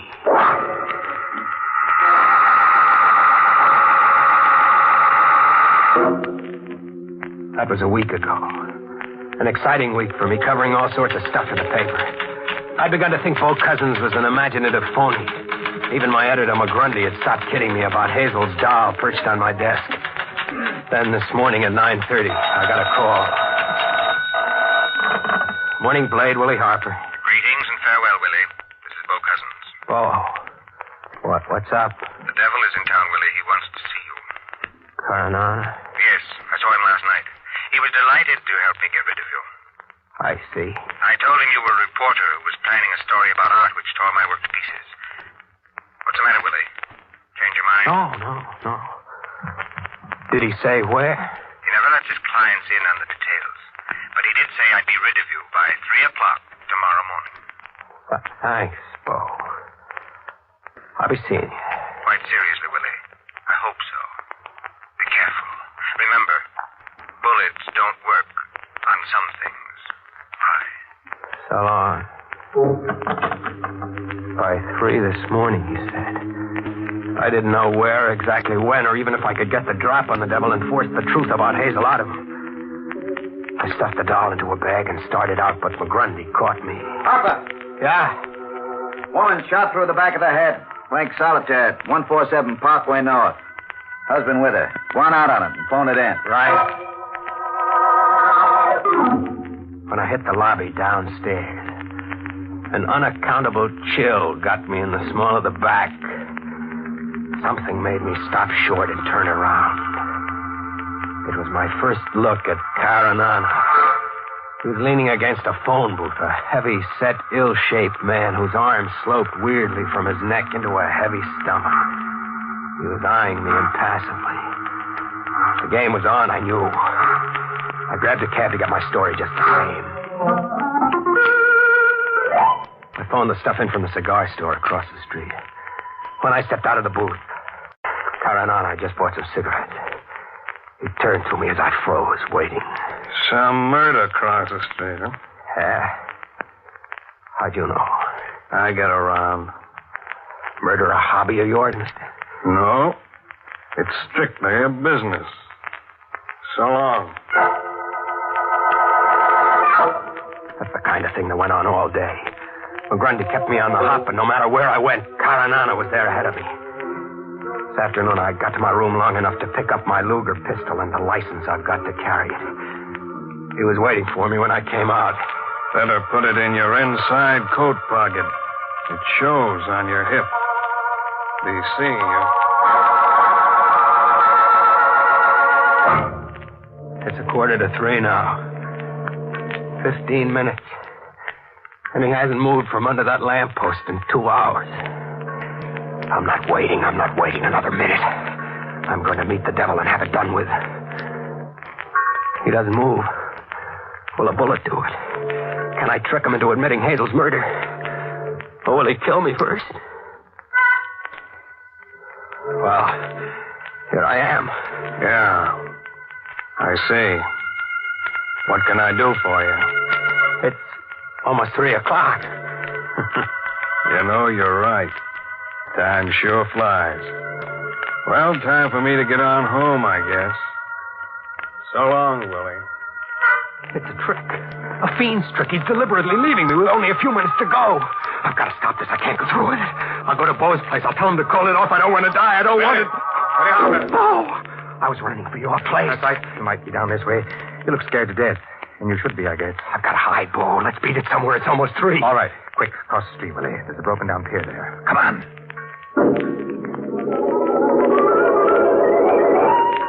Pretty dark here, Willie. But we're safe for a while. You certainly have worked yourself up. That's the doll you've got there. Yeah.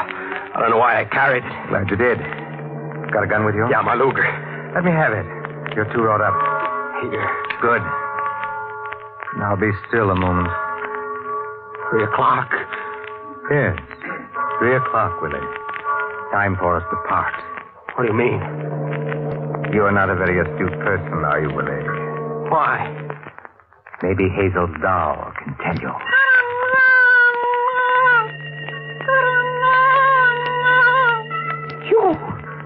No, Bo, this is crazy. The same water that received Hazel is at your back, Willie. The time is 3, and tomorrow you will be fished out with the doll under your arm. You're Caranana. White. Farewell, Willie. Hazel, poor sweet child, learned the same truth by accident. Dirty, filthy little... Farewell, Willie. And you shall take your darling with you. Stop him! Where? I said drop the kid, cousin. Stop! No, I will not. Eleanor never dies.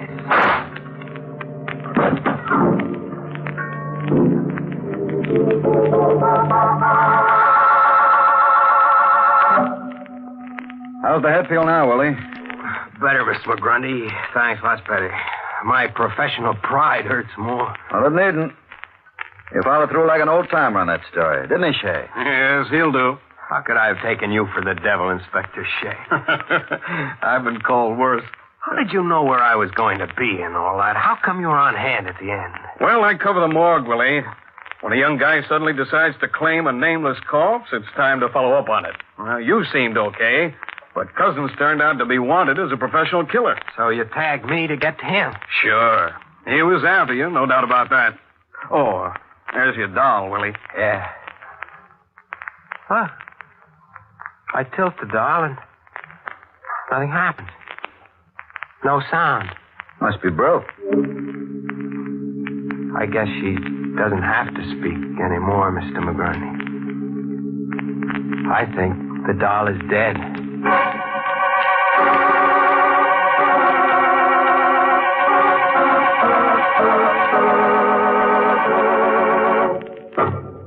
Hey. Want to buy a doll? I'll sell it to you, but there'll be the devil to pay.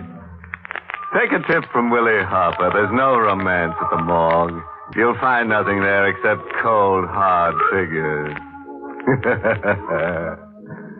Sorry I've got to skip along now, but I've got a date with Hazel's doll. She promised to help me in a grave situation. I just got to dig up something for next week's show. I think if we work at it long enough, we'll turn something up.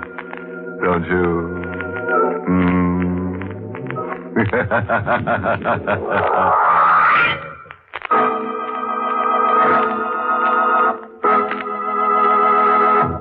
Good night. Pleasant dreams.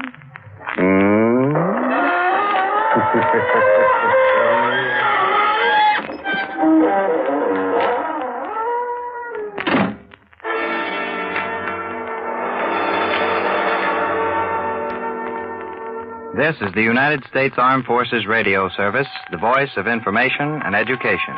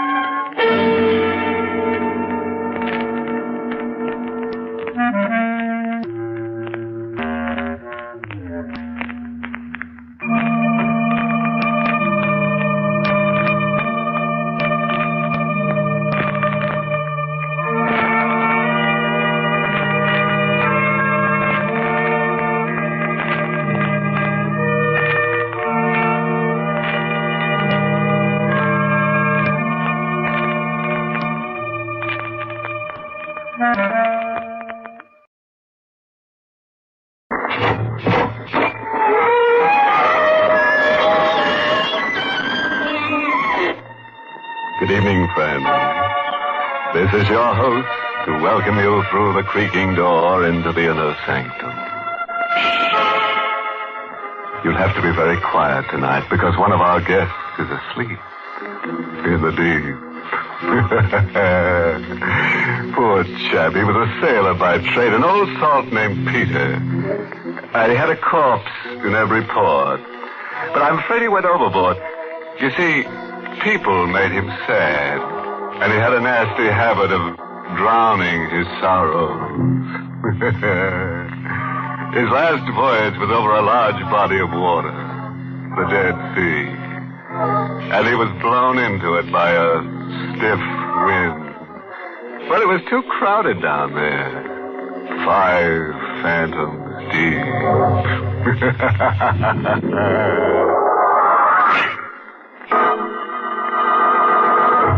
Tonight's Inner Sanctum mystery, Cause of Death, was written by Bob Sloan and Ed Adamson, and stars Barry Kroger in the role of Ken with Santos Ortega as Al. Well, gather round, my friends, and you shall hear a midnight tale of death and fear. It's full of ghosts and rich in gore, and if you listen, you'll sleep no more. Now sit back in your uneasy chair as Ken Griswold tells us his weird story. Death held no terror for a man like me. I'd seen the dead too often, lived among them, worked among them. And to touch the still, cold flesh of a corpse was a routine experience. For 10 years, I'd been the coroner of Redmond County. I'd seen death in all its cruel, twisted forms. And yet, there had never been one like this. It all began up at the lake. Even the coroner has nerves, and mine had begun to get the best of me. So Inspector Al Hendricks gave me a week off, and I went up to Grandview Lodge alone. On the 3rd day of my vacation, I was sitting on the lakefront dock when I heard my name called. Ken! I turned and saw Al Hendricks coming quickly down the hill. Ken, I'm afraid you'll have to interrupt your vacation. What? You've got to come back to town. Come back to town? When? Right away. I'm driving you in. Oh, now, wait, Al. I haven't had a vacation in almost 3 years. I know. I wouldn't ask you to come if it wasn't important. This is a very special case. Why? What's so special about this case? A woman was found dead in her house at 11 this morning. There doesn't seem to be any visible reason for her death. Oh, there's got to be a reason. So far, we can't find one. There's always a reason. You'll find one. You'll have to find it for us, Ken. Me? Why must it be me? When you get there, you'll understand why. What do you mean, why? Because it's Helen. What? Yes, Ken. The woman who died is your wife.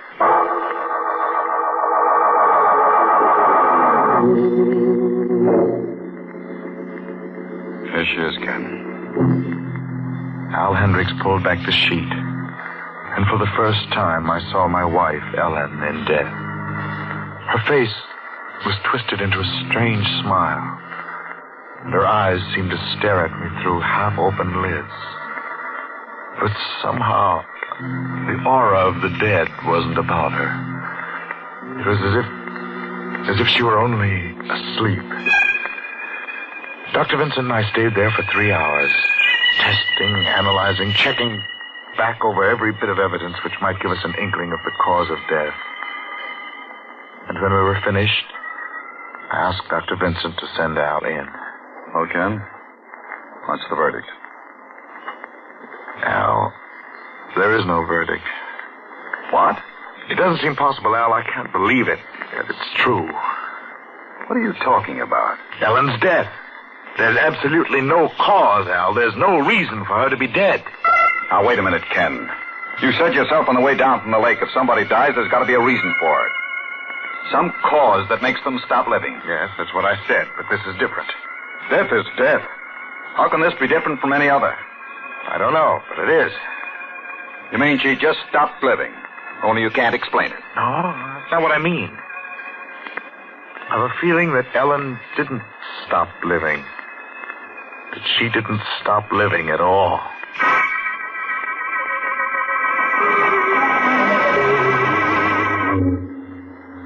On the official certificate, the cause of death was listed as unknown.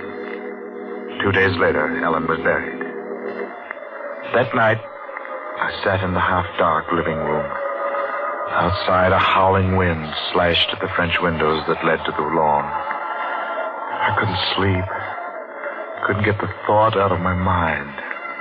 The thought that I should never have allowed them to bury Ellen. I just sat there, the idea searing deeper and deeper into my mind.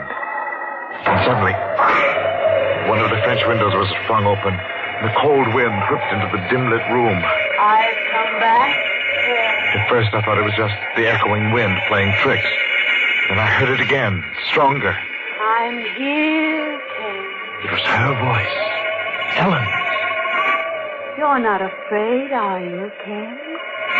She stepped out of the shadows and stood there before me in the yellow light of the lamp. She was dressed just the way she was when they put her in the coffin. The gold bracelet I had given her glistened on her wrist. Why do you look at me that way? It's not you, Ellen. Oh, yes. It can't be. You're dead. Am I? Really? You were buried this morning. You died 2 days ago. Don't you remember, Ken? You told Inspector Hendricks. I heard you. Ellen didn't stop living. No, this is just a dream. You know why I didn't stop living, Ken? It's because you can't make a wish like that come true. What wish? Don't you remember? You said to me, Ellen, I wish you were dead. No, Ellen, I always loved you. You didn't. You never did. When Carl was nice to me, you hated us both for it. You thought I was going to Carl, and so you made your wish. You wished that I would die. I didn't mean it, Ellen. I swear. It was just something I said in anger. You wished me dead, Ken, but you can't kill by willing it. You can see now that I've lived on. This isn't real.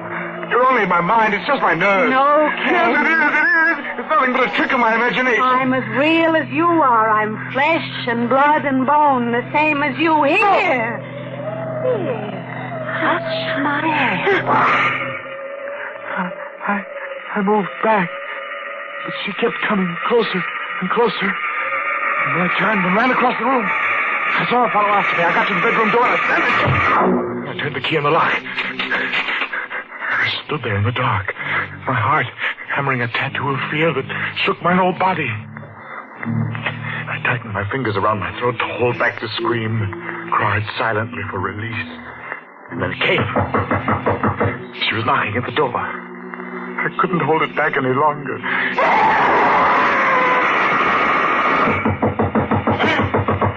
Can't open the door. Let me in.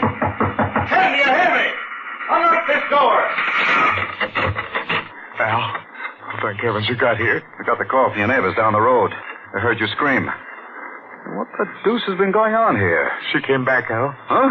Ellen, I told you she wasn't dead. Oh, now look. No, I'm not crazy. You've got to believe me. She was here. She tried to get into this room, and that's why I locked myself Now, in. you listen to me. The last couple of days have been rough on you. No, wait a minute. I know what I'm talking about. Ellen's come back. I said you listen. Your wife was buried this morning. I was at the funeral with you.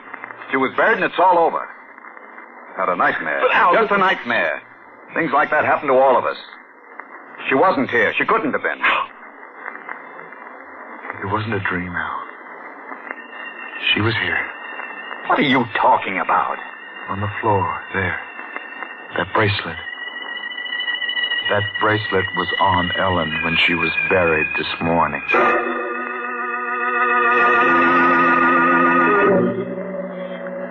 After Al left, I went out to the cemetery. The moon dropped a pearl gray blanket over her grave. I dug feverishly into the fresh earth. I still had to prove to Al that Ellen lived on. The bracelet wasn't enough for him. I dug deeper and deeper.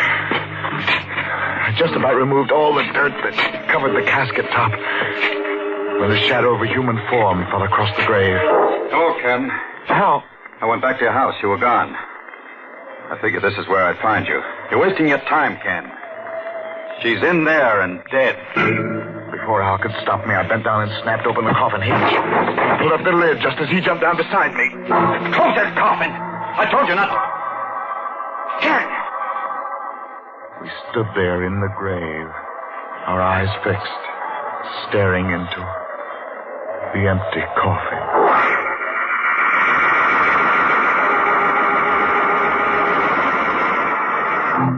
Al, you've got to listen to me. Now, Ken, do what I told you, will you? Go into your room and get some sleep.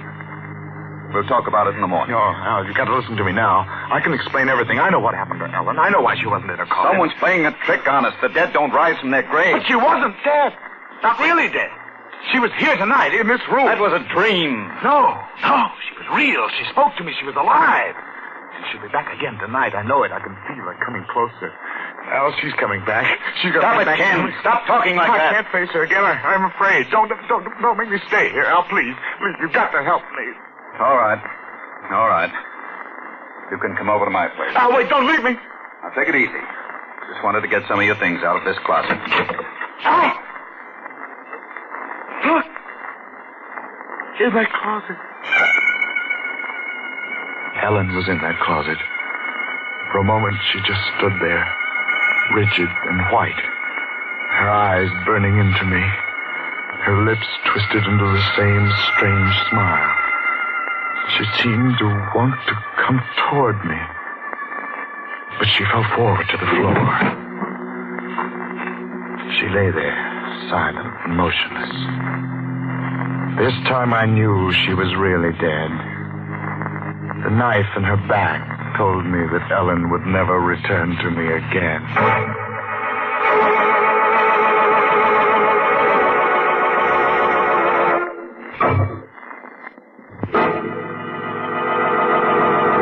You know, I feel kind of sorry for our coroner friend, Ken Griswold. He never should have picked out that sort of job for himself. Working in a morgue is enough to make anybody slab happy. That place can really get you down. About 6 feet down. It's like they say, death is always just around the corner. Oh, yes, about Ken's wife, Ellen. Let that be a lesson to you the next time you make a wish over a vulture bone. That's the way some women are. Stubborn. You can't get rid of them. Dead or alive. Well, now let's get back to Ken Griswold as he continues his tale of terror. After we found Ellen's body in that closet, I knew I had to get away from that house forever. I wanted to run out into the night, but I couldn't move. Some force held me stationary in its grip. The room began to swim crazily. I saw Al Hendricks come towards me, but a black curtain fell between us, and I was lost in its deep void.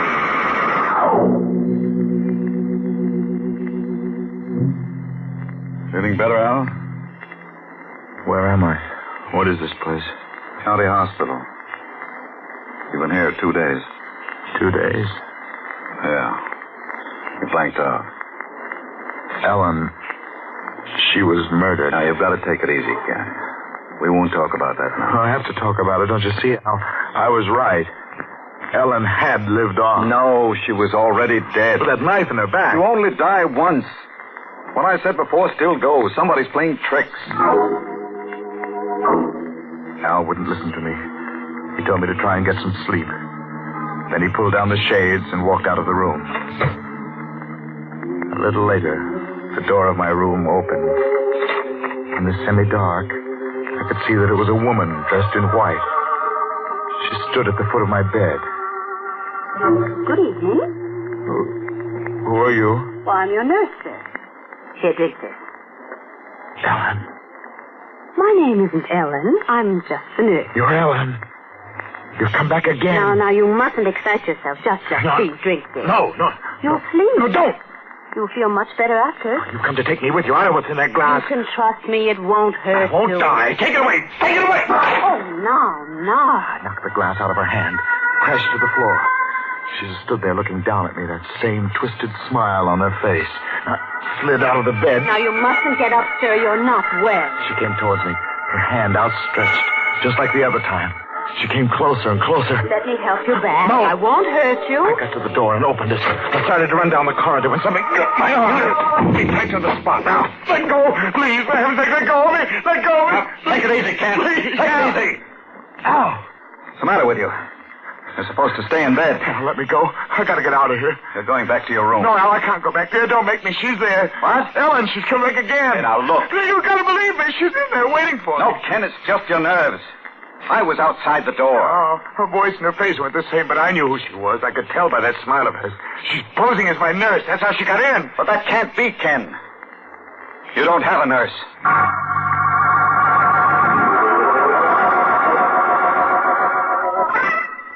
You don't have to worry about her coming back anymore, Ken. Oh, she will. It was all in your mind. I think I can make you see that now. What do you mean? You felt responsible for Ellen's death because of that fight you had with her. That's why your imagination ran wild. Oh, but Al, that bracelet, her body in the closet. Like I told you, she was dead all the time. Somebody was playing tricks. The man who murdered your wife, we've got a lead on him. What are you talking about? What man? One of your neighbors gave us the tip. 2:00 in the morning on that day your wife was found dead, a man was seen leaving your house. He was tall and wore a black hat and coat.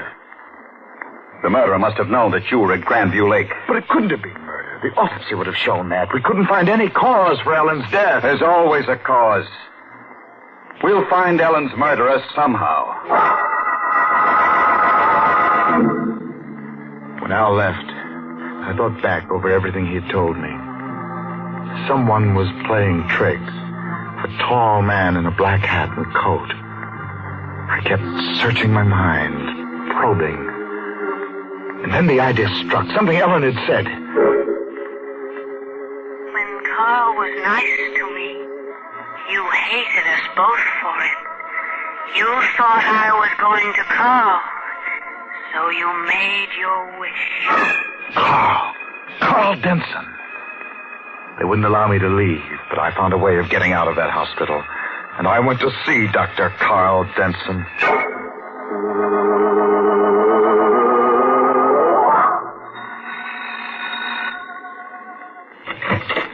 Yes, what is... Hello, Denson. Why, Ken Griswold. I want to talk to you. Yes, of course. Come in.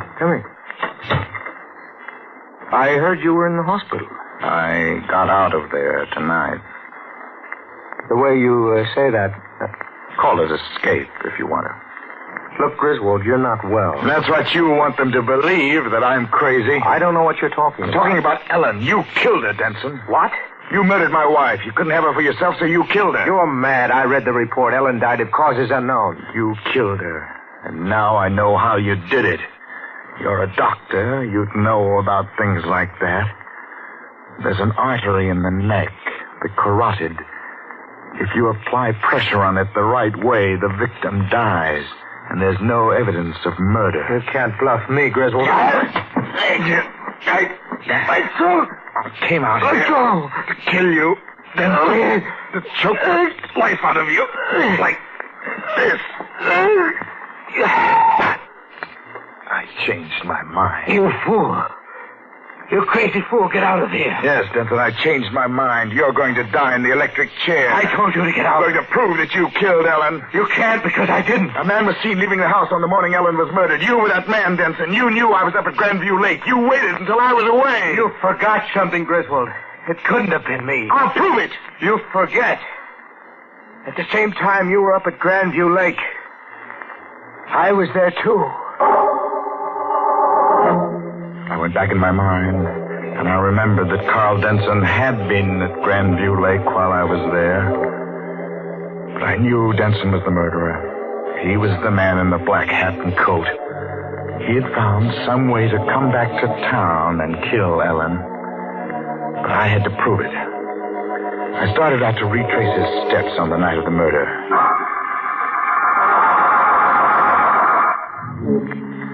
The train let me off at the Grandview Lake station at 4 a.m. I phoned for the village taxi and ordered the sleepy driver to take me out to the lodge. I don't like to make trips this time of the night, mister. Don't worry, I'll pay you extra for it. Only hurry. I can't go much faster. Trouble with you city folks, always hurrying to get nowhere. Reminds me of the fella I drove last week. City fella, too. Got off the 401 just like you. Says he's in a hurry. Wait a minute. Yes? You said he got off that same train? Yep, that's what he said. Same train as you. What day was that? Let's see. Was it Tuesday? Tuesday? Yes, it's Tuesday that. What did he look like? What you want to know from me? Tell me, what did he look like? Well, he was a tall fella. Didn't talk none tall. Couldn't see much of his face, had his coat collar up. The thing about that, wasn't cold either. Was he wearing a black hat? Come to think of it, guess he was. Ah, black hat and coat. Where did you drive him to? Same place you're going, mister. Grandview Lake Lodge. That proved it. I was right. Denson had gone to town to kill Ellen. Then when he finished, he returned on the early morning train. I had him now. There was just one more step left. When I walked into the lodge, George, the night clerk, was behind the desk. Good morning, Dr. Griswold. Hello, Griswold. George. We weren't expecting you, but we have a room. I'm not staying. Oh? George, I need your help. Yes, of course. What is it? It's important. You must remember something. Remember? About Dr. Denson. You know him? Yes, certainly. Well, this happened just 1 week ago, last Tuesday morning at the same time. You were on duty then? Yes. And you would have seen anyone walk through the lobby here? Yes, I would.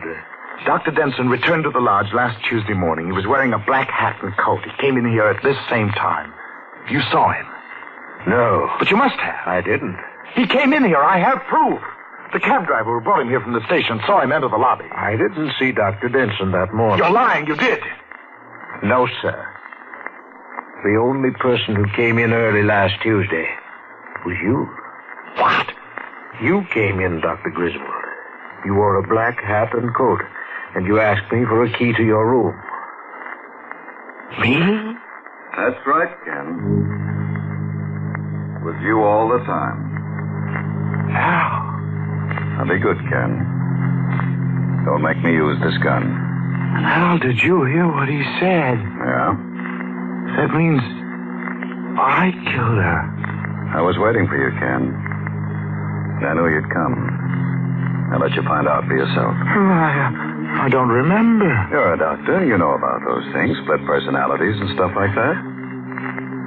You just can't see it in yourself, I guess. But her body in the closet. That was you, too. I followed you out to the cemetery. You thought she was still alive. That's why you put the knife in her back. I'm no expert in those things, Ken, but that's the way it looks to me. Okay. Let's go. I couldn't go back with him, not that way. I ran across the lobby. Stop, Ken! Stop, I'll have to shoot! I got to the door and... Oh! Bullet burned in my chest. Al turned me over on my back. I'm sorry, Ken. It's all right, Al. This is just the way I wanted it. Al's gone for a doctor. I haven't got much longer. No. I won't be here when Al comes back. I won't give them any trouble with this one. The cause of death. This one's easy to determine.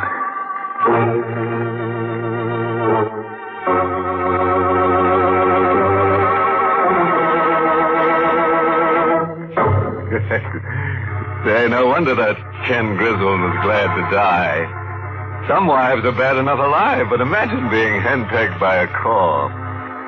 Yeah, that's the trouble with folks you meet around here. They're dead, but they just don't know enough to lie down. Oh, by the way, there's a good moral in tonight's nerve-shattering narrative. If you're thinking of doing away with your spouse, forget it. Brother, you haven't got a ghost of a chance. This is the United States Armed Forces Radio Service, the voice of information and education.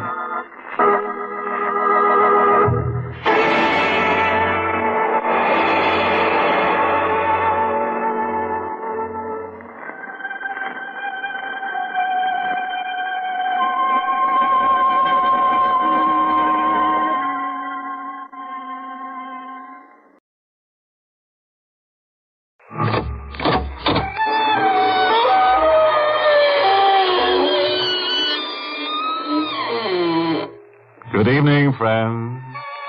This is your host to welcome you through the creaking door into the inner sanctum.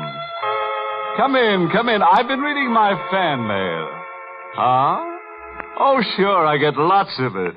Delivered in a hearse every morning. One lonely heart writes, despite your sinister voice, you strike me as a fine gentleman and a homebody. I am companionable, good-natured, unmarried, and I've been hardly dead a year. Won't you please exchange photographs, signed, Lonesome? Did somebody say the lady spook out of turn?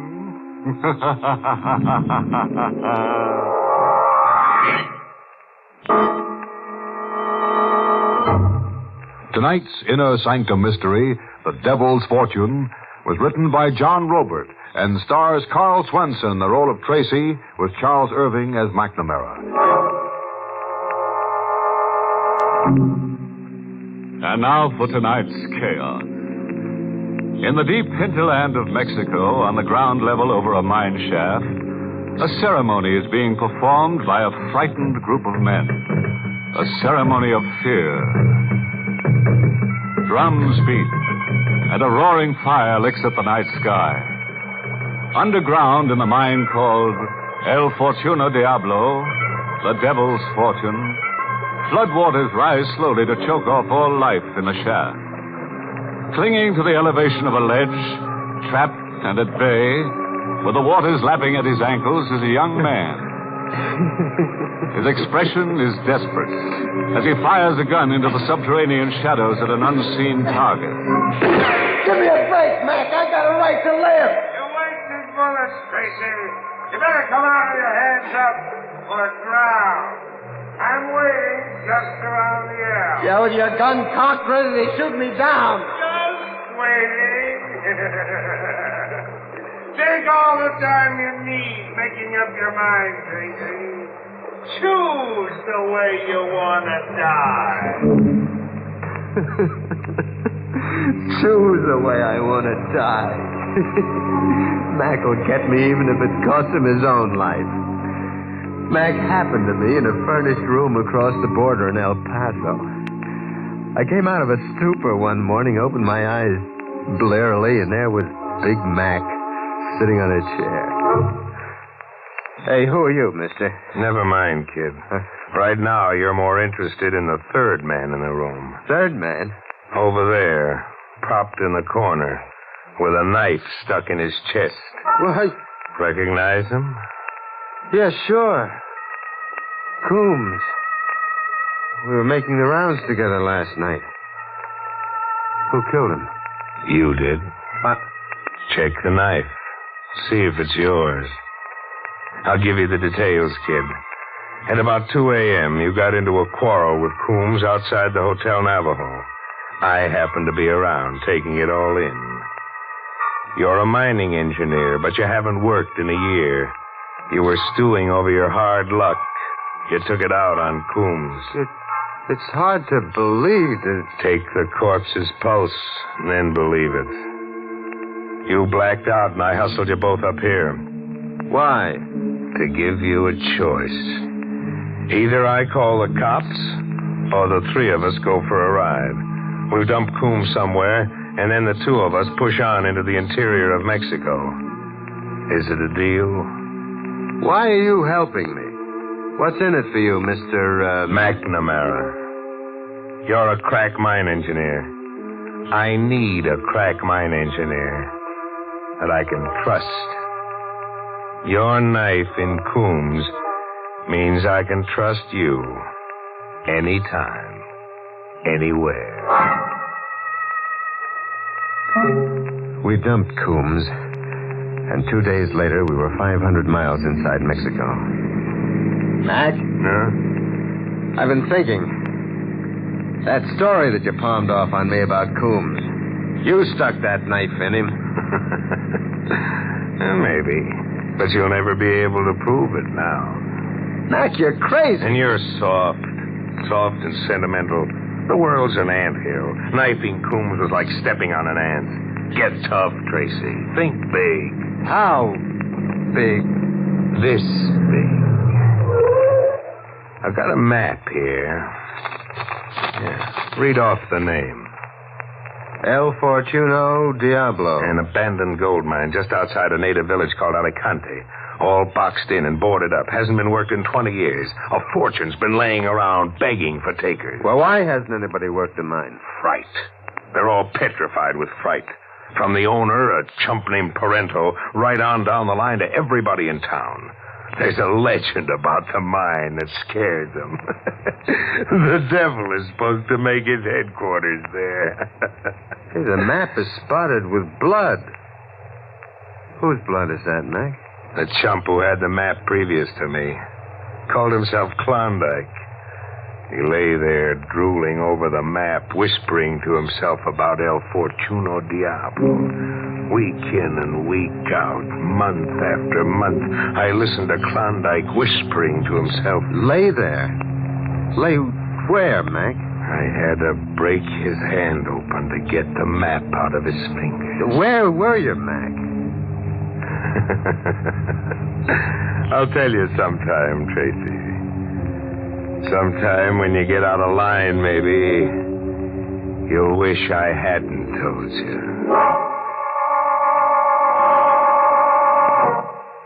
We reached Alicante, a bleak, backward village, where civilization came trickling in slowly by donkey cart over narrow mountain passes. From here on, kid, watch me operate. How are you going to get El Fortuno Diablo? Steal it. We steal the mine from a Senor Parento, that owner I told you about. It's all fixed.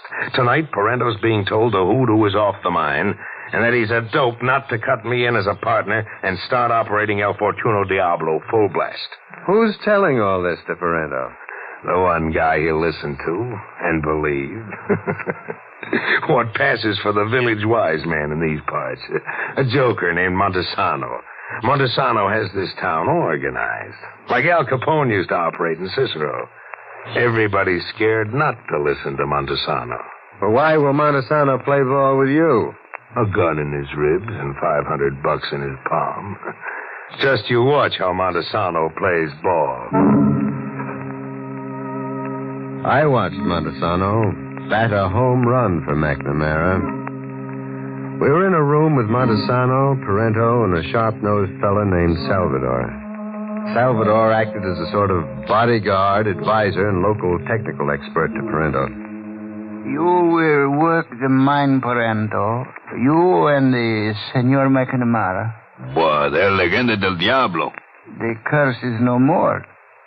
When your father was killed, he put the 20-year curse on El Fortuno Diablo.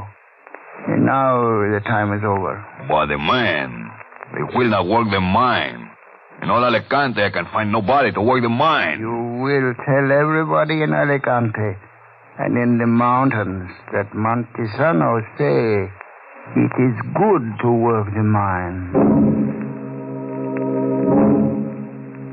Machinery trickled in by cart over the mountain passes. Fearful workers grumblingly responded to Montesano's call. The shafts were rebuilt. The mine began operating.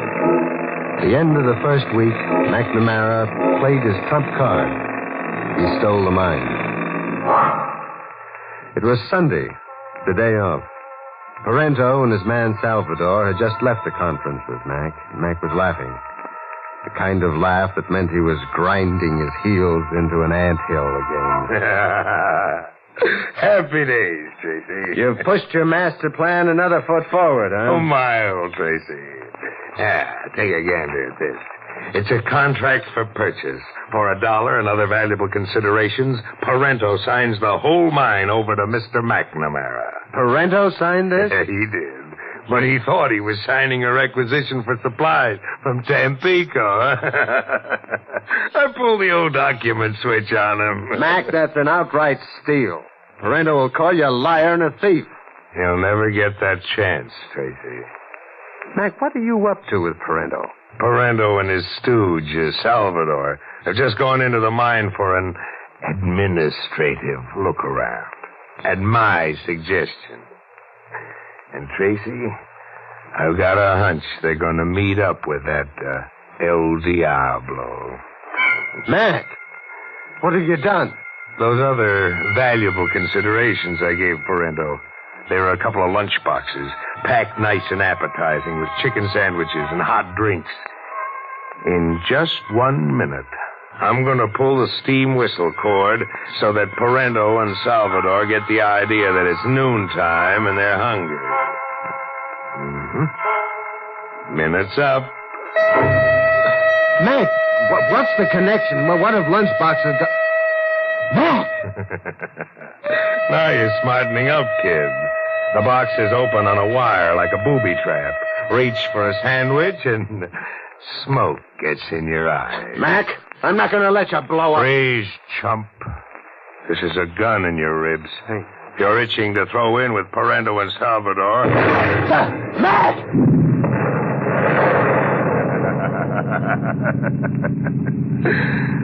Parento and Salvador got hungry.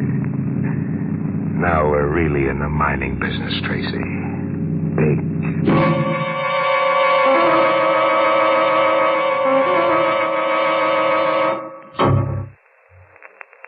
One thing about that McNamara, he's a doer. He follows through to the other guy's end. Quite a yarn heating up, We're 10 minutes out and 3 stiffs already. Now, there's a lopsided chemical formula for you. The more characters chilled, the hotter the story. Poor Tracy. What do you bet he wishes he never went to engineering college? He never dreamed his school diploma would be a certificate for burial. Well, let's get back to the devil's playground, shall we? When the bodies came out of El Fortuno Diablo, Mac and I were out walking. The idea was the Sunday explosions happened mysteriously while we were away. That night at the hospital, I talked to the local doc. Poor Parento. We didn't even find enough of him to make a decent burial. Oh. Blown to bits. And Salvador? Well, with Salvador, it was a miracle, Senor Tracy. Salvador lives, but not his face. Now, when the bandages come off one day, it will not be the face of the Salvador we knew. Just like his mind, poor Salvador left his face behind him in El Fortuno Diablo. Parento blown to bits and Salvador with his head swathed in bandages. McNamara's master plan was going great. Now the mine worked full blast, round the clock, day and night. Montesano was on hand when needed, telling everybody the hex was off, keeping the men in line for Mac. The men were working overtime, but so was the accident emergency bell connecting the shaft to the shack we supervised from. The bell meant an injury, or worse. Tracy, if it's another casualty, I'll fry somebody in oil. We're running a mining operation, not a hospital. It wasn't a hospital case this time. It was a case for the coroner. In the mine shaft, face upward, with his eyes fixed and unwinking, lay a miner, Miguelito. All of a sudden, senor, it's Miguelito. He let out a cry and dropped to the ground. I live 1,000 años and I never forget Miguelito's cry. What killed him, Tracy? Well, nothing apparent, Mac. No wound, nothing. Shock, I'd say, from the look on his face. It was El Diablo. El Diablo come before Miguelito. His face is black and standing from the side of his head, I see horns. Not that line of talk, Manuelo. You're scaring the men. The scared men don't mind gold. Senor McNamara, is it true? It was the devil who come before Miguelito. See?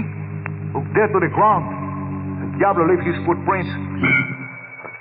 We looked, and there, clearly defined in the soft dirt, was a print. A hoof print. Mac, it's a hoof. It's a cloven hoof. Tracy, so help me if you blow your top in front of the men. Miguelito had a heart attack, men. He was just a kid, not up to being a miner. Now everybody back to work. The men went back to mining for gold. And the emergency bell kept ringing. Tracy. Yes? Go fetch that Alicante wise man. Tell Montesano the men need another spiel about how the devil has called it quits and the hoodoo's off the mine. Has the devil called quits, Mac? Tracy, you blow your top and I'll blow your head off. I'm here to mine gold. If I have to kill every mother's son of yours and work the mine myself. How do you explain the 4 murdered men, then? Bad hearts, the 24-hour shift. Maybe the men got to brawling among themselves down there. It's easier to blame a killing on the devil than face a murder rap. Now what? That's the fire bell. Fire, Mac. Another omen of disaster. Your gold mine is going up in smoke.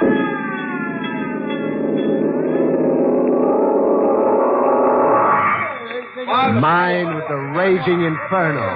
Mac ran around like a wild man, barking orders, working with superhuman energy. Arrow, get that equipment going. Beat the fireman and I'll double everybody's pay. Hey, Hackler, You let the fire get out of control and lose the mine, and I'll sing every living one of you a farewell lullaby with this. Mac was threatening them with a sample submachine gun spray. He meant mass murder, and the men knew it. Yeah, you're slowing up, man. Maybe a little music will give you more inspiration. It was an impossible task, but the men got the fire out.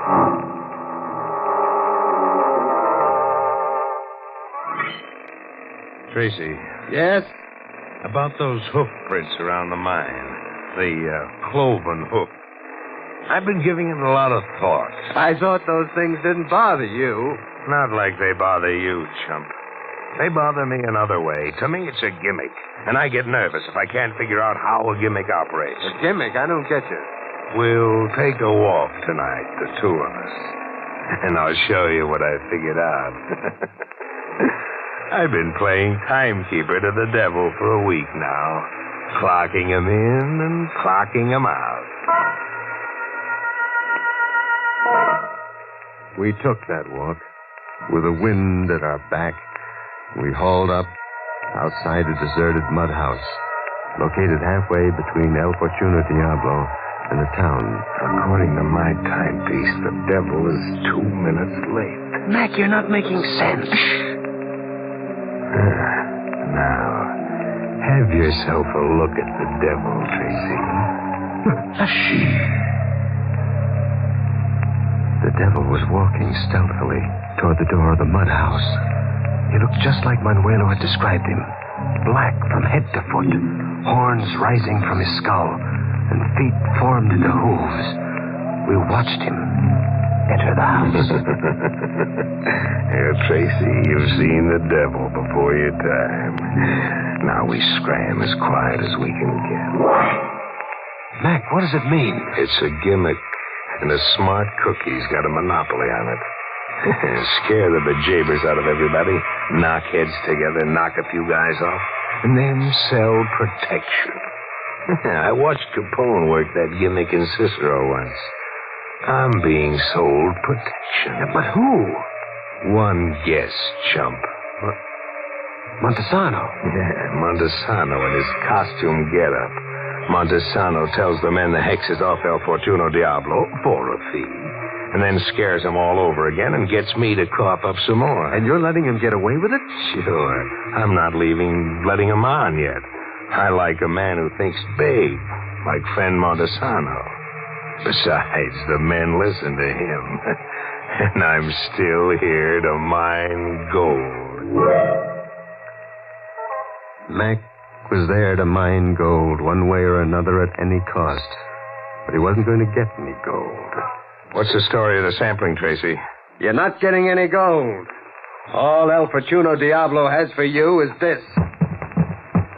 Salt. You haven't got a gold mine, Mac. You've got a salt mine. You keep the report under your hat, Tracy. Mine operations will go on exactly as they are. It's crazy. The salt isn't worth the transportation. We're not mining salt. We're mining for gold. Mac, there isn't a grain of gold, I tell you. We're mining for gold, Tracy. For a year, I lay on my back watching Klondike drool over that map, listening to him whisper about El Fortuno Diablo. For a year, strapped down tight so I couldn't move a muscle or wiggle a finger. But I could use my ears, Tracy, and my brain. We're mining gold. Gold, Tracy. You lay on your back, Mac, strapped down. Where were you laying on your back? You really want to know? Yeah. I told you once that maybe sometime you'd wish I hadn't told you. It was in the Meadowbrook Hospital for the criminally insane. We were to continue mining for gold. A madman was intent on mining gold even if there wasn't any gold.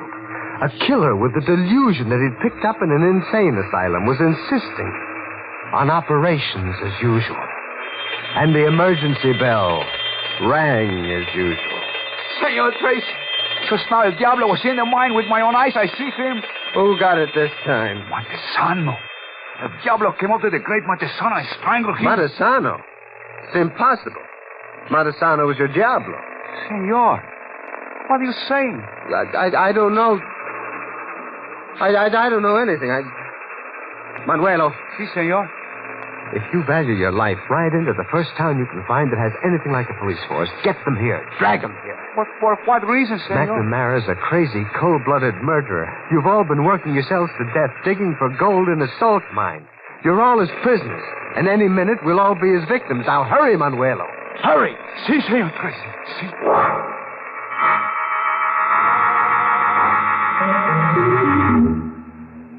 Manuelo didn't get far. Max stopped him outside. Then he came after me. I ran in panic into the mine. Here, in the trap. The waters are rising. Max around an L somewhere in the tunnel, waiting in ambush. And I have got a choice. Drown or meet Max bullets head on. Tracy, your time's running out. Mac, I got a right to live. You blabbed to Manuelo and he spread the word. I told you I came here to mine gold, and you blabbed to Manuelo. There isn't any gold. I worked my scraps free at Meadowbrook and strangled Klondike to get that map. I shot up a Kansas bank to get the money to buy mining equipment. All that so I could mine gold. You hear, Tracy? Mine gold! Mac! What happened, Mac? Hit, Tracy? You got me. Darn liar, I didn't even fire. It's a trick. It's a trick to lure me out. Max shot into the air to confuse me. He's there behind an L where I can't see him in ambush. Mac! Mac! He cannot hear you, Senor Tracy. Mac, he's there. El Diablo. It's the devil standing there. Like Manuelo described him, black from head to floor with horns rising from his skull. How many devils are there around here? First Montesano, now you? Montesano was a faker. He sees tribute, he do many things. Kill many men. I have come to know, senor, that there is no Diablo. No devil? You're not standing there, huh? But I am real, senor. Behind this face, I am Parento. Parento? They couldn't even find enough of you for a decent burial. For Salvador, they could not find. In the hospital, the doctor agreed that Parento will drive the devil from El Fortuno Diablo. And the police agree Parento will be their deputy. You killed Montesano and McNamara? Si, senor. What is so funny, senor? McNamara. I was thinking of Mac's master plan. He never figured that booby trap he planted in your lunchbox would blow up in his face.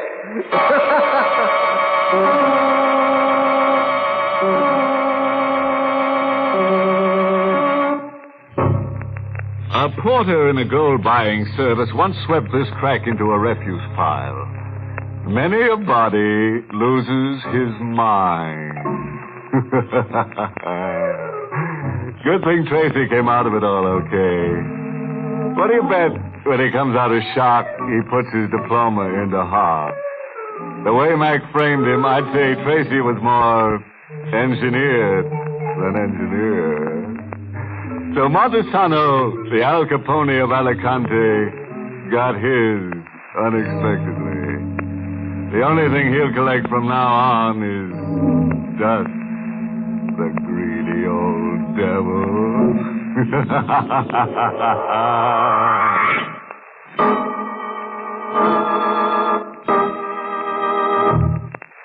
Be with us again next week at this same time for another Inner Sanctum Mystery. This program was originally heard in the United States over CBS, the Columbia Broadcasting System, and has been rebroadcast for servicemen and women overseas through the facilities of the United States Armed Forces Radio Service, the voice of information and education.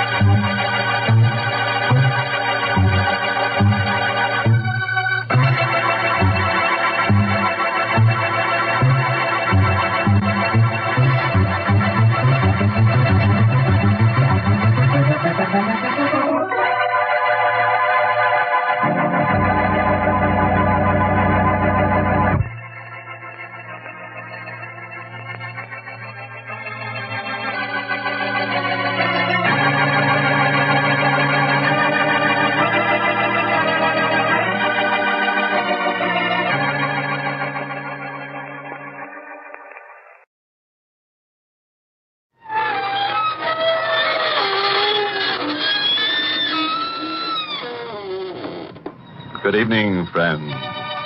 This is your host to welcome you through the creaking door into the inner sanctum. Come in. I want you to see the changes we've made around here. Very, very smart. Now, this new morbid motif was designed by those southern decorators. Oh, Topsy and Eva. This three-part section of sofa was made especially for the wife of Harry the Hatchet Man. You see, Harry left his wife in pieces, so naturally we let the chip and dales fall where they may. Now, here's our new dropped living room. Just freshly dug. It's for rent, a real bargain. All you have to do is slab on a down payment.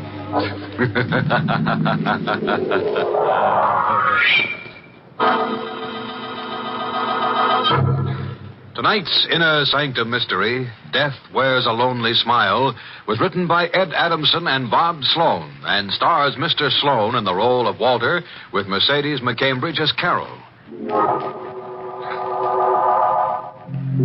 Well, now let's get to tonight's torturous tale. Find your places and make yourselves comfortable before we begin. As Harry the Hatchet Man says, we're not seating anyone before the first act's curtain falls.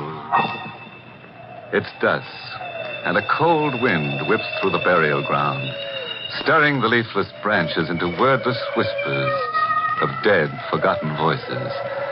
Amid the gravestones, the big man with a bloodied gash in his forehead stands, hatless, his massive ape-like arms hanging limply at his side, his eyes set in a lost, vacant stare. The big man remains there, transfixed, as the young woman in black comes out of the shadows behind him. Can I help you? Where did you come from? Oh, I was over there putting flowers on my father's grave, and I saw you. You were standing here, and you seemed lost, so I... Lola. What? I've been waiting for you, Lola. Oh, I'm not... I knew you'd come if I waited, Lola. I knew you would. But my name isn't Lola. I waited so long. I waited every day. I told you I'm not Lola. You've mistaken me. My name is Carol. Carol? That's right. Carol Finley. But Lola said she'd come. She promised me. I need her. Who is Lola? Lola's my friend. She never made fun of me because I'm so big. Lola never laughed like all the others, like all those other ones who were so mean. What's your name? I told you, it's Carol. What's yours? Walter. Walter, you'd better let me take you home. Home? Yes. Where do you live? Why, I don't know. There's something the matter with you. Yes, you're hurt. That cut on your forehead. Cut? Yes.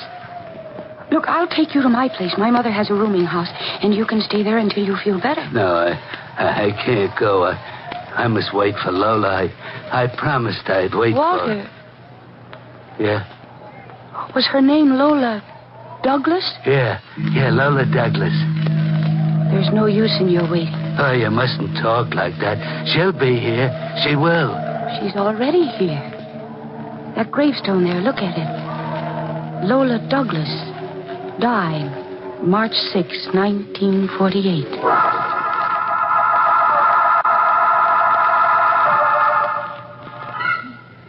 There you are, Walter, now.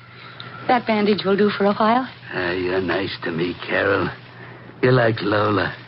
You're not afraid of me, are you? Of course not. Why should I be afraid? Because I'm so big. I remember when I was in school, a boy made fun of me. I grabbed his arm and I told him to stop. He just laughed at me. I didn't mean to hurt him, but I broke his arm. I just squeezed a little and it broke. Then they were all afraid of me. They shouldn't have laughed at you. I like you, but I can't stay here. Oh, it's perfectly all right. I spoke to my mother, and she said that you can have my room for a few days, and I'll move downstairs. Oh, I have to find Lola. I promised her. Walter, try to understand. Lola is dead. Oh, no. She was buried over a year ago. Oh, that isn't true. I saw Lola last week. I spoke to her. All right, Walter. All right. And tomorrow you can start looking for her again. But now you must get some rest. You just lie down here and I'll... Carol, why are you looking at me like that? This was on the table among the things you took out of your pocket. What is it? A newspaper clipping. I didn't have a clipping in my pocket. It's dated March 7, 1948. Woman found brutally crushed to death. Victim identified as Lola Douglas.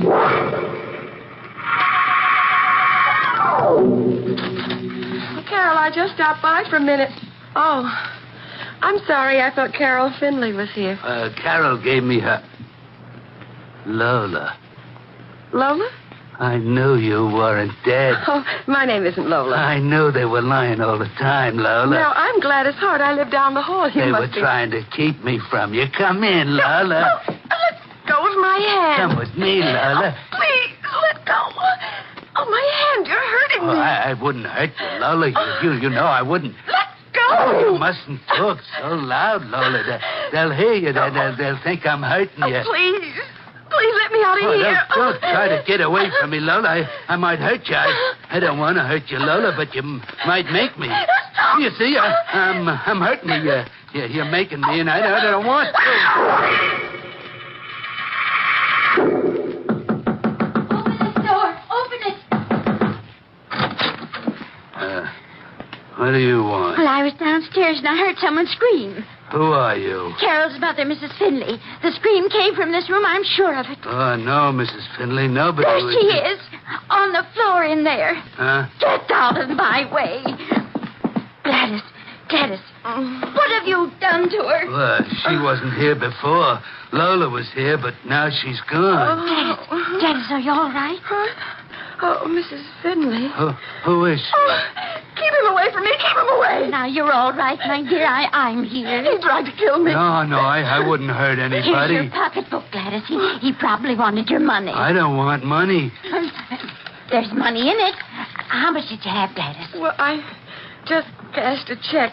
$68. It was your rent. 20, 40, 60, 5, 8. 68. Well, it's all here. Well, come on now, dear, and I'll take you to your room. All right. And I want you to clear out of here. No, I can't go. You're getting out, you understand? You're getting out. I can't go. Lola's coming back. I promised her I'd wait, and I'm staying here until she comes.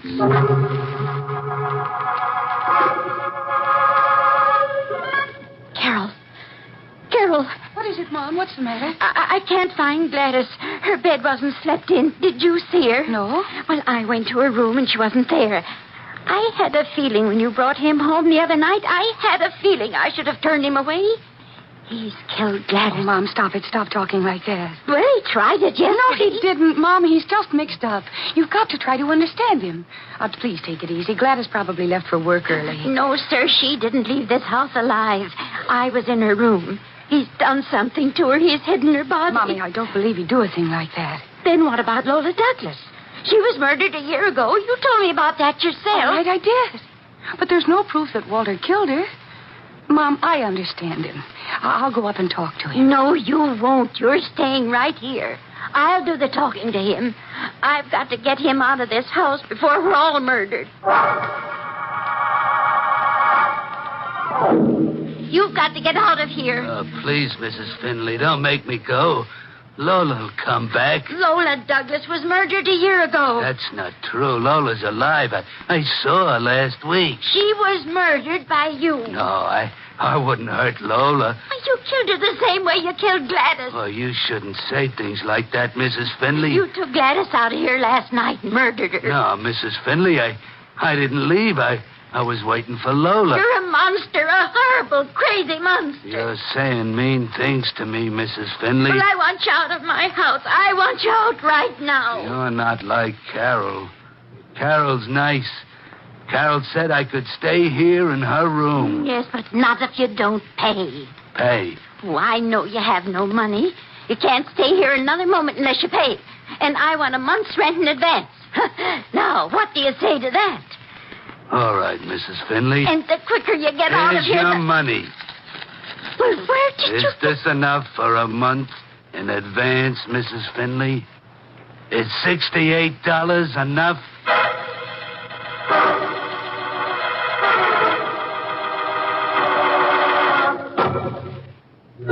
$68, Carol. Here, look. He gave me $68. I don't understand it, Mom. Yesterday he didn't have a penny in his pocket. But don't you see what this proves? It's just as I told you. He's murdered Gladys. That's exactly what she had in her pocketbook last night. $68.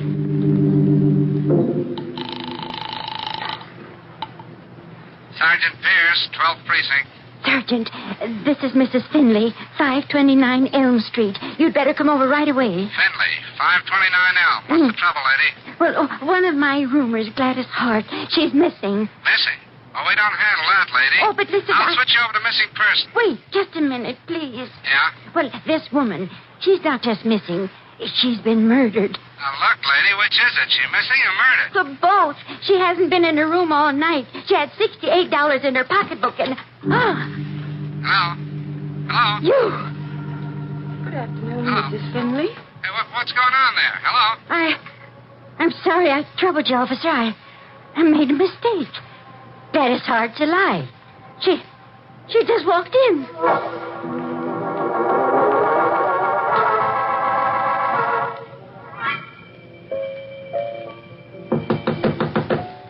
Who's there?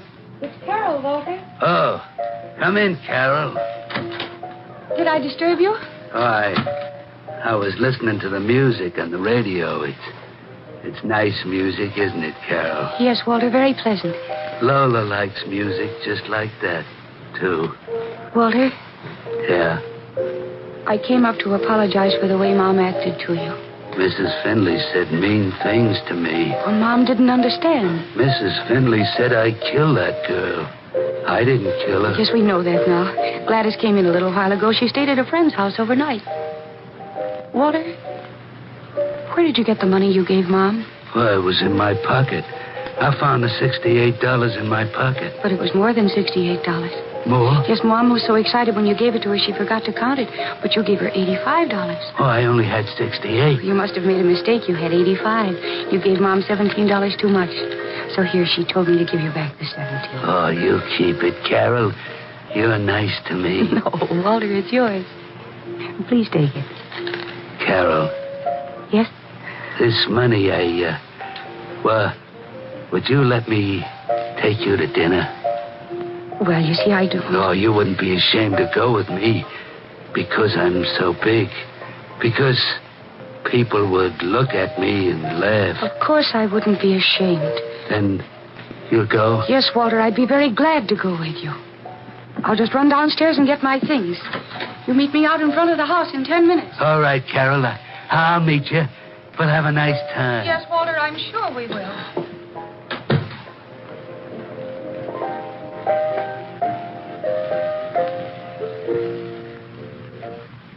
Here is additional information on the murder this afternoon in Washington Park.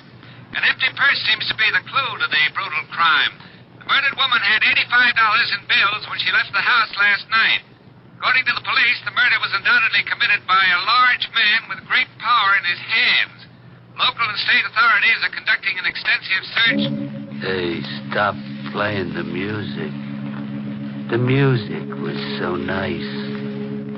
And they stopped playing it.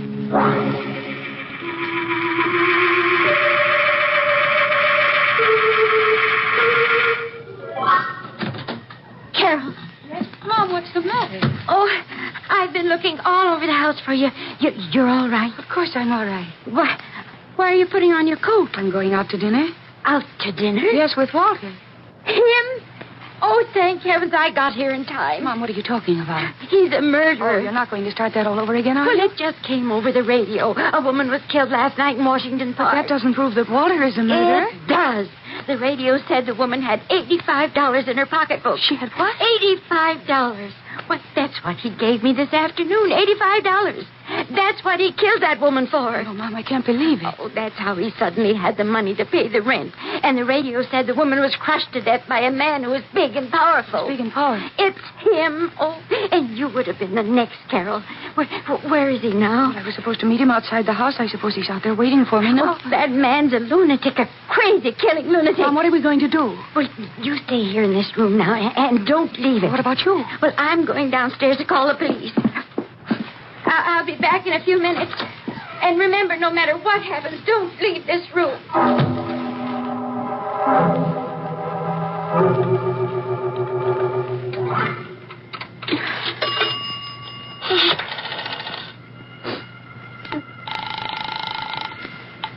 May I help you? Operator, the police. Quick, get me the police. One moment, please. Hello, Mrs. Oh! You're calling the police? No, You're no, going to tell on me. No, you're wrong. I wasn't going to...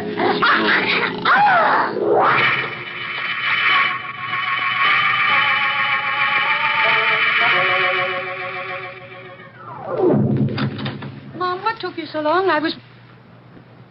Hello, Carol. Hello, Walter. I was waiting for you, Carol.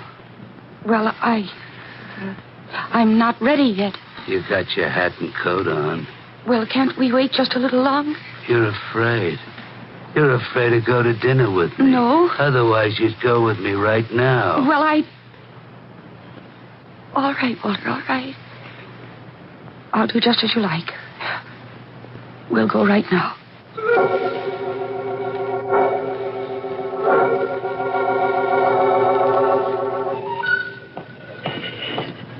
Carol, why did you change?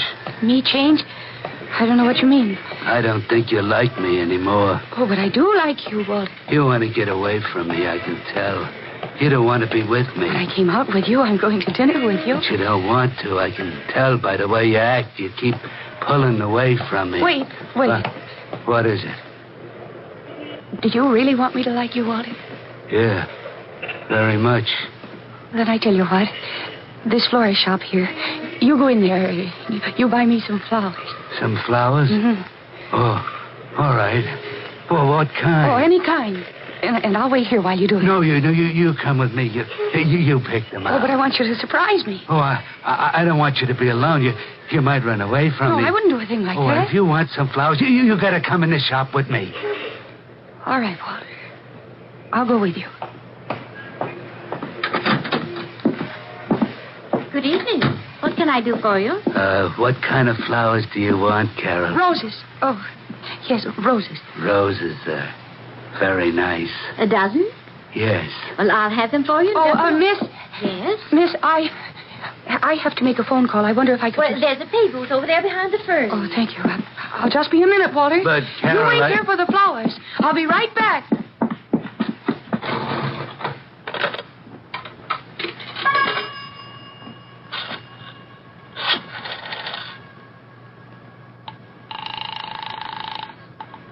May I help you? Operator, get me the police. One moment, please.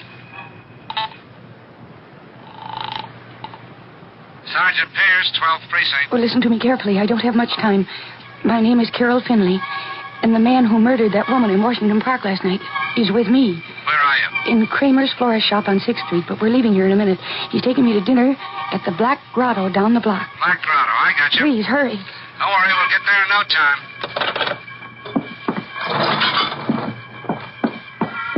Oh, you have the flowers, Walter. Oh, they're very pretty. Who did you call, Carol? Why, I called Mom. You talked to Mrs. Finley? Yes, I just wanted to let her know where I'd be so that she wouldn't worry. You talked to her? Yes, I just told you that I did. Come on, Walter, I'm hungry.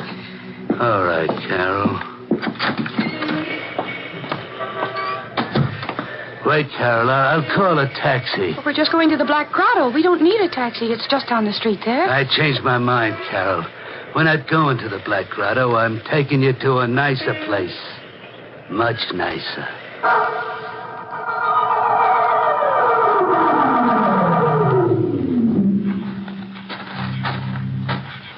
Walter, why did you take me out here? Oh, there's something in this cemetery I want to show you. Walter, please, let's go back to town. We won't be long. It's right here. This is what I wanted to show you. It's an empty grave. Yes, Carol.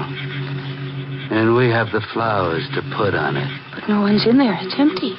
You'll be there, Carol. Walter?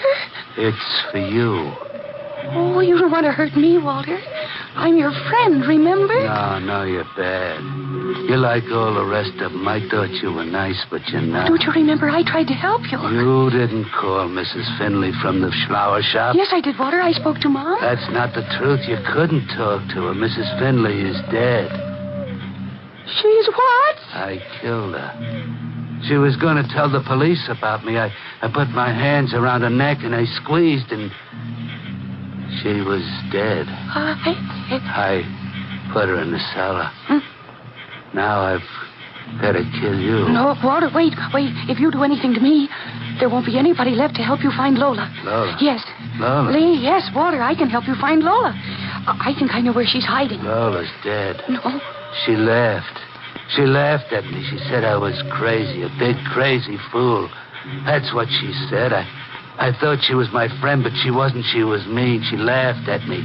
She was mean like all the rest. They all laughed at me. I wouldn't laugh at you, Walter. I wouldn't. I hate it when people laugh at me. I want to hurt them just like I want to hurt you, because you're laughing at me now. I'm not laughing. I'm not. You are. No, please, don't. Let's go, Stop please. Laughing. Stop laughing. Walter, at don't. me. If you stopped laughing, I wouldn't have to hurt you. But you won't stop. You keep on. Lola, make them stop. Lola, please make them stop. They're hurting me. You all right, miss? Yes, officer. I'm all right. That was a close call you had. You didn't turn up at the Black Grotto. I checked with the florist. She saw him take you into a cab outside her shop. Lucky thing I got out here in time. Yes. He sure was a big guy, wasn't he? Yes, he was. A big guy who didn't want people to laugh at him.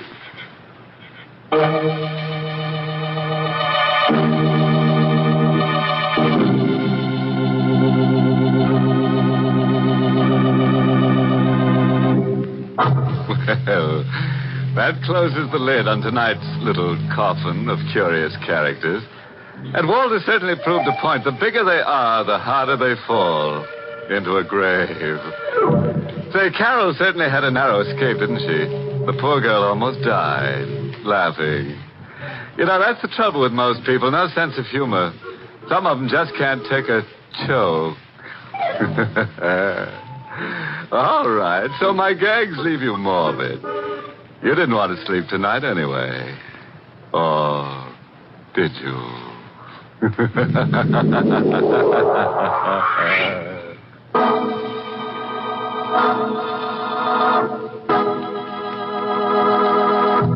Good night. Pleasant dreams.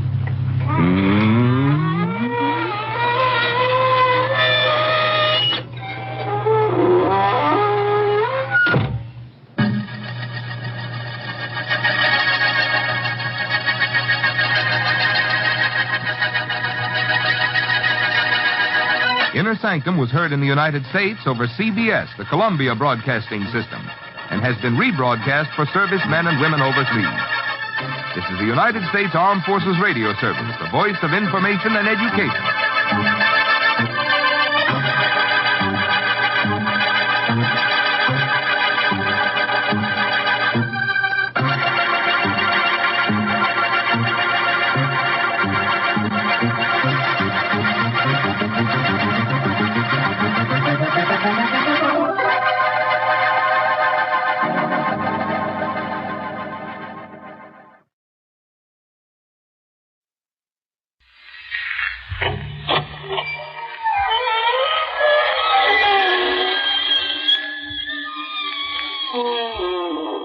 Good evening, friends.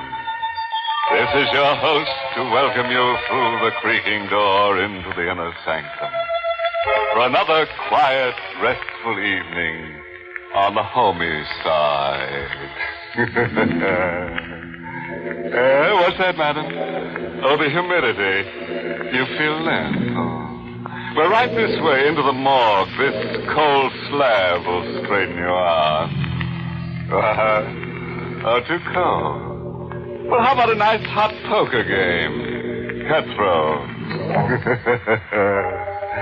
Well, how about a nice sociable game of bridge? No? Oh, I see. Yes, afraid of the stiff competition. Oh, you play. Well, remember, you gotta pay up if you lose. We got enough deadheads here.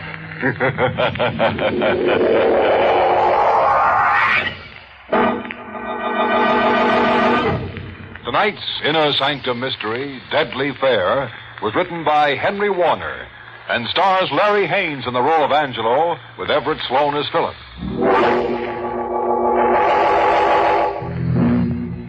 Just a moment. Don't settle back in your chair. You're going for a ride. Ready? It's the dark hour before dawn. Along the tree-lined suburban highway, the headlights of the speeding sedan poke two long yellow fingers through the swirling dew. Behind the wheel of the sedan, a local taxi, sits Angelo Manetti, the cab driver, the cold nose of a madman's gun pressed against the back of his neck, wondering by what fate a man like himself will live through the beachheads at Salerno and Anzio, only to come home to die like this. Wondering how long before the madman's trigger finger bends in a nervous twitch and makes a widow out of his wife, Josie, and a fatherless boy of a 7-year-old son, Johnny. Sorry I yelled at you tonight, Johnny. Sorry I made you cry, but if I ever get out of this, you can have all the crayons you want. 100 boxes of crayons, and you can mark up all the walls. You can mark up the whole house. Pray for me, Johnny. I can't die like this. What a break. Just because I was a good guy and changed shifts with Connolly. I guess it was just in the cards for me instead of Connolly. Just in the cards to be working nights and meet the 225 when it pulled into Larchmont. Taxi? Here you are, ma'am. You going to the manor? Yes, ma'am. I took a quick look up and down the station platform to watch for stragglers. Bad business leaving a local citizen stranded in the middle of the night. Then I saw him coming towards me carrying a suitcase. He must have got off from the first car. Is this the taxi? Yes, sir. Oh, I can't tell. These suburban taxis look like private cars. Where to, sir? You go to New Rochelle? I slept past my station. Well, good thing you only slept by one station. Sure, I'll take you. If you don't mind riding while I drop this lady. Thanks. I took the mic off the dashboard. Called the office. 64, calling radio taxi. 64, calling radio taxi. Come in, 64. Station of Manor, then Rochelle. Check. I put the mic back on the dashboard hook and settled down for the run. How are you boys doing since you installed the two-way radio service? Oh, fine. Must say, it's improved the service. Was it dependable? Oh, yes, ma'am. No trouble at all. Circuit's always open for us to receive messages. If I want to talk back, I just press the button on the hand mic. Very simple. What's the address? 76 Manor Lane. Calling 64. Radio taxi calling 64. Hey, Angelo, listen to me. What's eating you, Louie? Place on fire? Hey, Angelo, just got a police call. Don't pick up a guy with a tan raincoat. The cops are looking for him. He's a killer. Take it easy, Louie. Now, what's this you're saying about a killer? The cops say he got on at Grand Central with a ticket to New Rochelle. So what? But listen, Angelo, the guy didn't get off at New Rochelle. You pick up someone with a tan raincoat? I didn't dare turn around to look. To see if the man in the back seat had a raincoat. You could almost hear the woman sitting beside him, holding her breath. And then I recalled the guy as he walked down the station platform. I recalled plain that he did not have a raincoat, only a suitcase. Will you pipe down, Louie? You better get some coffee at the diner. If you fall asleep, you'll be having nightmares. Roger. Good thing I have no raincoat, madam. What? Yes. Strange that all that should stand in the way is a raincoat. How's that? Driver, right there, please. Found the next street light. How much is it? 35 cents. Thanks. Your change. She just waved her hand as if telling me to keep it. Change from $1. She, seems kind of scared, if you ask me. Are you? Scared? What for? The killer. That Louie, he gets excited about everything. Always adding a little out of his own head. What's the address in New Rochelle? Bayside Lane, 36. 36 Bayside Lane? Yes. Know the place? Off Hillside Road, long driveway? That's it. I drove a party up there from the manor tonight. What did he look like? I didn't say it was a hint, did I? Well, wasn't it? Yeah, it was. Tall chap? Slick-looking? Mustache? Well, look, I didn't talk out of turn, did I, mister? Not at all. I rather expect I'll find him still there. What's your name? Angelo Minetti. Mine's Baker. But don't let me embarrass you, Angelo. It's quite all right. That party you drove to my house is seeing my wife. Isn't that what you think? You got me wrong, mister. I don't think nothing. Don't you really? Lots of others think so. Rather common gossip, as they say. But I'm not angry. Not at all. I'll take care of everything once I get home. Calling 64. Radio taxi calling 64. Hey, Minetti. Come in, Louie. Got some more dope on that killer. He got into Grand Central on the train from Albany. Porter in the club car told the cops the guy was making cracks about having a gun and taking care of the wife and the boyfriend. Well, so what? What are you bothering me with it for? Go call the Daily News or the Mirror. Well, wait a minute. Now, here's what I want to tell you. The cops at Mamaroneck got on the train and found the raincoat hanging on a hook in the first car. Conductor thinks it was left by a guy who got off at Larchmont with a suitcase. How about that fare you picked up? There was a gun in my fare's hand. And the gun was at the side of my head. His finger was on his lips, warning me. You did say Rochelle, didn't you? I could see the trigger finger bending. And his head shaking from side to side to tell me to say no. No, Louie. I had two. One to the manor, the other to Rockdale. Not Rochelle. I didn't get it right the first time. Forgot to call you. Also, he didn't have a suitcase. Oh, that's a relief. Say, how's about coming back to the shack so I can get a bite at the diner? Yeah, sure thing. As soon as I'm free. This guy wants me to wait for him, take him back to the station. Roger. Nice work, Angelo. I got a wife and kid to think of, mister. So want to go to 36 Bayside Lane? That's right. Better slow down. There's Bayside Lane right ahead. All right, this'll do. I wouldn't like it if they heard us coming up the driveway. That'll be $1.25, sir. Get out, Angelo. You want me to get out? That's right. You're coming in with me to be my witness. Witness? What for? Divorce, maybe. Oh, please, Mr. Baker, that's not right. I can't afford to get mixed up like this. Ruin my taxi. Get out. And don't slam the door. Yes, sir.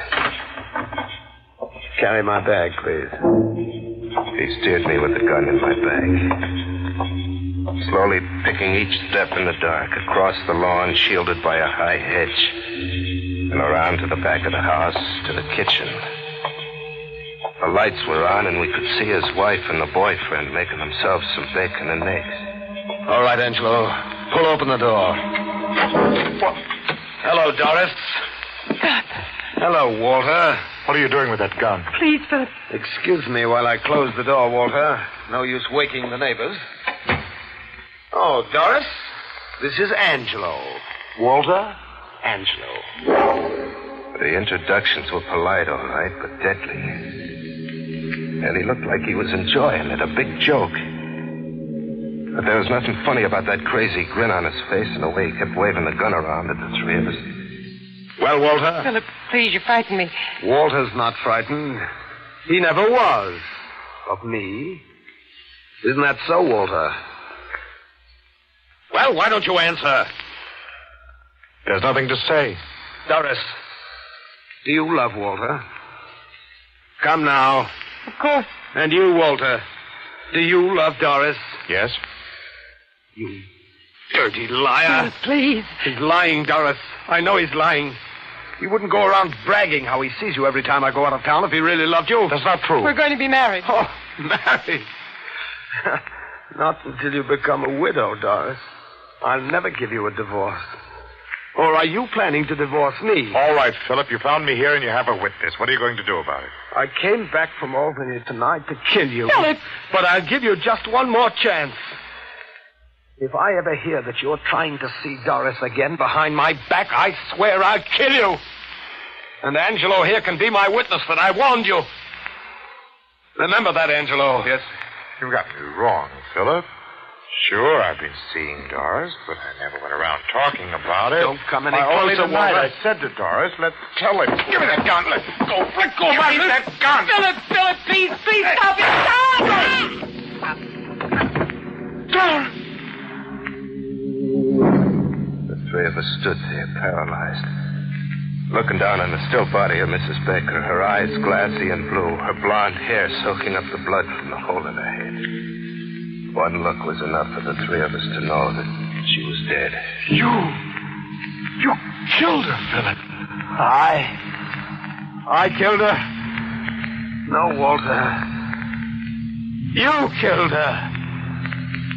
Didn't he, Angelo?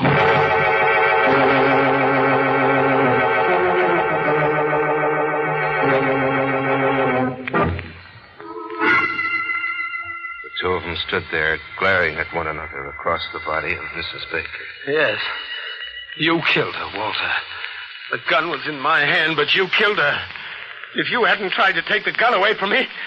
Where are you going? Phone the police? The police? Yes. Put down that phone. Put it down! Don't you think you ought to put that gun away now? He's right, Mr. Baker. I don't think he even heard me. He kneeled down beside the body of his wife and stared at her tenderly. Suddenly his mouth started to move like he was choking for air, and his face twisted in angry pain and hate as he looked up at Walter. I could see Walter sensing it, too, realizing that Mr. Baker was going out of his mind. There was a heavy glass ashtray by the phone. I could see Walter slowly reaching for it. Mr. Baker looked up and jumped back as Walter threw it. You won't stop him! You stay out of this, Angelo! Don't shoot! Don't! Doctor! Angelo! Doctor!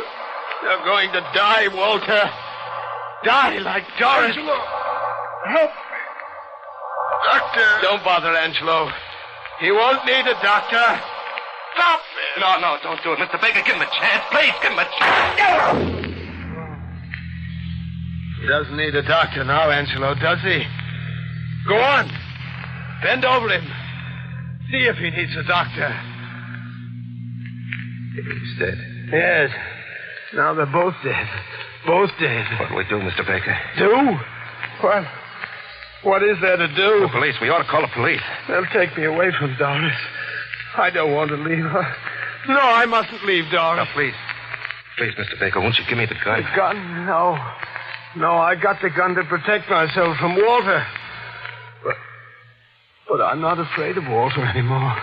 He's dead. Walter's dead. That's right. Doris is dead and Walter's dead.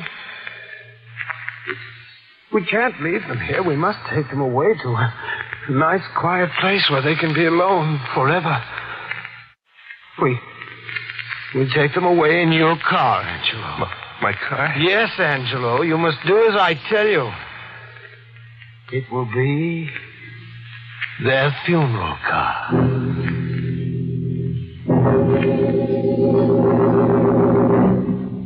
The kitchen was next to the garage. And he made me drive my car into the garage.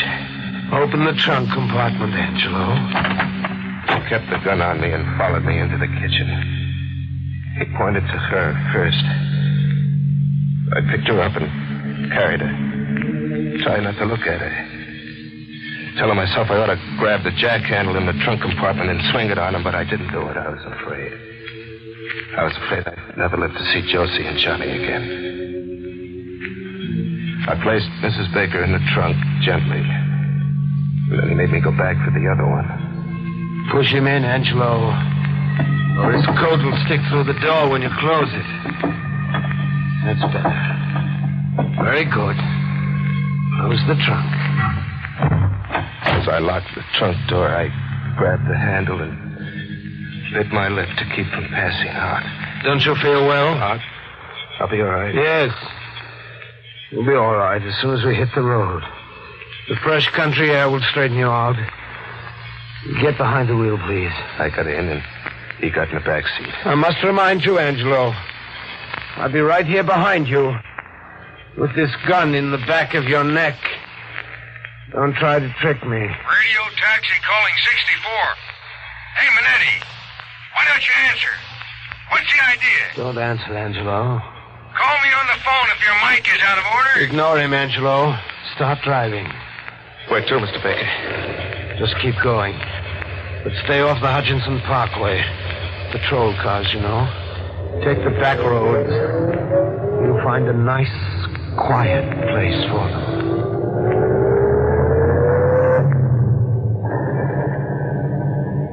We went north on the post road. Louis' call breaking in on us every minute or so. Calling 64.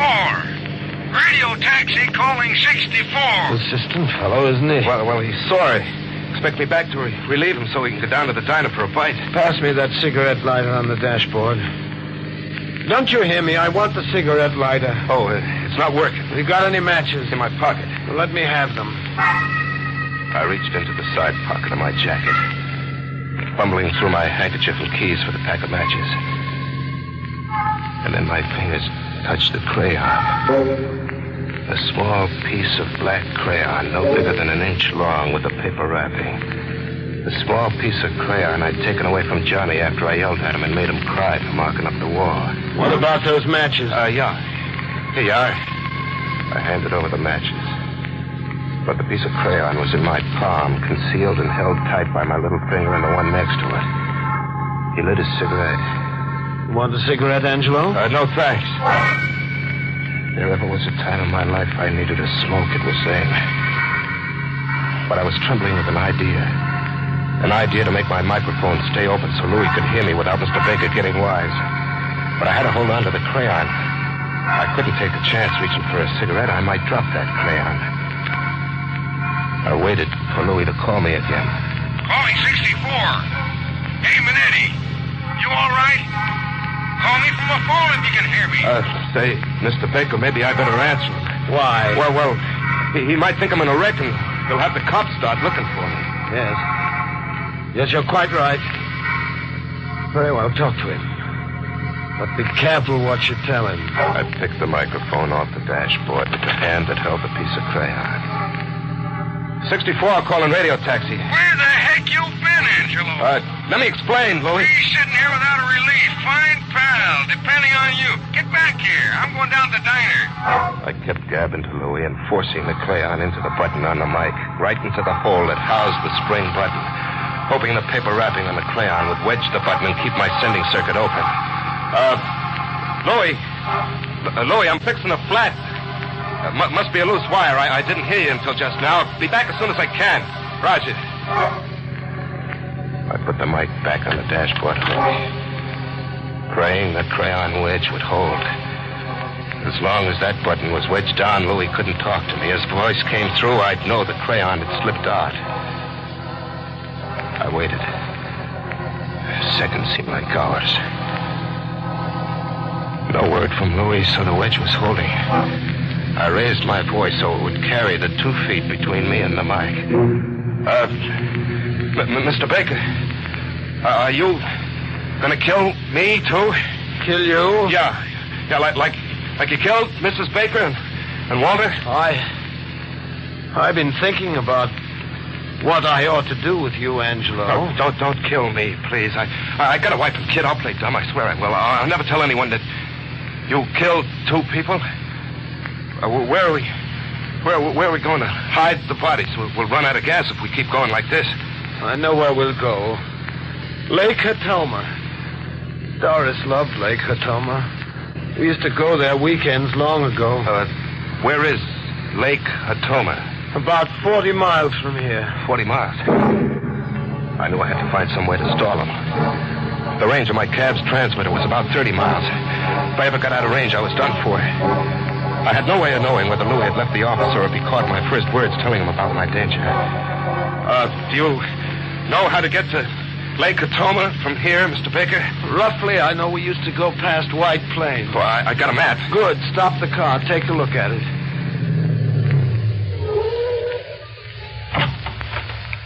Now, let's see.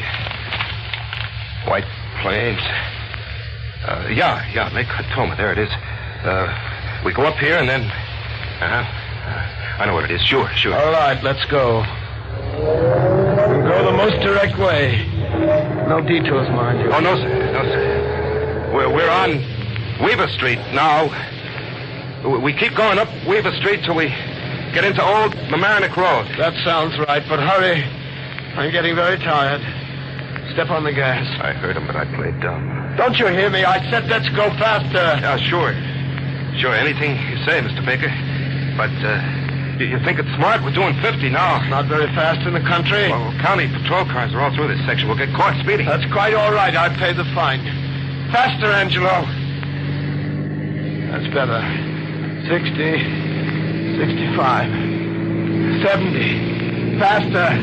It'll soon be daylight, and I'm very tired.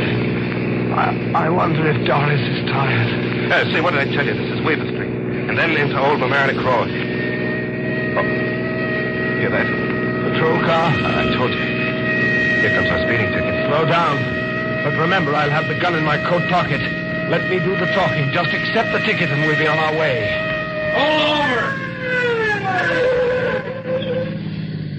The patrol car let me roll ahead and swung in behind us, and we came to a stop. Where do you think you're going? You were doing 80. Let's see your license. It's my fault, officer. I asked him to. Yeah, what for? Well, there's been a death in my family. My wife. Sorry. But I'll have to give the driver the ticket. He looked at my license in the beam of the patrol car headlight. And he started making out the ticket. And then in the side mirror of my cab, I could see another cop get out of the patrol car with a gun in his hand. And I saw him sneak down on the right side of the cab. He stuck the gun through the open back window just as Mr. Baker saw him. Don't move.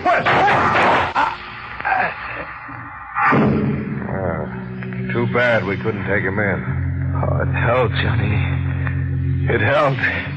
Say, How come this guy didn't get wise? Your microphone circuit was open. You want to know? You really want to know? I'm leaving the house to go to work, see? In the hall, my kid, Johnny, is marking up the walls with crayon.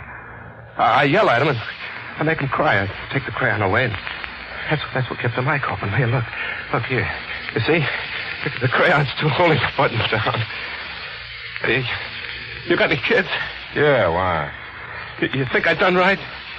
Yelling at Johnny?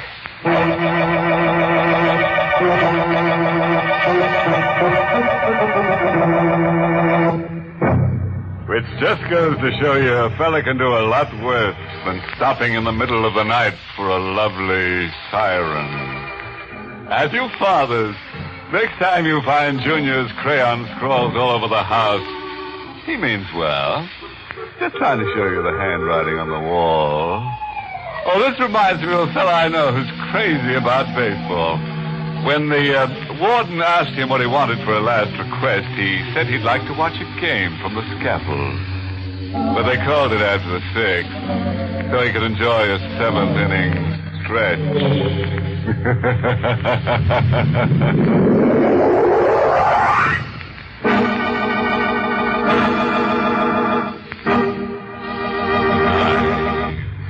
Pleasant dream.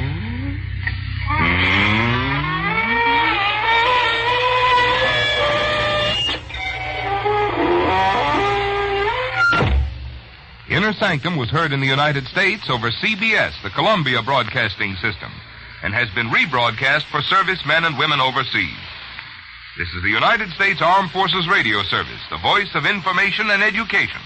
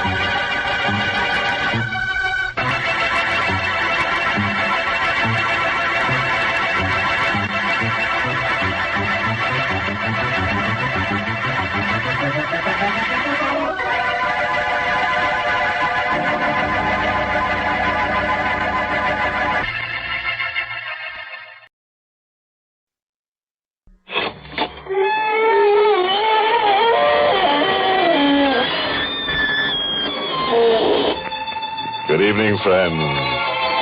This is your host to welcome you through the creaking door into the inner sanctum. Come in, come in. Well, I had my musical bonnet on last night. Went looking for the lost chord, and I found it. Some joker was wearing it as a necklace. I had to cut him loose from a ceiling beam to get the chord. Oh, fun. Later on, we sang sentimental songs. Everyone was so touched in the head. One gay blade got so hysterical he fell on himself, ran himself through. There he lay, dead, but no blood. The zombie. The party broke up when everybody broke down. Ah, yes. A little life of an evening can be deadly.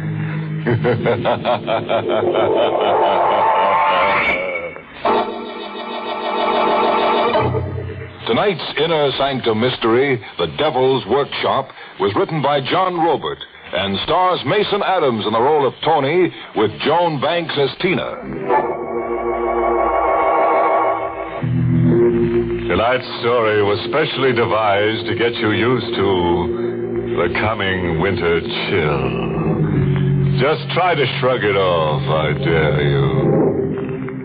Our hero is Tony Murillo, creator of The Devil's Workshop. A talented young man with a genius for evil. The Devil's Workshop. I created it and I live in it. Living with me is every murderer who ever amounted to anything. Hatchet men, pathological killers, Bloody Mary. and the devil himself. We live in it, all of us, with one difference only. I'm flesh and blood, and they're wax. My hands made them. It's a good business. I can't keep up with the cash orders pouring in from wax museums all over the world. It's a good business, except that sometimes it gets in the way of your love life a little. Your girl wonders about you sometimes. Tony, how did you ever fix on such a strange occupation? Maybe because I'm strange myself. And maybe because my name is Murillo. Murillo? See that figure standing alongside the refrigeration room? The chubby little bald fellow with the face of an angel? He'd shot 9 men before a sheriff's posse got him. He was Cesar Murillo, my old man. Sometimes your girl Tina forgets the blood around her is make-believe and the lunatic faces of homicidal killers are only wax. Tony! Did Bloody Mary just swing at you with her axe? No. No, not Mary. It was the devil. I could swear he moved just now. Tony, look. What do you want me to see? The devil grinning and moving his lips. Look, Tony, I'm not crazy. No, you're not crazy. He's always grinning and moving his lips. Always? And moving around the room, always restless. Today he's behind this killer, tomorrow that killer.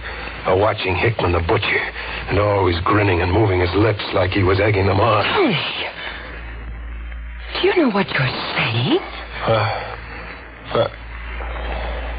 Forget it.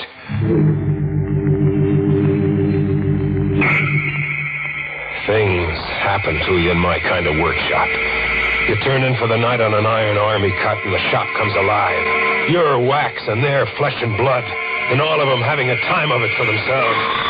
With the devil dividing his time the best he can among all of them.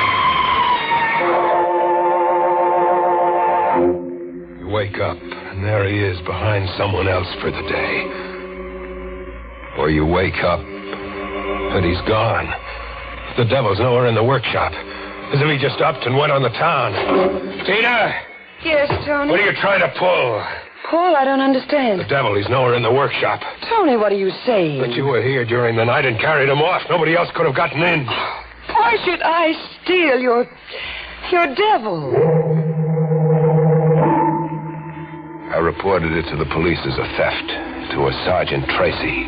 Somebody stole your devil, you say? A wax devil. Is there another kind? You were asleep when the door was locked? Yes. Any windows to the loft? 2 leading to a fire escape, but they were bolted from the inside. Well, if the door and windows were locked, how do you figure the robbery was worked?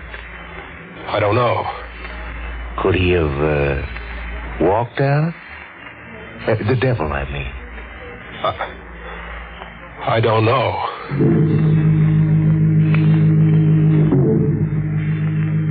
I returned to the workshop by way of the docks. Just a door or 2 from the workshop, a man stopped me. A man in black. Black as if he was wearing the night around him. He wore a hood. Just his eyes showed like small batteries of light. Make an outcry and I'll kill you. You're going to rob me? No. Commission you. Commission me? You Tony Murillo? Yes. Where's your workshop? 2 doors down. I came to you because of your genius with your hands. You want a figure? No. Just a face. A face for me. You see, I have no face. I mean, no adequate one. In the workshop, the eyes gleaming from holes in a hood turned on me. Sit down while I unmask. Sit down? It may be a shock. I'm not pretty. Every day I see things here not pretty to see. Very well, then. Look. Where's your face? All that there is, you see. You're just a skull, like death. I can breathe. But through holes. I can eat and talk. But your mouth is just a slit, no lips. And no flesh, like your face was eaten away. It was eaten away. It was how? You really want to know? I can't stand it. It was a bandit somewhere in desert country. The bandit had a sense of the grotesque. He didn't like my face, he said. You want a face for me? Yes. But a wax face, what good would it? You're not. You're only to comply, not to judge. You will rebuild my face.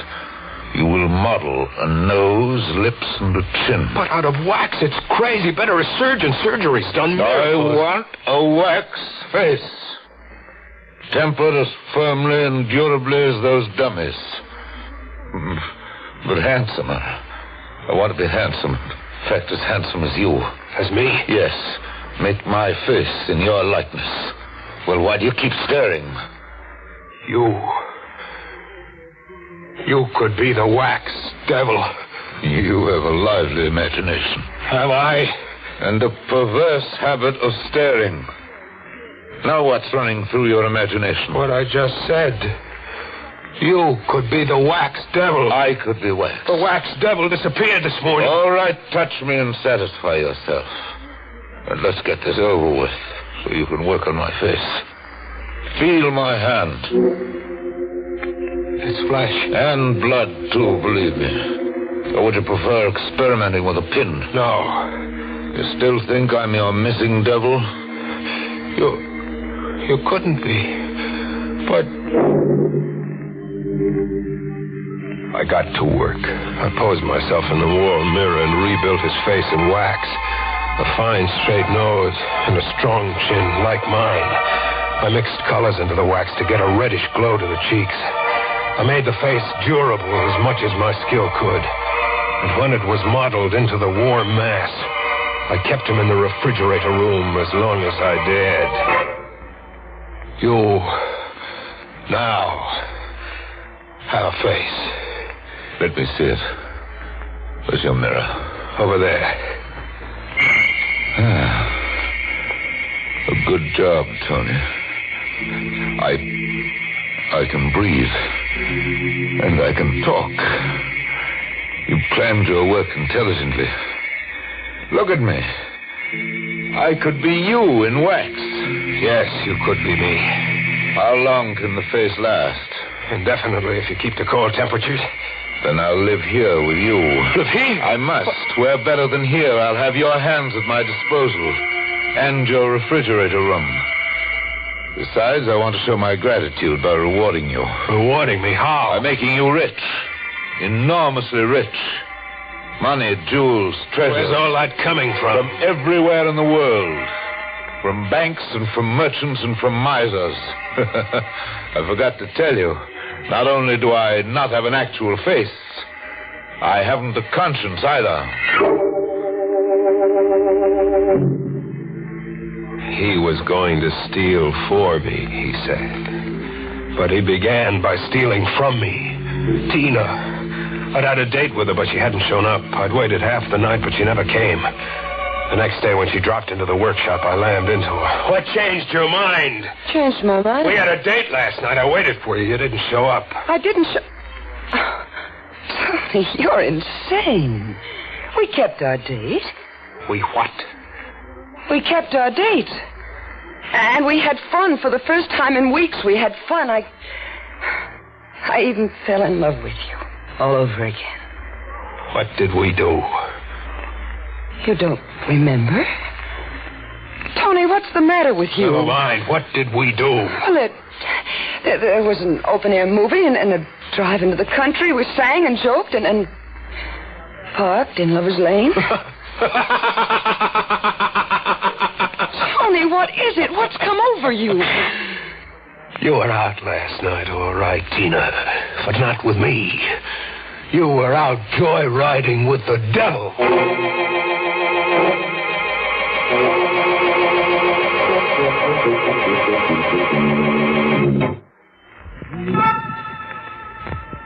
After that first date, the devil and Tina kept palling together night after night. Dates every night. And Tina smiling like she just discovered herself, like she was having the time of her life. Even when Tina found out he was a ringer for me, she preferred him. I couldn't talk her out of it. I couldn't beat her out of it. Tony! I'll knock some sense into you if I have to kill you. Quit dating that freak. You've no right to order me. He's a devil. Only in your crazy head. He's warm and real and even tender. His face is $1 worth of wax. Light a match to it, it'll melt away. He told me how that happened. The terrible way he was mutilated. I cried, Tony. I wasn't repelled. I just cried for him. You went for a gag. He invented that horror story about his face. And if he did invent it. He did invent it. It doesn't make any difference to you. Nothing makes any difference to me. Not even if he's the devil. Not even then. All these days you've been telling me he's the devil. A thing with a false face and no conscience. And while you've been telling me all that, do you know what I keep thinking, Tony? What I keep whispering to myself? What do you keep thinking? How exciting. How exciting to be in league and in love with the devil. Are you surprised, Tony? I watched her laugh as if she was having a fit, and moving away from me deeper into the workshop, losing herself in a crowd of wax figures, hatchetmen, and crazy killers. I followed her with my eyes as far as I could, and suddenly I saw her as someone else. She wasn't Tina any longer, but Mary. Bloody Mary. Tina! Tina, come back! Tina, don't go! She was down the stairs, gone, running from me. I went back into the workshop. I had to get hold of myself. I was seeing things. You seem a little unsettled, Tony. You? Yes, me. You handled Tina very clumsily. What were you, spying? I couldn't help overhearing you. I was there in your refrigerator room. You've got Tina in a crazy spell. She adores me, and quite naturally. What do you mean, quite naturally? It's not just the tortured resemblance you and I now bear to each other that draws Tina to me. It's far more than that. I'm more her kind. I don't understand you. She told you she found me exciting. Couldn't you guess why? It was just talk to drive me crazy. To get even for the pushing around I give her. No, it was more than that. You see, you and I are superficially the same, and quite matched mentally. Neither of us can lay too much claim to sanity. But you have one attribute that I don't possess. And it's the lack of that attribute in me that attracts Tina. What haven't you got that attracts Tina? A conscience. You think I'm joking? I don't think you know Tina. On the contrary, you don't know her. You see her as simple and lovely and good. In fact, you want her like that. Consequently, you repress her, where I free her. Now I know you're the devil, scheming to remake Tina in your image. Am I? Did you see her before? Did you see the curious transfiguration she underwent? When she dared free herself and laugh? Really laugh? Yes. She seemed to change right under my eyes. She seemed to change into what? An older face, wild and crazy and gloating. Like Bloody Mary waving her axe. Bloody Mary back there with the wax figures. Like Bloody Mary. That night I crept along after them, the devil and Tina, as an observer, along the harbor front where ghosts of ships float into blackness, to a small park in the fancy East End, where tired men sit on benches and dream into the river. I watched them work as a team, Tina and the devil, smoothly, every move coordinated as if they were both powered by one instinct. The sitter got up to go, and then he screamed suddenly and struggled. The devil had his arms in a vice as Tina swung the axe. I'd been wrong about Tina. The devil was right. Her face looking down on a victim was the face of a maddened killer. The face of Bloody Mary. The devil had promised to reward me by making me rich. He hadn't forgotten. For you, Tony. A small down payment on my gratitude for this face. A man's wedding band. It's not much, but the wretch had little worth stealing. Only a watch, a few paltry dollars, and this ring. The money goes to Tina. I will keep the watch. I don't want the ring. But you must take it. It brings the three of us closer and ensures two of us against notions you may entertain about the police. It also suggests another way that you will eventually become a problem to me. How will I become a problem? You took the wedding band reluctantly just now, but soon you'll become bolder, greedier. Soon you'll want more. Soon you'll demand Tina, too. You'll try to recapture her from me. I want no part of Tina. I do. Tina. Yes? I never want to lose you to Tony. I don't think you ever will. Will you marry me then right away? Tina, no. Whatever you've done, but not that. You can't marry the devil. But I can, Tony, I can. And I will.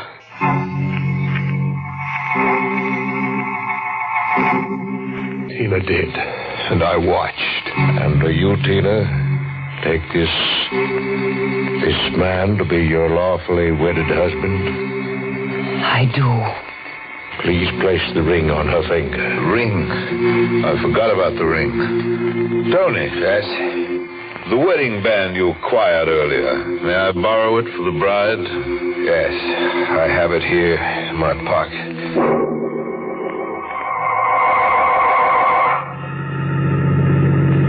Beautiful ceremony. You don't think so, Tony? It was a nightmare. You're bad company for honeymooners. Drop us in the nearest motor court and then be on your way. Be on my way? Yes. We'll manage without you. Nicely.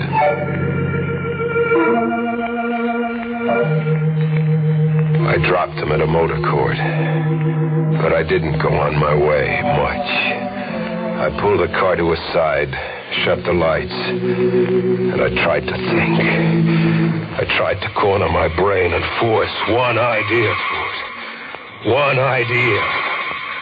The devil could have Tina, but he couldn't wear my face. I thought about that, and the idea grew. His power over me was my face. I was mixed up about everything, crazy as all get out, but this one idea was the clearest thing I understood. The devil couldn't wear my face any longer. Not if I wanted to hold on to the only thing I had, a conscience.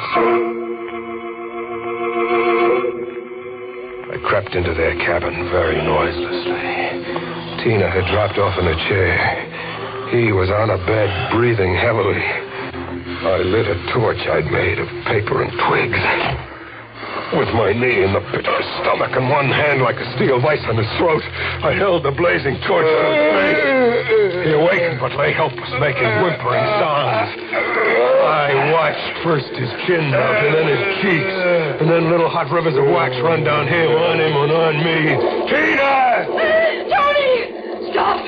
Stop! Look, Tina, look behind his face. Stop. Look at your bridegroom now. Let go of me. You'll burn too. You'll burn too, Tony. Tina, fire! Tina, let's go. It's spreading when we burn to a crisp.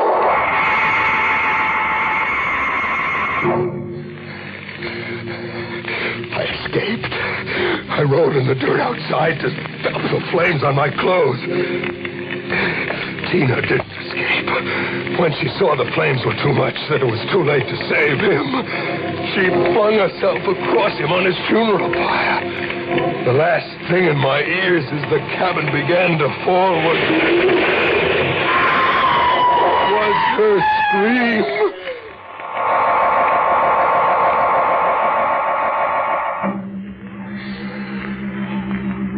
I'm back in the devil's workshop now, winding everything up, making plans to junk everything here for keeps.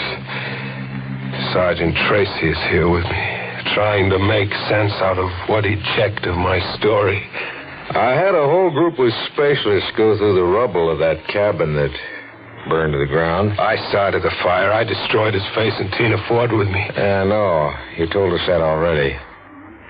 There weren't two corpses in the rubble, Tony. Just a lot of wax. Wax over everything. The devil? Was undoubtedly that wax figure you reported missing. But Tina... We're checking over your workshop just now. I find another figure in your inventory missing. Another figure? Bloody Mary. Bloody Mary is missing. See for yourself. I didn't know exactly what you did the other night in acting out your hallucination, but there's no doubt in my mind that the two people who were burned in that fire was a wax devil and a Bloody Mary. A man was axed to death and robbed in the park on the East End, you said. That murder never took place, Tony. I'm as crazy as that? Well, let's just say you took that weird business you're in a little seriously. Now, that just about explains everything, more or less. Or does it? Or does it? There's one big question mark we're trying to slough off at the department, because if we don't, we'll all start looking under our beds nights. One big question, Sergeant. We went through the rubble of that cabin with a fine comb. All we found, as I said, was wax and this. This? A wedding band. A man's wedding band.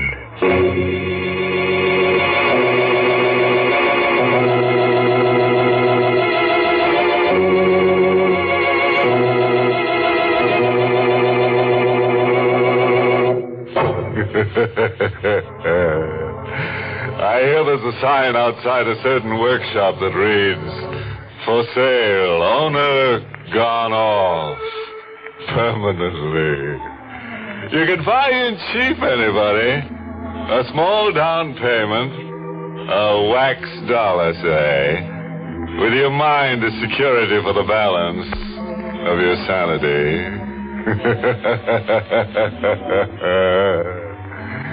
So the blazing lovers' triangle finally boiled down to just Tony. Imagine all that wax and no candle wick. As a close friend of mine remarked to his keeper, make a rental service out of your face and you're liable to get it in the neck.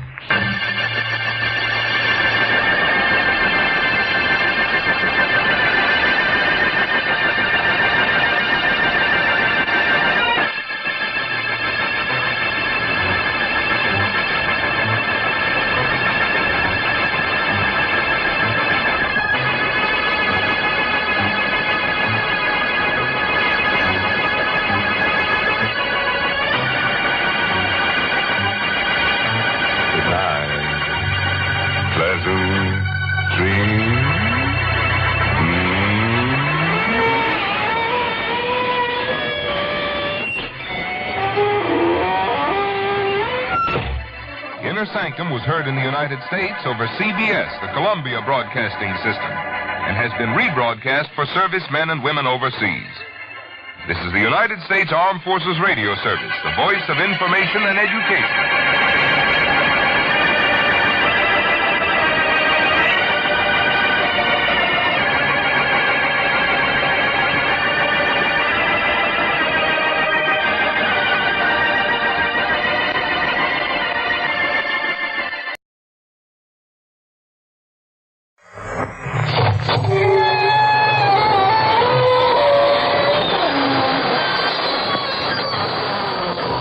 Good evening, friends. This is your host to welcome you through the creaking door into the inner sanctum. Come on in. One prankish little fellow, whom we shall call Maniac, for lack of a stronger word, just set fire to the walls. He said a closed room made him feel confined. As a result, 4 other characters are slightly burned up now.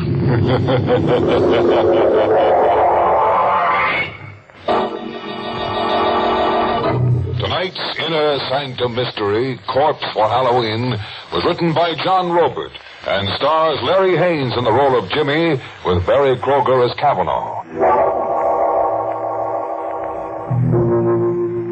And now, let's unhinge our minds a little. After all, what's a little insanity among friends? Tonight's story dramatizes the fanatical hold of memory. The one scene, the one fragment that plays and replays over and over again in your mind. The one terror that's with you when you dine and when you walk and when you sleep.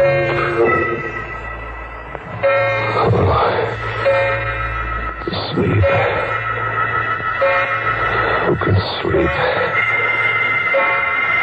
I'm here in the 35-cent flop, but I'm in the Burma jungle.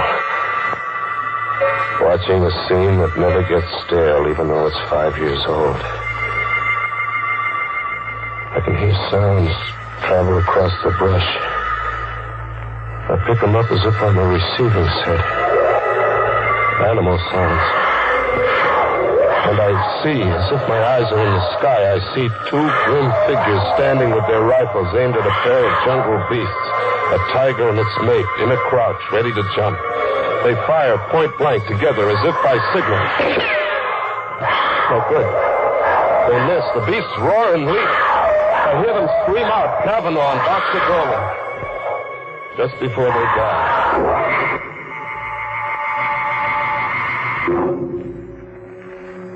5 years. And you've been everywhere trying to forget. And you almost do forget. But it edges right back into your mind by itself.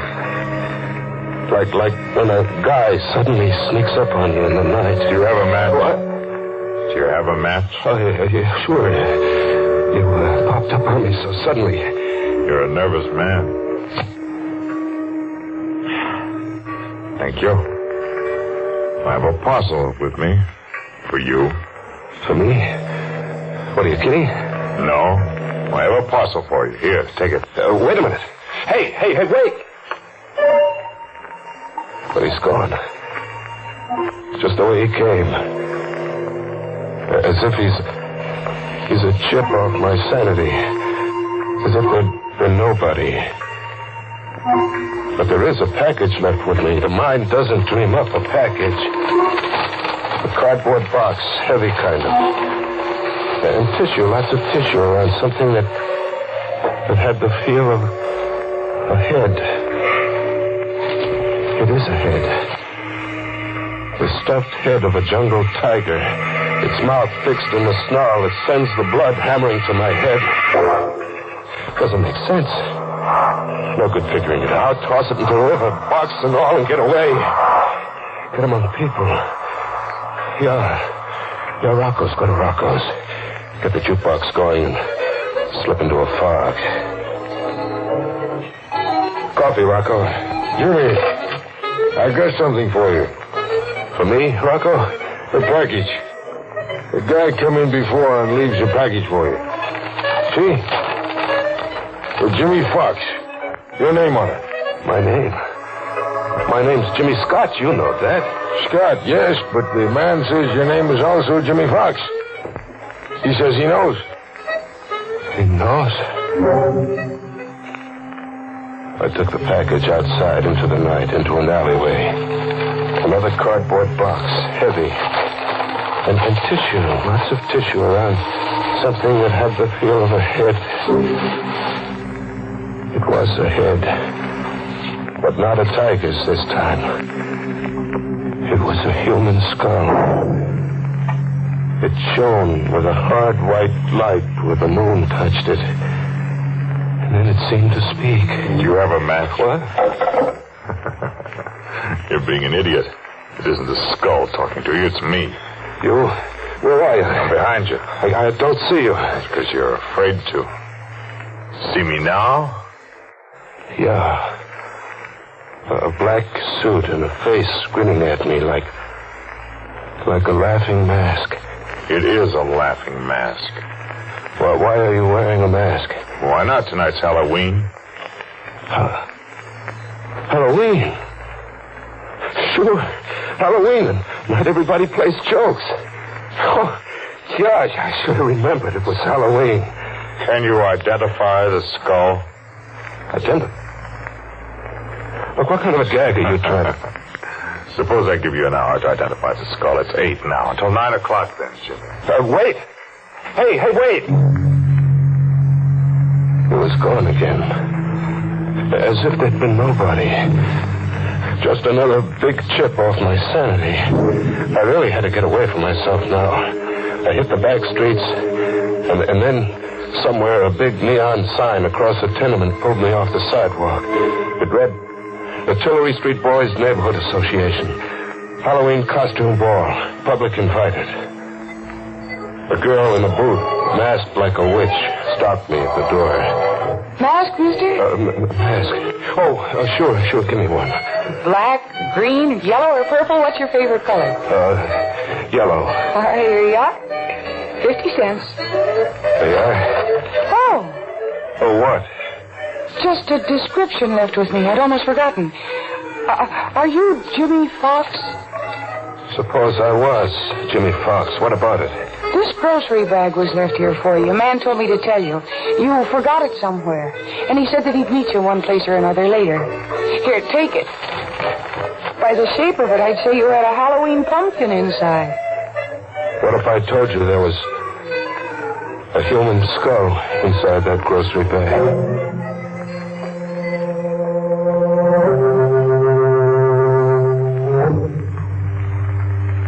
He'd meet me one place or another. He did. He was under a street lamp, waiting for me to happen along. Hello, Jimmy. Have you dared to call the skull by name yet? Or must I? Look, that gag isn't paying off, mister. All right, go ahead. You call it by name. Dolan. Boxer Dolan, remember him? I never knew the guy. You no doubt got me confused. Have I, Jimmy? You've changed your appearance cleverly, except for one thing disguise could never conceal. One thing? Your guilt. You wear it like a badge of shame. Oh, what am I guilty of? Murder. 2 men left an encampment in the Burma jungle just before dawn. 2 men. Boxer Dolan and Kavanaugh. A 3rd man remained behind. He played sick, pretended to fever. The 3rd man was you, Jimmy. Must I tell you the rest? Tell me the rest. Dolan and Kavanaugh carried rifles in the event of a jungle encounter. There was a jungle encounter, a tiger and its mate. An emergency, but an easy one to resolve for 2 expert hunters. Just 1 shot apiece, and there'd be 2 more dead tigers. Just 1 shot apiece. They had their 1 shot apiece, but the tigers didn't drop dead in their tracks. Instead, Boxer Dolan and Kavanaugh dropped. Ask me what happened, Jimmy. What happened? During the night, someone had emptied their rifle loads and substituted blank bullets. You did that, Jimmy. You engineered the murder of 2 men. You murdered your 2 partners in crime. Just 1 day's push from the Hindu temple you'd all teamed up to loot. They got within 24 hours of treasure, and then you murdered them. 1 more day to the temple, so why split 3 ways, huh? Know about the temple. But I never pushed on to that temple. No loot, no nothing. How about that? You lost your nerve. You just hadn't counted on losing your nerve. What are you, a detective? No. I'm your 2nd victim. I'm Kavanaugh. Kavanaugh? But Kavanaugh was killed. Unfortunately for you, he wasn't. I'll show you what I had to survive. Feel my sleeve. Feel it. It's empty. Torn out of the socket. Now, that face behind this laughing gargoyle I wear. See the left profile. Oh, it isn't pretty, is it? The eye. The eye's gone, too. I spent 5 years finding you, Jimmy. I've waited a long time to let you see my face. You came after me to kill me? After you've had the same 24 hours you arranged that Dolan and I would have. What do you mean, the same 24 hours? Unarmed, in the jungle, and helpless. I'm gonna hunt you for 24 hours. In this jungle, the jungle of the city, with every beast of prey I can buy. I'm gonna hunt you, Jimmy. And in the end, when I've wrung every suffering from you, I'm going to kill you. What do you mean? Every beast of prey you can buy. The denizens of the city jungle, the riffraff, the murderers, the men and women who buy and sell murder. I can afford them, Jimmy. See this, Ruby? Hey, is it real? And I have dozens, Jimmy, dozens. I didn't lose my nerve. It's 10 o'clock. You can go now. Go and see if you can escape me and my pack. You're going through with this? Get along, Jimmy. Hurry. The beasts will be coming at you from the sewers and the cellars, ambushing you from the shadows, into the dawn and through the day for 24 hours, until 10 tomorrow night. Or you win. You live. Hurry, Jimmy. See how painful death can be.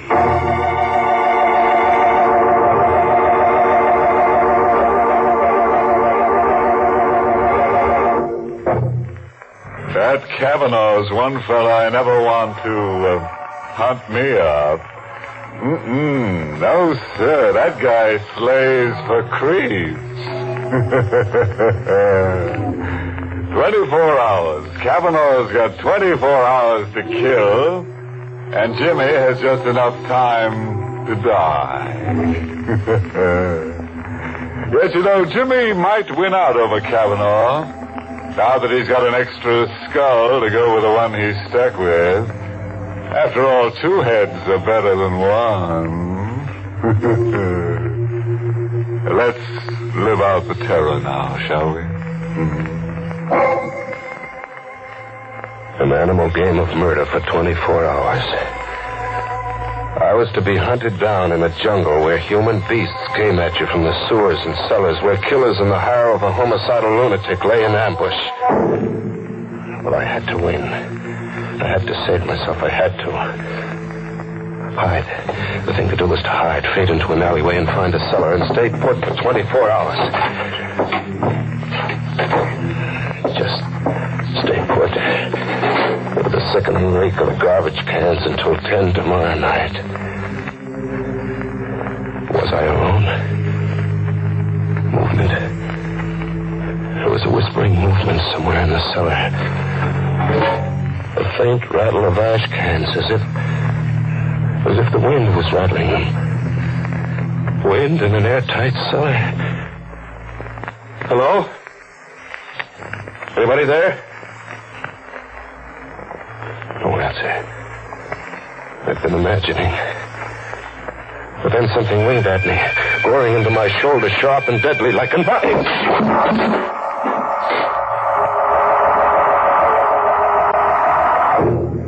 I came to, bleeding from a shoulder gash.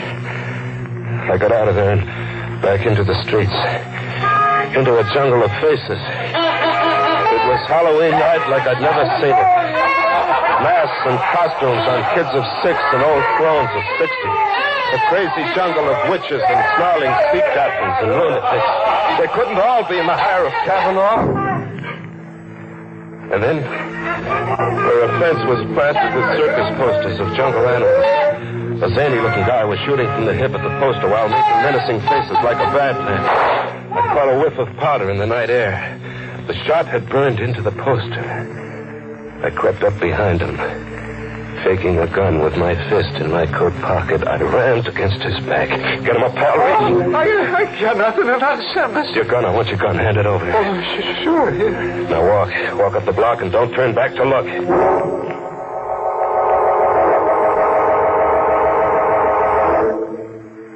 I had a gun now, and the tables were turned. I was the hunter now. I drifted to the docks and took up a position with my back to the river. Thinking of suicide, Jimmy? Not anymore, Kavanaugh. You sound as if your morale had suddenly improved. My morale's going great, Kavanaugh. Your animal hunt's about to boomerang, blow right up in your face like this. hunting who, Kavanaugh? Who's hunting who? Kavanaugh kept standing up. 3 bullets, point blank, enough to blow his head off, but Kavanaugh kept standing up unharmed. How does it feel to hunt game with blank cartridges like Boxer Dolan and I did once? Blank cartridges? But that crazy-looking guy, I saw him burn a hole in the circus poster. Only 1 bullet. The first one was real. Simple. Yeah, simple. I get it. Dead-Eye Dick was another one of your beasts. Who's hunting who, Jimmy? Who's hunting who? Kavanaugh! Kavanaugh, wait! Kavanaugh, kill me! Get it over with and kill me now, will you? Kavanaugh, you gotta kill me! I had to get out of there. The subway. Yeah, the subway. Fade into the subway. Get on a train and ride to the end of the line. Ride out of the jungle. An empty station. No one in it. No someone. 2 people. A dapper little guy buried behind a newspaper. And an old lady in ragged clothes carrying a pet half hidden under a coat. A pet that looked like a cat. She came up to me, close, like to ask me something. This side goes to Lefferts Avenue Station? Lefferts, I don't know. I'm a stranger here. Oh, hush, Genevieve. Oh, Genevieve is hungry. That's not a cat. No, son. A cub. A tiger cub. A tiger cub? Would you like to stroke Genevieve? No. Don't run away, son.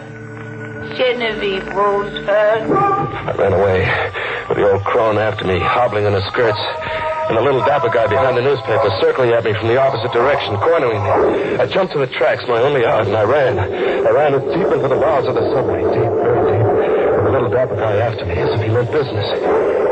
And then the train. It had a Halloween look, too. It ran down on me, an iron face with banjo eyes. I ran against the wall and flattened out. The train flashed past, and the dapper little guy screamed.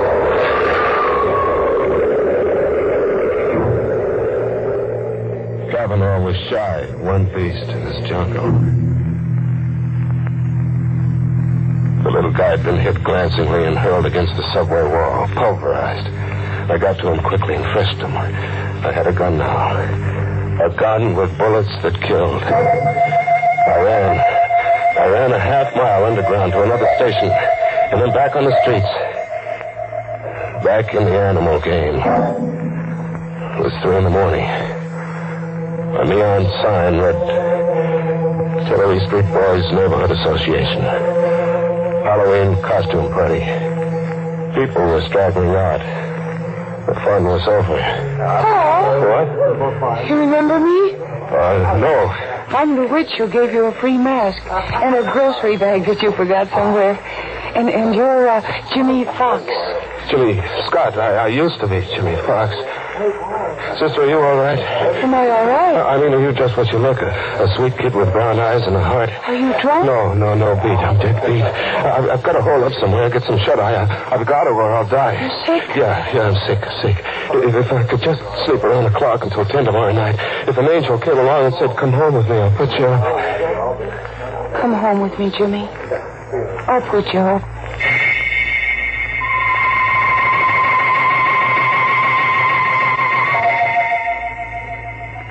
I fell asleep on the sofa with the gun under my pillow and the girl on a chair watching me anxiously. I had a friend. I could drop off and live in dreamland until 10 that night. At 10, I could wake up and live. Coming awake, I heard the alarm we'd set go off. The alarm stopped. There was a sound. An animal sound. And then a claw scratching at me, tearing at my cheek. I jumped up. The girl was gone. A guy was sitting watching me now. The skinny kid with a heavy shock of hair, not a day over 21. Oh, that's a lousy way to have to wake up from a sleep, pal. Lousy way. There was an animal clawing at me. My cheek's bleeding. Genevieve, she isn't housebroken. Still a little wild. You should have seen her dash for the kitchen when you let out a scream just now. Genevieve. Who are you? You're Jimmy Fox, huh? Yeah. I got something for you. For me? Yeah, it was given to me to give to you. Here. A rupee. Hey, wait a minute, look. It's 10 o'clock. I set the alarm for 10 and it's 10. Well, it's only a quarter hour. That clock's always 15 minutes ahead. Now the game's over. It's 10 and you can't cheat. I've won, Kavanaugh. You can't go back on your promise, Kavanaugh. You can't. What are you trying to get over, pal? I don't I've won. You can't cheat. I won't be tricked. A gun. Pal, you're crazy. Here, wait, look. Oh. Crazy. It's 10 and I won't be tricked, Kavanaugh. I've won.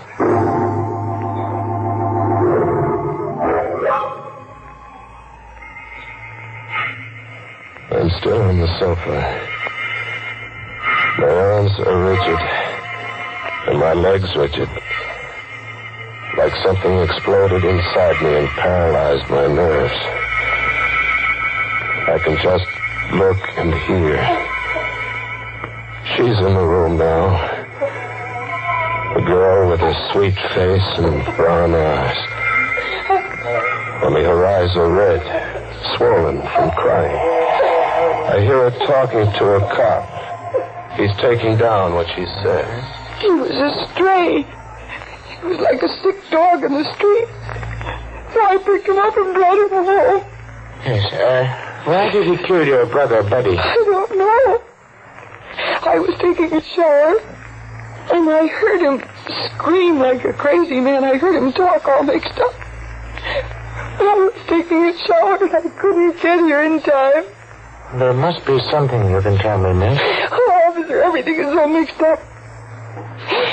At the Tillery Street costume ball, a man gave me a cap with tiger stripes, and he begged me to keep it for him for a while until he found a new home for it. He'd been evicted, he said. Yes? Well, then, in the all-night restaurant my brother works in, a man gave Buddy a ruby to give to Jimmy Fox. When he woke up, he told my brother the ruby belonged to Jimmy Fox. This piece of glass? Yes. That's something off the Woolworth time counter. What else? That's all. Really, that's all. I watch and I hear. I see through Kavanaugh's trick. Get me crazy, so I'll murder a stranger who called himself Buddy. The brother of a girl with brown eyes and a heart. Frame me, so I'll just want to die. Through weeks of a murder trial and months in the death house and 4 minutes in the death chair. I kept listening to them talk. The girl and the cop. Okay. We'll have to get the rest from Jimmy Fox there. Yeah, look at him. He's paralyzed with fright. I wonder what kind of a crazy Halloween story he's going to try to palm off on us when we get him talking. Captain Devereux speaking. McAvoy, send a police ambulance to 445 10th Street, apartment 3 rear. And McAvoy, see that a straitjacket's on that ambulance.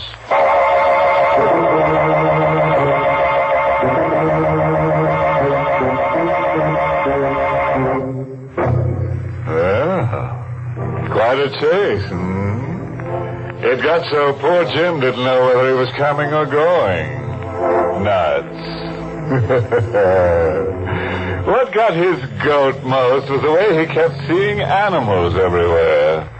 Very confusing to a guy on the lam. Yeah, it got so he couldn't tell who's zoo. Moral? Oh, sure. I read this Halloween notice on a tree somewhere. Never hunt out of reason.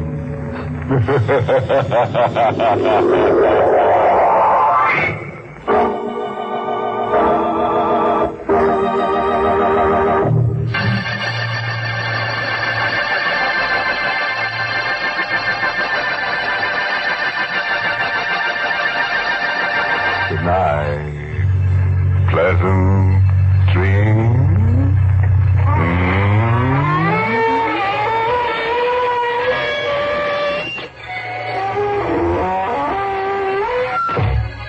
Inner Sanctum was heard in the United States over CBS, the Columbia Broadcasting System, and has been rebroadcast for servicemen and women overseas. This is the United States Armed Forces Radio Service, the voice of information and education.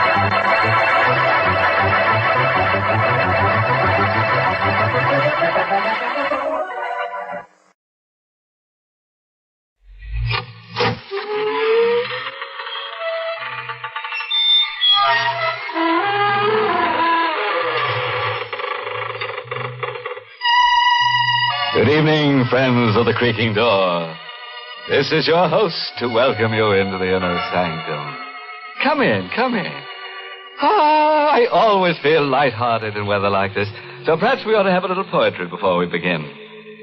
An Arab girl named Yuhim was lied to by her husband, Menuhim. For this little trifle, she shot him with a rifle. And now she can see right through him.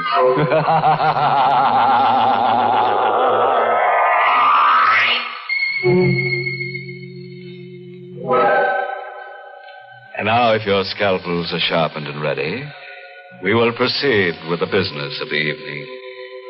Tonight we're going to do a little study in terror. Have you ever been alone with fear?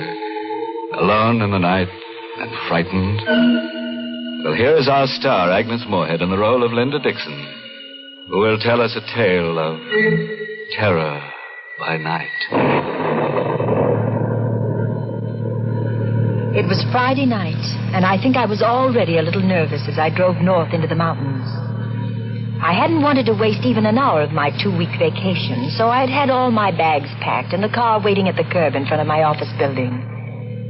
Everything would have been all right if the fuel pump in my 6-year-old car hadn't acted up.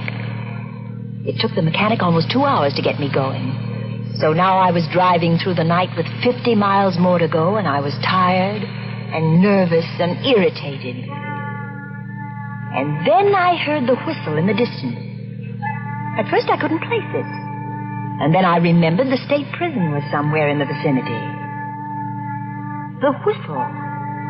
It meant a prisoner had escaped. I reached over and turned on the radio. Maybe they were broadcasting something about it. Motorists are warned to be on the lookout for Lee Hartley, who escaped from the death cell at state prison at 9:15 p.m. Tall, dark-haired, regular features, no distinguishing marks. Hartley is a confirmed killer. He is believed to be armed. Beware of Hartley. He would rather kill than eat. He would rather Police kill are than eat. And that man was loose, perhaps waiting around the next bend in the road. Hartley was helped to escape from the outside by his sweetheart, Helen Hearn, a red-headed woman just as vicious as Hartley himself. It is thought that Hartley and the Hearn woman may have separated after the escape. All motorists are warned to beware of a dark-haired man and a red-haired woman alone or together. My hand was shaking a little as I turned off the radio. I looked in the car mirror and shivered. I, too, have red hair.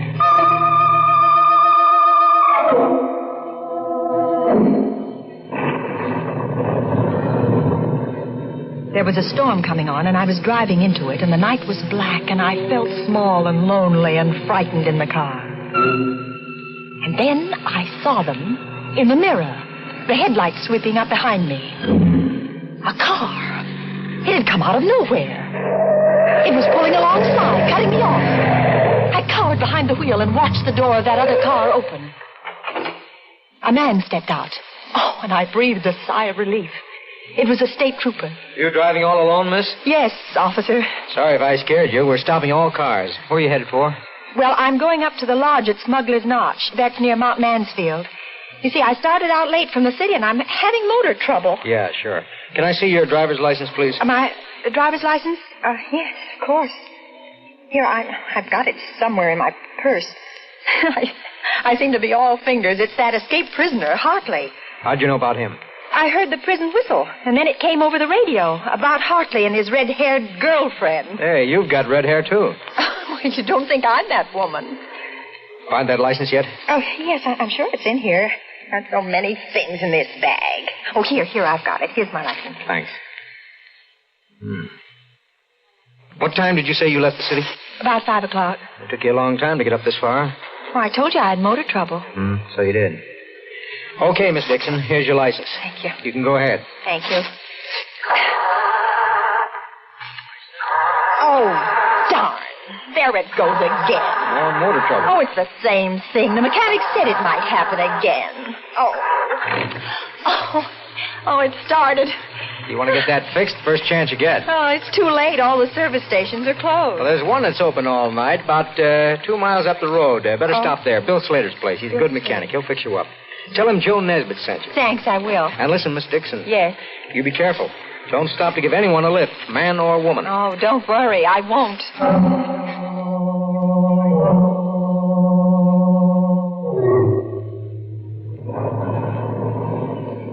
In a few minutes, I saw the lights of the station.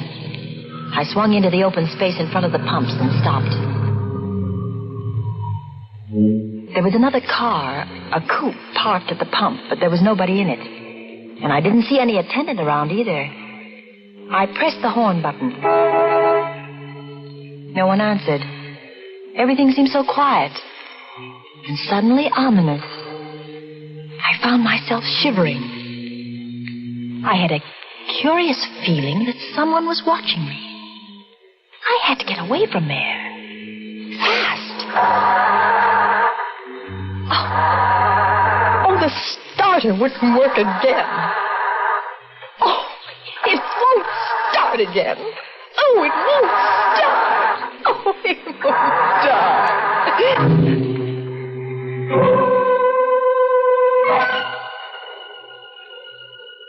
For a long time, I sat behind the wheel listening for the sound of footsteps stealing up behind the car. But there were none. Then I could bear it no longer. I had to get out of the car. I had to see what was in that office. I opened the door of the car and stepped down on the gravel.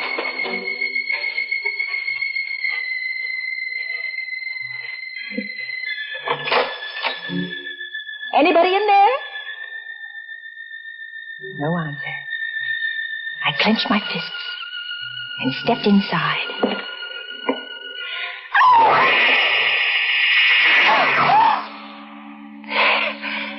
There on the floor at my feet lay the body of a man. His mechanic's jumper was stained red. And his throat was cut.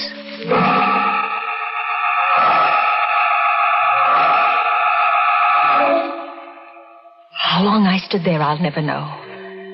I was petrified. Unable to move, unable to take my eyes from the body. What's that? Someone coming downstairs. Hartley. It must be Hartley, the killer. He must have been hiding somewhere upstairs. I must get away. But how? My car won't run. That other car, the coupe. The coupe, I could jump into that. Yes. Oh, if I can reach that coupe before he comes down. Anything wrong, sister? Oh, too late. Anything I can do for you, sister? Yes, it's my car. It won't start. I thought someone here might help me. Sorry. There doesn't seem to be anybody around. That's my coupe over there. I stopped for gas and no one came out, so I went in and looked around. But did you find anybody? There isn't a living soul in there. Oh. You look kind of tired. No, I'm all right. My name is Taylor. John Taylor. I'm Linda Dixon. Linda Dixon, Glad to know you. You traveling far tonight? I'm going to Mount Mansfield, to the lodge at Smuggler's Notch. They're expecting me. Well, what do you know about that? What? Mount Mansfield is the place I'm heading for, too. Isn't that a coincidence?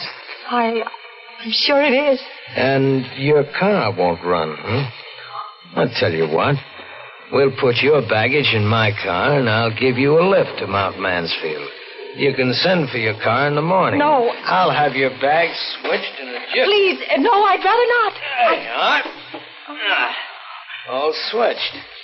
Now, come on. Get in here.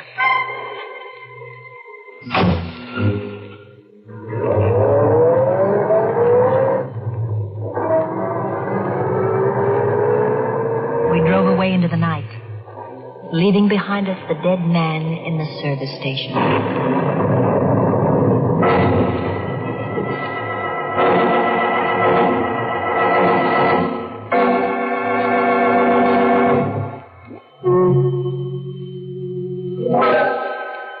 Well, from where we sit, it looks as if Linda Dixon's got herself into an awful jam. And believe me, she's shaking like jelly. Let's see how our star Agnes Moorehead in the role of Linda Dixon is making out. All alone in a car with a strange man. But after all, she shouldn't be too scared of him. He's just a felon who needs a friend. I sat stiff and tense beside the man who called himself John Taylor. He had both hands on the wheel, and he stared out through the windshield. My eyes focused on something on his right hand. It was a stain, a small stain, but it was wet and red. I couldn't take my eyes off it. What are you looking at? Nothing at all. I think I'll turn on the radio. Did you know there's been a jailbreak? Hartley is 5'10", very dark hair. Don't be fooled by his pleasant manner. He is a killer by instinct. A killer by instinct? He is a killer by I looked at the man beside and me. Very dangerous. He is accompanied by Helen Hearn. Helen Hearn is a clever and dangerous woman. 5'3", red hair, very pretty. I caught Taylor looking at me out of the corner of his eye. What are you looking at? At your hair. It's red.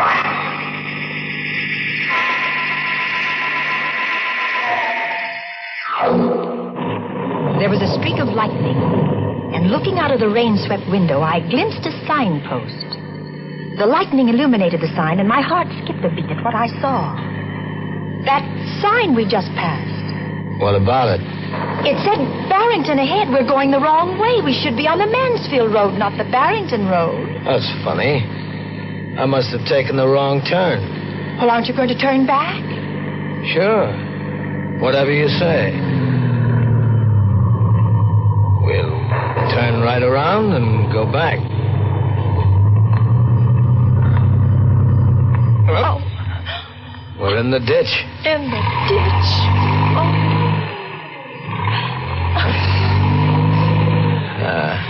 No good. She won't budge. Well, looks like we're stuck here for the night. I think I'd better get out and walk. Perhaps there's a house nearby. Walk? In this weather? I don't mind the weather, really, I don't. You can't walk in this storm. You're staying right here until I get the car out of the ditch. I've got some tools in the trunk compartment. You stay put.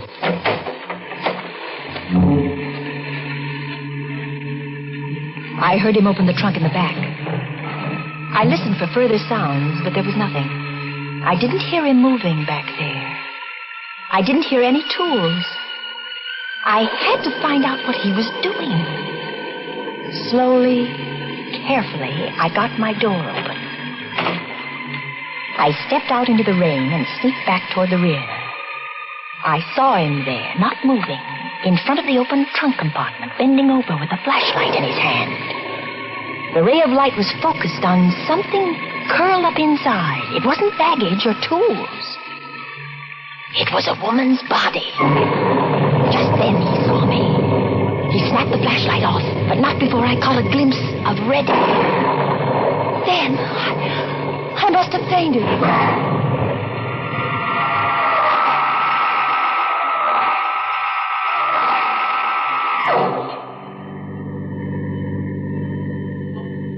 When I came to, I found myself seated inside the car again. The storm was over.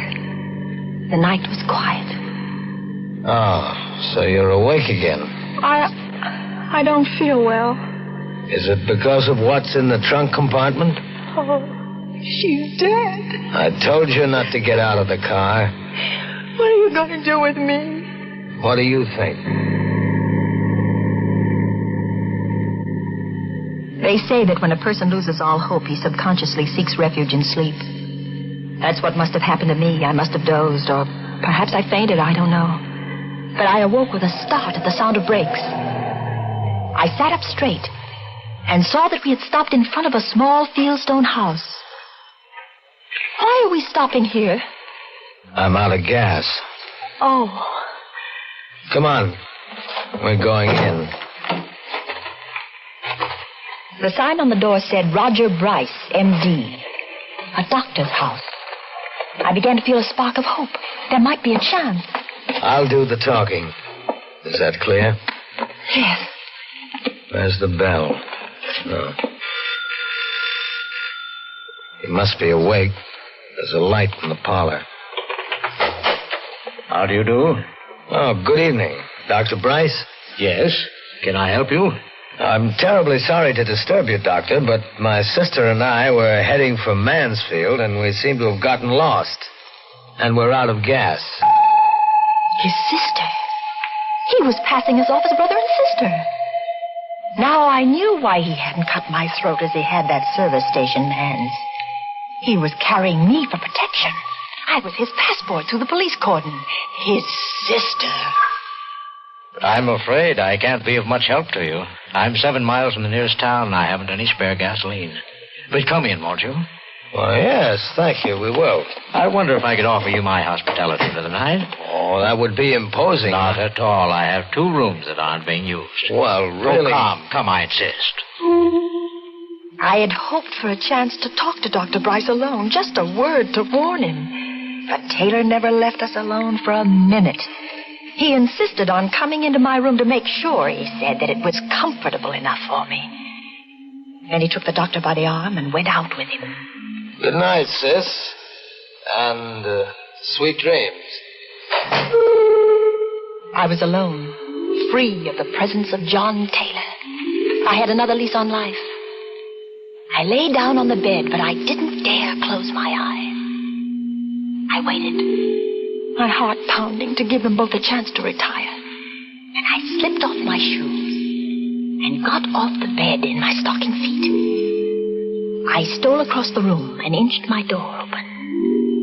Slowly, carefully, I stepped out into the corridor and turned right toward the doctor's room. What's the matter, sister? Sleepwalking? You weren't thinking of going anywhere, sister, were you? I wanted a drink of water. A drink of water, huh? In case you didn't know it, there's a water pitcher on your dresser. Oh, well, I didn't see it. Good night, sister. I turned around and went back into my room. It was no use. I lay down on the bed. How long I lay there, I don't know. Perhaps I slept, perhaps not, but I heard that slight creak as my door began to inch open. The blood chilled in my veins. Vaguely, I saw the outline of the hand and the knife it held. I wanted to scream, but I couldn't. Slowly, he came toward the bed. Now he stands over me. He raises a knife. I screamed and rolled over on the bed just as the knife slashed down. I rolled off the bed and cowered in a corner. That horrible figure came around the bed after me with a knife upraised. Help! Dr. Bryce! Help me! Help me!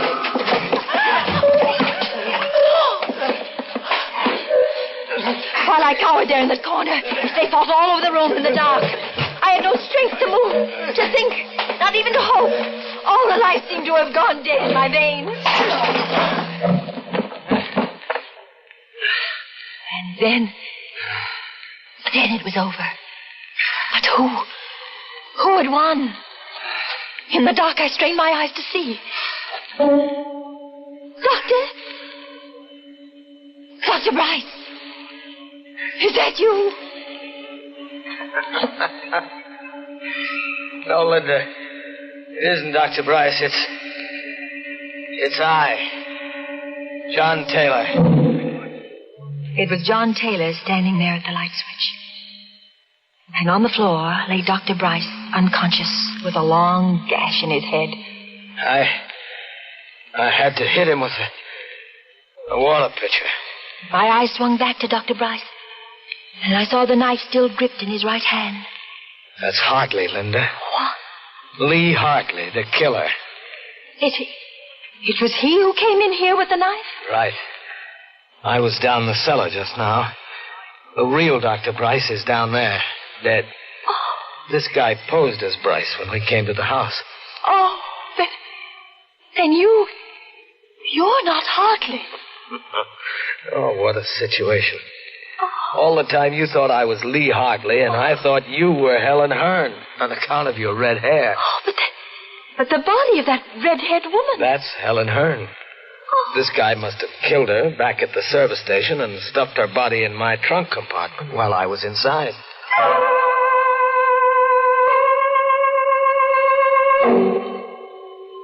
That all happened last summer. In time, I think I'll manage to forget that night of terror. But it won't be soon. Sometimes in the night, I dream that I see that awful figure with the knife poised above my throat. And I wake up screaming. But then John takes me in his arms and holds me tight and tells me that everything is all right. You see, I'm Mrs. John Taylor now.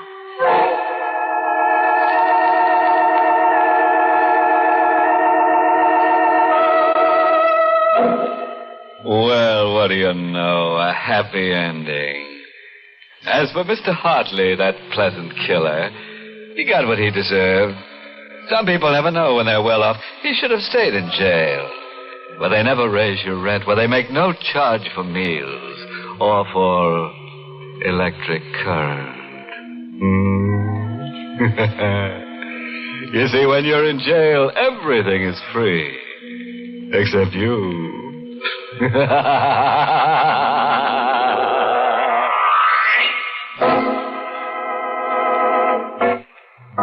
Well, friends, it's time once again to close that creaking door. Until next week at the same time, when we'll be back with a little hunk of horror. You'll be sure to listen, won't you? Until next week, then. Good night. Pleasant dreams.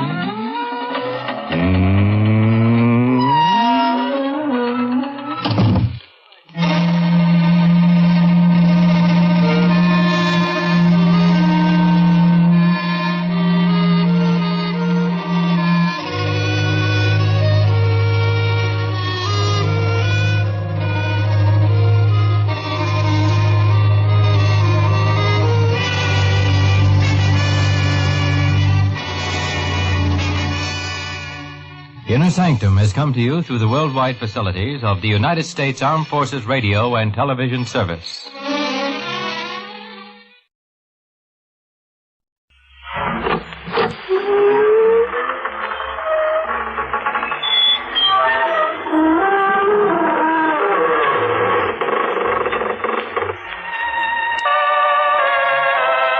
Good evening, friends of the creaking door. This is your host to welcome you once again into the Inner Sanctum. Come in. Come in and meet our newest guest. He'd been married for 10 years, and everything was going fine until one night at dinner, his wife asked him to pass the knife, which he did, right through her. Then he hit her body in the town bell. That's where he made his mistake, because the next morning she told on him.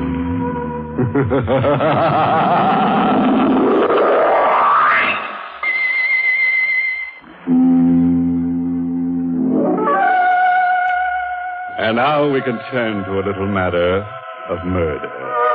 Our story tonight begins on a pleasant note with a honeymoon couple. But don't start to squirm. The unpleasantness will commence soon enough. Let's look on at Joe and Nancy Stone, married hardly 5 hours, and parked at the side of the road by the bank of the old mill stream, and whispering sweet nothings to each other. Gee, Nancy, it's wonderful to be married. Yes. The other clerks at Scott's department store can see us now. I don't want anybody to see us. I just want to be alone with you, Joe, for the rest of my life. I hope you don't mind spending our honeymoon in a tourist cabin instead of a swanky hotel. But I love it this way, Joe. The stream rushing past, the moonlight shining on the bridge. The woods all around us. Look, there's another car. They're parking on the bridge. He's turning his headlights out, too. They think they've got privacy. I guess they can't see us parked here. Look, Joe, that couple's getting out of the car. Yeah, for a walk on the bridge. Wonder if this is their wedding night, too. It's a gorgeous car. Joe. What? That couple, they're acting very strange. Huh? They're having an argument. Joe, look what he just took out of his pocket. Holy mackerel. A gun. He's pointing a gun at her. He shot her. Holy mackerel. It can't be. It must be a gag of some kind. But you saw the flashes when he fired the gun. How still she lied. Her body crumpled at his feet. Yeah, he's picking her up. I bet he's going to throw her into the Joe, street. don't let him. Nancy, you pushed my hand down on the horn. He sees us. He's starting across the bridge. Heading for us. He knows we witnessed the murder. He's got to kill us, too. Quick, start your car. He'll be here before I can turn the car around. What are we going to do? We'll duck into the woods. Come on. Quick. Let's run. My high heels, I can't run fast. You've got to. Here, through these bushes. Get behind this tree. He's getting out of his car. He has the gun. It's Joey. He means to kill us. He's coming straight for this tree. He knows we're here. Nancy, we've got to run for our lives. Take my hand. Come on. He's shooting at us. Run, Nancy. Faster. Faster. Faster.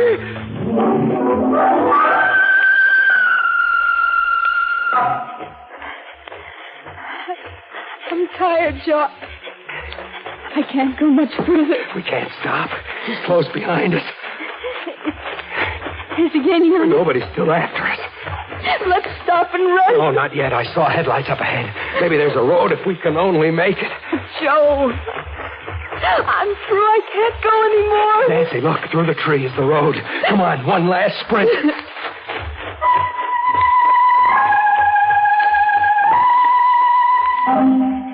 Here it is, Nancy. The road. I never thought we'd make it. Is he still after us coming through the woods? I don't know. We'll stop the first car that comes along. Oh, take it easy, baby. I was thinking of that poor girl who's lying dead on the bridge. And on our wedding night, too. Here comes a car. I'll stop it. Hey! It isn't stopping. You went right by. Joe. What? I think I hear something behind us in the woods. Only the wind in the trees. Suppose he should suddenly step out of those woods with his gun. Maybe he gave up. Maybe went back to take care of that body. Our car is there, Joe. With our marriage license in the glove compartment. And the receipt Mrs. Swenson gave us for the cabin. Yeah, he'll know all about us, who we are, where to find us. We don't know a thing about him except his face. The face of a murderer. Come on, Nancy. I think we better start walking. We've got to get to the cabin and phone the police.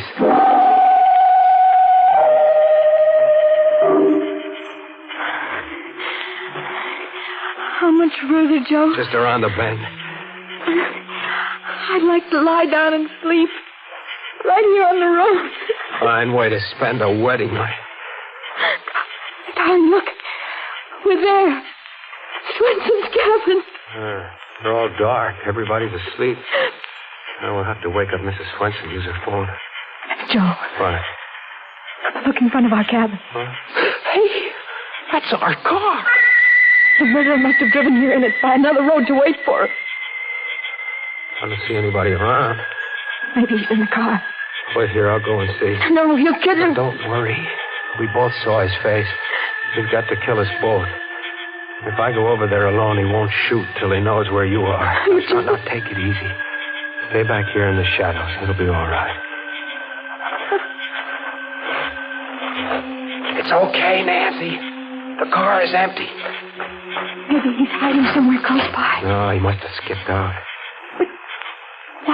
Why would he bring our car back here? He wanted to get it away from the bridge. Don't you see? He must have dumped that girl's body in the river, and then he took our car away. No trace. I'm scared, Joe. Maybe he's hiding inside the cabin waiting for us. He'd be a sap. One shot would wake up all the people in the other cabins, and Mrs. Swenson, too. He'd never get away with it. Come on. We're going in our cabin and get cleaned up. Then we'll use the phone. The switch is right here. Hey, see? Nobody hiding. Holy mackerel. What is it? Oh, over there on the bed. What a... It's the girl's body. Just like we saw her on the bridge.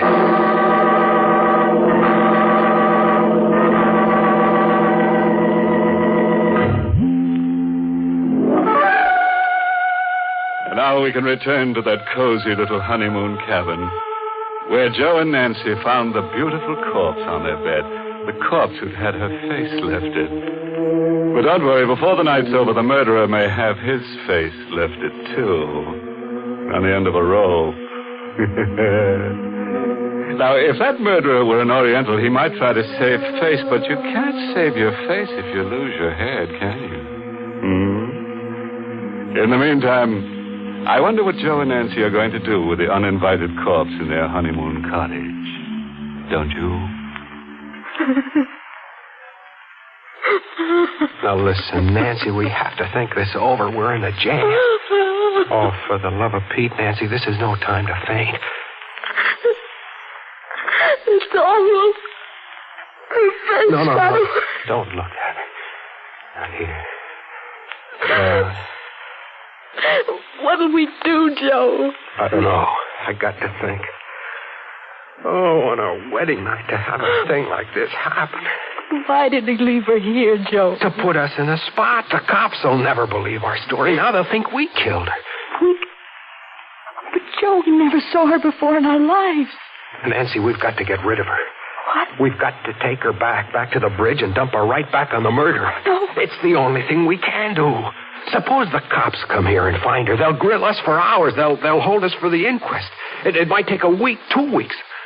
A fine way to spend a honeymoon in jail. I never thought of that. We've got to do it. We've got to take her back. But that means we have to lift her up and carry her. I'll carry her, but you'll have to help. I couldn't. You've got to.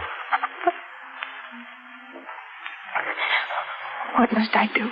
You go out and get the back door of the car open, and then I'll bring her out. Joe, they'll find us here with the body.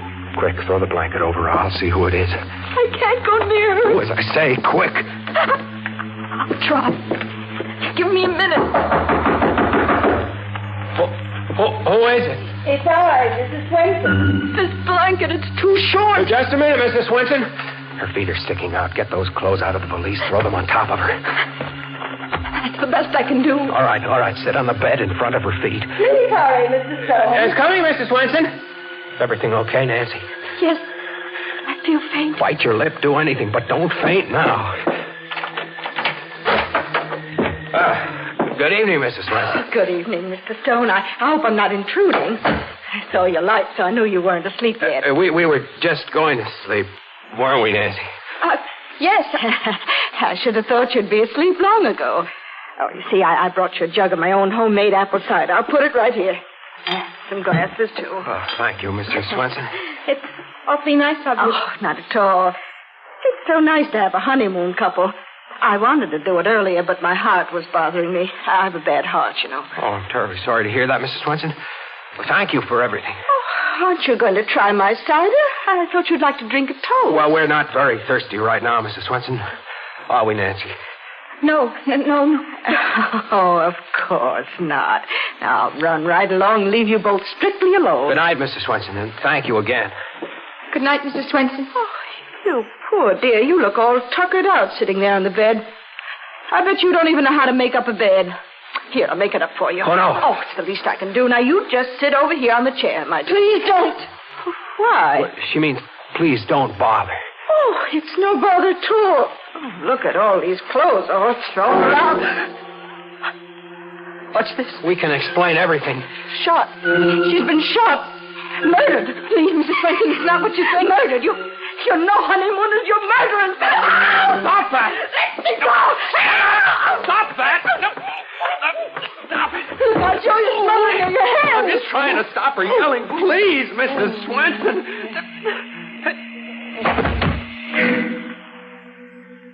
Joe. What happened? I don't know. She just went limp and slid down on the floor. Mrs. Swenson. Mrs. Swenson, are you all right? Mrs. Swenson.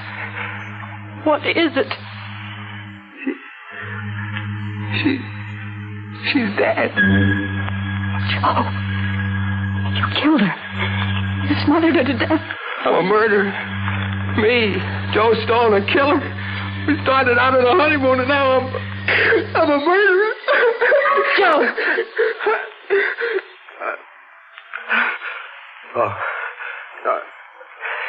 I was kind of dizzy for a second. Joe, please. You look like a ghost.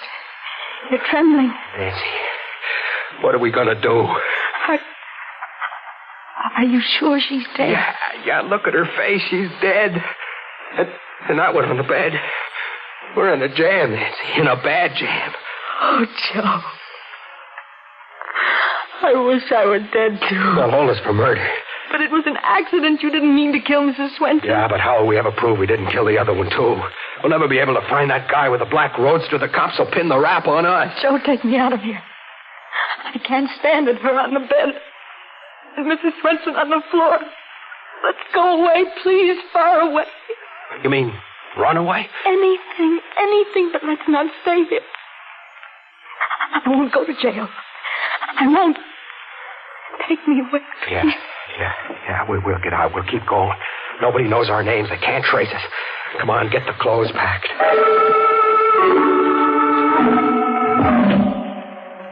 Joe, I can't close this valise. I'll close it. You get the other one packed. Now, don't forget anything. Look under the bed. Be sure we don't leave a single thing behind. No, mustn't leave anything behind. Everything's packed, Joe. Hurry. All right, I'll take the bags. You put the lights out. Hey. What, Joe? What's wrong? I just thought. Our fingerprints all over the place. What do we do? We've got to wipe them off everything. Grab a towel. We'll wipe everything in sight.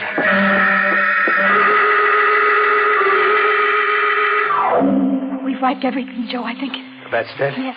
The bathroom, the faucets? Yes. The doorknobs, the dresser? Yes. The water pitcher? Yes. And that's all. Let's go. Joe, the cider jug. We didn't wipe that. We didn't touch it. I'll wipe it anyway. Snap it up. All right. Come on, then. I'll feel better in the car, out on the road.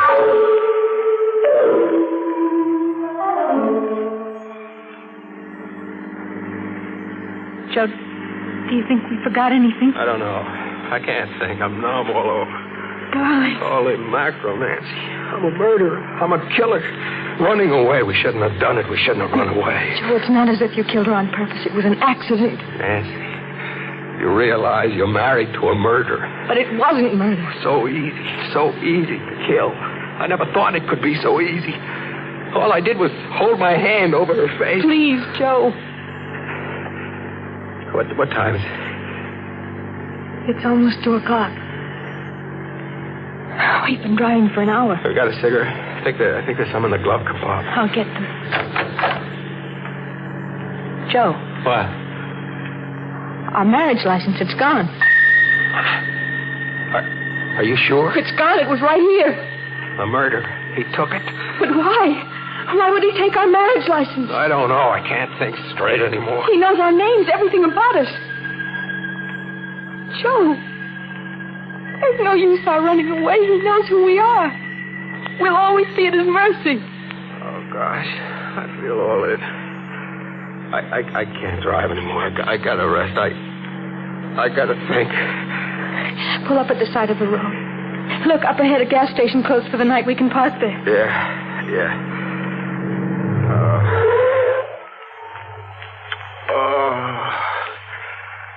I wish I could sleep for 100 years. Poor Joe. Here, put your head on my shoulder. The first night of our honeymoon. And maybe the last.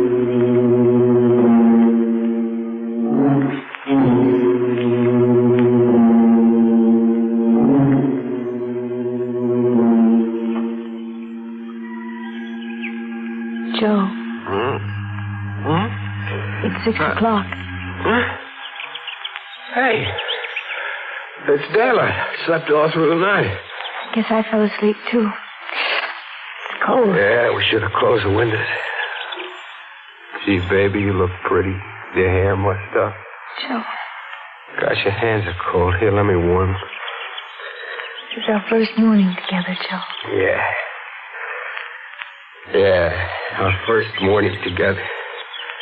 This isn't the way I used to dream about. How did we ever get in a mess like this? We're back where we were last night in the same jam. Nothing's changed. Those two corpses still in the cabin. What do we do? Joe, let's not think about it for a while yet. Let's go find a place for breakfast. Our first breakfast together. After that, we'll go back to thinking about it. But at least, let's have those few minutes. Sort of stay of execution. Yeah. Okay.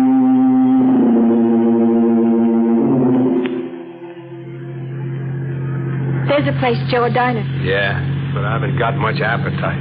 What we both need is something hot. Think there's an alarm out for us yet? Let's not think about it. Early weather report. The customers indicates inside. rain That's good. before tonight. Morning. You've been traveling all night? Yeah, all night. Some scrambled eggs, please. Right. Take a few minutes. That's all right. We'll wait. I'll turn the radio up for you. This is brought to you. This is your friendly neighborhood station with the early morning local news. During the night, death came to Mrs. Hannah Swenson, whose tourist cabins are located on the Bay Park Highway. Joe. Yeah. Right off Route 27. Mrs. Swenson's body was discovered by Oscar Jansen, the handyman, who was awakened by the sound of a car driving away from one of the cabins.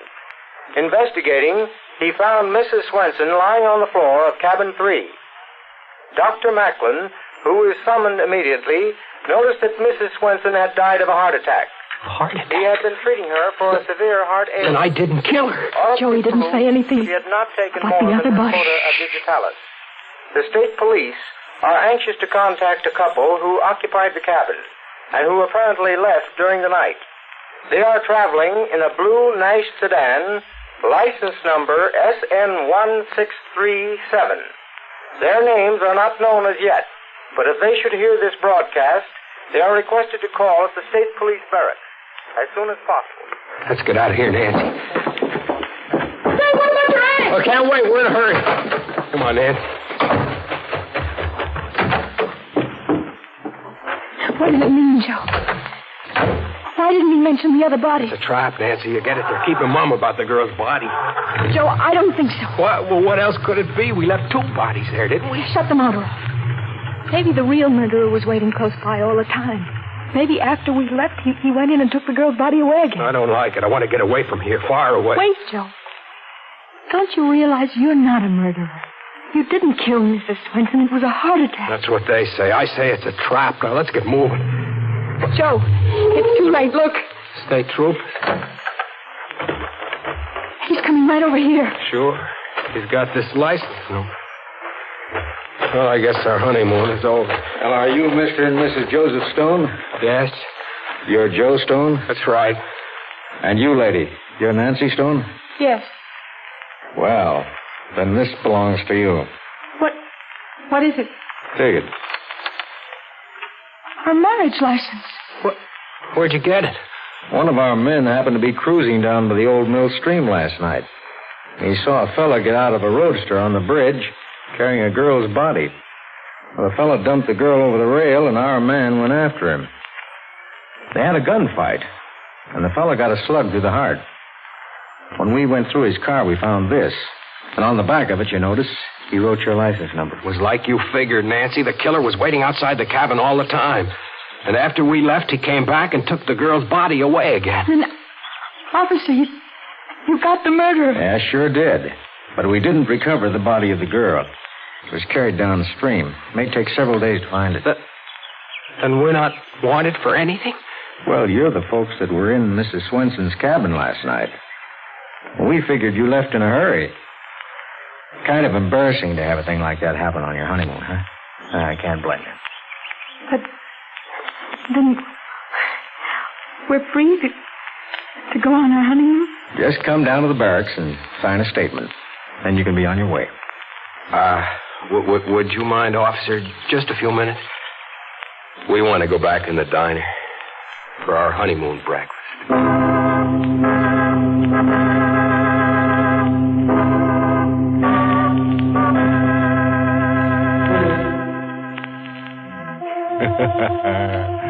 Fooled you, didn't we?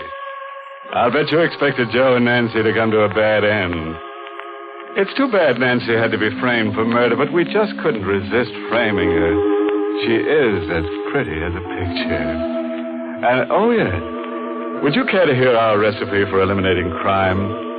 Well, it goes like this.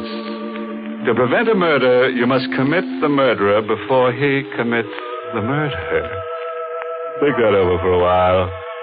And then you'll be ready to murder someone.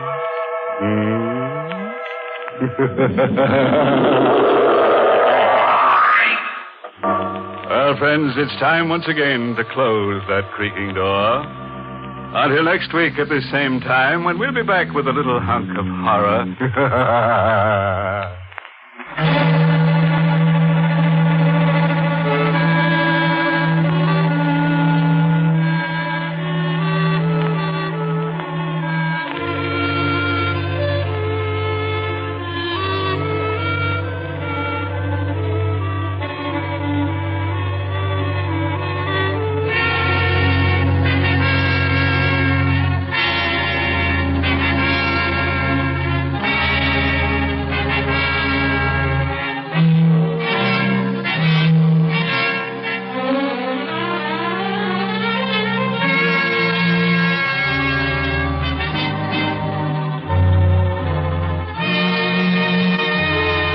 Inner Sanctum has come to you through the worldwide facilities of the United States Armed Forces Radio and Television Service.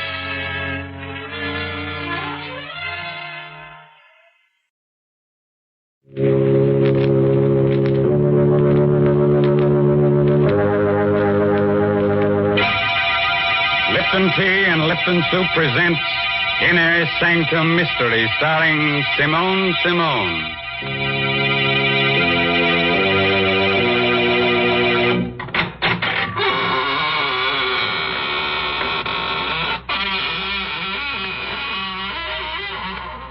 Good evening, friends of the Inner Sanctum. This is, of course, Raymond, your host. Please come in, won't you? Make yourself comfortable in any gloomy corner. We had intended to have a real surprise for you tonight. Instead of myself, we were going to have a guest ghost to act as host. But, unfortunately, this real ghost caught pneumonia, and he's in a very grave condition. The doctors have given up all hope. He's, going to become alive. Well, Mr. Raymond, I must admit I'm glad that ghost couldn't come. It's difficult enough to talk to you. But heavens, I wouldn't know what to say to a ghost. Oh, well, that's simple, Mary. All you have to do is find out whether it's a he ghost or a she ghost. And if it's a she? Oh, well, then you compliment her on her appearance. You say, darling, what a divine sheet you're wearing. That's right, Mr. Raymond. The ladies are always interested in something new to wear. And right now, I'm going to tell them about something they'll all want. It's a lovely piece of jewelry, a real sterling silver medallion about an inch in diameter. It's the kind of jewelry you find at those smart shops on Fifth Avenue in New York. But the only way you can get it is from Lipton's. The medallion is decorated with a Chinese inscription, and it's hung on a narrow black rayon satin ribbon. That's the height of fashion this year, you know. And here's how you get the medallion. Just send 25 cents and the box top from a package of Lipton's, the tea with the brisk flavor, to the Lipton Tea people, Box 92, New York City. Yes, that's Box 92 in New York City. And now it's time to begin. Our story is called The Black Art. It's an original tale by Milton Lewis. And our star tonight is that glamorous motion picture star, Simone, who'll play the role of Claudine. So, gather close and get ready to hear a sweet little tale that'll make you wake up screaming for at least the next 2 weeks. You all set? Now remember, if you don't want your hair to stand on end, get someone to sit on your head. Okay? All right, now, let's hear Larry Gifford tell you his story in his own words. I wish I never heard that scream. I wish I never saw a body lying there. Blood all over the room. The knife on the floor near her throat. I'll never forget it. I'll never forget how I picked up the knife. I'll never forget the sweat that came creeping out all over me when I heard the door slam. Stand where you are. You make a move, I'll blow your head off. Don't shoot, copper. Drop that knife. Okay. What's your name? Larry Gifford. Look, I'm from Chicago. Stranger, huh? Yeah, what of it? What's her name? Her? I don't know. I never saw her before. Look, you don't have to frisk me. I haven't got a gun. Shut up. Listen, I know it looks bad, but you see, my room's downstairs. I heard a scream, and Give me back that wallet. Your hands up. Roll papers. What of it? So I'm an ex-con, so what? You don't know her, huh? No, I don't. What have you got there? Just a picture I found in your wallet, mister. Picture of her. To Larry. With all my love, Nancy. Reckon you forgot about this, huh? Yeah, but look, I didn't kill her. Shut up. Reckoning I heard that scream and came up here. Put out your hands. Sure. You can have them. Here. Come back here. Come back.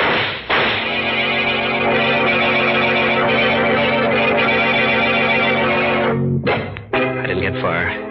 The crowd in the streets nabbed me. They got it when I heard the shots and the scream. I was dumped in jail. Well, this was a little burg in the bayou country, not far from New Orleans.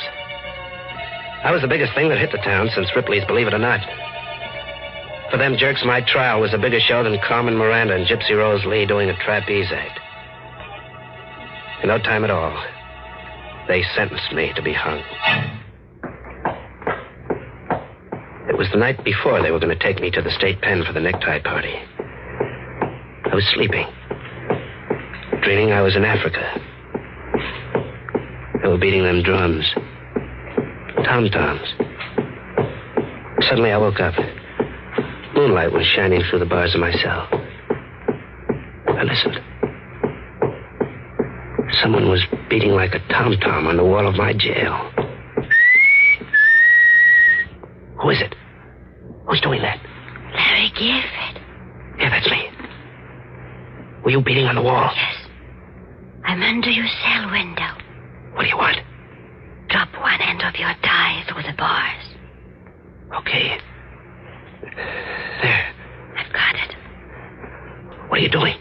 Pull up your tie. Okay.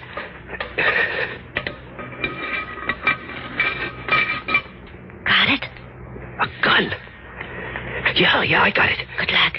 Goodbye. Thanks, baby. Whoever you are. What's going on there, Gifford? Oh, nothing. Why? I heard talking. Oh, I was talking in my sleep. You never done that before. I never was going to be hung before. What's you holding there? Come here, I'll show you. What's that? A gun? Yeah, and it's got enough bullets to fill your head with lead. Go there. Open that door. Open it or I'll give it to you between the eyes. Go on. Don't shoot. Okay. Now take your gun. Give me those keys. See how you like it in there for a while. So long. Stop him! Prisoner escape! Let me out! Prisoner escape!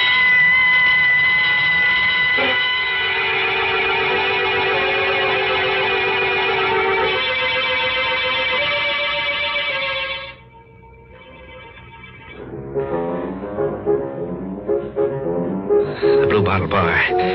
Someone told me it was a good joint where they don't ask any questions. It was.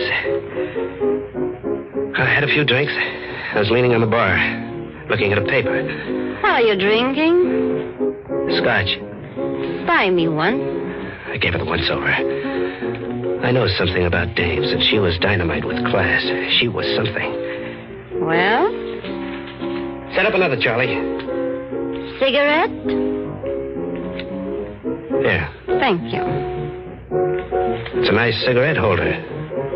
Must cost at least a C. You know a lot, don't you? Enough. I know you. Do you? Sure. There's something about... Wait a second. Here in this evening's paper, your picture. Oh, it's not a very good picture, is it? After seeing you, no. Claudine Lucin, recently returned from France, elected head of art committee. Miss Lucin, member of one of New Orleans' oldest and wealthiest families. I've read it. Turn the page. Why?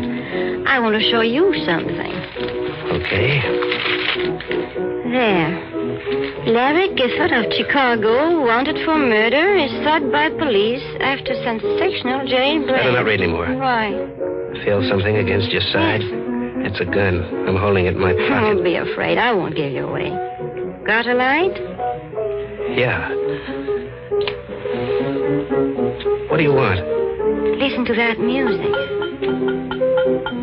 That tapping. What about it? The way you're tapping your cigarette holder against your glass. I'm just keeping time to the music. I heard that tapping before. Yeah, sure, in the cell. And I heard your voice before. Did you? You gave me the gun. Now let me hear you. What's this all about? You'll find out. Relax. I can't. I guess I had a few too many. My head, I feel like I'm spinning around, getting dizzy.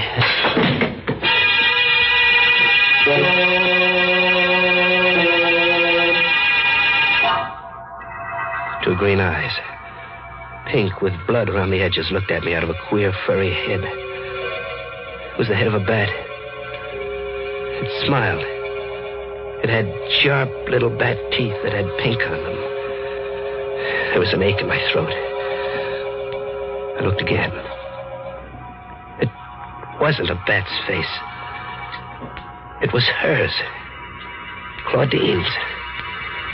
I was dreaming. Larry? Oh, well, where am I? My suite at the hotel. How'd I get here? You passed out on the blue bottle. I brought you here. When? 2 hours ago. Oh, I must have been sleeping. I had the queerest dream. I thought... Oh. What's the matter? My throat. That pain, like a knife.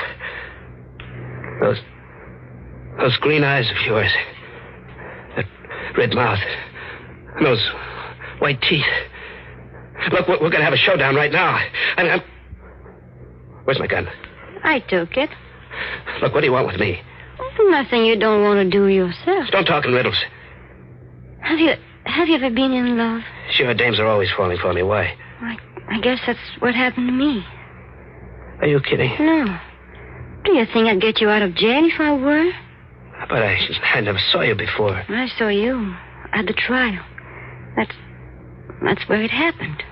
Oh, how can a dame like you go for a guy like me? I don't know. But it happened. I don't believe it. I'm sorry. Come here. Yes? I'm going to kiss you, baby. Larry.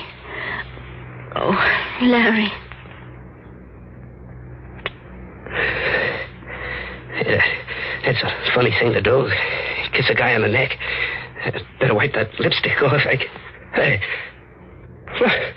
What's the matter? My handkerchief. That ain't lip rouge on my neck. It's blood. No, you're making a mistake. My neck's bleeding. What kind of a dame are you, anyway? I'm getting out. No, don't. If you go, I'll tell him who you are. Oh, you will? Yes, and I... Oh! You won't tell him for a while, baby.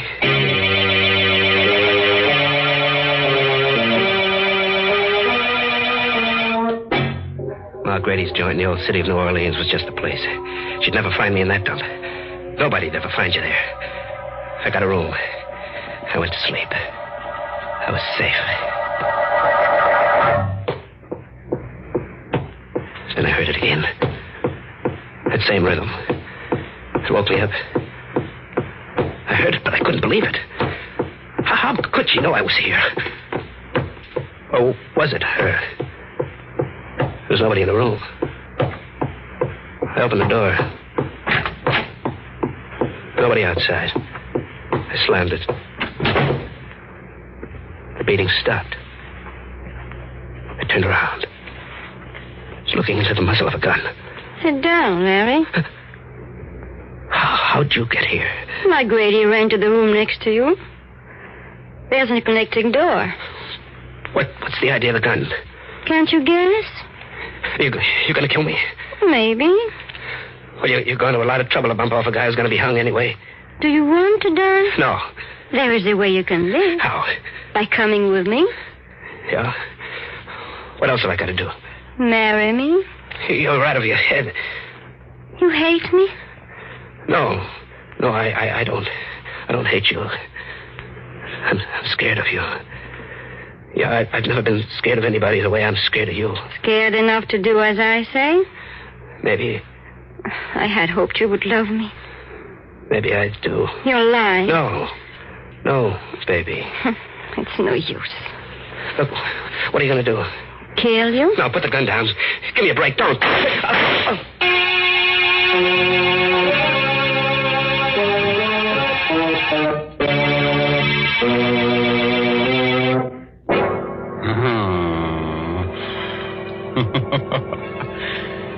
Man, that Claudine's a kid of her words. When she tells someone she's gonna kill him, she does it.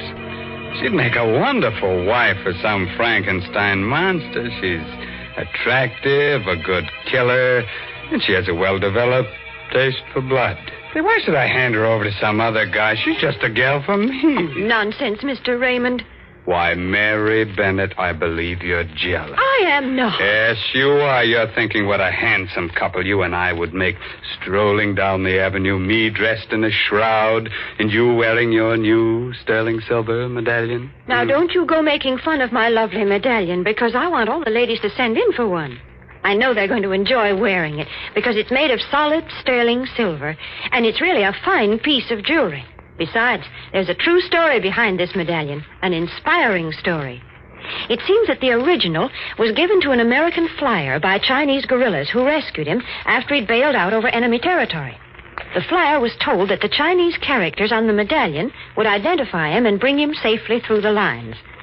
Well, he did get through, and only then did he learn that the medallion said, "Good luck," in Chinese.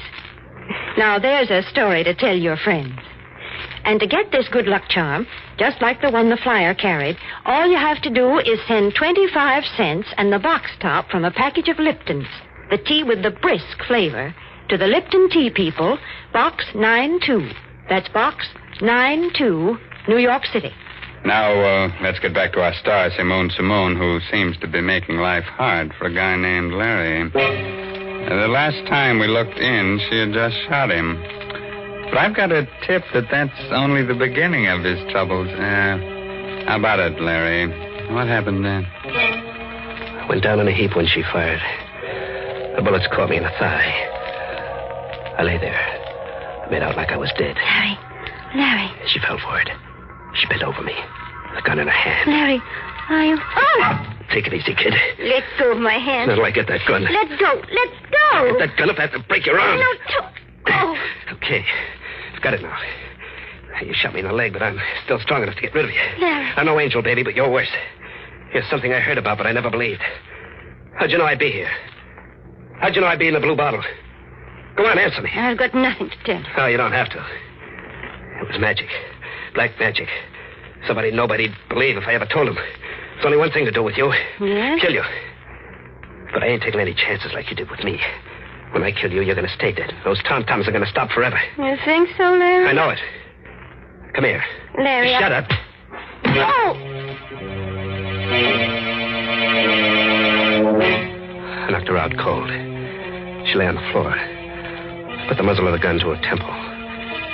She was so beautiful it made you shiver. I pulled the trigger. I looked. What I saw nearly made me pass out. A little blue vein on her temple was beating. There wasn't a scratch on her. A little curl of red hair was twisted around her ear. Was I seeing things? I aimed the gun at her heart. Nothing. Not a speck of blood. I stuck the muzzle between her eyes. Shot till the gun clicked empty. I looked. The white skin on her face looked more beautiful than ever. Had to get away. Out of the same city where she was, out of the same state, the same world.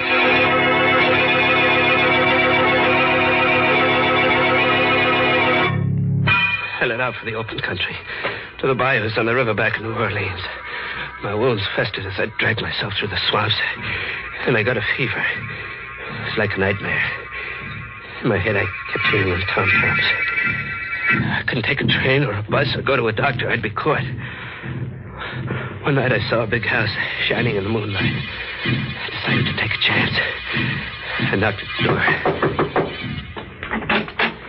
What is it? Sorry, miss. I was hunting. I had an accident in my leg. Oh. If you let me come in and call a doctor, I'd be very grateful. You don't want to come into this house. Can't you see I need help? You'll never be helped here. There's nothing good here, only evil and fear. So go away, please. I'm warning you. Go away before my sister comes down. What's the matter with you? Don't you see I can hardly move? Go away while you still have the strength to crawl away. Now, believe me. Tell Mr. Gifford to come in and close the door, Cassie. That voice. That's my sister. It's your sister. Claudine LeSaint. Good evening, Larry. I was wondering when you'd get here. You know him? Yes. Mr. Gifford and I are old friends. Friends? How can you have a friend? Now, Cassie. He's someone like you. You mustn't mind her, Larry. Cassie isn't quite well. I don't know who you are, Mr. Gifford, but I do know that she's brought you here to kill me. Cassie? I knew it would happen on a night like this when the moon was full. She's been preparing for it for months. I've told everyone about it, but no one will believe me. I've told them again and again, and they say I'm insane. They think I've lost my mind. But she is going to murder me tonight while the moon is full. She's going to murder me. Go to your room, Cassie, immediately. Yes. Yes. I'll go. How did you get here? I live here. Come, Larry. You must know by this time that you can't fight me. Yes, I thought I'd never see you again. I'm not well. I've got a fever. Hey, that tom-tom beating in my brain. I can't stop it. It's getting louder and louder. I blacked out. When I opened my eyes again, I was in a soft bed with clean sheets. Someone had dressed my wounds. The moonlight came into my room like a living yellow ghost. Then I heard it. Scream. Just like the one Nancy made when she was killed. I limped out of bed, went to the room next door. It was Kathy on the floor, murdered. The knife was still in her neck. And I heard it again. The tom-tom. Queer sounding this time. I felt myself beginning to sway to the rhythm like a dancer. Then I did something I couldn't stop myself from doing. I put my hands down, drew out the knife. I wiped my bloody hand on my shirt. Suddenly I looked up. She was there. Claudine. Drop the knife, Larry. What have you got in your hands? These? These came from the skeleton of someone who was once alive. You're not a woman. You're a devil. I'm going to... Don't come any closer, Larry. I don't want to kill you just yet. Just yet? So we're close to the payoff. Yes. You're trembling, Larry. Who are you? There's no reason why I cannot tell you now. You don't believe, do you, that there are unseen powers that can be controlled by someone who knows how? I can believe anything about you. Thank you, Larry. Your heart is pounding like a throbbing drum, isn't it, Larry? You can feel death close, can't you? What have you got to say to me?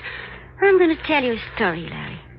The story of a child who was brought up on this estate by a strange old woman, a conjure woman. In her head were all the black arts of the world. She taught me. Why are you telling me this? It amuses me to watch you a murderer, helpless and terrified. So terrified you can hardly breathe. I find it very exciting. Then it was blood I found on my handkerchief. Yes. It is one of the ways to gain complete power over a person. And a tom-tom. Another spell to make you do what I want. And the murder of your sister? You want me to be the patsy for that? You're beginning to understand. You see, Cassie and I inherited the estate. There's really not enough for both of us. So tell him I did it. Yes. And then I killed you in self-defense. What are you looking at me that way for? I was remembering something. Remembering? Oh. That kiss, baby, wasn't it? You're a devil, but still a woman, ain't you? You didn't forget that kiss, did you? No. Well, what are you going to do? Come here. Closer. Well? Don't move. There. You're going to let me live? Live when it's my life against yours, you fool. I'll put that gun down. When I'm finished. Please, give me a break. I'm begging you. Begging you? I'll do anything you say. Just give me a chance, please. Here it comes, Larry, between your eyes.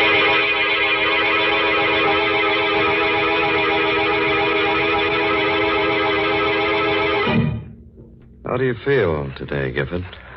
Much better, officer. Leg's healing fine. We checked that crazy story you told us. It's all true. Tell me something. How'd you know to come to the Lucerne place when you're dead? You arrived just in time. A second later and she would have killed me. Kathy, your sister, phoned us, told us to come out. When I came in the room and saw her threatening you with a gun, I shot at her. I had to. Got her in the shoulder. You should have killed her. State will take care of that. Did you believe the story she told you at first? That I killed her sister and she was killing me in self-defense? No. You see, Gifford, we'd found out that you weren't a murderer. You didn't kill Nancy Warren. The man who did that confessed. That made her whole story false. How did she do it, Captain? How did she find out where I always went? Police psychiatrist said she did it by post-hypnotic suggestion. She told you where to go while you were asleep, and you never realized that you were always doing just what you wanted. But the bullets, when I shot at her and tried to kill her, how'd she do that? It was all carefully planned. The first shot she fired at you were real bullets. The others in the gun were blanks. She wanted to get you so thoroughly under her power that you think she couldn't be killed. You see, all this so-called black magic has an explanation. Has it? I wonder.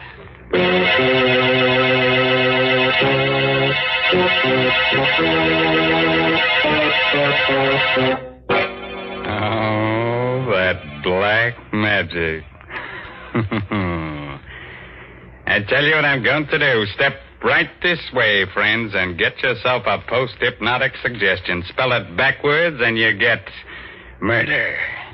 What's that? You can't spell. Ain't you lucky? Talking of luck, Mr. Raymond, I think Larry Gifford was mighty lucky to escape that awful woman. Oh, well, you see, Mary, it's very simple. He probably wore one of your good luck medallions. Oh, now that's plain silly. A man wouldn't wear a medallion on a black rayon satin ribbon. It's the ladies who like jewelry. Yes, that's why I know that they'll appreciate this solid sterling silver medallion that the Lipton people want to send them. And, ladies, here's how you get it. Send just 25 cents, which includes tax and postage, with a box top from a package of Liptons, the tea with the brisk flavor, to the Lipton Tea People, Box 92 in New York City.